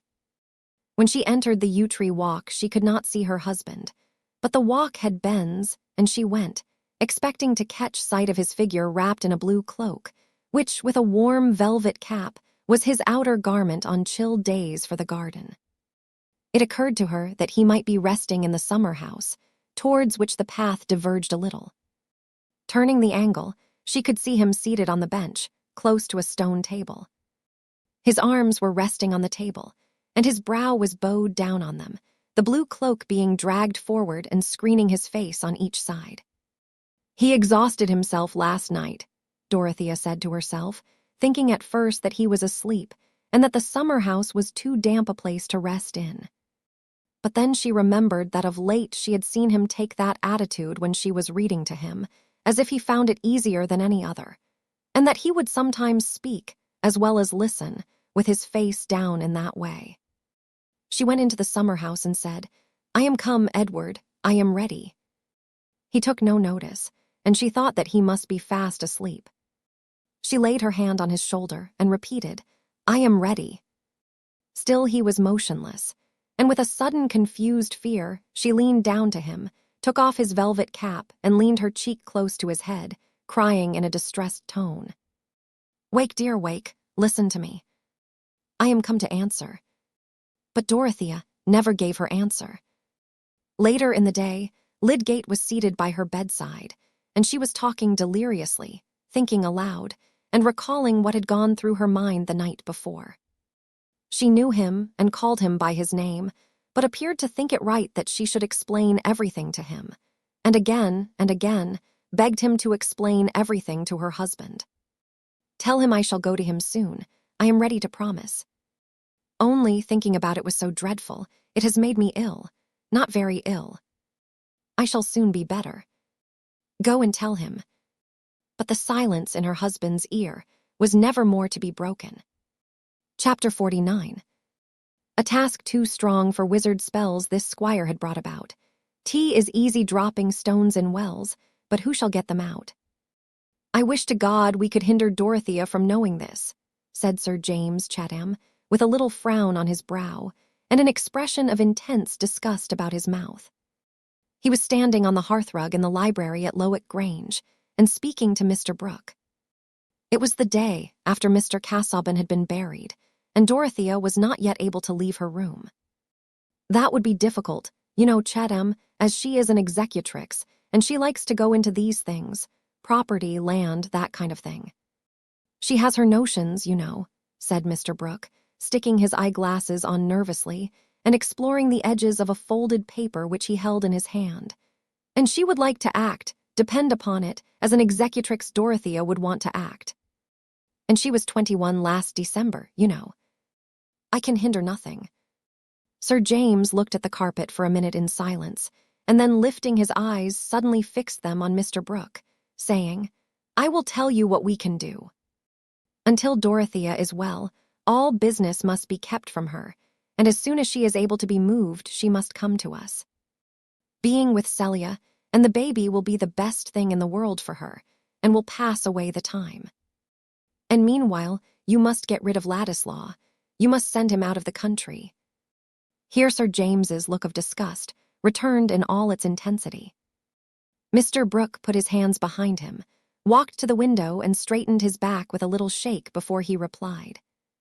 "That is easily said, Chatham, easily said, you know." "My dear sir," persisted Sir James, restraining his indignation within respectful forms, "it was you who brought him here, and you who keep him here. I mean by the occupation you give him." "Yes, but I can't dismiss him in an instant without assigning reasons, my dear Chatham. Ladislaw has been invaluable, most satisfactory. I consider that I have done this part of the country a service by bringing him, you know." Mr. Brooke ended with a nod, turning round to give it. "It's a pity this part of the country didn't do without him. That's all I have to say about it. At any rate, as Dorothea's brother-in-law, I feel warranted in objecting strongly to his being kept here by any action on the part of her friends. You admit, I hope, that I have a right to speak about what concerns the dignity of my wife's sister." Sir James was getting warm. "Of course, my dear Chatham, of course. But you and I have different ideas, different—" "Not about this action of Casaubon, I should hope," interrupted Sir James. "I say that he has most unfairly compromised Dorothea. I say that there never was a meaner, more ungentlemanly action than this. A codicil of this sort to a will which he made at the time of his marriage with the knowledge and reliance of her family. A positive insult to Dorothea. Well, you know, Casaubon was a little twisted about Ladislaw. Ladislaw has told me the reason, dislike of the bent he took, you know. Ladislaw didn't think much of Casaubon's notions, Thoth and Dagon, that sort of thing. And I fancy that Casaubon didn't like the independent position Ladislaw had taken up. I saw the letters between them, you know. Poor Casaubon was a little buried in books. He didn't know the world." "It's all very well for Ladislaw to put that color on it," said Sir James. "But I believe Casaubon was only jealous of him on Dorothea's account, and the world will suppose that she gave him some reason. And that is what makes it so abominable, coupling her name with this young fellow's." "My dear Chatham, it won't lead to anything, you know," said Mr. Brooke, seating himself and sticking on his eyeglass again. "It's all of a piece with Casaubon's oddity. This paper now, synoptical tabulation, and so on, for the use of Mrs. Casaubon.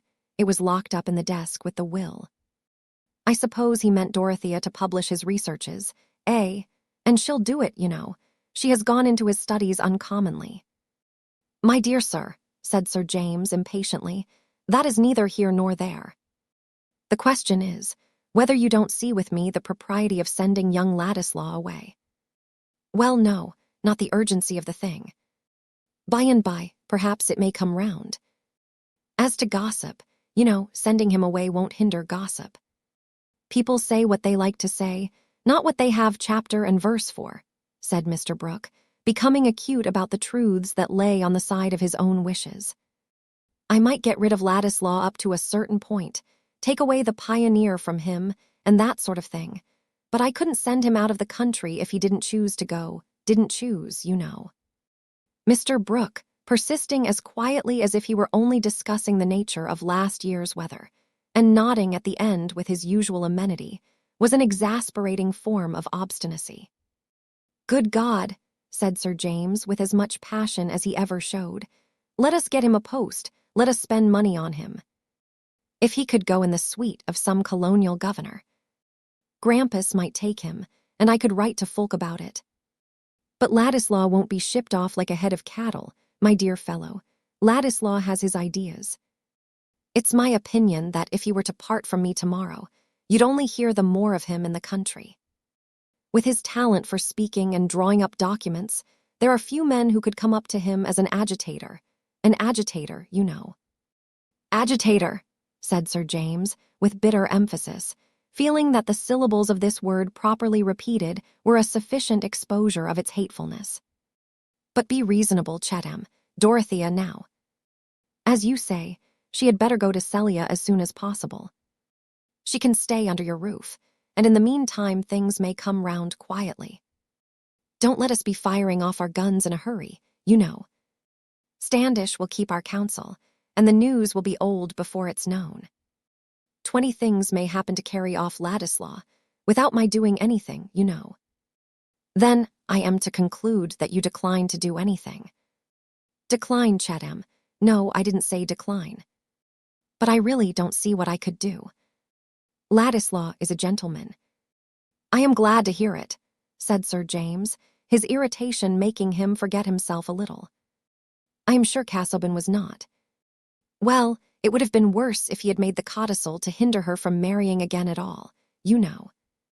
I don't know that, said Sir James. It would have been less indelicate. One of poor Castleban's freaks. That attack upset his brain a little. It all goes for nothing. She doesn't want to marry Ladislaw. But this codicil is framed so as to make everybody believe that she did. I don't believe anything of the sort about Dorothea, said Sir James, then frowningly, but I suspect Ladislaw. I tell you frankly, I suspect Ladislaw. I couldn't take any immediate action on that ground, Chatham.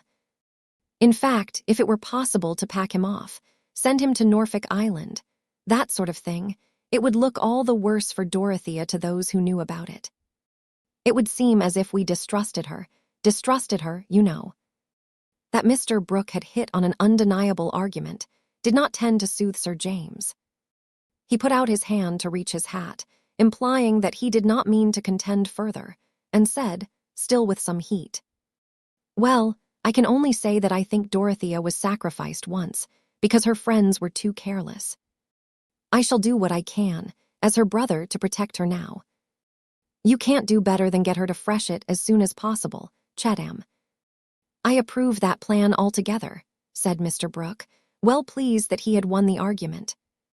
It would have been highly inconvenient to him to part with Ladislaw at that time, when a dissolution might happen any day, and electors were to be convinced of the course by which the interests of the country would be best served.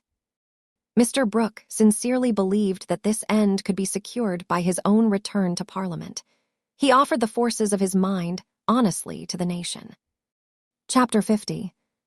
This Lawler here, while Priscillina somewhat. Nay, by my father's soul, that shall he not, said the skipman. Here shall he not preche, we shall no gospel glosen here ni tesh.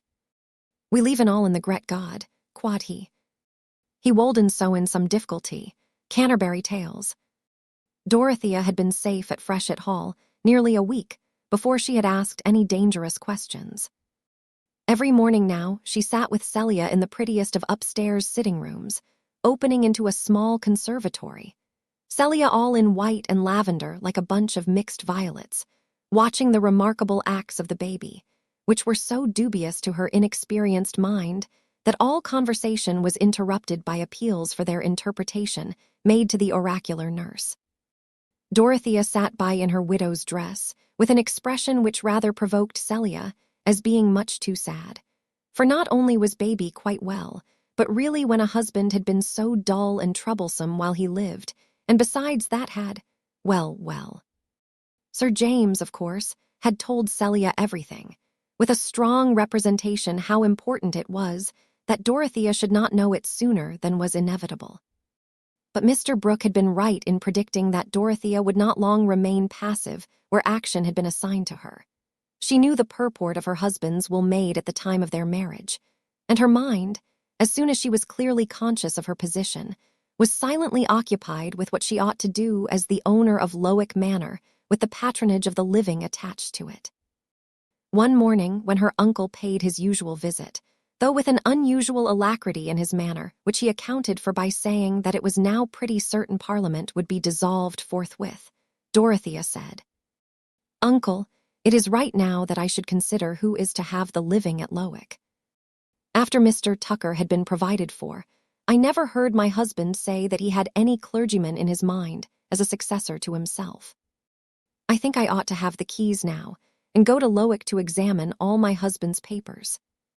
There may be something that would throw light on his wishes." "No hurry, my dear," said Mr. Brooke quietly. "By and by, you can go if you like." But I cast my eyes over things in the desks and drawers. There was nothing but deep subjects, besides the will. Everything can be done by and by. As to the living, I have had an application for interest already. I should say rather good. Mr. Tyke has been strongly recommended to me. I had something to do with getting him an appointment before. An apostolic man, I believe, the sort of thing that would suit you, my dear. I should like to have fuller knowledge about him, uncle, and judge for myself, if Mr. Casaubon has not left any expression of his wishes. He has perhaps made some addition to his will. There may be some instructions for me, said Dorothea, who had all the while had this conjecture in her mind with relation to her husband's work. Nothing about the rectory, my dear, nothing, said Mr. Brooke, rising to go away and putting out his hand to his nieces. Nor about his researches, you know. Nothing in the will. Dorothea's lip quivered. Come, you must not think of these things yet, my dear. By and by, you know. I am quite well now, uncle. I wish to exert myself. Well, we shall see. But I must run away now. I have no end of work now. It's a crisis, a political crisis, you know. And here is Celia and her little man. You are an aunt, you know now, and I am a sort of grandfather, said Mr. Brooke, with placid hurry, anxious to get away and tell Chatham that it would not be his, Mr. Brooke's, fault if Dorothea insisted on looking into everything. Dorothea sank back in her chair when her uncle had left the room and cast her eyes down meditatively on her crossed hands. Look, Dodo, look at him. Did you ever see anything like that? Said Celia in her comfortable staccato. What, Kitty? Said Dorothea, lifting her eyes rather absently. What? Why, his upper lip. See how he is drawing it down as if he meant to make a face. Isn't it wonderful? He may have his little thoughts. I wish Nurse were here. Do look at him. A large tear, which had been for some time gathering, rolled down Dorothea's cheek as she looked up and tried to smile. Don't be sad, Dodo. Kiss baby. What are you brooding over so? I am sure you did everything, and a great deal too much. You should be happy now. I wonder if Sir James would drive me to Lowick. I want to look over everything, to see if there were any words written for me. You are not to go till Mr. Lydgate says you may go. And he has not said so yet. Here you are, Nurse. Take baby and walk up and down the gallery. Besides, you have got a wrong notion in your head as usual, Dodo. I can see that. It vexes me. Where am I wrong, Kitty? Said Dorothea quite meekly. She was almost ready now to think Celia wiser than herself, and was really wondering with some fear what her wrong notion was. Celia felt her advantage, and was determined to use it. None of them knew Dodo as well as she did, or knew how to manage her. Since Celia's baby was born, she had had a new sense of her mental solidity and calm wisdom. It seemed clear that where there was a baby, things were right enough, and that error in general was a mere lack of that central poising force. I can see what you are thinking of as well as can be, Dodo, said Celia. You are wanting to find out if there is anything uncomfortable for you to do now, only because Mr. Casaubon wished it. As if you had not been uncomfortable enough before. And he doesn't deserve it, and you will find that out. He has behaved very badly. James is as angry with him as can be. And I had better tell you, to prepare you. Celia, said Dorothea entreatingly, you distress me. Tell me at once what you mean. It glanced through her mind that Mr. Casaubon had left the property away from her, which would not be so very distressing. Why, he has made a codicil to his will, to say the property was all to go away from you if you married. I mean. That is of no consequence, said Dorothea, breaking in impetuously. But if you married Mr. Ladislaw, not anybody else, Celia went on with persevering quietude. Of course that is of no consequence in one way. You never would marry Mr. Ladislaw, but that only makes it worse of Mr. Casaubon. The blood rushed to Dorothea's face and neck painfully. But Celia was administering what she thought a sobering dose of fact. It was taking up notions that had done Dodo's health so much harm. So she went on in her neutral tone, as if she had been remarking on baby's robes. James says so. He says it is abominable, and not like a gentleman. And there never was a better judge than James. It is as if Mr. Casaubon wanted to make people believe that you would wish to marry Mr. Ladislaw, which is ridiculous. Only James says it was to hinder Mr. Ladislaw from wanting to marry you for your money, just as if he ever would think of making you an offer. Mrs. Cadwallader said you might as well marry an Italian with white mice. But I must just go and look at baby, Celia added, without the least change of tone, throwing a light shawl over her and tripping away. Dorothea by this time had turned cold again, and now threw herself back helplessly in her chair. She might have compared her experience at that moment to the vague, alarmed consciousness that her life was taking on a new form, that she was undergoing a metamorphosis in which memory would not adjust itself to the stirring of new organs. Everything was changing its aspect. Her husband's conduct, her own duteous feeling towards him, every struggle between them, and yet more, her whole relation to Will Ladislaw. Her world was in a state of convulsive change. The only thing she could say distinctly to herself was that she must wait and think anew. One change terrified her as if it had been a sin. It was a violent shock of repulsion from her departed husband, who had hidden thoughts, perhaps perverting everything she said and did. Then again, she was conscious of another change, which also made her tremulous. It was a sudden strange yearning of heart towards Will Ladislaw. It had never before entered her mind that he could, under any circumstances, be her lover. Conceive the effect of the sudden revelation that another had thought of him in that light, that perhaps he himself had been conscious of such a possibility, and this with the hurrying, crowding vision of unfitting conditions and questions not soon to be solved. It seemed a long while, she did not know how long, before she heard Celia saying, "That will do, nurse, he will be quiet on my lap now. You can go to lunch, and let Garrett stay in the next room." "What I think, Dodo," Celia went on, observing nothing more than that Dorothea was leaning back in her chair, and likely to be passive, "is that Mr. Casaubon was spiteful. I never did like him, and James never did. I think the corners of his mouth were dreadfully spiteful. And now he has behaved in this way. I am sure religion does not require you to make yourself uncomfortable about him. If he has been taken away, that is a mercy, and you ought to be grateful." "We should not grieve, should we, baby?" said Celia confidentially to that unconscious center and poise of the world, who had the most remarkable fists all complete even to the nails, and hair enough, really, when you took his cap off, to make, you didn't know what. In short, he was Buddha in a Western form. At this crisis Lydgate was announced, and one of the first things he said was, "I fear you are not so well as you were, Mrs. Casaubon. Have you been agitated? Allow me to feel your pulse." Dorothea's hand was of a marble coldness. "She wants to go to Lowick to look over papers," said Celia. "She ought not, ought she?" Lydgate did not speak for a few moments. Then he said, looking at Dorothea, "I hardly know. In my opinion, Mrs. Casaubon should do what would give her the most repose of mind. That repose will not always come from being forbidden to act." "Thank you," said Dorothea, exerting herself. "I am sure that is wise. There are so many things which I ought to attend to. Why should I sit here idle?" Then, with an effort to recall subjects not connected with her agitation, she added, abruptly, "You know everyone in Middlemarch, I think, Mr. Lydgate. I shall ask you to tell me a great deal. I have serious things to do now. I have a living to give away. You know Mr. Tyke and all the—" But Dorothea's effort was too much for her. She broke off and burst into sobs.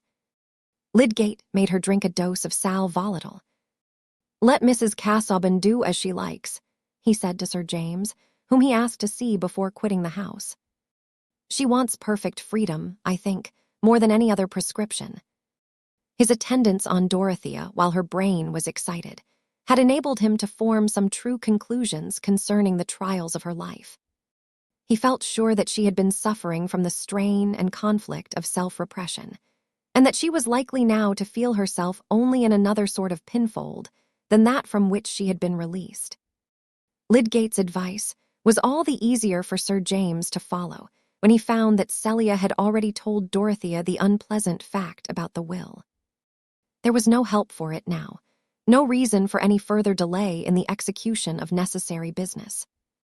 And the next day, Sir James complied at once with her request that he would drive her to Lowick.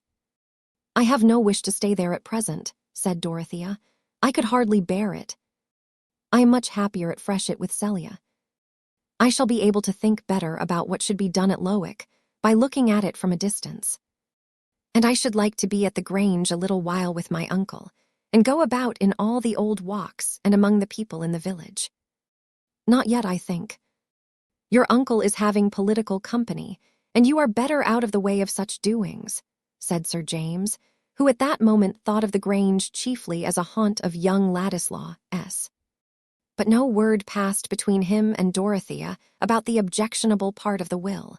Indeed, both of them felt that the mention of it between them would be impossible. Sir James was shy, even with men, about disagreeable subjects, and the one thing that Dorothea would have chosen to say, if she had spoken on the matter at all, was forbidden to her at present, because it seemed to be a further exposure of her husband's injustice. Yet she did wish that Sir James could know what had passed between her and her husband about Will Ladislaw's moral claim on the property. It would then, she thought, be apparent to him as it was to her, that her husband's strange, indelicate proviso had been chiefly urged by his bitter resistance to that idea of claim, and not merely by personal feelings more difficult to talk about. Also, it must be admitted, Dorothea wished that this could be known for Will's sake, since her friends seemed to think of him as simply an object of Mr. Casaubon's charity. Why should he be compared with an Italian carrying white mice? That word quoted from Mrs. Cadwallader seemed like a mocking travesty wrought in the dark by an impish finger.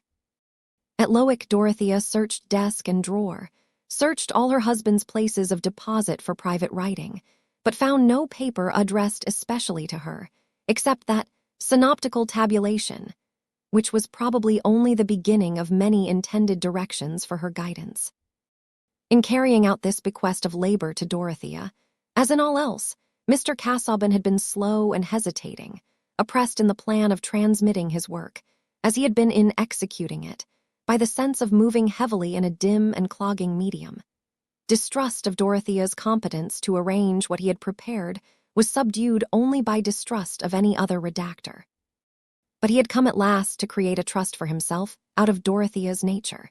She could do what she resolved to do, and he willingly imagined her toiling under the fetters of a promise to erect a tomb with his name upon it. Not that Mr. Casaubon called the future volumes a tomb. He called them the key to all mythologies. But the months gained on him and left his plans belated. He had only had time to ask for that promise by which he sought to keep his cold grasp on Dorothea's life. The grasp had slipped away.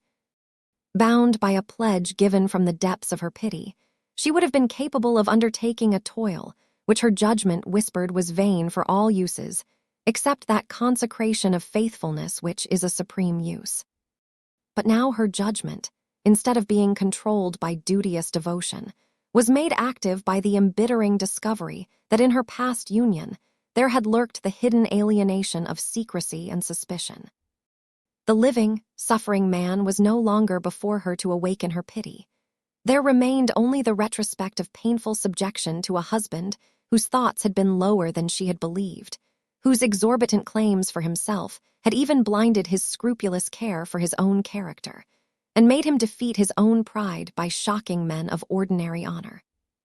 As for the property which was the sign of that broken tie, she would have been glad to be free from it and have nothing more than her original fortune which had been settled on her, if there had not been duties attached to ownership, which she ought not to flinch from.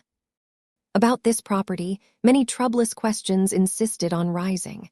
Had she not been right in thinking that the half of it ought to go to Will Ladislaw? But was it not impossible now for her to do that act of justice? Mr. Casaubon had taken a cruelly effective means of hindering her. Even with indignation against him in her heart, any act that seemed a triumphant eluding of his purpose revolted her. After collecting papers of business which she wished to examine, she locked up again the desks and drawers, all empty of personal words for her, empty of any sign that in her husband's lonely brooding his heart had gone out to her in excuse or explanation. And she went back to Freshet with the sense that around his last hard demand and his last injurious assertion of his power, the silence was unbroken. Dorothea tried now to turn her thoughts towards immediate duties, and one of these was of a kind which others were determined to remind her of. Lydgate's ear had caught eagerly her mention of the living, and as soon as he could, he reopened the subject, seeing here a possibility of making amends for the casting vote he had once given with an ill-satisfied conscience. "Instead of telling you anything about Mr. Tyke," he said, "I should like to speak of another man, Mr. Fairbrother, the vicar of St. Botolph S. His living is a poor one, and gives him a stinted provision for himself and his family. His mother, aunt, and sister all live with him and depend upon him. I believe he has never married because of them. I never heard such good preaching as his, such plain, easy eloquence. He would have done to preach at St. Paul's Cross after old Latimer. His talk is just as good about all subjects, original, simple, clear. I think him a remarkable fellow. He ought to have done more than he has done." "Why has he not done more?" said Dorothea, interested now in all who had slipped below their own intention. "That's a hard question," said Lydgate. "I find myself that it's uncommonly difficult to make the right thing work. There are so many strings pulling at once. Fairbrother often hints that he has got into the wrong profession. He wants a wider range than that of a poor clergyman, and I suppose he has no interest to help him on. He is very fond of natural history and various scientific matters, and he is hampered in reconciling these tastes with his position. He has no money to spare, hardly enough to use, and that has led him into card-playing. Middlemarch is a great place for whist. He does play for money, and he wins a good deal. Of course that takes him into company a little beneath him, and makes him slack about some things. And yet, with all that, looking at him as a whole, I think he is one of the most blameless men I ever knew. He has neither venom nor doubleness in him, and those often go with a more correct outside. I wonder whether he suffers in his conscience because of that habit," said Dorothea. "I wonder whether he wishes he could leave it off." "I have no doubt he would leave it off, if he were transplanted into plenty. He would be glad of the time for other things. My uncle says that Mr. Tyke is spoken of as an apostolic man," said Dorothea, meditatively. She was wishing it were possible to restore the times of primitive zeal, and yet thinking of Mr. Fairbrother with a strong desire to rescue him from his chance-got money. "I don't pretend to say that Fairbrother is apostolic," said Lydgate. "His position is not quite like that of the apostles. He is only a parson among parishioners whose lives he has to try and make better. Practically, I find that what is called being apostolic now is an impatience of everything in which the parson doesn't cut the principal figure. I see something of that in Mr. Tyke at the hospital. A good deal of his doctrine is a sort of pinching hard to make people uncomfortably aware of him. Besides, an apostolic man at Lowick, he ought to think, as St. Francis did, that it is needful to preach to the birds." "True," said Dorothea. "It is hard to imagine what sort of notions our farmers and laborers get from their teaching. I have been looking into a volume of sermons by Mr. Tyke. Such sermons would be of no use at Lowick. I mean, about imputed righteousness and the prophecies in the Apocalypse. I have always been thinking of the different ways in which Christianity is taught, and whenever I find one way that makes it a wider blessing than any other, I cling to that as the truest.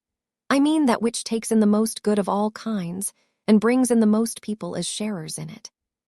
It is surely better to pardon too much than to condemn too much. But I should like to see Mr. Fairbrother and hear him preach." "Do," said Lydgate. "I trust to the effect of that. He is very much beloved, but he has his enemies too. There are always people who can't forgive an able man for differing from them.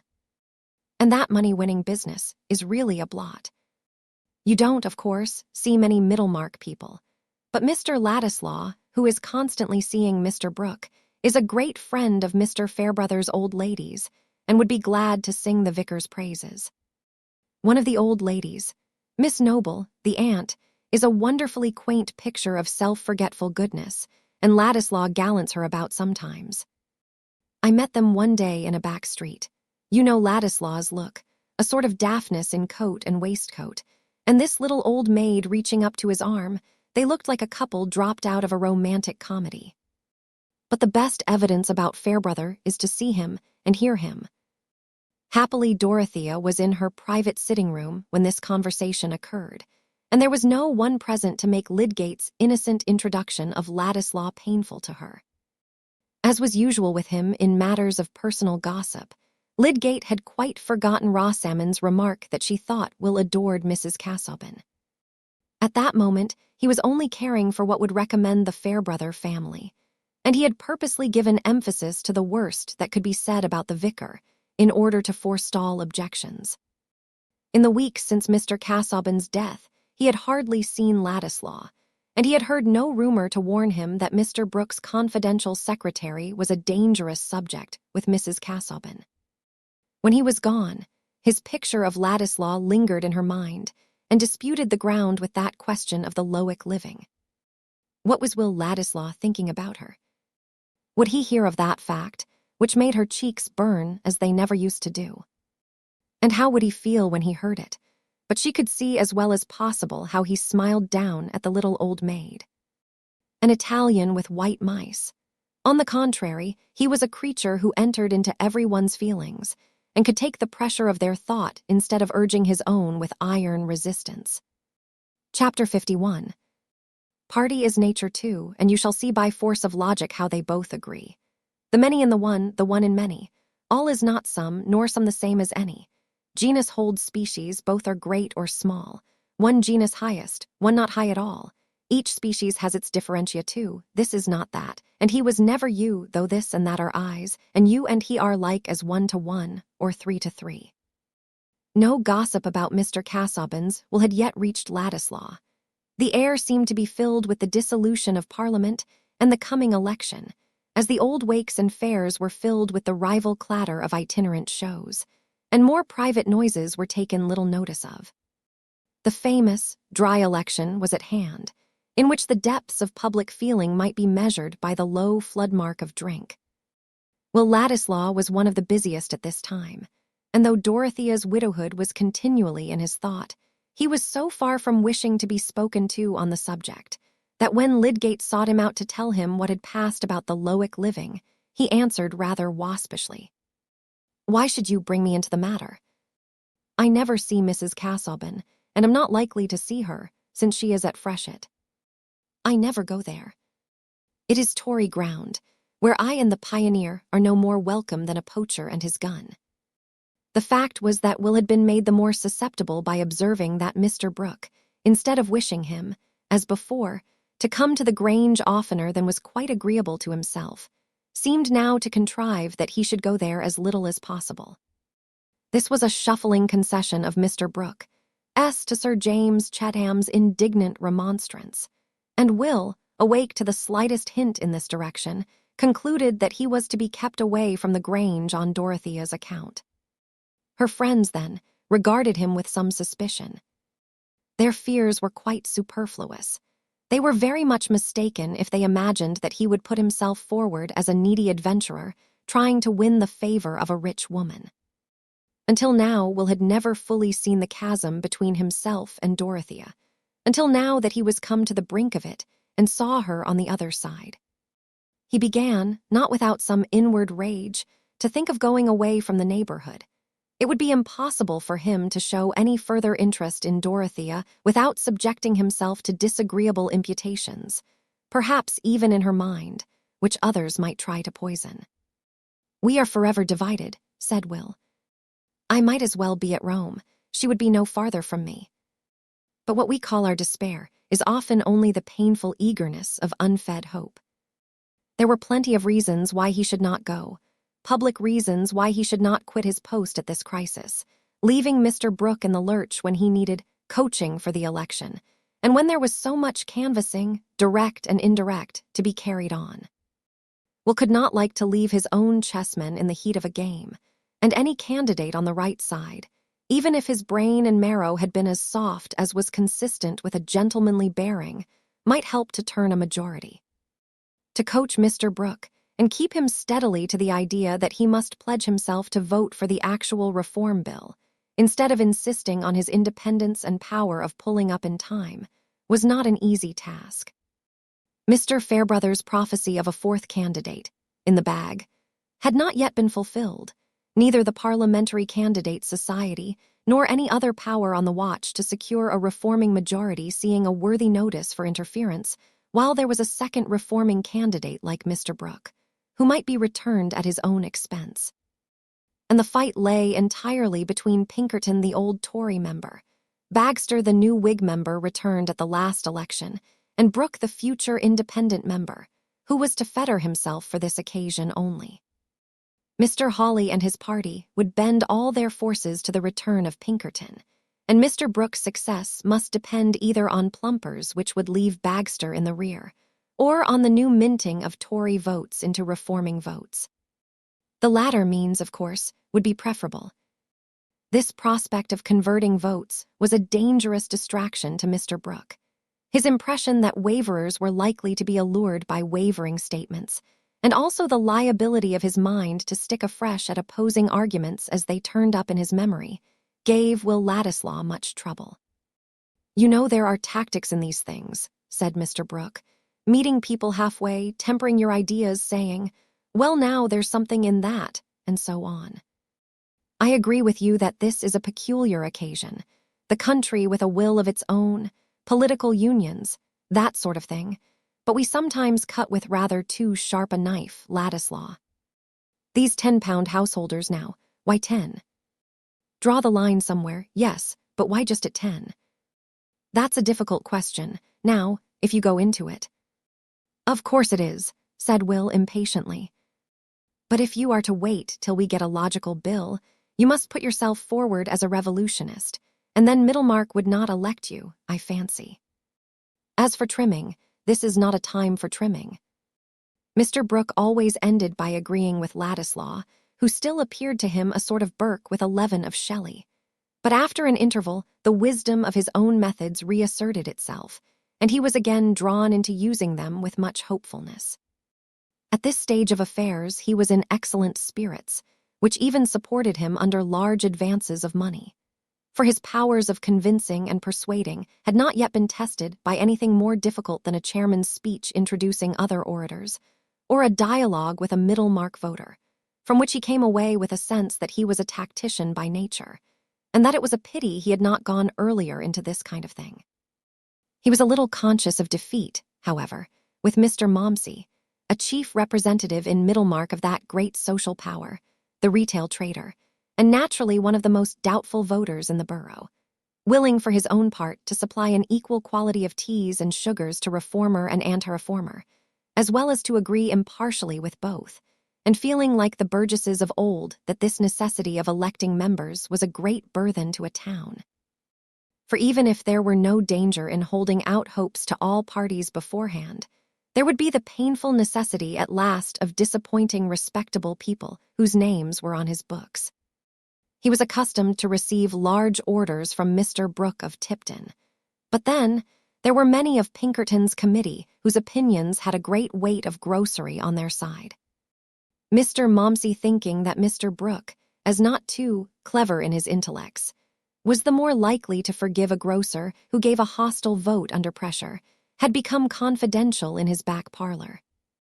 "As to reform, sir, put it in a family light," he said, rattling the small silver in his pocket and smiling affably. "Will it support Mrs. Momsey, and enable her to bring up 6 children when I am no more?" I put the question fictiously, knowing what must be the answer. "Very well, sir.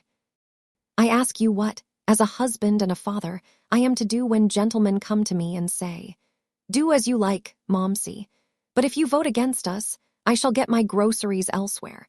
When I sugar my liquor, I like to feel that I am benefiting the country by maintaining tradesmen of the right color.' Those very words have been spoken to me, sir, in the very chair where you are now sitting. I don't mean by your honorable self, Mr. Brooke. No, that's narrow, you know. Until my butler complains to me of your goods, Mr. Momsey, said Mr. Brooke soothingly. Until I hear that you send bad sugars, spices, that sort of thing, I shall never order him to go elsewhere. Sir, I am your humble servant and greatly obliged, said Mr. Momsey, feeling that politics were clearing up a little. There would be some pleasure in voting for a gentleman who speaks in that honorable manner. Well, you know, Mr. Momsey, you would find it the right thing to put yourself on our side. This reform will touch everybody by and by, a thoroughly popular measure, a sort of A, B, C, you know, that must come first before the rest can follow. I quite agree with you that you've got to look at the thing in a family light, but public spirit now. We're all one family, you know, it's all one cupboard. Such a thing as a vote now, why, it may help to make men's fortunes at the Cape. There's no knowing what may be the effect of a vote, Mr. Brooke ended, with a sense of being a little out at sea, though finding it still enjoyable. But Mr. Momsey answered in a tone of decisive check. I beg your pardon, sir, but I can't afford that. When I give a vote, I must know what I am doing. I must look to what will be the effects on my till and ledger, speaking respectfully. Prices, I'll admit, are what nobody can know the merits of, and the sudden falls after you've bought in currents, which are a goods that will not keep. I've never, myself, seen into the ins and outs there, which is a rebuke to human pride. But as to one family, there's debtor and creditor, I hope. They're not going to reform that away, else I should vote for things staying as they are. Few men have less need to cry for change than I have, personally speaking. That is, for self and family. I am not one of those who have nothing to lose. I mean as to respectability both in parish and private business, and no ways in respect of your honorable self and custom, which you was good enough to say you would not withdraw from me, vote or no vote, while the article sent in was satisfactory. After this conversation, Mr. Momsey went up and boasted to his wife that he had been rather too many for Brooke of Tipton, and that he didn't mind so much now about going to the poll. Mr. Brooke on this occasion abstained from boasting of his tactics to Ladislaw, who for his part was glad enough to persuade himself that he had no concern with any canvassing except the purely argumentative sort, and that he worked no meaner engine than knowledge. Mr. Brooke, necessarily, had his agents, who understood the nature of the Middlemarch voter and the means of enlisting his ignorance on the side of the bill, which were remarkably similar to the means of enlisting it on the side against the bill. Will stopped his ears.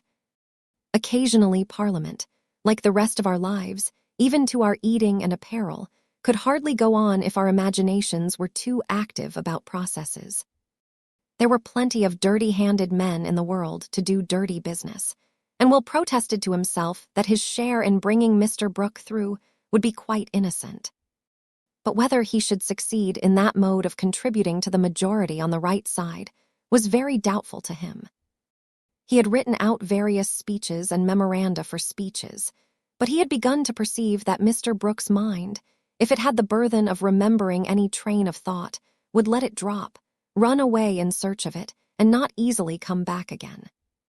To collect documents is one mode of serving your country, and to remember the contents of a document is another. No, the only way in which Mr. Brooke could be coerced into thinking of the right arguments at the right time was to be well plied with them, till they took up all the room in his brain. But here there was the difficulty of finding room, so many things having been taken in beforehand. Mr. Brooke himself observed that his ideas stood rather in his way when he was speaking. However, Ladislaw's coaching was forthwith to be put to the test, for before the day of nomination, Mr. Brooke was to explain himself to the worthy electors of Middlemarch from the balcony of the White Hart, which looked out advantageously at an angle of the marketplace, commanding a large area in front and two converging streets. It was a fine May morning, and everything seemed hopeful. There was some prospect of an understanding between Bagster's committee and Brooke, to which Mr. Bulstrode, Mr. Standish as a liberal lawyer, and such manufacturers as Mr. Plymdale and Mr. Vincey, gave a solidity which almost counterbalanced Mr. Hawley and his associates who sat for Pinkerton at the Green Dragon.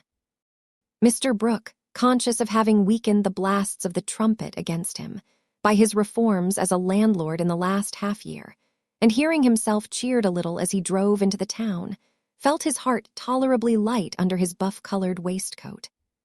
But with regard to critical occasions, it often happens that all moments seem comfortably remote until the last. "This looks well, said Mr. Brooke as the crowd gathered. "I shall have a good audience, at any rate. I like this, now, this kind of public made up of one's own neighbors, you know." The weavers and tanners of Middlemarch, unlike Mr. Momsey, had never thought of Mr. Brooke as a neighbor, and were not more attached to him than if he had been sent in a box from London. But they listened without much disturbance to the speakers who introduced the candidate, one of them, a political personage from Brassing, who came to tell Middlemarch its duty, spoke so fully that it was alarming to think what the candidate could find to say after him. Meanwhile, the crowd became denser, and as the political personage neared the end of his speech, Mr. Brooke felt a remarkable change in his sensations while he still handled his eyeglass, trifled with documents before him, and exchanged remarks with his committee, as a man to whom the moment of summons was indifferent. "I'll take another glass of sherry, Ladislaw," he said, with an easy air, to Will, who was close behind him, and presently handed him the supposed fortifier. It was ill-chosen, for Mr. Brooke was an abstemious man, and to drink a second glass of sherry quickly at no great interval from the first was a surprise to his system, which tended to scatter his energies instead of collecting them. Pray pity him. So many English gentlemen make themselves miserable by speechifying on entirely private grounds, whereas Mr. Brooke wished to serve his country by standing for Parliament, which, indeed, may also be done on private grounds, but being once undertaken does absolutely demand some speechifying. It was not about the beginning of his speech that Mr. Brooke was at all anxious. This, he felt sure, would be all right. He should have it quite pat, cut out as neatly as a set of couplets from Pope. Embarking would be easy, but the vision of open sea that might come after was alarming. "And questions now," hinted the demon, just waking up in his stomach. "Somebody may put questions about the schedules. Ladislaw," he continued aloud, "just hand me the memorandum of the schedules." When Mr. Brooke presented himself on the balcony, the cheers were quite loud enough to counterbalance the yells, groans, brayings, and other expressions of adverse theory, which were so moderate that Mr. Standish, decidedly an old bird, observed in the ear next to him, "This looks dangerous, by God. Hawley has got some deeper plan than this." Still, the cheers were exhilarating, and no candidate could look more amiable than Mr. Brooke, with the memorandum in his breast pocket, his left hand on the rail of the balcony, and his right trifling with his eyeglass. The striking points in his appearance were his buff waistcoat, short-clipped blonde hair, and neutral physiognomy. He began with some confidence. "Gentlemen, electors of Middlemarch." This was so much the right thing that a little pause after it seemed natural. "I'm uncommonly glad to be here. I was never so proud and happy in my life. Never so happy, you know." This was a bold figure of speech, but not exactly the right thing, for unhappily the pat opening had slipped away. Even couplets from Pope may be but fallings from us, vanishings, when fear clutches us, and a glass of sherry is hurrying like smoke among our ideas. Ladislaw, who stood at the window behind the speaker, thought, "It's all up now. The only chance is that, since the best thing won't always do, floundering may answer for once." Mr. Brooke, meanwhile, having lost other clues, fell back on himself and his qualifications, always an appropriate, graceful subject for a candidate. "I am a close neighbor of yours, my good friends. You've known me on the bench a good while. I've always gone a good deal into public questions, machinery, now, and machine breaking. You're many of you concerned with machinery, and I've been going into that lately. It won't do, you know, breaking machines. Everything must go on: trade, manufactures, commerce, interchange of staples. That kind of thing, since Adam Smith, that must go on. We must look all over the globe. Observation with extensive view must look everywhere, from China to Peru, as somebody says, Johnson, I think, the Rambler, you know. That is what I have done up to a certain point, not as far as Peru, but I've not always stayed at home. I saw it wouldn't do. I've been in the Levant, where some of your Middlemarch goods go, and then again in the Baltic. The Baltic now. Plying among his recollections in this way, Mr. Brooke might have got along, easily to himself, and would have come back from the remotest seas without trouble. But a diabolical procedure had been set up by the enemy. At one and the same moment there had risen above the shoulders of the crowd, nearly opposite Mr. Brooke, and within 10 yards of him, the effigy of himself. Buff-colored waistcoat, eyeglass, and neutral physiognomy, painted on rag. And there had arisen, apparently in the air, like the note of the cuckoo, a parrot-like, punch-voiced echo of his words. Everybody looked up at the open windows in the houses at the opposite angles of the converging streets, but they were either blank or filled by laughing listeners. The most innocent echo has an impish mockery in it when it follows a gravely persistent speaker, and this echo was not at all innocent. If it did not follow with the precision of a natural echo, it had a wicked choice of the words it overtook.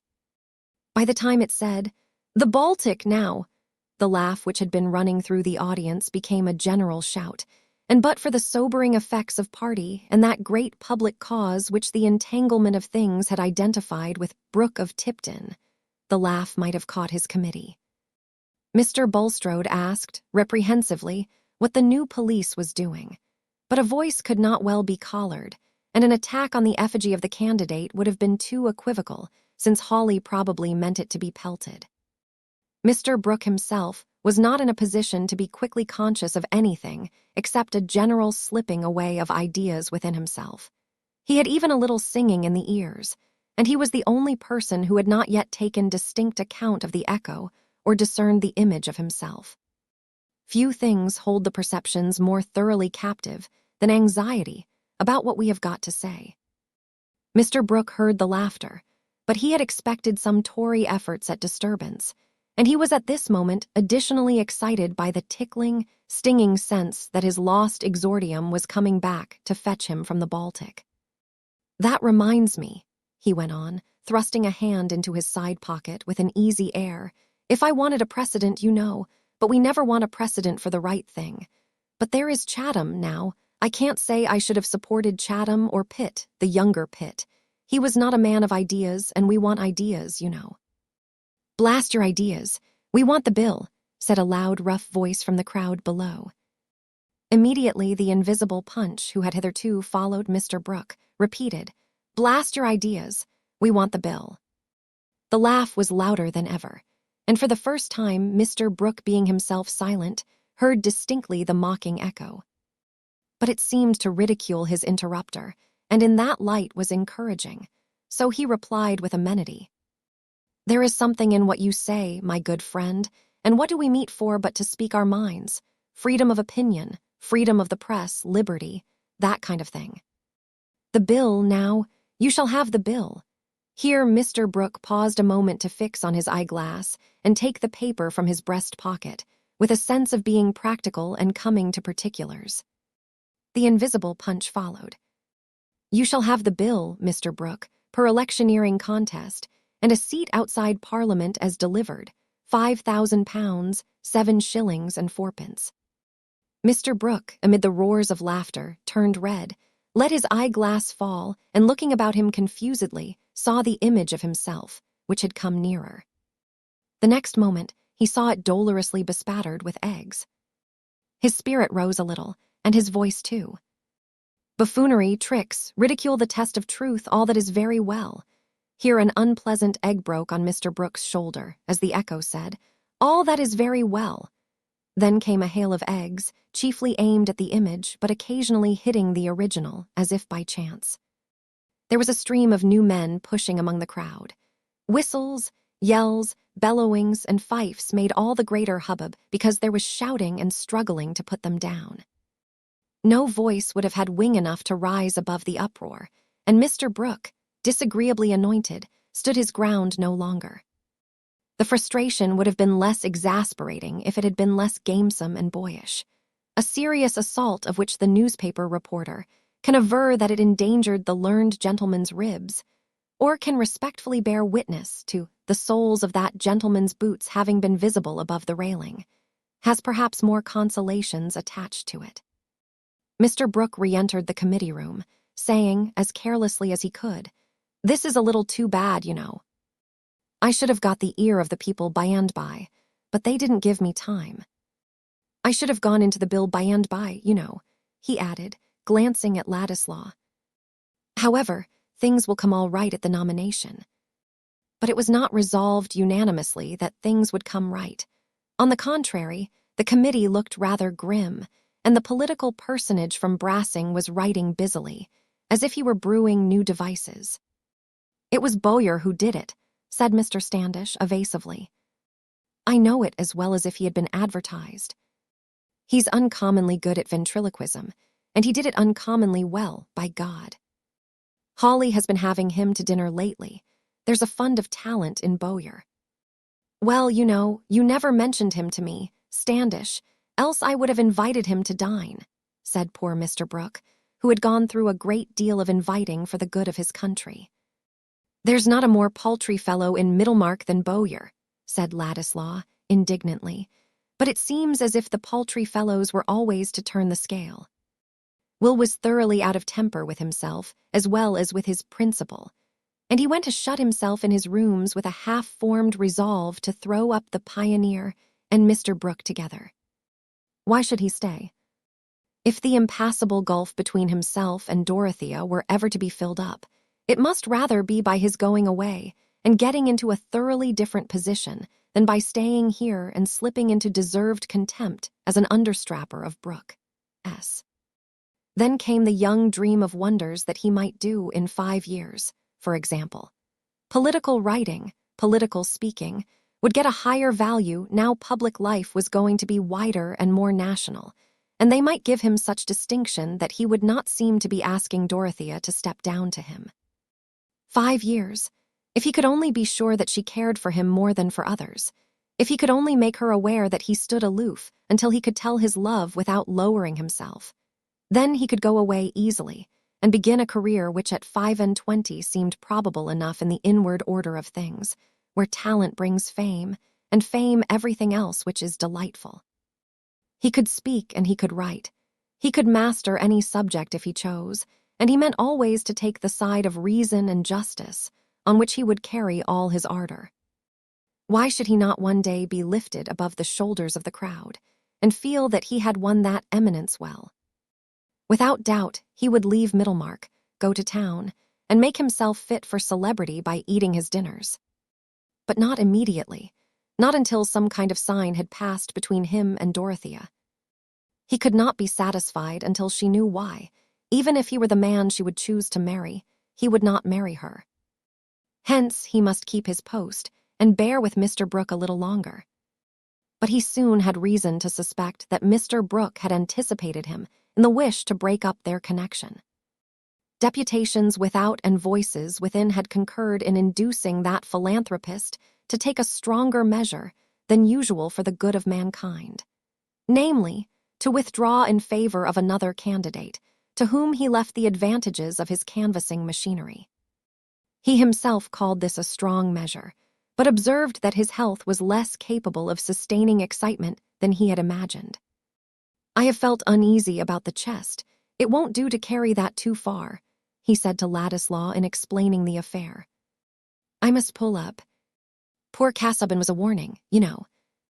I've made some heavy advances, but I've dug a channel. It's rather coarse work, this electioneering, Ladislaw? Dare say you are tired of it. However, we have dug a channel with the Pioneer, put things in a track, and so on. A more ordinary man than you might carry it on now. More ordinary, you know." "Do you wish me to give it up?" said Will, the quick color coming in his face, as he rose from the writing table and took a turn of 3 steps with his hands in his pockets. "I am ready to do so whenever you wish it. As to wishing, my dear Ladislaw, I have the highest opinion of your powers, you know. But about the Pioneer, I have been consulting a little with some of the men on our side, and they are inclined to take it into their hands, indemnify me to a certain extent, carry it on, in fact. And under the circumstances, you might like to give up, might find a better field. These people might not take that high view of you which I have always taken, as an alter ego, a right hand, though I always looked forward to your doing something else. I think of having a run into France.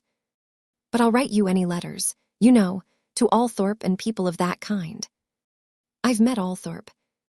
I am exceedingly obliged to you, said Ladislaw proudly. Since you are going to part with the pioneer, I need not trouble you about the steps I shall take. I may choose to continue here for the present. After Mr. Brooke had left him, Will said to himself, the rest of the family have been urging him to get rid of me, and he doesn't care now about my going. I shall stay as long as I like. I shall go of my own movements, and not because they are afraid of me. Chapter 52. His heart the lowliest duties on itself did lay. WORDSWRTH. On that June evening, when Mr. Fairbrother knew that he was to have the Lowick living, there was joy in the old-fashioned parlor, and even the portraits of the great lawyers seemed to look on with satisfaction. His mother left her tea and toast untouched, but sat with her usual pretty primness, only showing her emotion by that flush in the cheeks and brightness in the eyes which give an old woman a touching momentary identity with her far-off youthful self, and saying decisively, the greatest comfort, Camden, is that you have deserved it. When a man gets a good birth, mother, half the deserving must come after, said the son, brimful of pleasure, and not trying to conceal it.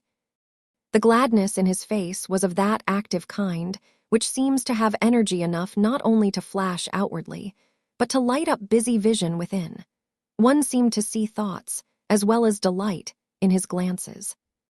Now, Aunt, he went on, rubbing his hands and looking at Miss Noble, who was making tender little beaver-like noises, there shall be sugar candy always on the table for you to steal and give to the children, and you shall have a great many new stockings to make presents of, and you shall darn your own more than ever.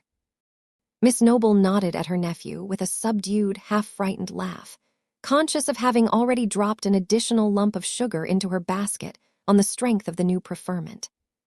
As for you, Winnie, the vicar went on, I shall make no difficulty about your marrying any Lowick bachelor, Mr. Solomon Featherstone, for example, as soon as I find you are in love with him. Miss Winifred, who had been looking at her brother all the while and crying heartily, which was her way of rejoicing, smiled through her tears and said, You must set me the example, Cam. You must marry now. With all my heart. But who is in love with me? I am a seedy old fellow, said the vicar, rising, pushing his chair away and looking down at himself. What do you say, mother? You are a handsome man, Camden, though not so fine a figure of a man as your father, said the old lady. I wish you would marry Miss Garth, brother, said Miss Winifred. She would make us so lively at Lowick. Very fine. You talk as if young women were tied up to be chosen, like poultry at market, as if I had only to ask and everybody would have me, said the vicar, not caring to specify. We don't want everybody, said Miss Winifred. But you would like Miss Garth, mother, shouldn't you? My son's choice shall be mine, said Mrs. Fairbrother, with majestic discretion, and a wife would be most welcome, Camden. You will want your whist at home when we go to Lowick, and Henrietta Noble never was a whist player. Mrs. Fairbrother always called her tiny old sister by that magnificent name. I shall do without whist now, mother. Why so, Camden? In my time, whist was thought an undeniable amusement for a good churchman, said Mrs. Fairbrother, innocent of the meaning that whist had for her son, and speaking rather sharply, as at some dangerous countenancing of new doctrine. I shall be too busy for whist. I shall have 2 parishes, said the vicar, preferring not to discuss the virtues of that game. He had already said to Dorothea, I don't feel bound to give up St. Botolph S. It is protest enough against the pluralism they want to reform if I give somebody else most of the money. The stronger thing is not to give up power, but to use it well. I have thought of that, said Dorothea. So far as self is concerned, I think it would be easier to give up power and money than to keep them. It seems very unfitting that I should have this patronage, Yet I felt that I ought not to let it be used by someone else instead of me. "It is I who am bound to act, so that you will not regret your power," said Mr. Fairbrother. His was one of the natures in which conscience gets the more active when the yoke of life ceases to gall them. He made no display of humility on the subject, but in his heart he felt rather ashamed that his conduct had shown latches which others who did not get benefices were free from. "I used often to wish I had been something else than a clergyman," he said to Lydgate, "but perhaps it will be better to try and make as good a clergyman out of myself as I can. That is the well-beneficed point of view, you perceive, from which difficulties are much simplified," he ended, smiling. The vicar did feel then as if his share of duties would be easy. But duty has a trick of behaving unexpectedly, something like a heavy friend whom we have amiably asked to visit us, and who breaks his leg within our gates. Hardly a week later, duty presented itself in his study under the disguise of Fred Vincy, now returned from Omnibus College with his bachelor's degree. "I am ashamed to trouble you, Mr. Fairbrother," said Fred, whose fair open face was propitiating, "but you are the only friend I can consult. I told you everything once before, and you were so good that I can't help coming to you again." "Sit down, Fred. I'm ready to hear and do anything I can," said the vicar, who was busy packing some small objects for removal, and went on with his work. "I wanted to tell you." Fred hesitated an instant and then went on plungingly. "I might go into the church now, and really, look where I may, I can't see anything else to do. I don't like it, but I know it's uncommonly hard on my father to say so, after he has spent a good deal of money in educating me for it." Fred paused again an instant, and then repeated, "And I can't see anything else to do." "I did talk to your father about it, Fred, but I made little way with him. He said it was too late. But you have got over one bridge now. What are your other difficulties?" "Merely that I don't like it. I don't like divinity and preaching and feeling obliged to look serious. I like riding across country and doing as other men do. I don't mean that I want to be a bad fellow in any way, but I've no taste for the sort of thing people expect of a clergyman. And yet what else am I to do? My father can't spare me any capital, else I might go into farming. And he has no room for me in his trade. And of course, I can't begin to study for law or physic now, when my father wants me to earn something. It's all very well to say I'm wrong to go into the church, but those who say so might as well tell me to go into the backwoods." Fred's voice had taken a tone of grumbling remonstrance, and Mr. Fairbrother might have been inclined to smile if his mind had not been too busy in imagining more than Fred told him.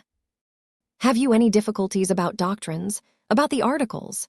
he said, trying hard to think of the question simply for Fred's sake.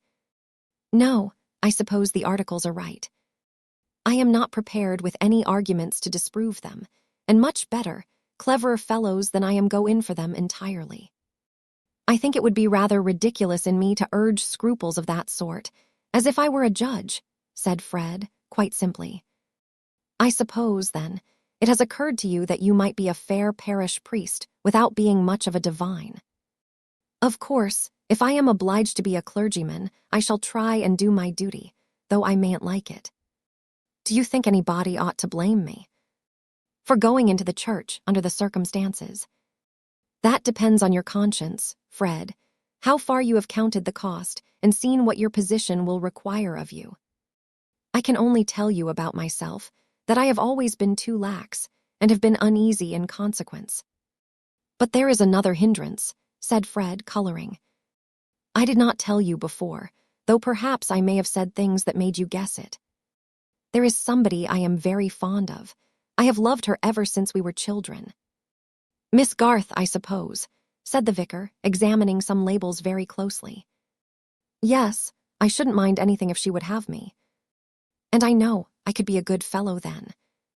"And you think she returns the feeling?" "She never will say so, and a good while ago she made me promise not to speak to her about it again. And she has set her mind especially against my being a clergyman. I know that. But I can't give her up. I do think she cares about me. I saw Mrs. Garth last night, and she said that Mary was staying at Lowick Rectory with Miss Fairbrother. Yes, she is very kindly helping my sister. Do you wish to go there? No, I want to ask a great favor of you. I am ashamed to bother you in this way, but Mary might listen to what you said if you mentioned the subject to her. I mean about my going into the church. That is rather a delicate task, my dear Fred. I shall have to presuppose your attachment to her, and to enter on the subject as you wish me to do, will be asking her to tell me whether she returns it. That is what I want her to tell you, said Fred bluntly. I don't know what to do, unless I can get at her feeling. You mean that you would be guided by that as to your going into the church? If Mary said she would never have me, I might as well go wrong in one way as another. That is nonsense, Fred. Men outlive their love, but they don't outlive the consequences of their recklessness. Not my sort of love. I have never been without loving Mary. If I had to give her up, it would be like beginning to live on wooden legs. Will she not be hurt at my intrusion? No, I feel sure she will not. She respects you more than anyone, and she would not put you off with fun as she does me. Of course, I could not have told anyone else, or asked anyone else to speak to her, but you. There is no one else who could be such a friend to both of us. Fred paused a moment, and then said, rather complainingly, and she ought to acknowledge that I have worked in order to pass. She ought to believe that I would exert myself for her sake. There was a moment's silence before Mr. Fairbrother laid down his work, and putting out his hand to Fred said, Very well, my boy. I will do what you wish. That very day Mr. Fairbrother went to Lowick Parsonage on the nag which he had just set up. Decidedly I am an old stock, he thought. The young growths are pushing me aside. He found Mary in the garden gathering roses and sprinkling the petals on a sheet. The sun was low, and tall trees sent their shadows across the grassy walks where Mary was moving without bonnet or parasol. She did not observe Mr. Fairbrother's approach along the grass, and had just stooped down to lecture a small black and tan terrier, which would persist in walking on the sheet and smelling at the rose leaves as Mary sprinkled them. She took his forepaws in one hand and lifted up the forefinger of the other, while the dog wrinkled his brows and looked embarrassed. Fly, fly, I am ashamed of you, Mary was saying in a grave contralto. This is not becoming in a sensible dog. Anybody would think you were a silly young gentleman. You are unmerciful to young gentlemen, Miss Garth, said the vicar, within 2 yards of her. Mary started up and blushed. It always answers to reason with Fly, she said, laughingly. But not with young gentlemen.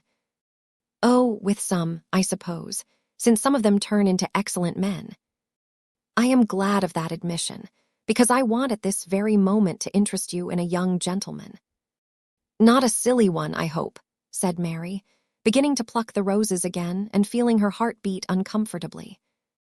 No, though perhaps wisdom is not his strong point, but rather affection and sincerity. However, wisdom lies more in those 2 qualities than people are apt to imagine. I hope you know by those marks what young gentlemen I mean. Yes, I think I do, said Mary bravely, her face getting more serious and her hands cold. It must be Fred Vincy. He has asked me to consult you about his going into the church. I hope you will not think that I consented to take a liberty in promising to do so. On the contrary, Mr. Fairbrother, said Mary, giving up the roses and folding her arms, but unable to look up. Whenever you have anything to say to me, I feel honored. But before I enter on that question, let me just touch a point on which your father took me into confidence. By the way, it was that very evening on which I once before fulfilled a mission from Fred, just after he had gone to college. Mr. Garth told me what happened on the night of Featherstone's death, how you refused to burn the will, and he said that you had some heart prickings on that subject, because you had been the innocent means of hindering Fred from getting his £10,000.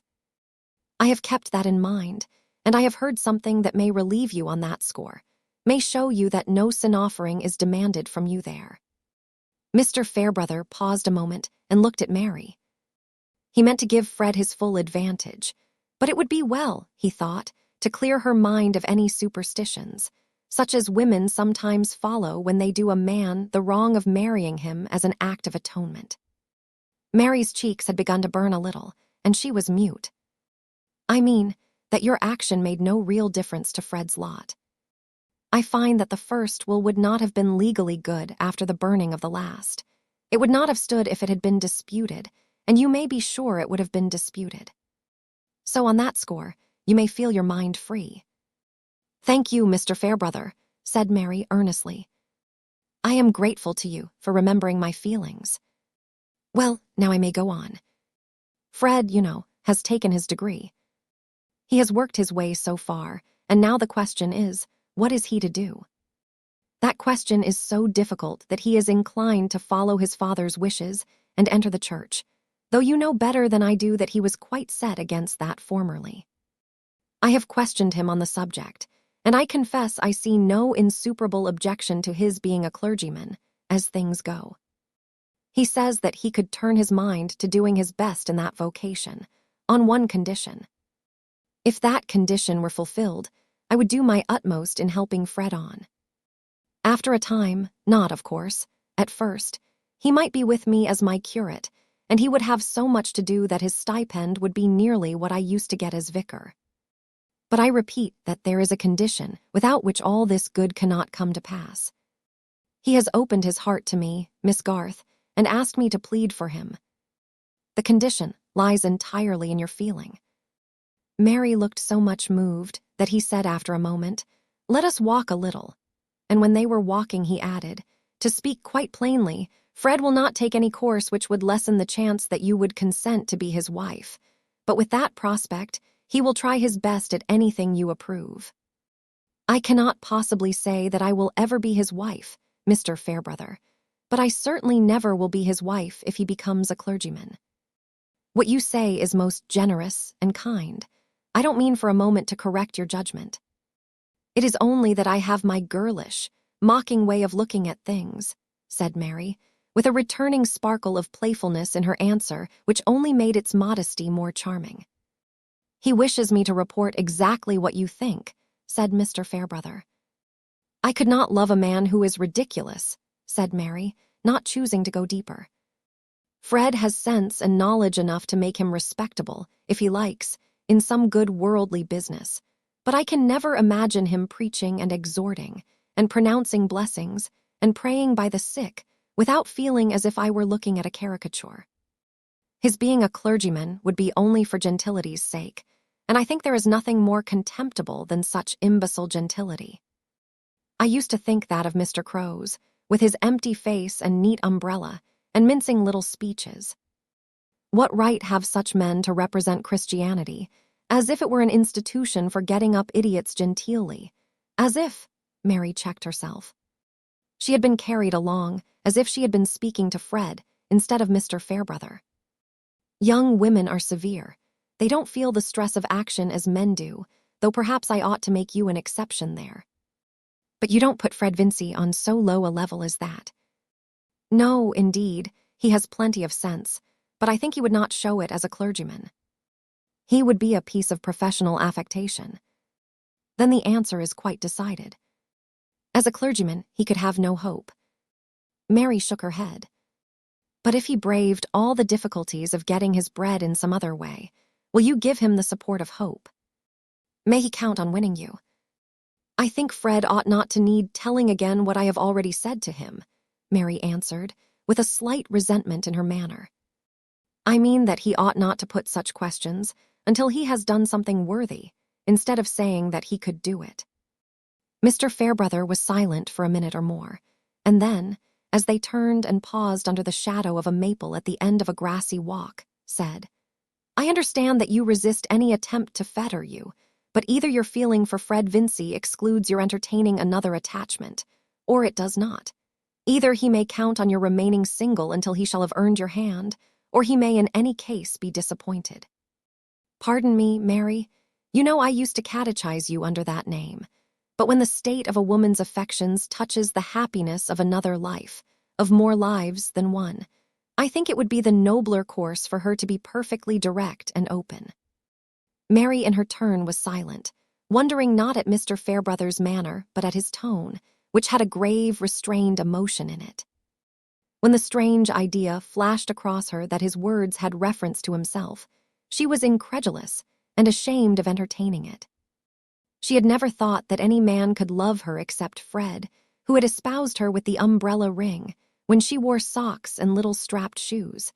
Still less that she could be of any importance to Mr. Fairbrother, the cleverest man in her narrow circle. She had only time to feel that all this was hazy and perhaps illusory, but one thing was clear and determined, her answer. "Since you think it my duty, Mr. Fairbrother, I will tell you that I have too strong a feeling for Fred to give him up for anyone else. I should never be quite happy if I thought he was unhappy for the loss of me. It has taken such deep root in me, my gratitude to him for always loving me best, and minding so much if I hurt myself, from the time when we were very little. I cannot imagine any new feeling coming to make that weaker. I should like better than anything to see him worthy of everyone's respect. But please tell him I will not promise to marry him till then. I should shame and grieve my father and mother. He is free to choose someone else." "Then I have fulfilled my commission thoroughly," said Mr. Fairbrother, putting out his hand to Mary, "and I shall ride back to Middlemarch forthwith. With this prospect before him, we shall get Fred into the right niche somehow, and I hope I shall live to join your hands. God bless you."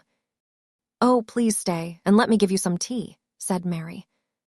Her eyes filled with tears, for something indefinable, something like the resolute suppression of a pain in Mr. Fairbrother's manner, made her feel suddenly miserable, as she had once felt when she saw her father's hands trembling in a moment of trouble. "No, my dear, no. I must get back." In 3 minutes the vicar was on horseback again, having gone magnanimously through a duty much harder than the renunciation of whist, or even than the writing of penitential meditations. Chapter 53. It is but a shallow haste which concludeth insincerity from what outsiders call inconsistency, putting a dead mechanism of ifs and therefores for the living myriad of hidden suckers, whereby the belief and the conduct are wrought into mutual sustainment. Mr. Bulstrode, when he was hoping to acquire a new interest in Lowick, had naturally had an especial wish that the new clergyman should be one whom he thoroughly approved. And he believed it to be a chastisement and admonition directed to his own shortcomings and those of the nation at large, that just about the time when he came in possession of the deeds which made him the proprietor of Stone Court, Mr. Fairbrother read himself into the quaint little church and preached his first sermon to the congregation of farmers, laborers, and village artisans. It was not that Mr. Bulstrode intended to frequent Lowick Church, or to reside at Stone Court for a good while to come. He had bought the excellent farm and fine homestead simply as a retreat which he might gradually enlarge as to the land and beautify as to the dwelling, until it should be conducive to the divine glory that he should enter on it as a residence, partially withdrawing from his present exertions in the administration of business, and throwing more conspicuously on the side of gospel truth the weight of local landed proprietorship, which Providence might increase by unforeseen occasions of purchase. A strong leading in this direction seemed to have been given in the surprising facility of getting Stone Court, when everyone had expected that Mr. Rigg Featherstone would have clung to it as the Garden of Eden. That was what poor old Peter himself had expected, having often, in imagination, looked up through the sods above him, and, unobstructed by perspective, seen his frog-faced legatee enjoying the fine old place to the perpetual surprise and disappointment of other survivors. But how little we know what would make paradise for our neighbors. We judge from our own desires, and our neighbors themselves are not always open enough even to throw out a hint of theirs. The cool and judicious Joshua Rigg had not allowed his parent to perceive that Stone Court was anything less than the chief good in his estimation, and he had certainly wished to call it his own. But as Warren Hastings looked at gold and thought of buying Daylesford, so Joshua Rigg looked at Stone Court and thought of buying gold. He had a very distinct and intense vision of his chief good, the vigorous greed which he had inherited having taken a special form by dint of circumstance, and his chief good was to be a money changer. From his earliest employment as an errand boy in a seaport, he had looked through the windows of the money changers as other boys look through the windows of the pastry cooks. The fascination had wrought itself gradually into a deep special passion. He meant, when he had property, to do many things, one of them being to marry a genteel young person. But these were all accidents and joys that imagination could dispense with. The one joy after which his soul thirsted was to have a money changer's shop on a much-frequented quay, to have locks all round him of which he held the keys, and to look sublimely cool as he handled the breeding coins of all nations, while helpless cupidity looked at him enviously from the other side of an iron lattice. The strength of that passion had been a power, enabling him to master all the knowledge necessary to gratify it. And when others were thinking that he had settled at Stone Court for life, Joshua himself was thinking that the moment now was not far off when he should settle on the North Quay with the best appointments in safes and locks. Enough, we are concerned with looking at Joshua Riggs' sale of his land from Mr. Bulstrode's point of view, and he interpreted it as a cheering dispensation conveying perhaps a sanction to a purpose which he had for some time entertained without external encouragement. He interpreted it thus, but not too confidently, offering up his thanksgiving in guarded phraseology. His doubts did not arise from the possible relations of the event to Joshua Riggs' destiny, which belonged to the unmapped regions not taken under the providential government, except perhaps in an imperfect colonial way. But they arose from reflecting that this dispensation, too, might be a chastisement for himself, as Mr. Fairbrother's induction to the living clearly was. This was not what Mr. Bulstrode said to any man for the sake of deceiving him. It was what he said to himself. It was as genuinely his mode of explaining events as any theory of yours may be, if you happen to disagree with him. For the egoism which enters into our theories does not affect their sincerity. Rather, the more our egoism is satisfied, the more robust is our belief. However, whether for sanction or for chastisement, Mr. Bulstrode, hardly 15 months after the death of Peter Featherstone, had become the proprietor of Stone Court, and what Peter would say, if he were worthy to know, had become an inexhaustible and consolatory subject of conversation to his disappointed relatives. The tables were now turned on that dear brother departed, and to contemplate the frustration of his cunning by the superior cunning of things in general was a cud of delight to Solomon. Mrs. Wall had a melancholy triumph in the proof that it did not answer to make false Featherstones and cut off the genuine, and Sister Martha, receiving the news in the chalky flats, said, "Dear, dear, then the Almighty could have been none so pleased with the almshouses after all." Affectionate Mrs. Bulstrode was particularly glad of the advantage which her husband's health was likely to get from the purchase of Stone Court. Few days passed without his riding thither and looking over some part of the farm with the bailiff, and the evenings were delicious in that quiet spot when the new hayricks lately set up were sending forth odors to mingle with the breath of the rich old garden.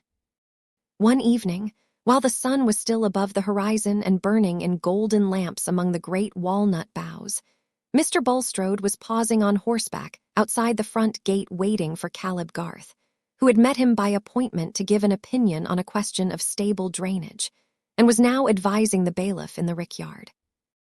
Mr. Bulstrode was conscious of being in a good spiritual frame and more than usually serene, under the influence of his innocent recreation.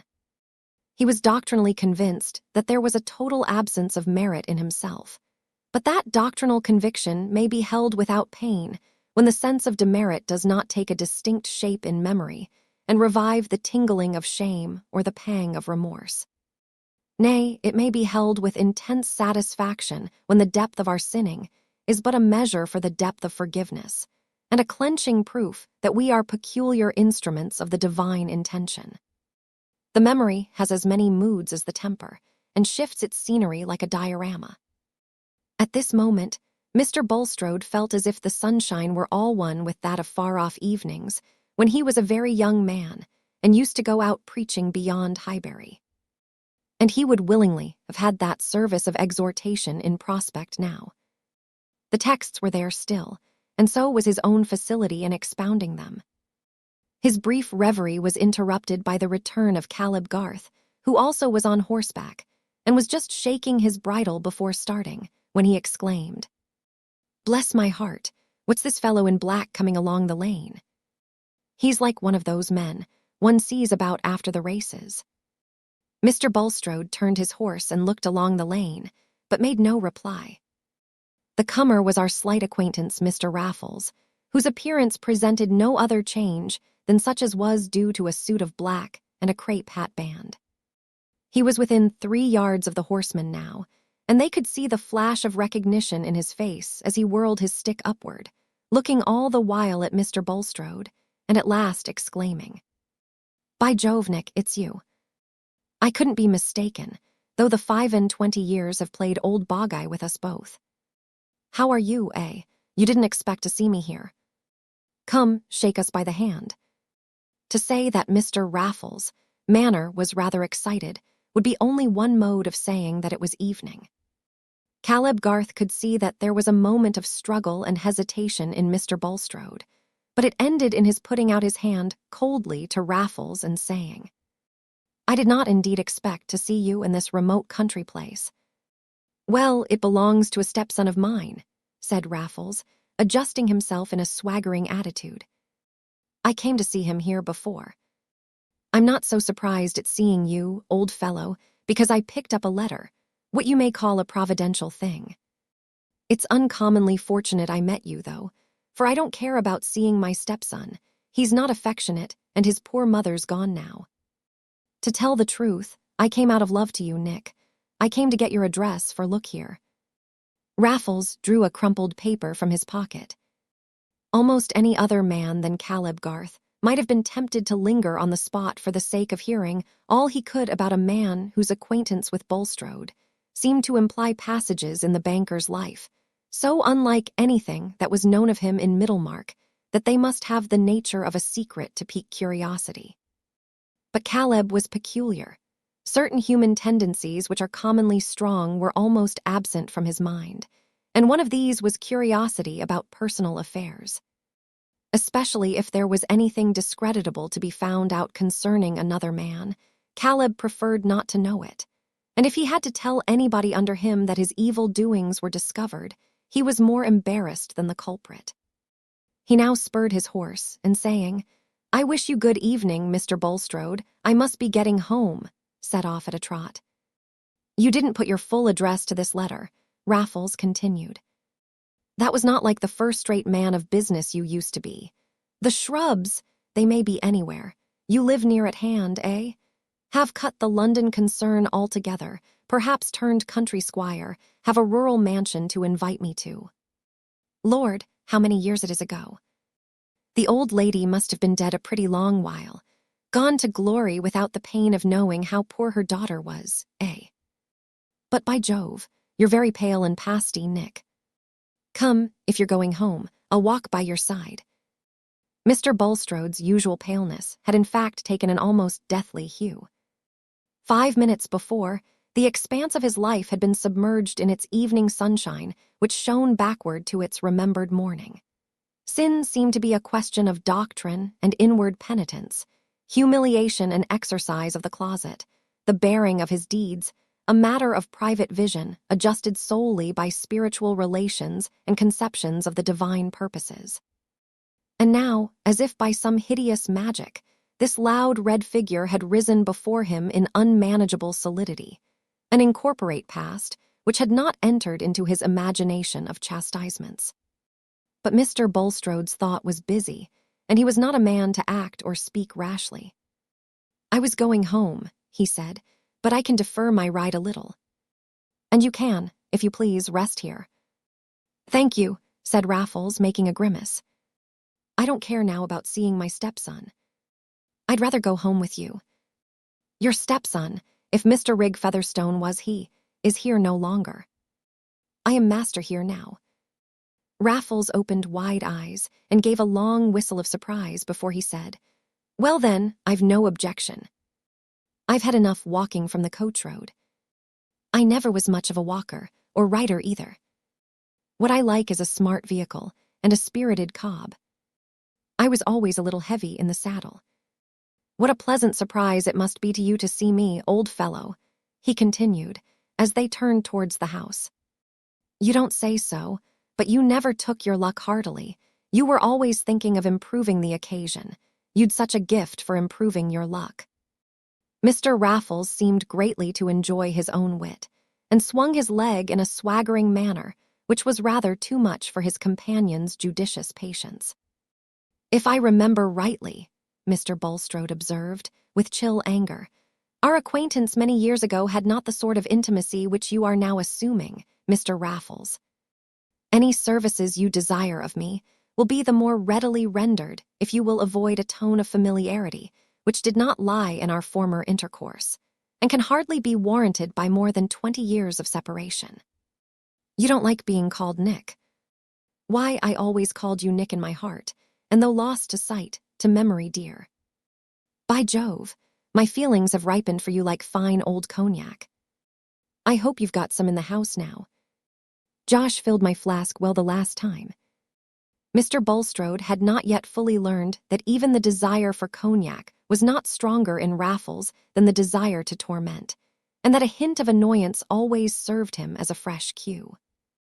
But it was at least clear that further objection was useless, and Mr. Bulstrode, in giving orders to the housekeeper for the accommodation of the guest, had a resolute air of quietude. There was the comfort of thinking that this housekeeper had been in the service of Rig also, and might accept the idea that Mr. Bulstrode entertained Raffles merely as a friend of her former master. When there was food and drink spread before his visitor in the wainscoted parlor, and no witness in the room, Mr. Bulstrode said, "Your habits and mine are so different, Mr. Raffles, that we can hardly enjoy each other's society. The wisest plan for both of us will therefore be to part as soon as possible. Since you say that you wish to meet me, you probably considered that you had some business to transact with me. But under the circumstances, I will invite you to remain here for the night, and I will myself ride over here early tomorrow morning, before breakfast, in fact, when I can receive any communication you have to make to me." "With all my heart," said Raffles. "This is a comfortable place, a little dull for a continuance, but I can put up with it for a night, with this good liquor and the prospect of seeing you again in the morning. You're a much better host than my stepson was, but Josh owed me a bit of a grudge for marrying his mother, and between you and me there was never anything but kindness." Mr. Bulstrode, hoping that the peculiar mixture of joviality and sneering in Raffles' manner was a good deal the effect of drink, had determined to wait till he was quite sober before he spent more words upon him. But he rode home with a terribly lucid vision of the difficulty there would be in arranging any result that could be permanently counted on with this man. It was inevitable that he should wish to get rid of John Raffles, though his reappearance could not be regarded as lying outside the divine plan. The spirit of evil might have sent him to threaten Mr. Bulstrode's subversion as an instrument of good, but the threat must have been permitted and was a chastisement of a new kind. It was an hour of anguish for him very different from the hours in which his struggle had been securely private, and which had ended with a sense that his secret misdeeds were pardoned and his services accepted. Those misdeeds, even when committed, had they not been half sanctified by the singleness of his desire to devote himself and all he possessed to the furtherance of the divine scheme? And was he after all to become a mere stone of stumbling and a rock of offense? For who would understand the work within him? Who would not, when there was the pretext of casting disgrace upon him, confound his whole life and the truths he had espoused in one heap of obloquy? In his closest meditations, the lifelong habit of Mr. Bulstrode's mind clad his most egoistic terrors in doctrinal references to superhuman ends. But even while we are talking and meditating about the Earth's orbit and the solar system, what we feel and adjust our movements to is the stable Earth and the changing day. And now within all the automatic succession of theoretic phrases, distinct and inmost as the shiver and the ache of oncoming fever when we are discussing abstract pain, was the forecast of disgrace in the presence of his neighbors and of his own wife. For the pain, as well as the public estimate of disgrace, depends on the amount of previous profession. To men who only aim at escaping felony, nothing short of the prisoner's dock is disgrace. But Mr. Bulstrode had aimed at being an eminent Christian. It was not more than 7:30 in the morning when he again reached Stone Court. The fine old place never looked more like a delightful home than at that moment. The great white lilies were in flower. The nasturtiums, their pretty leaves all silvered with dew, were running away over the low stone wall. The very noises all around had a heart of peace within them. But everything was spoiled for the owner as he walked on the gravel in front and awaited the descent of Mr. Raffles, with whom he was condemned to breakfast. It was not long before they were seated together in the wainscoted parlor over their tea and toast, which was as much as Raffles cared to take at that early hour. The difference between his morning and evening self was not so great as his companion had imagined that it might be. The delight in tormenting was perhaps even the stronger because his spirits were rather less highly pitched. Certainly, his manners seemed more disagreeable by the morning light. "As I have little time to spare, Mr. Raffles," said the banker, who could hardly do more than sip his tea and break his toast without eating it, "I shall be obliged if you will mention at once the ground on which you wish to meet with me. I presume that you have a home elsewhere and will be glad to return to it. Why, if a man has got any heart, doesn't he want to see an old friend, Nick? I must call you Nick. We always did call you young Nick when we knew you meant to marry the old widow. Some said you had a handsome family likeness to old Nick, but that was your mother's fault, calling you Nicholas. Aren't you glad to see me again? I expected an invite to stay with you at some pretty place. My own establishment is broken up now my wife's dead. I've no particular attachment to any spot. I would as soon settle hereabout as anywhere. May I ask why you returned from America? I considered that the strong wish you expressed to go there, when an adequate sum was furnished, was tantamount to an engagement that you would remain there for life. Never knew that a wish to go to a place was the same thing as a wish to stay. But I did stay a matter of 10 years. It didn't suit me to stay any longer. And I'm not going again, Nick." Here Mr. Raffles winked slowly as he looked at Mr. Bulstrode. "Do you wish to be settled in any business? What is your calling now?" "Thank you. My calling is to enjoy myself as much as I can. I don't care about working any more. If I did anything, it would be a little traveling in the tobacco line, or something of that sort, which takes a man into agreeable company. But not without an independence to fall back upon. That's what I want.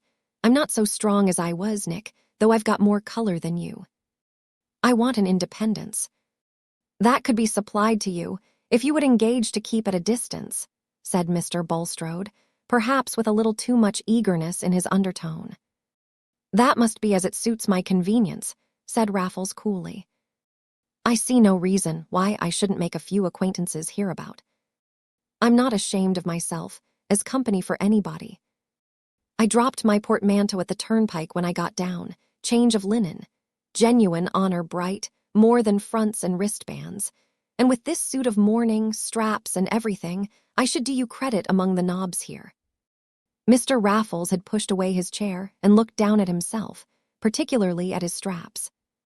His chief intention was to annoy Bulstrode, but he really thought that his appearance now would produce a good effect, and that he was not only handsome and witty, but clad in a mourning style which implied solid connections. "If you intend to rely on me in any way, Mr. Raffles," said Bulstrode, after a moment's pause, "you will expect to meet my wishes." "Ah, to be sure," said Raffles with a mocking cordiality. "Didn't I always do it? Lord, you made a pretty thing out of me, and I got but little. I've often thought since, I might have done better by telling the old woman that I'd found her daughter and her grandchild. It would have suited my feelings better. I've got a soft place in my heart. But you've buried the old lady by this time, I suppose. It's all one to her now. And you've got your fortune out of that profitable business, which had such a blessing on it. You've taken to being a knob, buying land, being a country bashaw. Still in the dissenting line, eh? Still godly. or taken to the church as more genteel. This time Mr. Raffles' slow wink and slight protrusion of his tongue was worse than a nightmare, because it held the certitude that it was not a nightmare, but a waking misery. Mr. Bulstrode felt a shuddering nausea, and did not speak, but was considering diligently whether he should not leave Raffles to do as he would, and simply defy him as a slanderer. The man would soon show himself disreputable enough to make people disbelieve him. But not when he tells any ugly-looking truth about you, said discerning consciousness.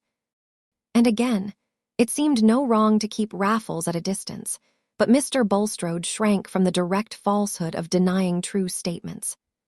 It was one thing to look back on forgiven sins, nay, to explain questionable conformity to lax customs, and another to enter deliberately on the necessity of falsehood. But since Bulstrode did not speak, Raffles ran on, by way of using time to the utmost. I've not had such fine luck as you, by Jove. Things went confoundedly with me in New York. Those Yankees are cool hands, and a man of gentlemanly feelings has no chance with them. I married when I came back, a nice woman in the tobacco trade, very fond of me, but the trade was restricted, as we say. She had been settled there a good many years by a friend, but there was a son too much in the case. Josh and I never hit it off. However, I made the most of the position, and I've always taken my glass in good company. It's been all on the square with me. I'm as open as the day. You won't take it ill of me that I didn't look you up before.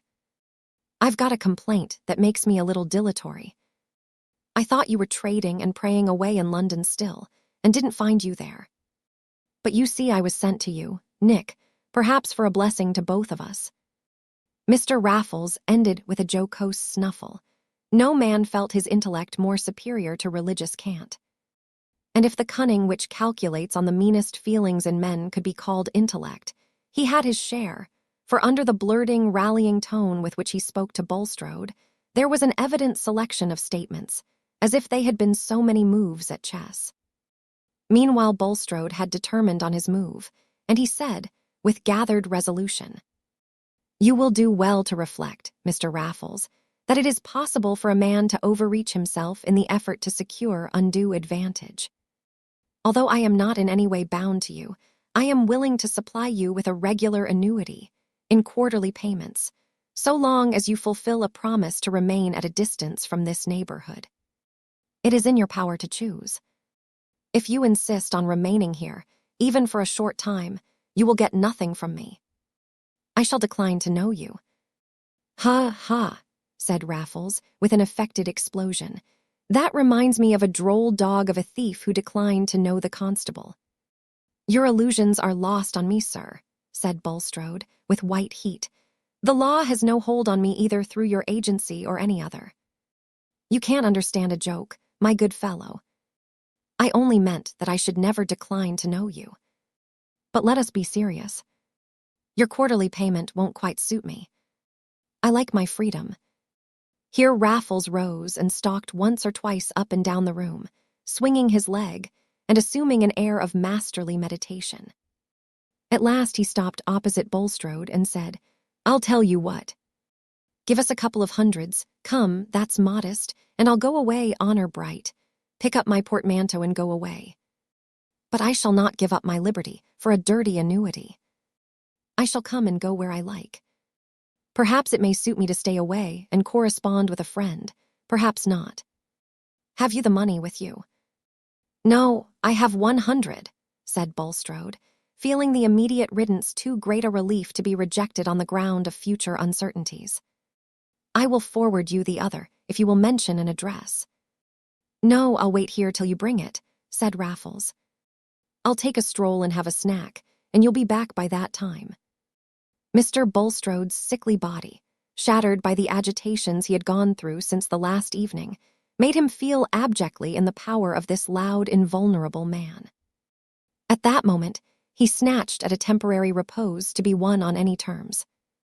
He was rising to do what Raffles suggested, when the latter said, lifting up his finger as if with a sudden recollection, "I did have another look after Sarah again, though I didn't tell you. I'd a tender conscience about that pretty young woman. I didn't find her, but I found out her husband's name, and I made a note of it. But hang it, I lost my pocketbook. However, if I heard it, I should know it again. I've got my faculties as if I was in my prime, but names wear out, by Jove. Sometimes, I'm no better than a confounded tax paper before the names are filled in. However, if I hear of her and her family, you shall know, Nick. You'd like to do something for her, now she's your stepdaughter. Doubtless, said Mr. Bulstrode, with the usual steady look of his light gray eyes, though that might reduce my power of assisting you. As he walked out of the room, Raffles winked slowly at his back, and then turned towards the window to watch the banker riding away, virtually at his command. His lips first curled with a smile, and then opened with a short, triumphant laugh. But what the deuce was the name? He presently said, half aloud, scratching his head and wrinkling his brows horizontally. He had not really cared or thought about this point of forgetfulness until it occurred to him in his invention of annoyances for Bulstrode. It began with L. It was almost all L's, I fancy, he went on, with a sense that he was getting hold of the slippery name. But the hold was too slight, and he soon got tired of this mental chase. For few men were more impatient of private occupation or more in need of making themselves continually heard than Mr. Raffles. He preferred using his time in pleasant conversation with the bailiff and the housekeeper, from whom he gathered as much as he wanted to know about Mr. Bulstrode's position in Middlemarch. After all, however, there was a dull space of time which needed relieving with bread and cheese and ale, and when he was seated alone with these resources in the wainscoted parlor, he suddenly slapped his knee and exclaimed, "Ladislaw!" That action of memory which he had tried to set going and had abandoned in despair had suddenly completed itself without conscious effort. A common experience, agreeable as a completed sneeze, even if the name remembered is of no value. Raffles immediately took out his pocketbook and wrote down the name, not because he expected to use it, but merely for the sake of not being at a loss if he ever did happen to want it. He was not going to tell Bulstrode. There was no actual good in telling, and to a mind like that of Mr. Raffles, there is always probable good in a secret.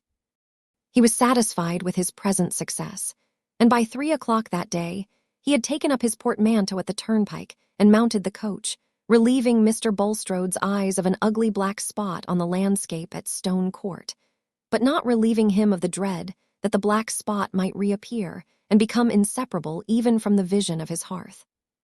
Book 6, The Widow and the Wife. Chapter 54. Negli occhi porta la mia donna amore, per chi si fa gentle ciocella mira, a vela passa, ogni uum ver lei si gira, e cui saluta fa tremor locor. Sic passando il viso, tutto smor, e dogni su difto aller sospira. Fuggen dinanzi a lei superbia ed ira, aiutate me don a faral honor. Ogni dolcezza, ogni pensiero nas nel cora kai parler la senti, ond bido kai prima la vidi. Quel ciecella par quand un poco saride, non si più dicer, ni tenerament, si e grave nuovo miracolo gentile. Dante, la vita nuova. By that delightful morning, when the hayricks at Stone Court were scenting the air quite impartially, as if Mr. Raffles had been a guest worthy of finest incense, Dorothea had again taken up her abode at Lowick Manor. After 3 months, Freshet had become rather oppressive.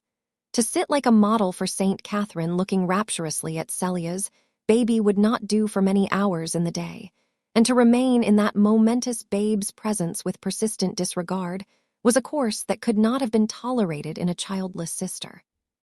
Dorothea would have been capable of carrying baby joyfully for a mile if there had been need, and of loving it the more tenderly for that labor. But to an aunt who does not recognize her infant nephew as Buddha, and has nothing to do for him but to admire, his behavior is apt to appear monotonous, and the interest of watching him exhaustible. This possibility was quite hidden from Celia, who felt that Dorothea's childless widowhood fell in quite prettily with the birth of little Arthur. Baby was named after Mr. Brooke. Dodo is just the creature not to mind about having anything of her own, children or anything, said Celia to her husband. And if she had had a baby, it never could have been such a dear as Arthur. Could it, James? Not if it had been like Casaubon, said Sir James, conscious of some indirectness in his answer, and of holding a strictly private opinion as to the perfections of his firstborn. No, just imagine.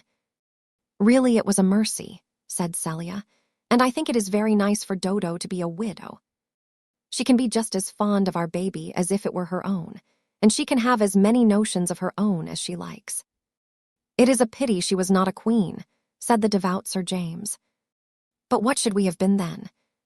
We must have been something else, said Celia, objecting to so laborious a flight of imagination. I like her better as she is. Hence, when she found that Dorothea was making arrangements for her final departure to Lowick, Celia raised her eyebrows with disappointment, and in her quiet, unemphatic way shot a needle arrow of sarcasm. What will you do at Lowick, Dodo? You say yourself there is nothing to be done there. Everybody is so clean and well off, it makes you quite melancholy. And here you have been so happy-going all about Tipton, with Mr. Garth into the worst backyards. And now Uncle is abroad, you and Mr. Garth can have it all your own way, and I am sure James does everything you tell him. I shall often come here, and I shall see how baby grows all the better, said Dorothea. But you will never see him washed, said Celia, and that is quite the best part of the day. She was almost pouting. It did seem to her very hard in Dodo to go away from the baby when she might stay. Dear Kitty, I will come and stay all night on purpose, said Dorothea, but I want to be alone now and in my own home. I wish to know the Fairbrothers better, and to talk to Mr. Fairbrother about what there is to be done in Middlemarch. Dorothea's native strength of will was no longer all converted into resolute submission. She had a great yearning to be at Lowick, and was simply determined to go, not feeling bound to tell all her reasons. But everyone around her disapproved. Sir James was much pained, and offered that they should all migrate to Cheltenham for a few months with the Sacred Ark, otherwise called a cradle. At that period, a man could hardly know what to propose if Cheltenham were rejected. The Dowager Lady Chatham, just returned from a visit to her daughter in town, wished, at least, that Mrs. Vigo should be written to, and invited to accept the office of companion to Mrs. Casaubon. It was not credible that Dorothea as a young widow would think of living alone in the house at Lowick. Mrs. Vigo had been reader and secretary to royal personages, and in point of knowledge and sentiments, even Dorothea could have nothing to object to her. Mrs. Cadwallader said, privately, "You will certainly go mad in that house alone, my dear. You will see visions.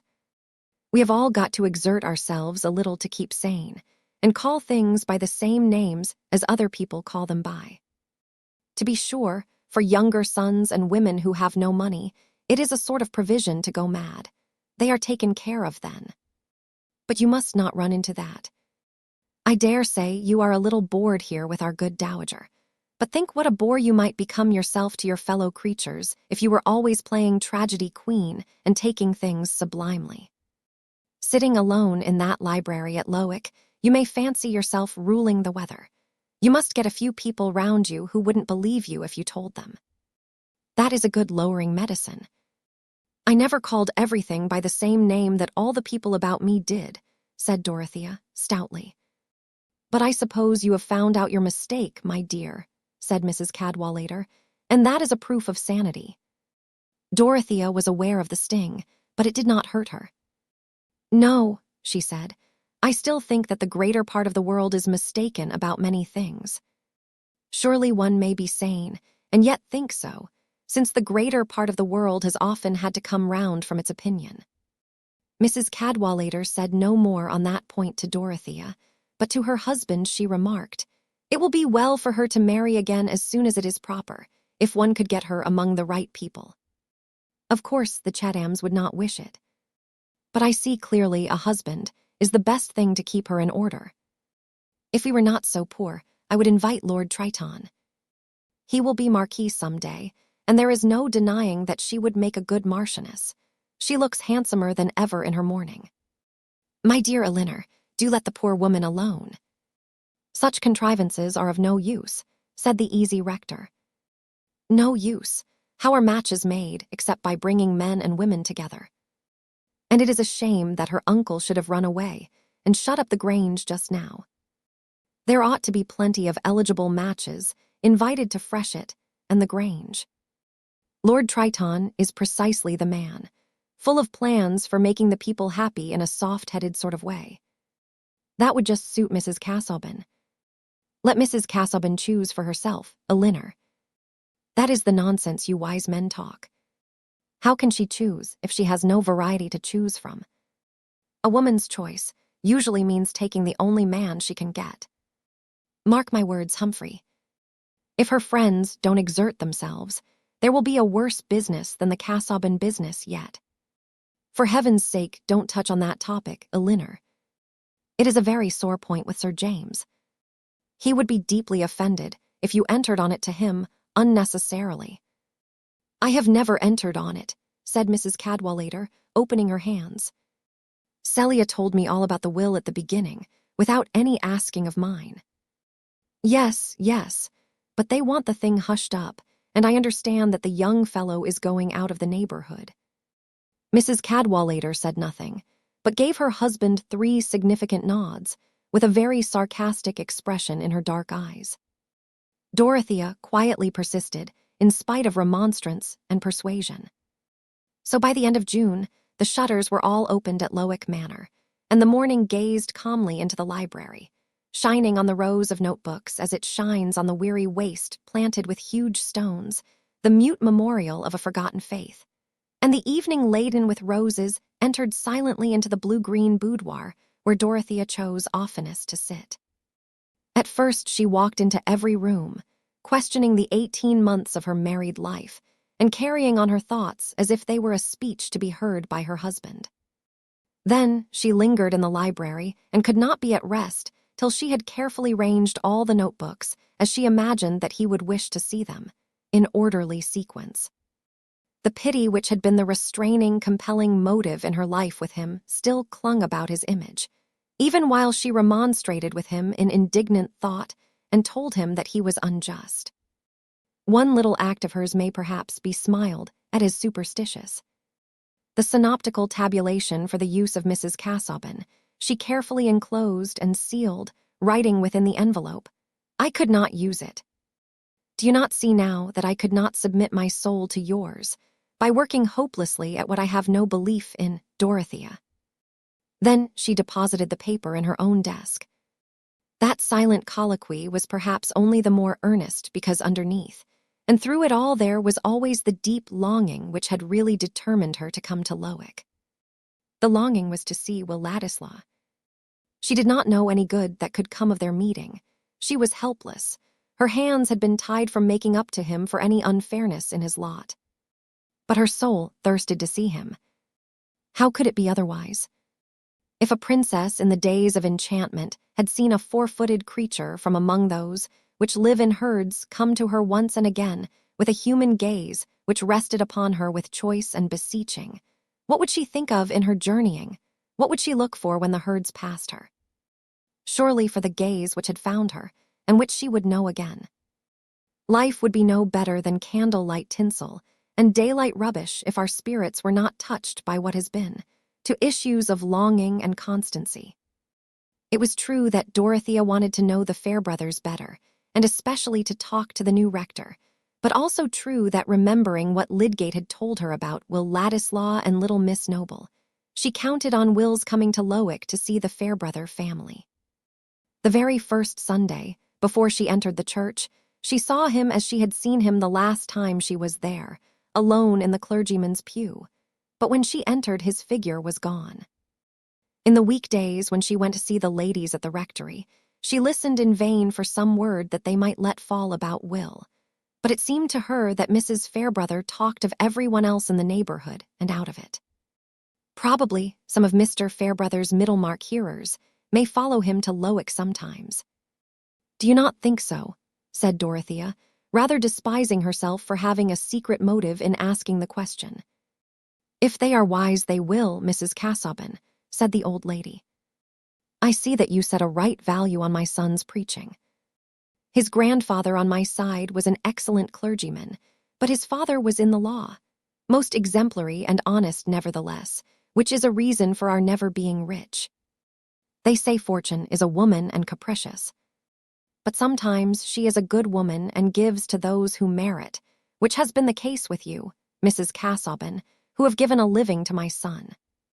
Mrs. Fairbrother recurred to her knitting with a dignified satisfaction in her neat little effort at oratory, but this was not what Dorothea wanted to hear. Poor thing, she did not even know whether Will Ladislaw was still at Middlemarch, and there was no one whom she dared to ask, unless it were Lydgate. But just now, she could not see Lydgate without sending for him or going to seek him. Perhaps Will Ladislaw, having heard of that strange ban against him left by Mr. Casaubon, had felt it better that he and she should not meet again, and perhaps she was wrong to wish for a meeting that others might find many good reasons against. Still, I do wish it, came at the end of those wise reflections as naturally as a sob after holding the breath. And the meeting did happen, but in a formal way quite unexpected by her. One morning, about 11, Dorothea was seated in her boudoir with a map of the land attached to the manor and other papers before her, which were to help her in making an exact statement for herself of her income and affairs. She had not yet applied herself to her work, but was seated with her hands folded on her lap, looking out along the avenue of limes to the distant fields. Every leaf was at rest in the sunshine, the familiar scene was changeless, and seemed to represent the prospect of her life, full of motiveless ease, motiveless, if her own energy could not seek out reasons for ardent action. The widow's cap of those times made an oval frame for the face, and had a crown standing up. The dress was an experiment in the utmost laying on of crape, but this heavy solemnity of clothing made her face look all the younger, with its recovered bloom, and the sweet, inquiring candor of her eyes. Her reverie was broken by Tantripp, who came to say that Mr. Ladislaw was below, and begged permission to see Madam if it were not too early. "I will see him," said Dorothea, rising immediately. "Let him be shown into the drawing-room." The drawing-room was the most neutral room in the house to her, the one least associated with the trials of her married life. The damask matched the woodwork, which was all white and gold. There were 2 tall mirrors and tables with nothing on them. In brief, it was a room where you had no reason for sitting in one place rather than in another. It was below the boudoir, and had also a bow window looking out on the avenue. But when Pratt showed Will Ladislaw into it, the window was open, and a winged visitor, buzzing in and out now and then without minding the furniture, made the room look less formal and uninhabited.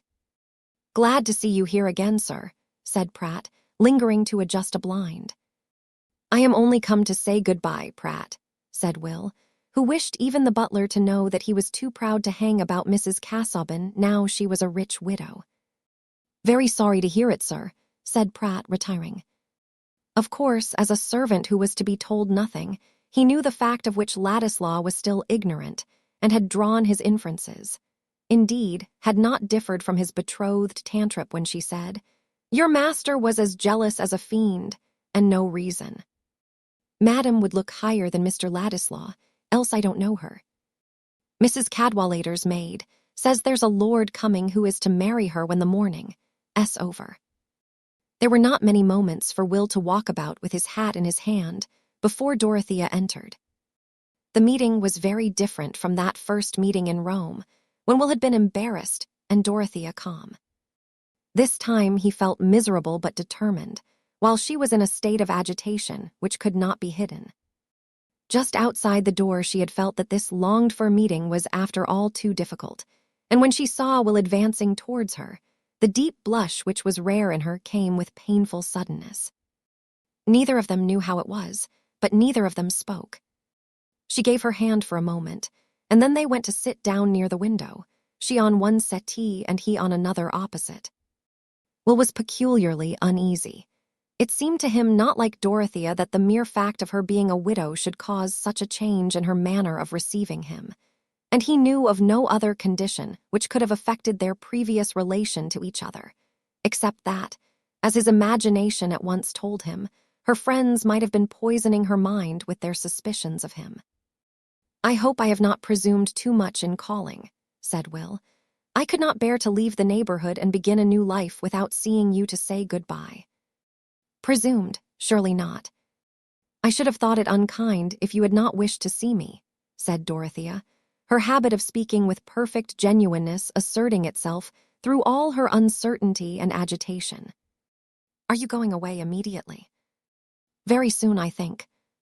I intend to go to town and eat my dinners as a barrister, since, they say, that is the preparation for all public business. There will be a great deal of political work to be done by and by, and I mean to try and do some of it. Other men have managed to win an honorable position for themselves without family or money." "And that will make it all the more honorable," said Dorothea ardently. "Besides, you have so many talents. I have heard from my uncle how well you speak in public, so that everyone is sorry when you leave off, and how clearly you can explain things. And you care that justice should be done to everyone. I am so glad. When we were in Rome, I thought you only cared for poetry and art, and the things that adorn life for us who are well off. But now, I know you think about the rest of the world." While she was speaking, Dorothea had lost her personal embarrassment and had become like her former self. She looked at Will with a direct glance, full of delighted confidence. "You approve of my going away for years, then, and never coming here again till I have made myself of some mark in the world," said Will, trying hard to reconcile the utmost pride with the utmost effort to get an expression of strong feeling from Dorothea. She was not aware how long it was before she answered. She had turned her head and was looking out of the window on the rose bushes, which seemed to have in them the summers of all the years when Will would be away. This was not judicious behavior. But Dorothea never thought of studying her manners. She thought only of bowing to a sad necessity which divided her from Will. Those first words of his about his intentions had seemed to make everything clear to her. He knew, she supposed, all about Mr. Casaubon's final conduct in relation to him, and it had come to him with the same sort of shock as to herself. He had never felt more than friendship for her, had never had anything in his mind to justify what she felt to be her husband's outrage on the feelings of both, and that friendship he still felt. Something which may be called an inward silent sob had gone on in Dorothea before she said with a pure voice, just trembling in the last words as if only from its liquid flexibility. "Yes, it must be right for you to do as you say. I shall be very happy when I hear that you have made your value felt. But you must have patience. It will perhaps be a long while." Will never quite knew how it was that he saved himself from falling down at her feet when the long while came forth with its gentle tremor. He used to say that the horrible hue and surface of her crepe dress was most likely the sufficient controlling force. He sat still, however, and only said, "I shall never hear from you. And you will forget all about me." "No," said Dorothea, "I shall never forget you. I have never forgot anyone whom I once knew. My life has never been crowded, and seems not likely to be so. And I have a great deal of space for memory at Lowick, haven't I?" She smiled. "Good God!" Will burst out passionately, rising, with his hat still in his hand, and walking away to a marble table where he suddenly turned and leaned his back against it. The blood had mounted to his face and neck, and he looked almost angry. It had seemed to him as if they were like two creatures slowly turning to marble in each other's presence, while their hearts were conscious and their eyes were yearning. But there was no help for it. It should never be true of him that, in this meeting to which he had come with bitter resolution, he had ended by a confession which might be interpreted into asking for her fortune. Moreover, it was actually true that he was fearful of the effect which such confessions might have on Dorothea herself. She looked at him from that distance in some trouble, imagining that there might have been an offense in her words. But all the while there was a current of thought in her about his probable want of money, and the impossibility of her helping him. If her uncle had been at home, something might have been done through him. It was this preoccupation with the hardship of Will's wanting money while she had what ought to have been his share, which led her to say, seeing that he remained silent and looked away from her, "I wonder whether you would like to have that miniature which hangs upstairs. I mean that beautiful miniature of your grandmother. I think it is not right for me to keep it, if you would wish to have it. It is wonderfully like you." "You are very good," said Will irritably. "No, I don't mind about it. It is not very consoling to have one's own likeness. It would be more consoling if others wanted to have it. I thought you would like to cherish her memory. I thought—" Dorothea broke off an instant, her imagination suddenly warning her away from Aunt Julia's history. "You would surely like to have the miniature as a family memorial." "Why should I have that when I have nothing else? A man with only a portmanteau for his stowage must keep his memorials in his head." Will spoke at random. He was merely venting his petulance. It was a little too exasperating to have his grandmother's portrait offered him at that moment. But to Dorothea's feeling, his words had a peculiar sting. She rose and said with a touch of indignation as well as hauteur, "You are much the happier of us two, Mr. Ladislaw, to have nothing." Will was startled. Whatever the words might be, the tone seemed like a dismissal, and quitting his leaning posture, he walked a little way towards her. Their eyes met, but with a strange questioning gravity. Something was keeping their minds aloof, and each was left to conjecture what was in the other. Will had really never thought of himself as having a claim of inheritance on the property which was held by Dorothea, and would have required a narrative to make him understand her present feeling. "I never felt it a misfortune to have nothing till now," he said. "But poverty may be as bad as leprosy if it divides us from what we most care for." The words cut Dorothea to the heart and made her relent. She answered in a tone of sad fellowship, "Sorrow comes in so many ways. 2 years ago I had no notion of that. I mean of the unexpected way in which trouble comes and ties our hands and makes us silent when we long to speak. I used to despise women a little for not shaping their lives more and doing better things. I was very fond of doing as I liked, but I have almost given it up," she ended, smiling playfully. "I have not given up doing as I like, but I can very seldom do it," said Will. He was standing 2 yards from her with his mind full of contradictory desires and resolves, desiring some unmistakable proof that she loved him, and yet dreading the position into which such a proof might bring him. The thing one most longs for may be surrounded with conditions that would be intolerable. At this moment Pratt entered and said, "Sir James Chatham is in the library, madam." "Ask Sir James to come in here," said Dorothea immediately. It was as if the same electric shock had passed through her and Will. Each of them felt proudly resistant, and neither looked at the other while they awaited Sir James's entrance. After shaking hands with Dorothea, he bowed as slightly as possible to Ladislaw, who repaid the slightness exactly, and then going towards Dorothea, said, "I must say good-bye, Mrs. Casaubon, and probably for a long while." Dorothea put out her hand and said her goodbye cordially. The sense that Sir James was depreciating Will and behaving rudely to him roused her resolution and dignity. There was no touch of confusion in her manner. And when Will had left the room, she looked with such calm self-possession at Sir James, saying, "How is Celia?" that he was obliged to behave as if nothing had annoyed him. And what would be the use of behaving otherwise?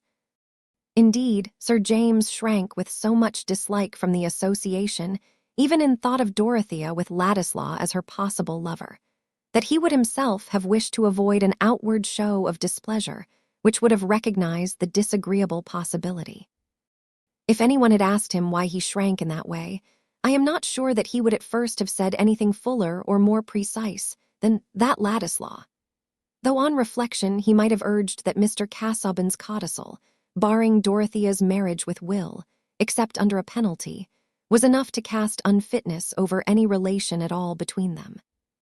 His aversion was all the stronger because he felt himself unable to interfere. But Sir James was a power in a way unguessed by himself. Entering at that moment, He was an incorporation of the strongest reasons through which Will's pride became a repellent force, keeping him asunder from Dorothea. Chapter 55. Hath she her faults?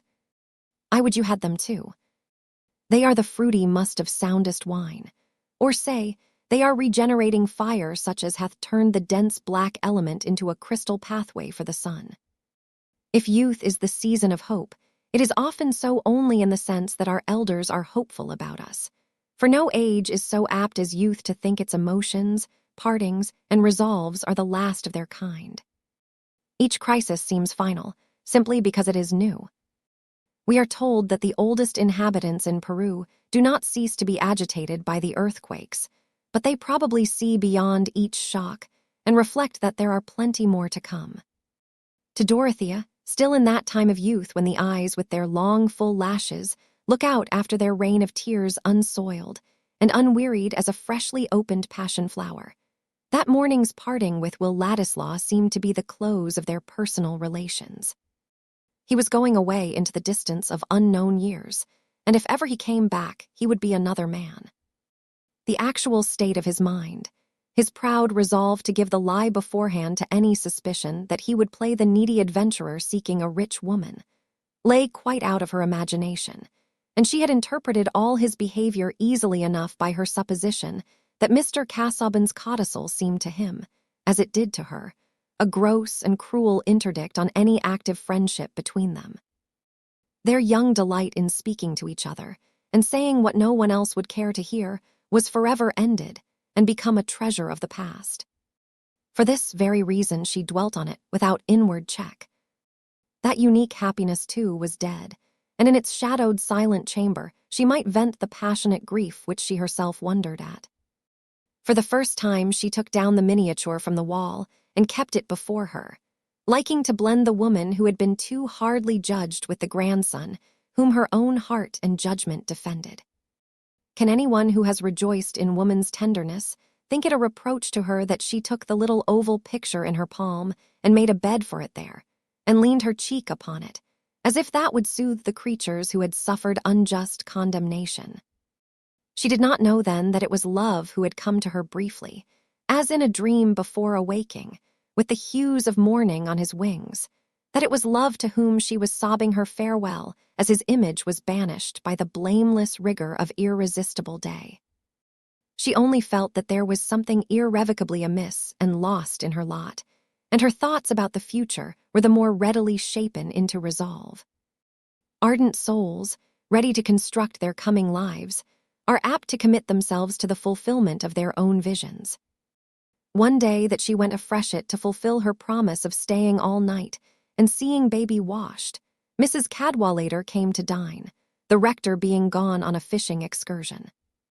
It was a warm evening, and even in the delightful drawing-room, where the fine old turf sloped from the open window towards a lilied pool and well-planted mounds, the heat was enough to make Celia in her white muslin and light curls reflect with pity on what Dodo must feel in her black dress and close cap. But this was not until some episodes with baby were over and had left her mind at leisure. She had seated herself and taken up a fan for some time before she said, in her quiet guttural, "Dear Dodo, do throw off that cap. I am sure your dress must make you feel ill." "I am so used to the cap, it has become a sort of shell," said Dorothea, smiling. "I feel rather bare and exposed when it is off." "I must see you without it. It makes us all warm," said Celia, throwing down her fan and going to Dorothea. It was a pretty picture to see this little lady in white muslin unfastening the widow's cap from her more majestic sister and tossing it onto a chair. Just as the coils and braids of dark brown hair had been set free, Sir James entered the room. He looked at the released head and said, "Ah," in a tone of satisfaction. "It was I who did it, James," said Celia. "Dodo need not make such a slavery of her mourning. She need not wear that cap any more among her friends." "My dear Celia," said Lady Chatham, "a widow must wear her mourning at least a year."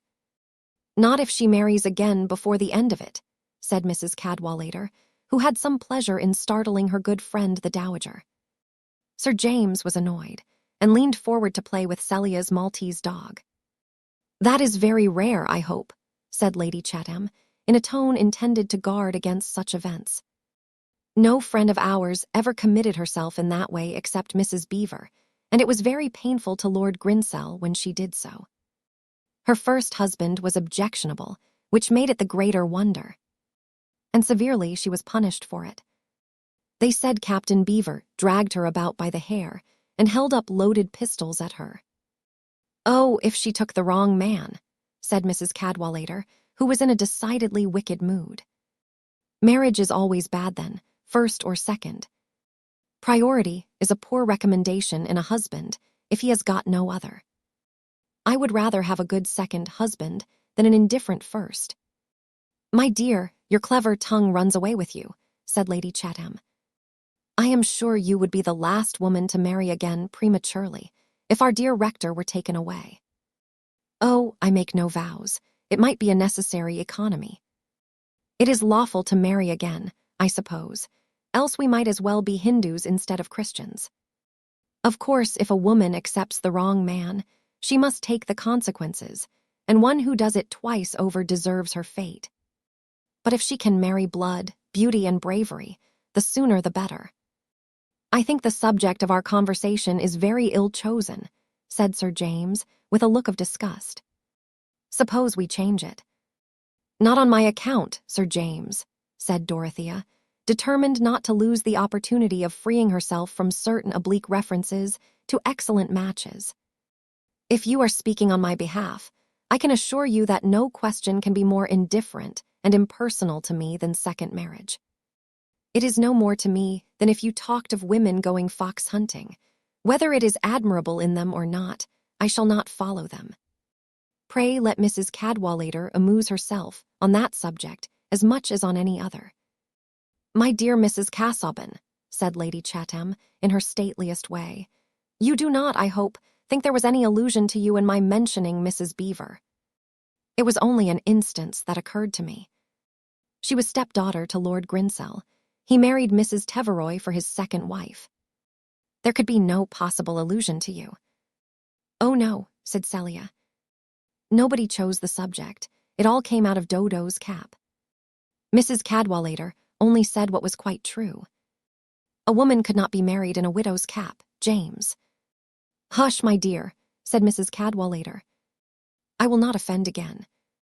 I will not even refer to Dido or Zenobia. Only, what are we to talk about?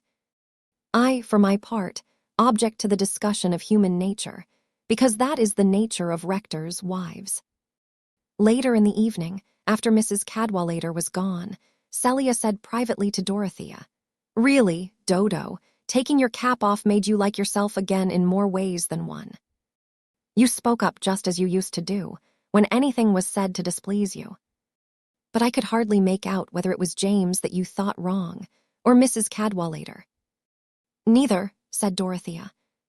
James spoke out of delicacy to me, but he was mistaken in supposing that I minded what Mrs. Cadwallader said. I should only mind if there were a law obliging me to take any piece of blood and beauty that she or anybody else recommended. But you know, Dodo, if you ever did marry, it would be all the better to have blood and beauty, said Celia, reflecting that Mr. Casaubon had not been richly endowed with those gifts, and that it would be well to caution Dorothea in time. Don't be anxious, Kitty. I have quite other thoughts about my life. I shall never marry again, said Dorothea, touching her sister's chin and looking at her with indulgent affection. Celia was nursing her baby, and Dorothea had come to say good night to her. Really quite, said Celia. Not anybody at all, if he were very wonderful indeed. Dorothea shook her head slowly. Not anybody at all. I have delightful plans. I should like to take a great deal of land and drain it and make a little colony where everybody should work and all the work should be done well. I should know every one of the people and be their friend. I am going to have great consultations with Mr. Garth. He can tell me almost everything I want to know. Then you will be happy if you have a plan, Dodo, said Celia. Perhaps little Arthur will like plans when he grows up, and then he can help you. Sir James was informed that same night that Dorothea was really quite set against marrying anybody at all, and was going to take to all sorts of plans, just like what she used to have. Sir James made no remark. To his secret feeling, there was something repulsive in a woman's second marriage, and no match would prevent him from feeling it a sort of desecration for Dorothea. He was aware that the world would regard such a sentiment as preposterous, especially in relation to a woman of 21. The practice of the world being to treat of a young widow's second marriage as certain and probably near, and to smile with meaning if the widow acts accordingly. But if Dorothea did choose to espouse her solitude, he felt that the resolution would well become her. Chapter 56. How happy is he born and taught that serveth not another's will, whose armor is his honest thought, and simple truth his only skill. This man is freed from servile bands of hope to rise or fear to fall, lord of himself though not of lands, and having nothing yet hath all. Sir Henry Wotton. Dorothea's confidence in Caleb Garth's knowledge, which had begun on her hearing that he approved of her cottages, had grown fast during her stay at Freshitt, Sir James having induced her to take rides over the 2 estates in company with himself and Caleb, who quite returned her admiration, and told his wife that Mrs. Casaubon had a head for business most uncommon in a woman. It must be remembered that by business, Caleb never meant money transactions, but the skillful application of labor. Most uncommon, repeated Caleb. She said a thing I often used to think myself when I was a lad. Mr. Garth, I should like to feel, if I lived to be old, that I had improved a great piece of land and built a great many good cottages, because the work is of a healthy kind while it is being done, and after it is done, men are the better for it. Those were the very words. She sees into things in that way. But womanly, I hope, said Mrs. Garth, half suspecting that Mrs. Casaubon might not hold the true principle of subordination. Oh, you can't think, said Caleb, shaking his head. You would like to hear her speak, Susan. She speaks in such plain words, and a voice like music. Bless me, it reminds me of bits in the Messiah, and straightway there appeared a multitude of the heavenly host, praising God and saying, it has a tone with it that satisfies your ear. Caleb was very fond of music, and when he could afford, it went to hear an oratorio that came within his reach, returning from it with a profound reverence for this mighty structure of tones, which made him sit meditatively, looking on the floor and throwing much unutterable language into his outstretched hands. With this good understanding between them, it was natural that Dorothea asked Mr. Garth to undertake any business connected with the 3 farms and the numerous tenements attached to Lowick Manor. Indeed, his expectation of getting work for 2 was being fast fulfilled. As he said, business breeds.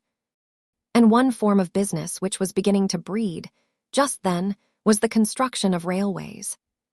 A projected line was to run through Lowick Parish, where the cattle had hitherto grazed in a peace unbroken by astonishment. And thus it happened that the infant struggles of the railway system entered into the affairs of Caleb Garth, and determined the course of this history with regard to 2 persons who were dear to him. The submarine railway may have its difficulties, but the bed of the sea is not divided among various landed proprietors with claims for damages not only measurable but sentimental. In the 100 to which Middlemarch belonged, railways were as exciting a topic as the Reform Bill or the imminent horrors of cholera, and those who held the most decided views on the subject were women and landholders. Women both old and young regarded traveling by steam as presumptuous and dangerous, and argued against it by saying that nothing should induce them to get into a railway carriage. While proprietors, differing from each other in their arguments as much as Mr. Solomon Featherstone differed from Lord Medlicote, were yet unanimous in the opinion that in selling land, whether to the enemy of mankind or to a company obliged to purchase, these pernicious agencies must be made to pay a very high price to landowners for permission to injure mankind. But the slower wits, such as Mr. Solomon and Mrs. Wall, who both occupied land of their own, took a long time to arrive at this conclusion, their minds halting at the vivid conception of what it would be to cut the big pasture in two and turn it into three-cornered bits, which would be know-how, while accommodation bridges and high payments were remote and incredible. "The cows will all cast their calves, brother," said Mrs. Wall, in a tone of deep melancholy, "if the railway comes across the near close, and I shouldn't wonder at the mare, too, if she was in foal. It's a poor tale if a widow's property is to be spaded away, and the law say nothing to it. What's to hinder 'em from cutting right, and left if they begin? It's well known I can't fight. The best way would be to say nothing, and set somebody on to send 'em away with a flea in their ear when they came spying and measuring," said Solomon. "Folks did that about Brassing, by what I can understand. It's all a pretense, if the truth was known, about their being forced to take one way. Let 'em go cutting in another parish. And I don't believe in any pay to make amends for bringing a lot of ruffians to trample your crops. Where's a company's pocket?"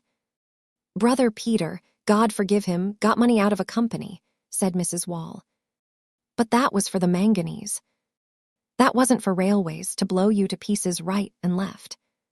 "Well, there's this to be said, Jane," Mr. Solomon concluded, lowering his voice in a cautious manner. "The more spokes we put in their wheel, the more they'll pay us to let 'em go on if they must come whether or not." This reasoning of Mr. Solomon's was perhaps less thorough than he imagined, his cunning bearing about the same relation to the course of railways as the cunning of a diplomatist bears to the general chill or catarrh of the solar system.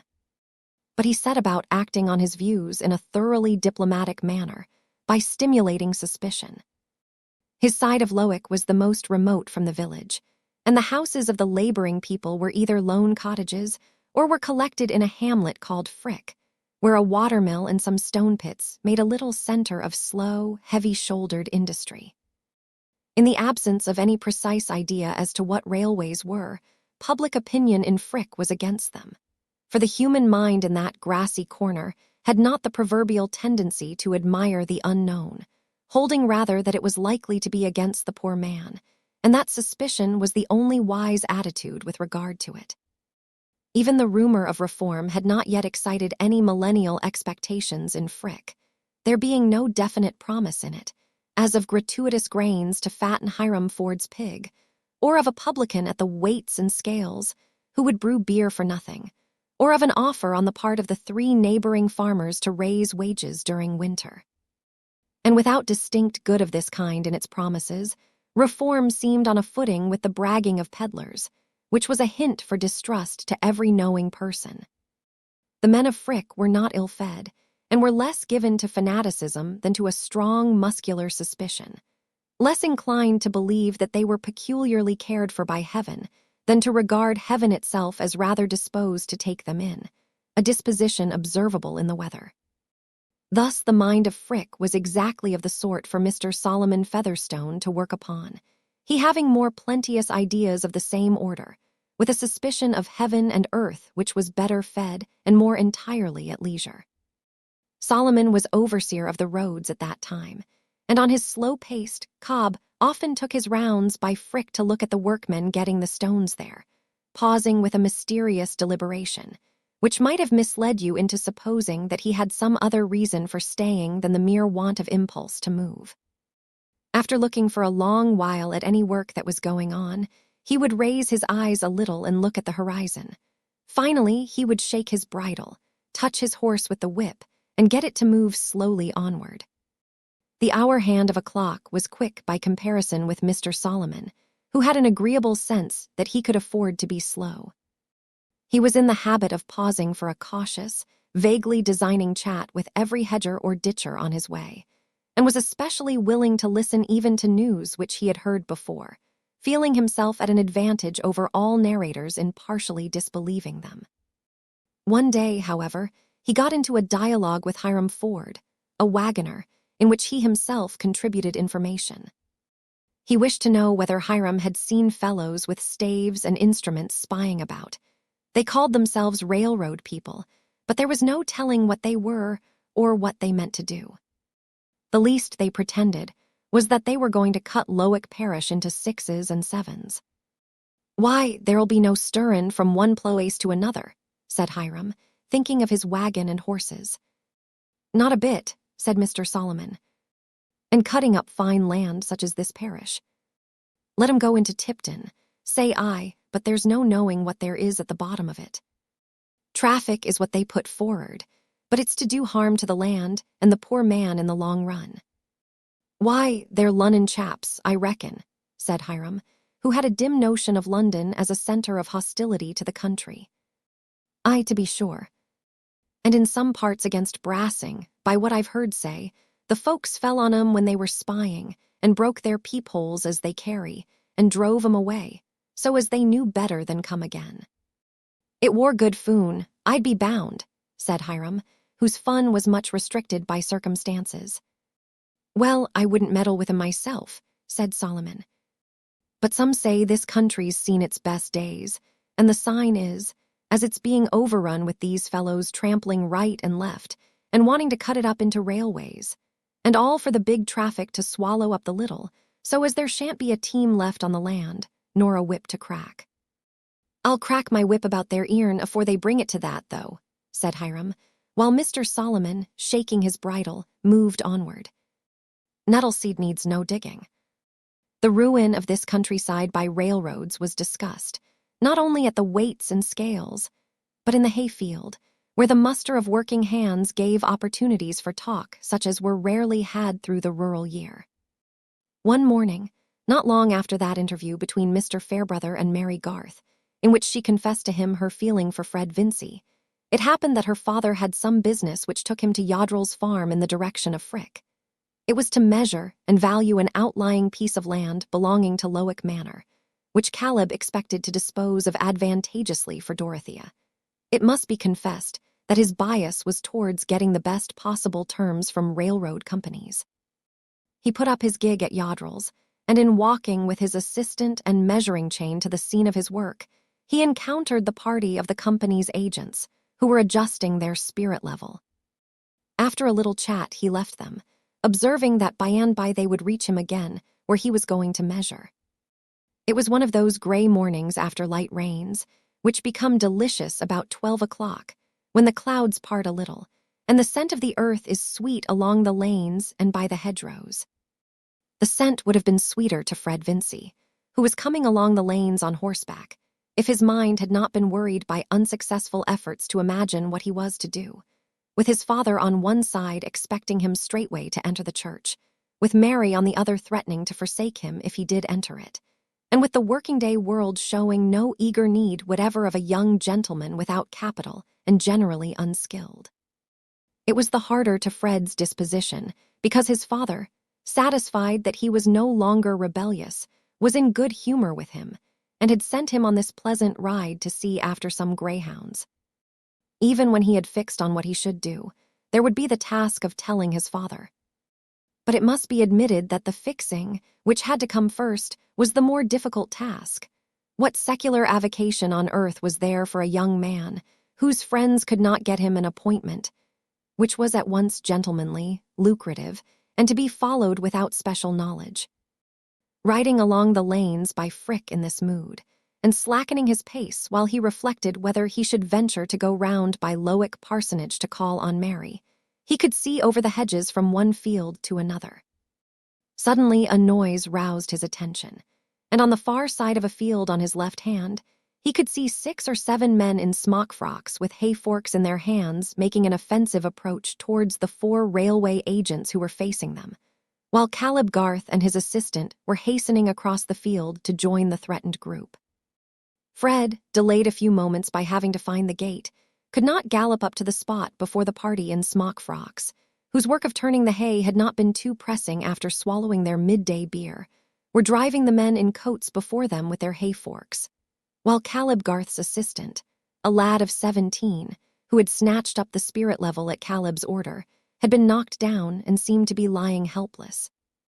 The coated men had the advantage as runners, and Fred covered their retreat by getting in front of the smock frocks and charging them suddenly enough to throw their chase into confusion. "What do you confounded fools mean?" shouted Fred, pursuing the divided group in a zigzag and cutting right and left with his whip.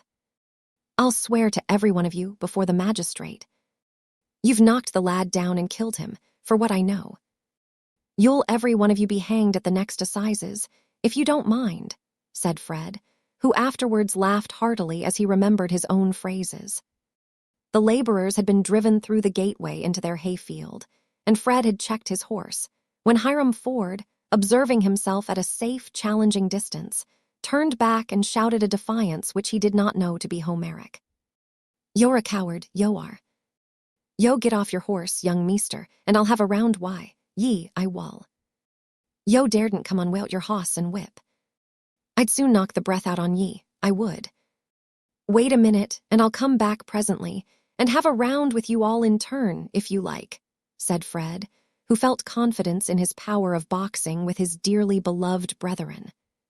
But just now, he wanted to hasten back to Caleb and the prostrate youth. The lad's ankle was strained, and he was in much pain from it, but he was no further hurt, and Fred placed him on the horse that he might ride to Yoddrell's and be taken care of there. Let them put the horse in the stable, and tell the surveyors they can come back for their traps, said Fred. The ground is clear now. No, said Caleb, here's a breakage. They'll have to give up for today, and it will be as well. Here, take the things before you on the horse, Tom. They'll see you coming, and they'll turn back. I'm glad I happened to be here at the right moment, Mr. Garth, said Fred, as Tom rode away. No knowing what might have happened if the cavalry had not come up in time. Aye, it was lucky, said Caleb, speaking rather absently, and looking towards the spot where he had been at work at the moment of interruption. But, deuce take it, this is what comes of men being fools. I'm hindered of my day's work. I can't get along without somebody to help me with the measuring chain. However, he was beginning to move towards the spot with a look of vexation, as if he had forgotten Fred's presence, but suddenly he turned round and said quickly, What have you got to do today, young fellow? Nothing, Mr. Garth. I'll help you with pleasure, can I? Said Fred, with a sense that he should be courting Mary when he was helping her father. Well, you mustn't mind stooping and getting hot. I don't mind anything. Only I want to go first, and have a round with that hulky fellow who turned to challenge me. It would be a good lesson for him. I shall not be 5 minutes. Nonsense, said Caleb with his most peremptory intonation. I shall go and speak to the men myself. It's all ignorance. Somebody has been telling them lies. The poor fools don't know any better. I shall go with you then, said Fred. No, stay where you are. I don't want your young blood. I can take care of myself. Caleb was a powerful man, and knew little of any fear except the fear of hurting others, and the fear of having to speechify. But he felt it his duty at this moment to try and give a little harangue. There was a striking mixture in him, which came from his having always been a hard-working man himself, of rigorous notions about workmen and practical indulgence towards them. To do a good day's work, and to do it well, he held to be part of their welfare, as it was the chief part of his own happiness, but he had a strong sense of fellowship with them. When he advanced towards the laborers, they had not gone to work again, but were standing in that form of rural grouping, which consists in each turning a shoulder towards the other, at a distance of 2 or 3 yards. They looked rather sulkily at Caleb, who walked quickly with one hand in his pocket and the other thrust between the buttons of his waistcoat, and had his everyday mild air when he paused among them. "Why, my lads, how's this?" he began, taking as usual to brief phrases, which seemed pregnant to himself, because he had many thoughts lying under them, like the abundant roots of a plant that just manages to peep above the water. "How came you to make such a mistake as this? Somebody has been telling you lies. You thought those men up there wanted to do mischief." "Ah," was the answer, dropped at intervals by each according to his degree of unreadiness. "Nonsense, no such thing. They're looking out to see which way the railroad is to take. Now, my lads, you can't hinder the railroad. It will be made whether you like it or not. And if you go fighting against it, you'll get yourselves into trouble. The law gives those men leave to come here on the land. The owner has nothing to say against it, and if you meddle with them, you'll have to do with the constable and Justice Blakesley, and with the handcuffs and Middlemarch jail. And you might be in for it now, if anybody informed against you." Caleb paused here, and perhaps the greatest orator could not have chosen either his pause or his images better for the occasion. "But come, you didn't mean any harm. Somebody told you the railroad was a bad thing. That was a lie. It may do a bit of harm here and there, to this and to that, and so does the sun in heaven. But the railway's a good thing." "Ah, good for the big folks to make money out on," said old Timothy Cooper, who had stayed behind turning his hay while the others had been gone on their spree. "And seen lots o' things turn up sin. I wore a young un, the war and the peace, and the Canals and the old King George and the Region, and the new King George, and the new un as has got a new name, and it's been all aloik to the poor moan." "What's the Canals been to him?" "Thane brought him neither meat nor biakin, nor wage to lay by. If he didn't save it, why, clemmin his own inside. Times ha got wusser for him sin. I wore a young un. And so it'll be why the railroads. They'll ony leave the poor moan further behind. But them are fools as meddle, and so I told the chaps here. This is the big folks' world, this is. But yo are for the big folks, Muster Garth, yo are." Timothy was a wiry old laborer, of a type lingering in those times, who had his savings in a stocking foot, lived in a lone cottage, and was not to be wrought on by any oratory, having as little of the feudal spirit, and believing as little as if he had not been totally unacquainted with the age of reason and the rights of man. Caleb was in a difficulty known to any person attempting in dark times and unassisted by miracle to reason with rustics, who are in possession of an undeniable truth, which they know through a hard process of feeling, and can let it fall like a giant's club on your neatly carved argument for a social benefit which they do not feel. Caleb had no cant at command, even if he could have chosen to use it, and he had been accustomed to meet all such difficulties in no other way than by doing his business faithfully. He answered, "If you don't think well of me, Tim, never mind. That's neither here nor there now. Things may be bad for the poor man, bad they are, but I want the lads here not to do what will make things worse for themselves. The cattle may have a heavy load, but it won't help 'em to throw it over into the roadside pit when it's partly their own fodder." "We wore ony for a bit o' foon," said Hiram, who was beginning to see consequences. "That were all we wore arter." "Well, promise me not to meddle again, and I'll see that nobody informs against you." "I ne'er meddled, and I no call to promise," said Timothy. "No, but the rest. Come, I'm as hard at work as any of you today, and I can't spare much time. Say you'll be quiet without the constable." "Ah, we won't meddle. They may do as they loike for ooze," were the forms in which Caleb got his pledges, and then he hastened back to Fred, who had followed him and watched him in the gateway. They went to work, and Fred helped vigorously. His spirits had risen, and he heartily enjoyed a good slip in the moist earth under the hedgerow, which soiled his perfect summer trousers. Was it his successful onset which had elated him, or the satisfaction of helping Mary's father? Something more. The accidents of the morning had helped his frustrated imagination to shape an employment for himself, which had several attractions. I am not sure that certain fibers in Mr. Garth's mind had not resumed their old vibration towards the very end which now revealed itself to Fred. For the effective accident is but the touch of fire where there is oil and tow, and it always appeared to Fred that the railway brought the needed touch. But they went on in silence, except when their business demanded speech. At last, when they had finished and were walking away, Mr. Garth said, "A young fellow needn't be a B.A. to do this sort of work, eh, Fred?" "I wish I had taken to it before I had thought of being a B.A., said Fred. He paused a moment, and then added more hesitatingly, "Do you think I am too old to learn your business, Mr. Garth?" "My business is of many sorts, my boy," said Mr. Garth, smiling. "A good deal of what I know can only come from experience. You can't learn it off as you learn things out of a book. But you are young enough to lay a foundation yet." Caleb pronounced the last sentence emphatically, but paused in some uncertainty. He had been under the impression lately that Fred had made up his mind to enter the church. "You do think I could do some good at it if I were to try," said Fred more eagerly. "That depends," said Caleb, turning his head on one side and lowering his voice, with the air of a man who felt himself to be saying something deeply religious. "You must be sure of two things. You must love your work and not be always looking over the edge of it, wanting your play to begin.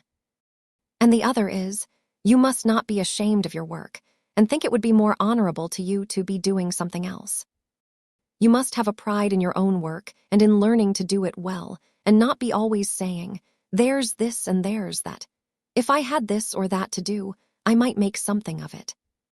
No matter what a man is, I wouldn't give tuppence for him." Here Caleb's mouth looked bitter, and he snapped his fingers. Whether he was the Prime Minister or the Rick Thatcher, if he didn't do well what he undertook to do. "I can never feel that I should do that in being a clergyman," said Fred, meaning to take a step in argument. "Then let it alone, my boy," said Caleb abruptly, "else you'll never be easy. Or, if you are easy, you'll be a poor stick." "That is very nearly what Mary thinks about it," said Fred, coloring. "I think you must know what I feel for Mary, Mr. Garth. I hope it does not displease you that I have always loved her better than anyone else, and that I shall never love anyone as I love her." The expression of Caleb's face was visibly softening while Fred spoke. But he swung his head with a solemn slowness and said, "That makes things more serious, Fred, if you want to take Mary's happiness into your keeping." "I know that, Mr. Garth," said Fred eagerly, "and I would do anything for her. She says she will never have me if I go into the church, and I shall be the most miserable devil in the world if I lose all hope of Mary. Really, if I could get some other profession, business, anything that I am at all fit for, I would work hard. I would deserve your good opinion. I should like to have to do with outdoor things. I know a good deal about land and cattle already. I used to believe, you know, though you will think me rather foolish for it, that I should have land of my own. I am sure knowledge of that sort would come easily to me, especially if I could be under you in any way." "Softly, my boy," said Caleb, having the image of Susan before his eyes. "What have you said to your father about all this?" "Nothing yet, but I must tell him. I am only waiting to know what I can do, instead of entering the church. I am very sorry to disappoint him, but a man ought to be allowed to judge for himself when he is 24. How could I know when I was 15 what it would be right for me to do now? My education was a mistake." "But hearken to this, Fred," said Caleb. "Are you sure Mary is fond of you, or would ever have you?"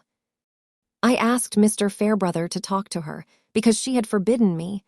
I didn't know what else to do," said Fred apologetically. "And he says that I have every reason to hope, if I can put myself in an honorable position. I mean, out of the church. I dare say you think it unwarrantable in me, Mr. Garth, to be troubling you and obtruding my own wishes about Mary, before I have done anything at all for myself. Of course I have not the least claim. Indeed, I have already a debt to you which will never be discharged, even when I have been able to pay it in the shape of money." "Yes, my boy, you have a claim," said Caleb with much feeling in his voice. "The young ones have always a claim on the old to help them forward. I was young myself once and had to do without much help, but help would have been welcome to me if it had been only for the fellow feeling's sake. But I must consider. Come to me tomorrow at the office, at 9 o'clock. At the office, mind." Mr. Garth would take no important step without consulting Susan, but it must be confessed that before he reached home, he had taken his resolution. With regard to a large number of matters about which other men are decided or obstinate, he was the most easily manageable man in the world. He never knew what meat he would choose, and if Susan had said that they ought to live in a 4-roomed cottage in order to save, he would have said, "Let us go," without inquiring into details. But where Caleb's feeling and judgment strongly pronounced, he was a ruler, and in spite of his mildness and timidity in reproving, everyone about him knew that on the exceptional occasions when he chose, he was absolute. He never, indeed, chose to be absolute except on someone else's behalf. On 99 points, Mrs. Garth decided, but on the 100th, she was often aware that she would have to perform the singularly difficult task of carrying out her own principle, and to make herself subordinate. "It has come round as I thought, Susan," said Caleb, when they were seated alone in the evening. He had already narrated the adventure which had brought about Fred's sharing in his work, but had kept back the further result. "The children are fond of each other. I mean, Fred and Mary." Mrs. Garth laid her work on her knee and fixed her penetrating eyes anxiously on her husband. "After we'd done our work, Fred poured it all out to me. He can't bear to be a clergyman, and Mary says she won't have him if he is one, and the lad would like to be under me and give his mind to business. And I've determined to take him and make a man of him." "Caleb," said Mrs. Garth in a deep contralto, expressive of resigned astonishment. "It's a fine thing to do," said Mr. Garth, settling himself firmly against the back of his chair and grasping the elbows. "I shall have trouble with him, but I think I shall carry it through. The lad loves Mary, and a true love for a good woman is a great thing, Susan. It shapes many a rough fellow." "Has Mary spoken to you on the subject?" said Mrs. Garth, secretly a little hurt that she had to be informed on it herself. "Not a word. I asked her about Fred once. I gave her a bit of a warning. But she assured me she would never marry an idle, self-indulgent man. Nothing since. But it seems Fred set on Mr. Fairbrother to talk to her, because she had forbidden him to speak himself, and Mr. Fairbrother has found out that she is fond of Fred, but says he must not be a clergyman. Fred's heart is fixed on Mary, that I can see. It gives me a good opinion of the lad, and we always liked him, Susan." "It is a pity for Mary, I think," said Mrs. Garth. "Why a pity?" "Because, Caleb, she might have had a man who is worth 20 Fred Vincy, S." "Ah," said Caleb with surprise. "I firmly believe that Mr. Fairbrother is attached to her and meant to make her an offer. But of course, now that Fred has used him as an envoy, there is an end to that better prospect." There was a severe precision in Mrs. Garth's utterance. She was vexed and disappointed, but she was bent on abstaining from useless words. Caleb was silent a few moments under a conflict of feelings. He looked at the floor and moved his head and hands in accompaniment to some inward argumentation. At last he said, "That would have made me very proud and happy, Susan, and I should have been glad for your sake. I've always felt that your belongings have never been on a level with you. But you took me, though I was a plain man." "I took the best and cleverest man I had ever known," said Mrs. Garth, convinced that she would never have loved anyone who came short of that mark. "Well, perhaps others thought you might have done better. But it would have been worse for me. And that is what touches me close about Fred. The lad is good at bottom, and clever enough to do if he's put in the right way. And he loves and honors my daughter beyond anything, and she has given him a sort of promise according to what he turns out. I say that young man's soul is in my hand, and I'll do the best I can for him, so help me God. It's my duty, Susan." Mrs. Garth was not given to tears, but there was a large one rolling down her face before her husband had finished. It came from the pressure of various feelings, in which there was much affection and some vexation. She wiped it away quickly, saying, "Few men besides you would think it a duty to add to their anxieties in that way, Caleb. That signifies nothing, what other men would think. I've got a clear feeling inside me, and that I shall follow, and I hope your heart will go with me, Susan, in making everything as light as can be to Mary, poor child." Caleb, leaning back in his chair, looked with anxious appeal towards his wife. She rose and kissed him, saying, "God bless you, Caleb. Our children have a good father." But she went out and had a hearty cry to make up for the suppression of her words. She felt sure that her husband's conduct would be misunderstood, and about Fred, she was rational and unhopeful. Which would turn out to have the more foresight in it, her rationality or Caleb's ardent generosity? When Fred went to the office the next morning, There was a test to be gone through which he was not prepared for. "Now, Fred," said Caleb, "you will have some desk work. I have always done a good deal of writing myself, but I can't do without help, and as I want you to understand the accounts and get the values into your head, I mean to do without another clerk. So you must buckle too. How are you at writing an arithmetic?" Fred felt an awkward movement of the heart. He had not thought of desk work, but he was in a resolute mood and not going to shrink. "I'm not afraid of arithmetic, Mr. Garth. It always came easily to me. I think you know my writing." "Let us see," said Caleb, taking up a pen, examining it carefully and handing it, well dipped, to Fred with a sheet of ruled paper. "Copy me a line or two of that valuation, with the figures at the end." At that time, the opinion existed that it was beneath a gentleman to write legibly, or with a hand in the least suitable to a clerk. Fred wrote the lines demanded in a hand as gentlemanly as that of any viscount or bishop of the day. The vowels were all alike, and the consonants only distinguishable as turning up or down. The strokes had a blotted solidity, and the letters disdained to keep the line. In short, it was a manuscript of that venerable kind easy to interpret when you know beforehand what the writer means.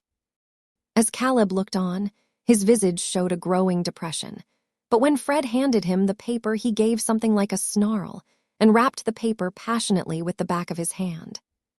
Bad work like this dispelled all Caleb's mildness. "The deuce!" he exclaimed snarlingly.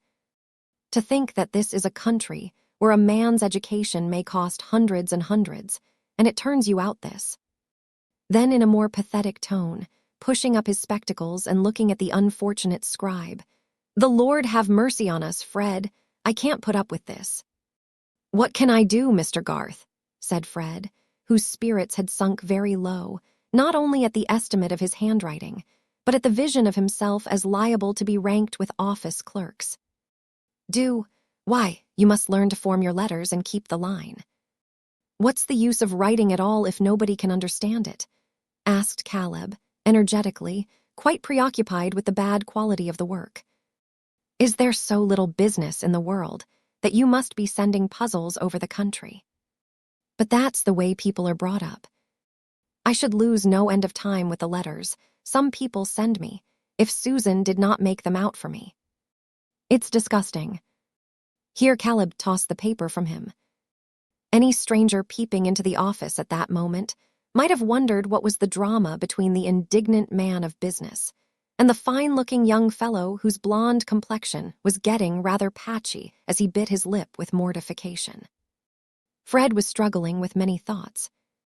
Mr. Garth had been so kind and encouraging at the beginning of their interview that gratitude and hopefulness had been at a high pitch, and the downfall was proportionate. He had not thought of desk work. In fact, like the majority of young gentlemen, he wanted an occupation which should be free from disagreeables. I cannot tell what might have been the consequences if he had not distinctly promised himself that he would go to Lowick to see Mary and tell her that he was engaged to work under her father. He did not like to disappoint himself there. "I am very sorry," were all the words that he could muster. But Mr. Garth was already relenting. "We must make the best of it, Fred," he began, with a return to his usual quiet tone. "Every man can learn to write. I taught myself. Go at it with a will, and sit up at night if the daytime isn't enough. We'll be patient, my boy. Callum shall go on with the books for a bit, while you are learning. But now I must be off," said Caleb, rising. "You must let your father know our agreement. You'll save me Callum's salary, you know, when you can write, and I can afford to give you £80 for the first year and more after." When Fred made the necessary disclosure to his parents, the relative effect on the two was a surprise which entered very deeply into his memory. He went straight from Mr. Garth's office to the warehouse, rightly feeling that the most respectful way in which he could behave to his father was to make the painful communication as gravely and formally as possible.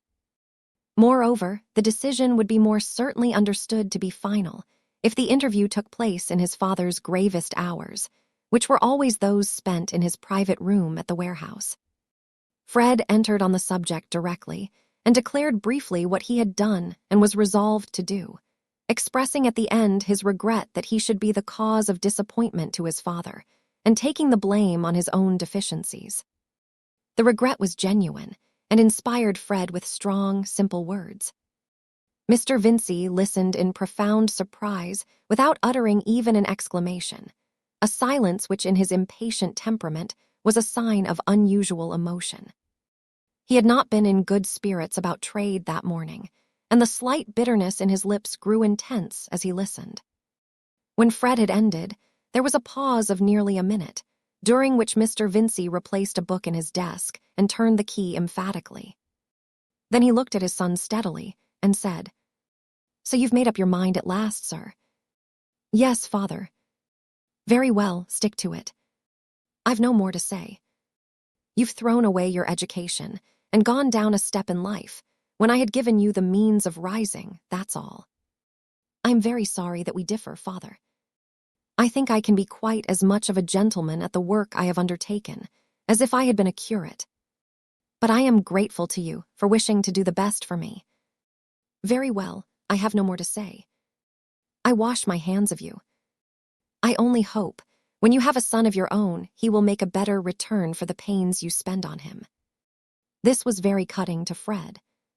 His father was using that unfair advantage possessed by us all when we are in a pathetic situation and see our own past as if it were simply part of the pathos. In reality, Mr. Vincey's wishes about his son had had a great deal of pride, inconsiderateness, and egoistic folly in them. But still, the disappointed father held a strong lever, and Fred felt as if he were being banished with a malediction. "I hope you will not object to my remaining at home, sir," he said, after rising to go. "I shall have a sufficient salary to pay for my board, as of course I should wish to do." "Board be hanged," said Mr. Vincey, recovering himself in his disgust at the notion that Fred's keep would be missed at his table. "Of course, your mother will want you to stay. But I shall keep no horse for you, you understand, and you will pay your own tailor. You will do with a suit or two less, I fancy, when you have to pay for 'em." Fred lingered. There was still something to be said. At last it came.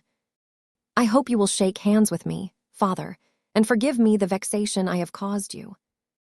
Mr. Vincey from his chair threw a quick glance upward at his son, who had advanced near to him, and then gave his hand, saying hurriedly, "Yes, yes, let us say no more."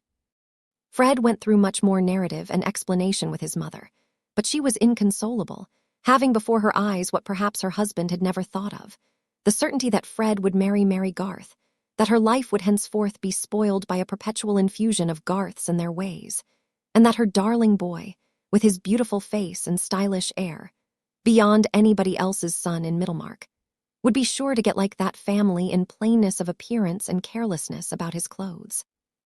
To her it seemed that there was a Garth conspiracy to get possession of the desirable Fred, but she dared not enlarge on this opinion, because a slight hint of it had made him fly out at her as he had never done before. Her temper was too sweet for her to show any anger, but she felt that her happiness had received a bruise, and for several days merely to look at Fred made her cry a little as if he were the subject of some baleful prophecy. Perhaps she was the slower to recover her usual cheerfulness, because Fred had warned her that she must not reopen the sore question with his father, who had accepted his decision and forgiven him. If her husband had been vehement against Fred, she would have been urged into defense of her darling. It was the end of the 4th day, when Mr. Vincey said to her, "Come, Lucy, my dear, don't be so downhearted. You always have spoiled the boy, and you must go on spoiling him." "Nothing ever did cut me so before, Vincey," said the wife, her fair throat and chin beginning to tremble again. "Only his illness." "Pooh, pooh, never mind. We must expect to have trouble with our children. Don't make it worse by letting me see you out of spirits." "Well, I won't," said Mrs. Vincey, roused by this appeal and adjusting herself with a little shake as of a bird which lays down its ruffled plumage. "It won't do to begin making a fuss about one," said Mr. Vincey, wishing to combine a little grumbling with domestic cheerfulness. "There's Rosamond as well as Fred." "Yes, poor thing. I'm sure I felt for her being disappointed of her baby, but she got over it nicely. Baby, pooh. I can see Lydgate is making a mess of his practice and getting into debt too, by what I hear. I shall have Rosamond coming to me with a pretty tale one of these days. But they'll get no money from me, I know. Let his family help him. I never did like that marriage. But it's no use talking. Ring the bell for lemons, and don't look dull anymore, Lucy. I'll drive you and Louisa to Riverston tomorrow.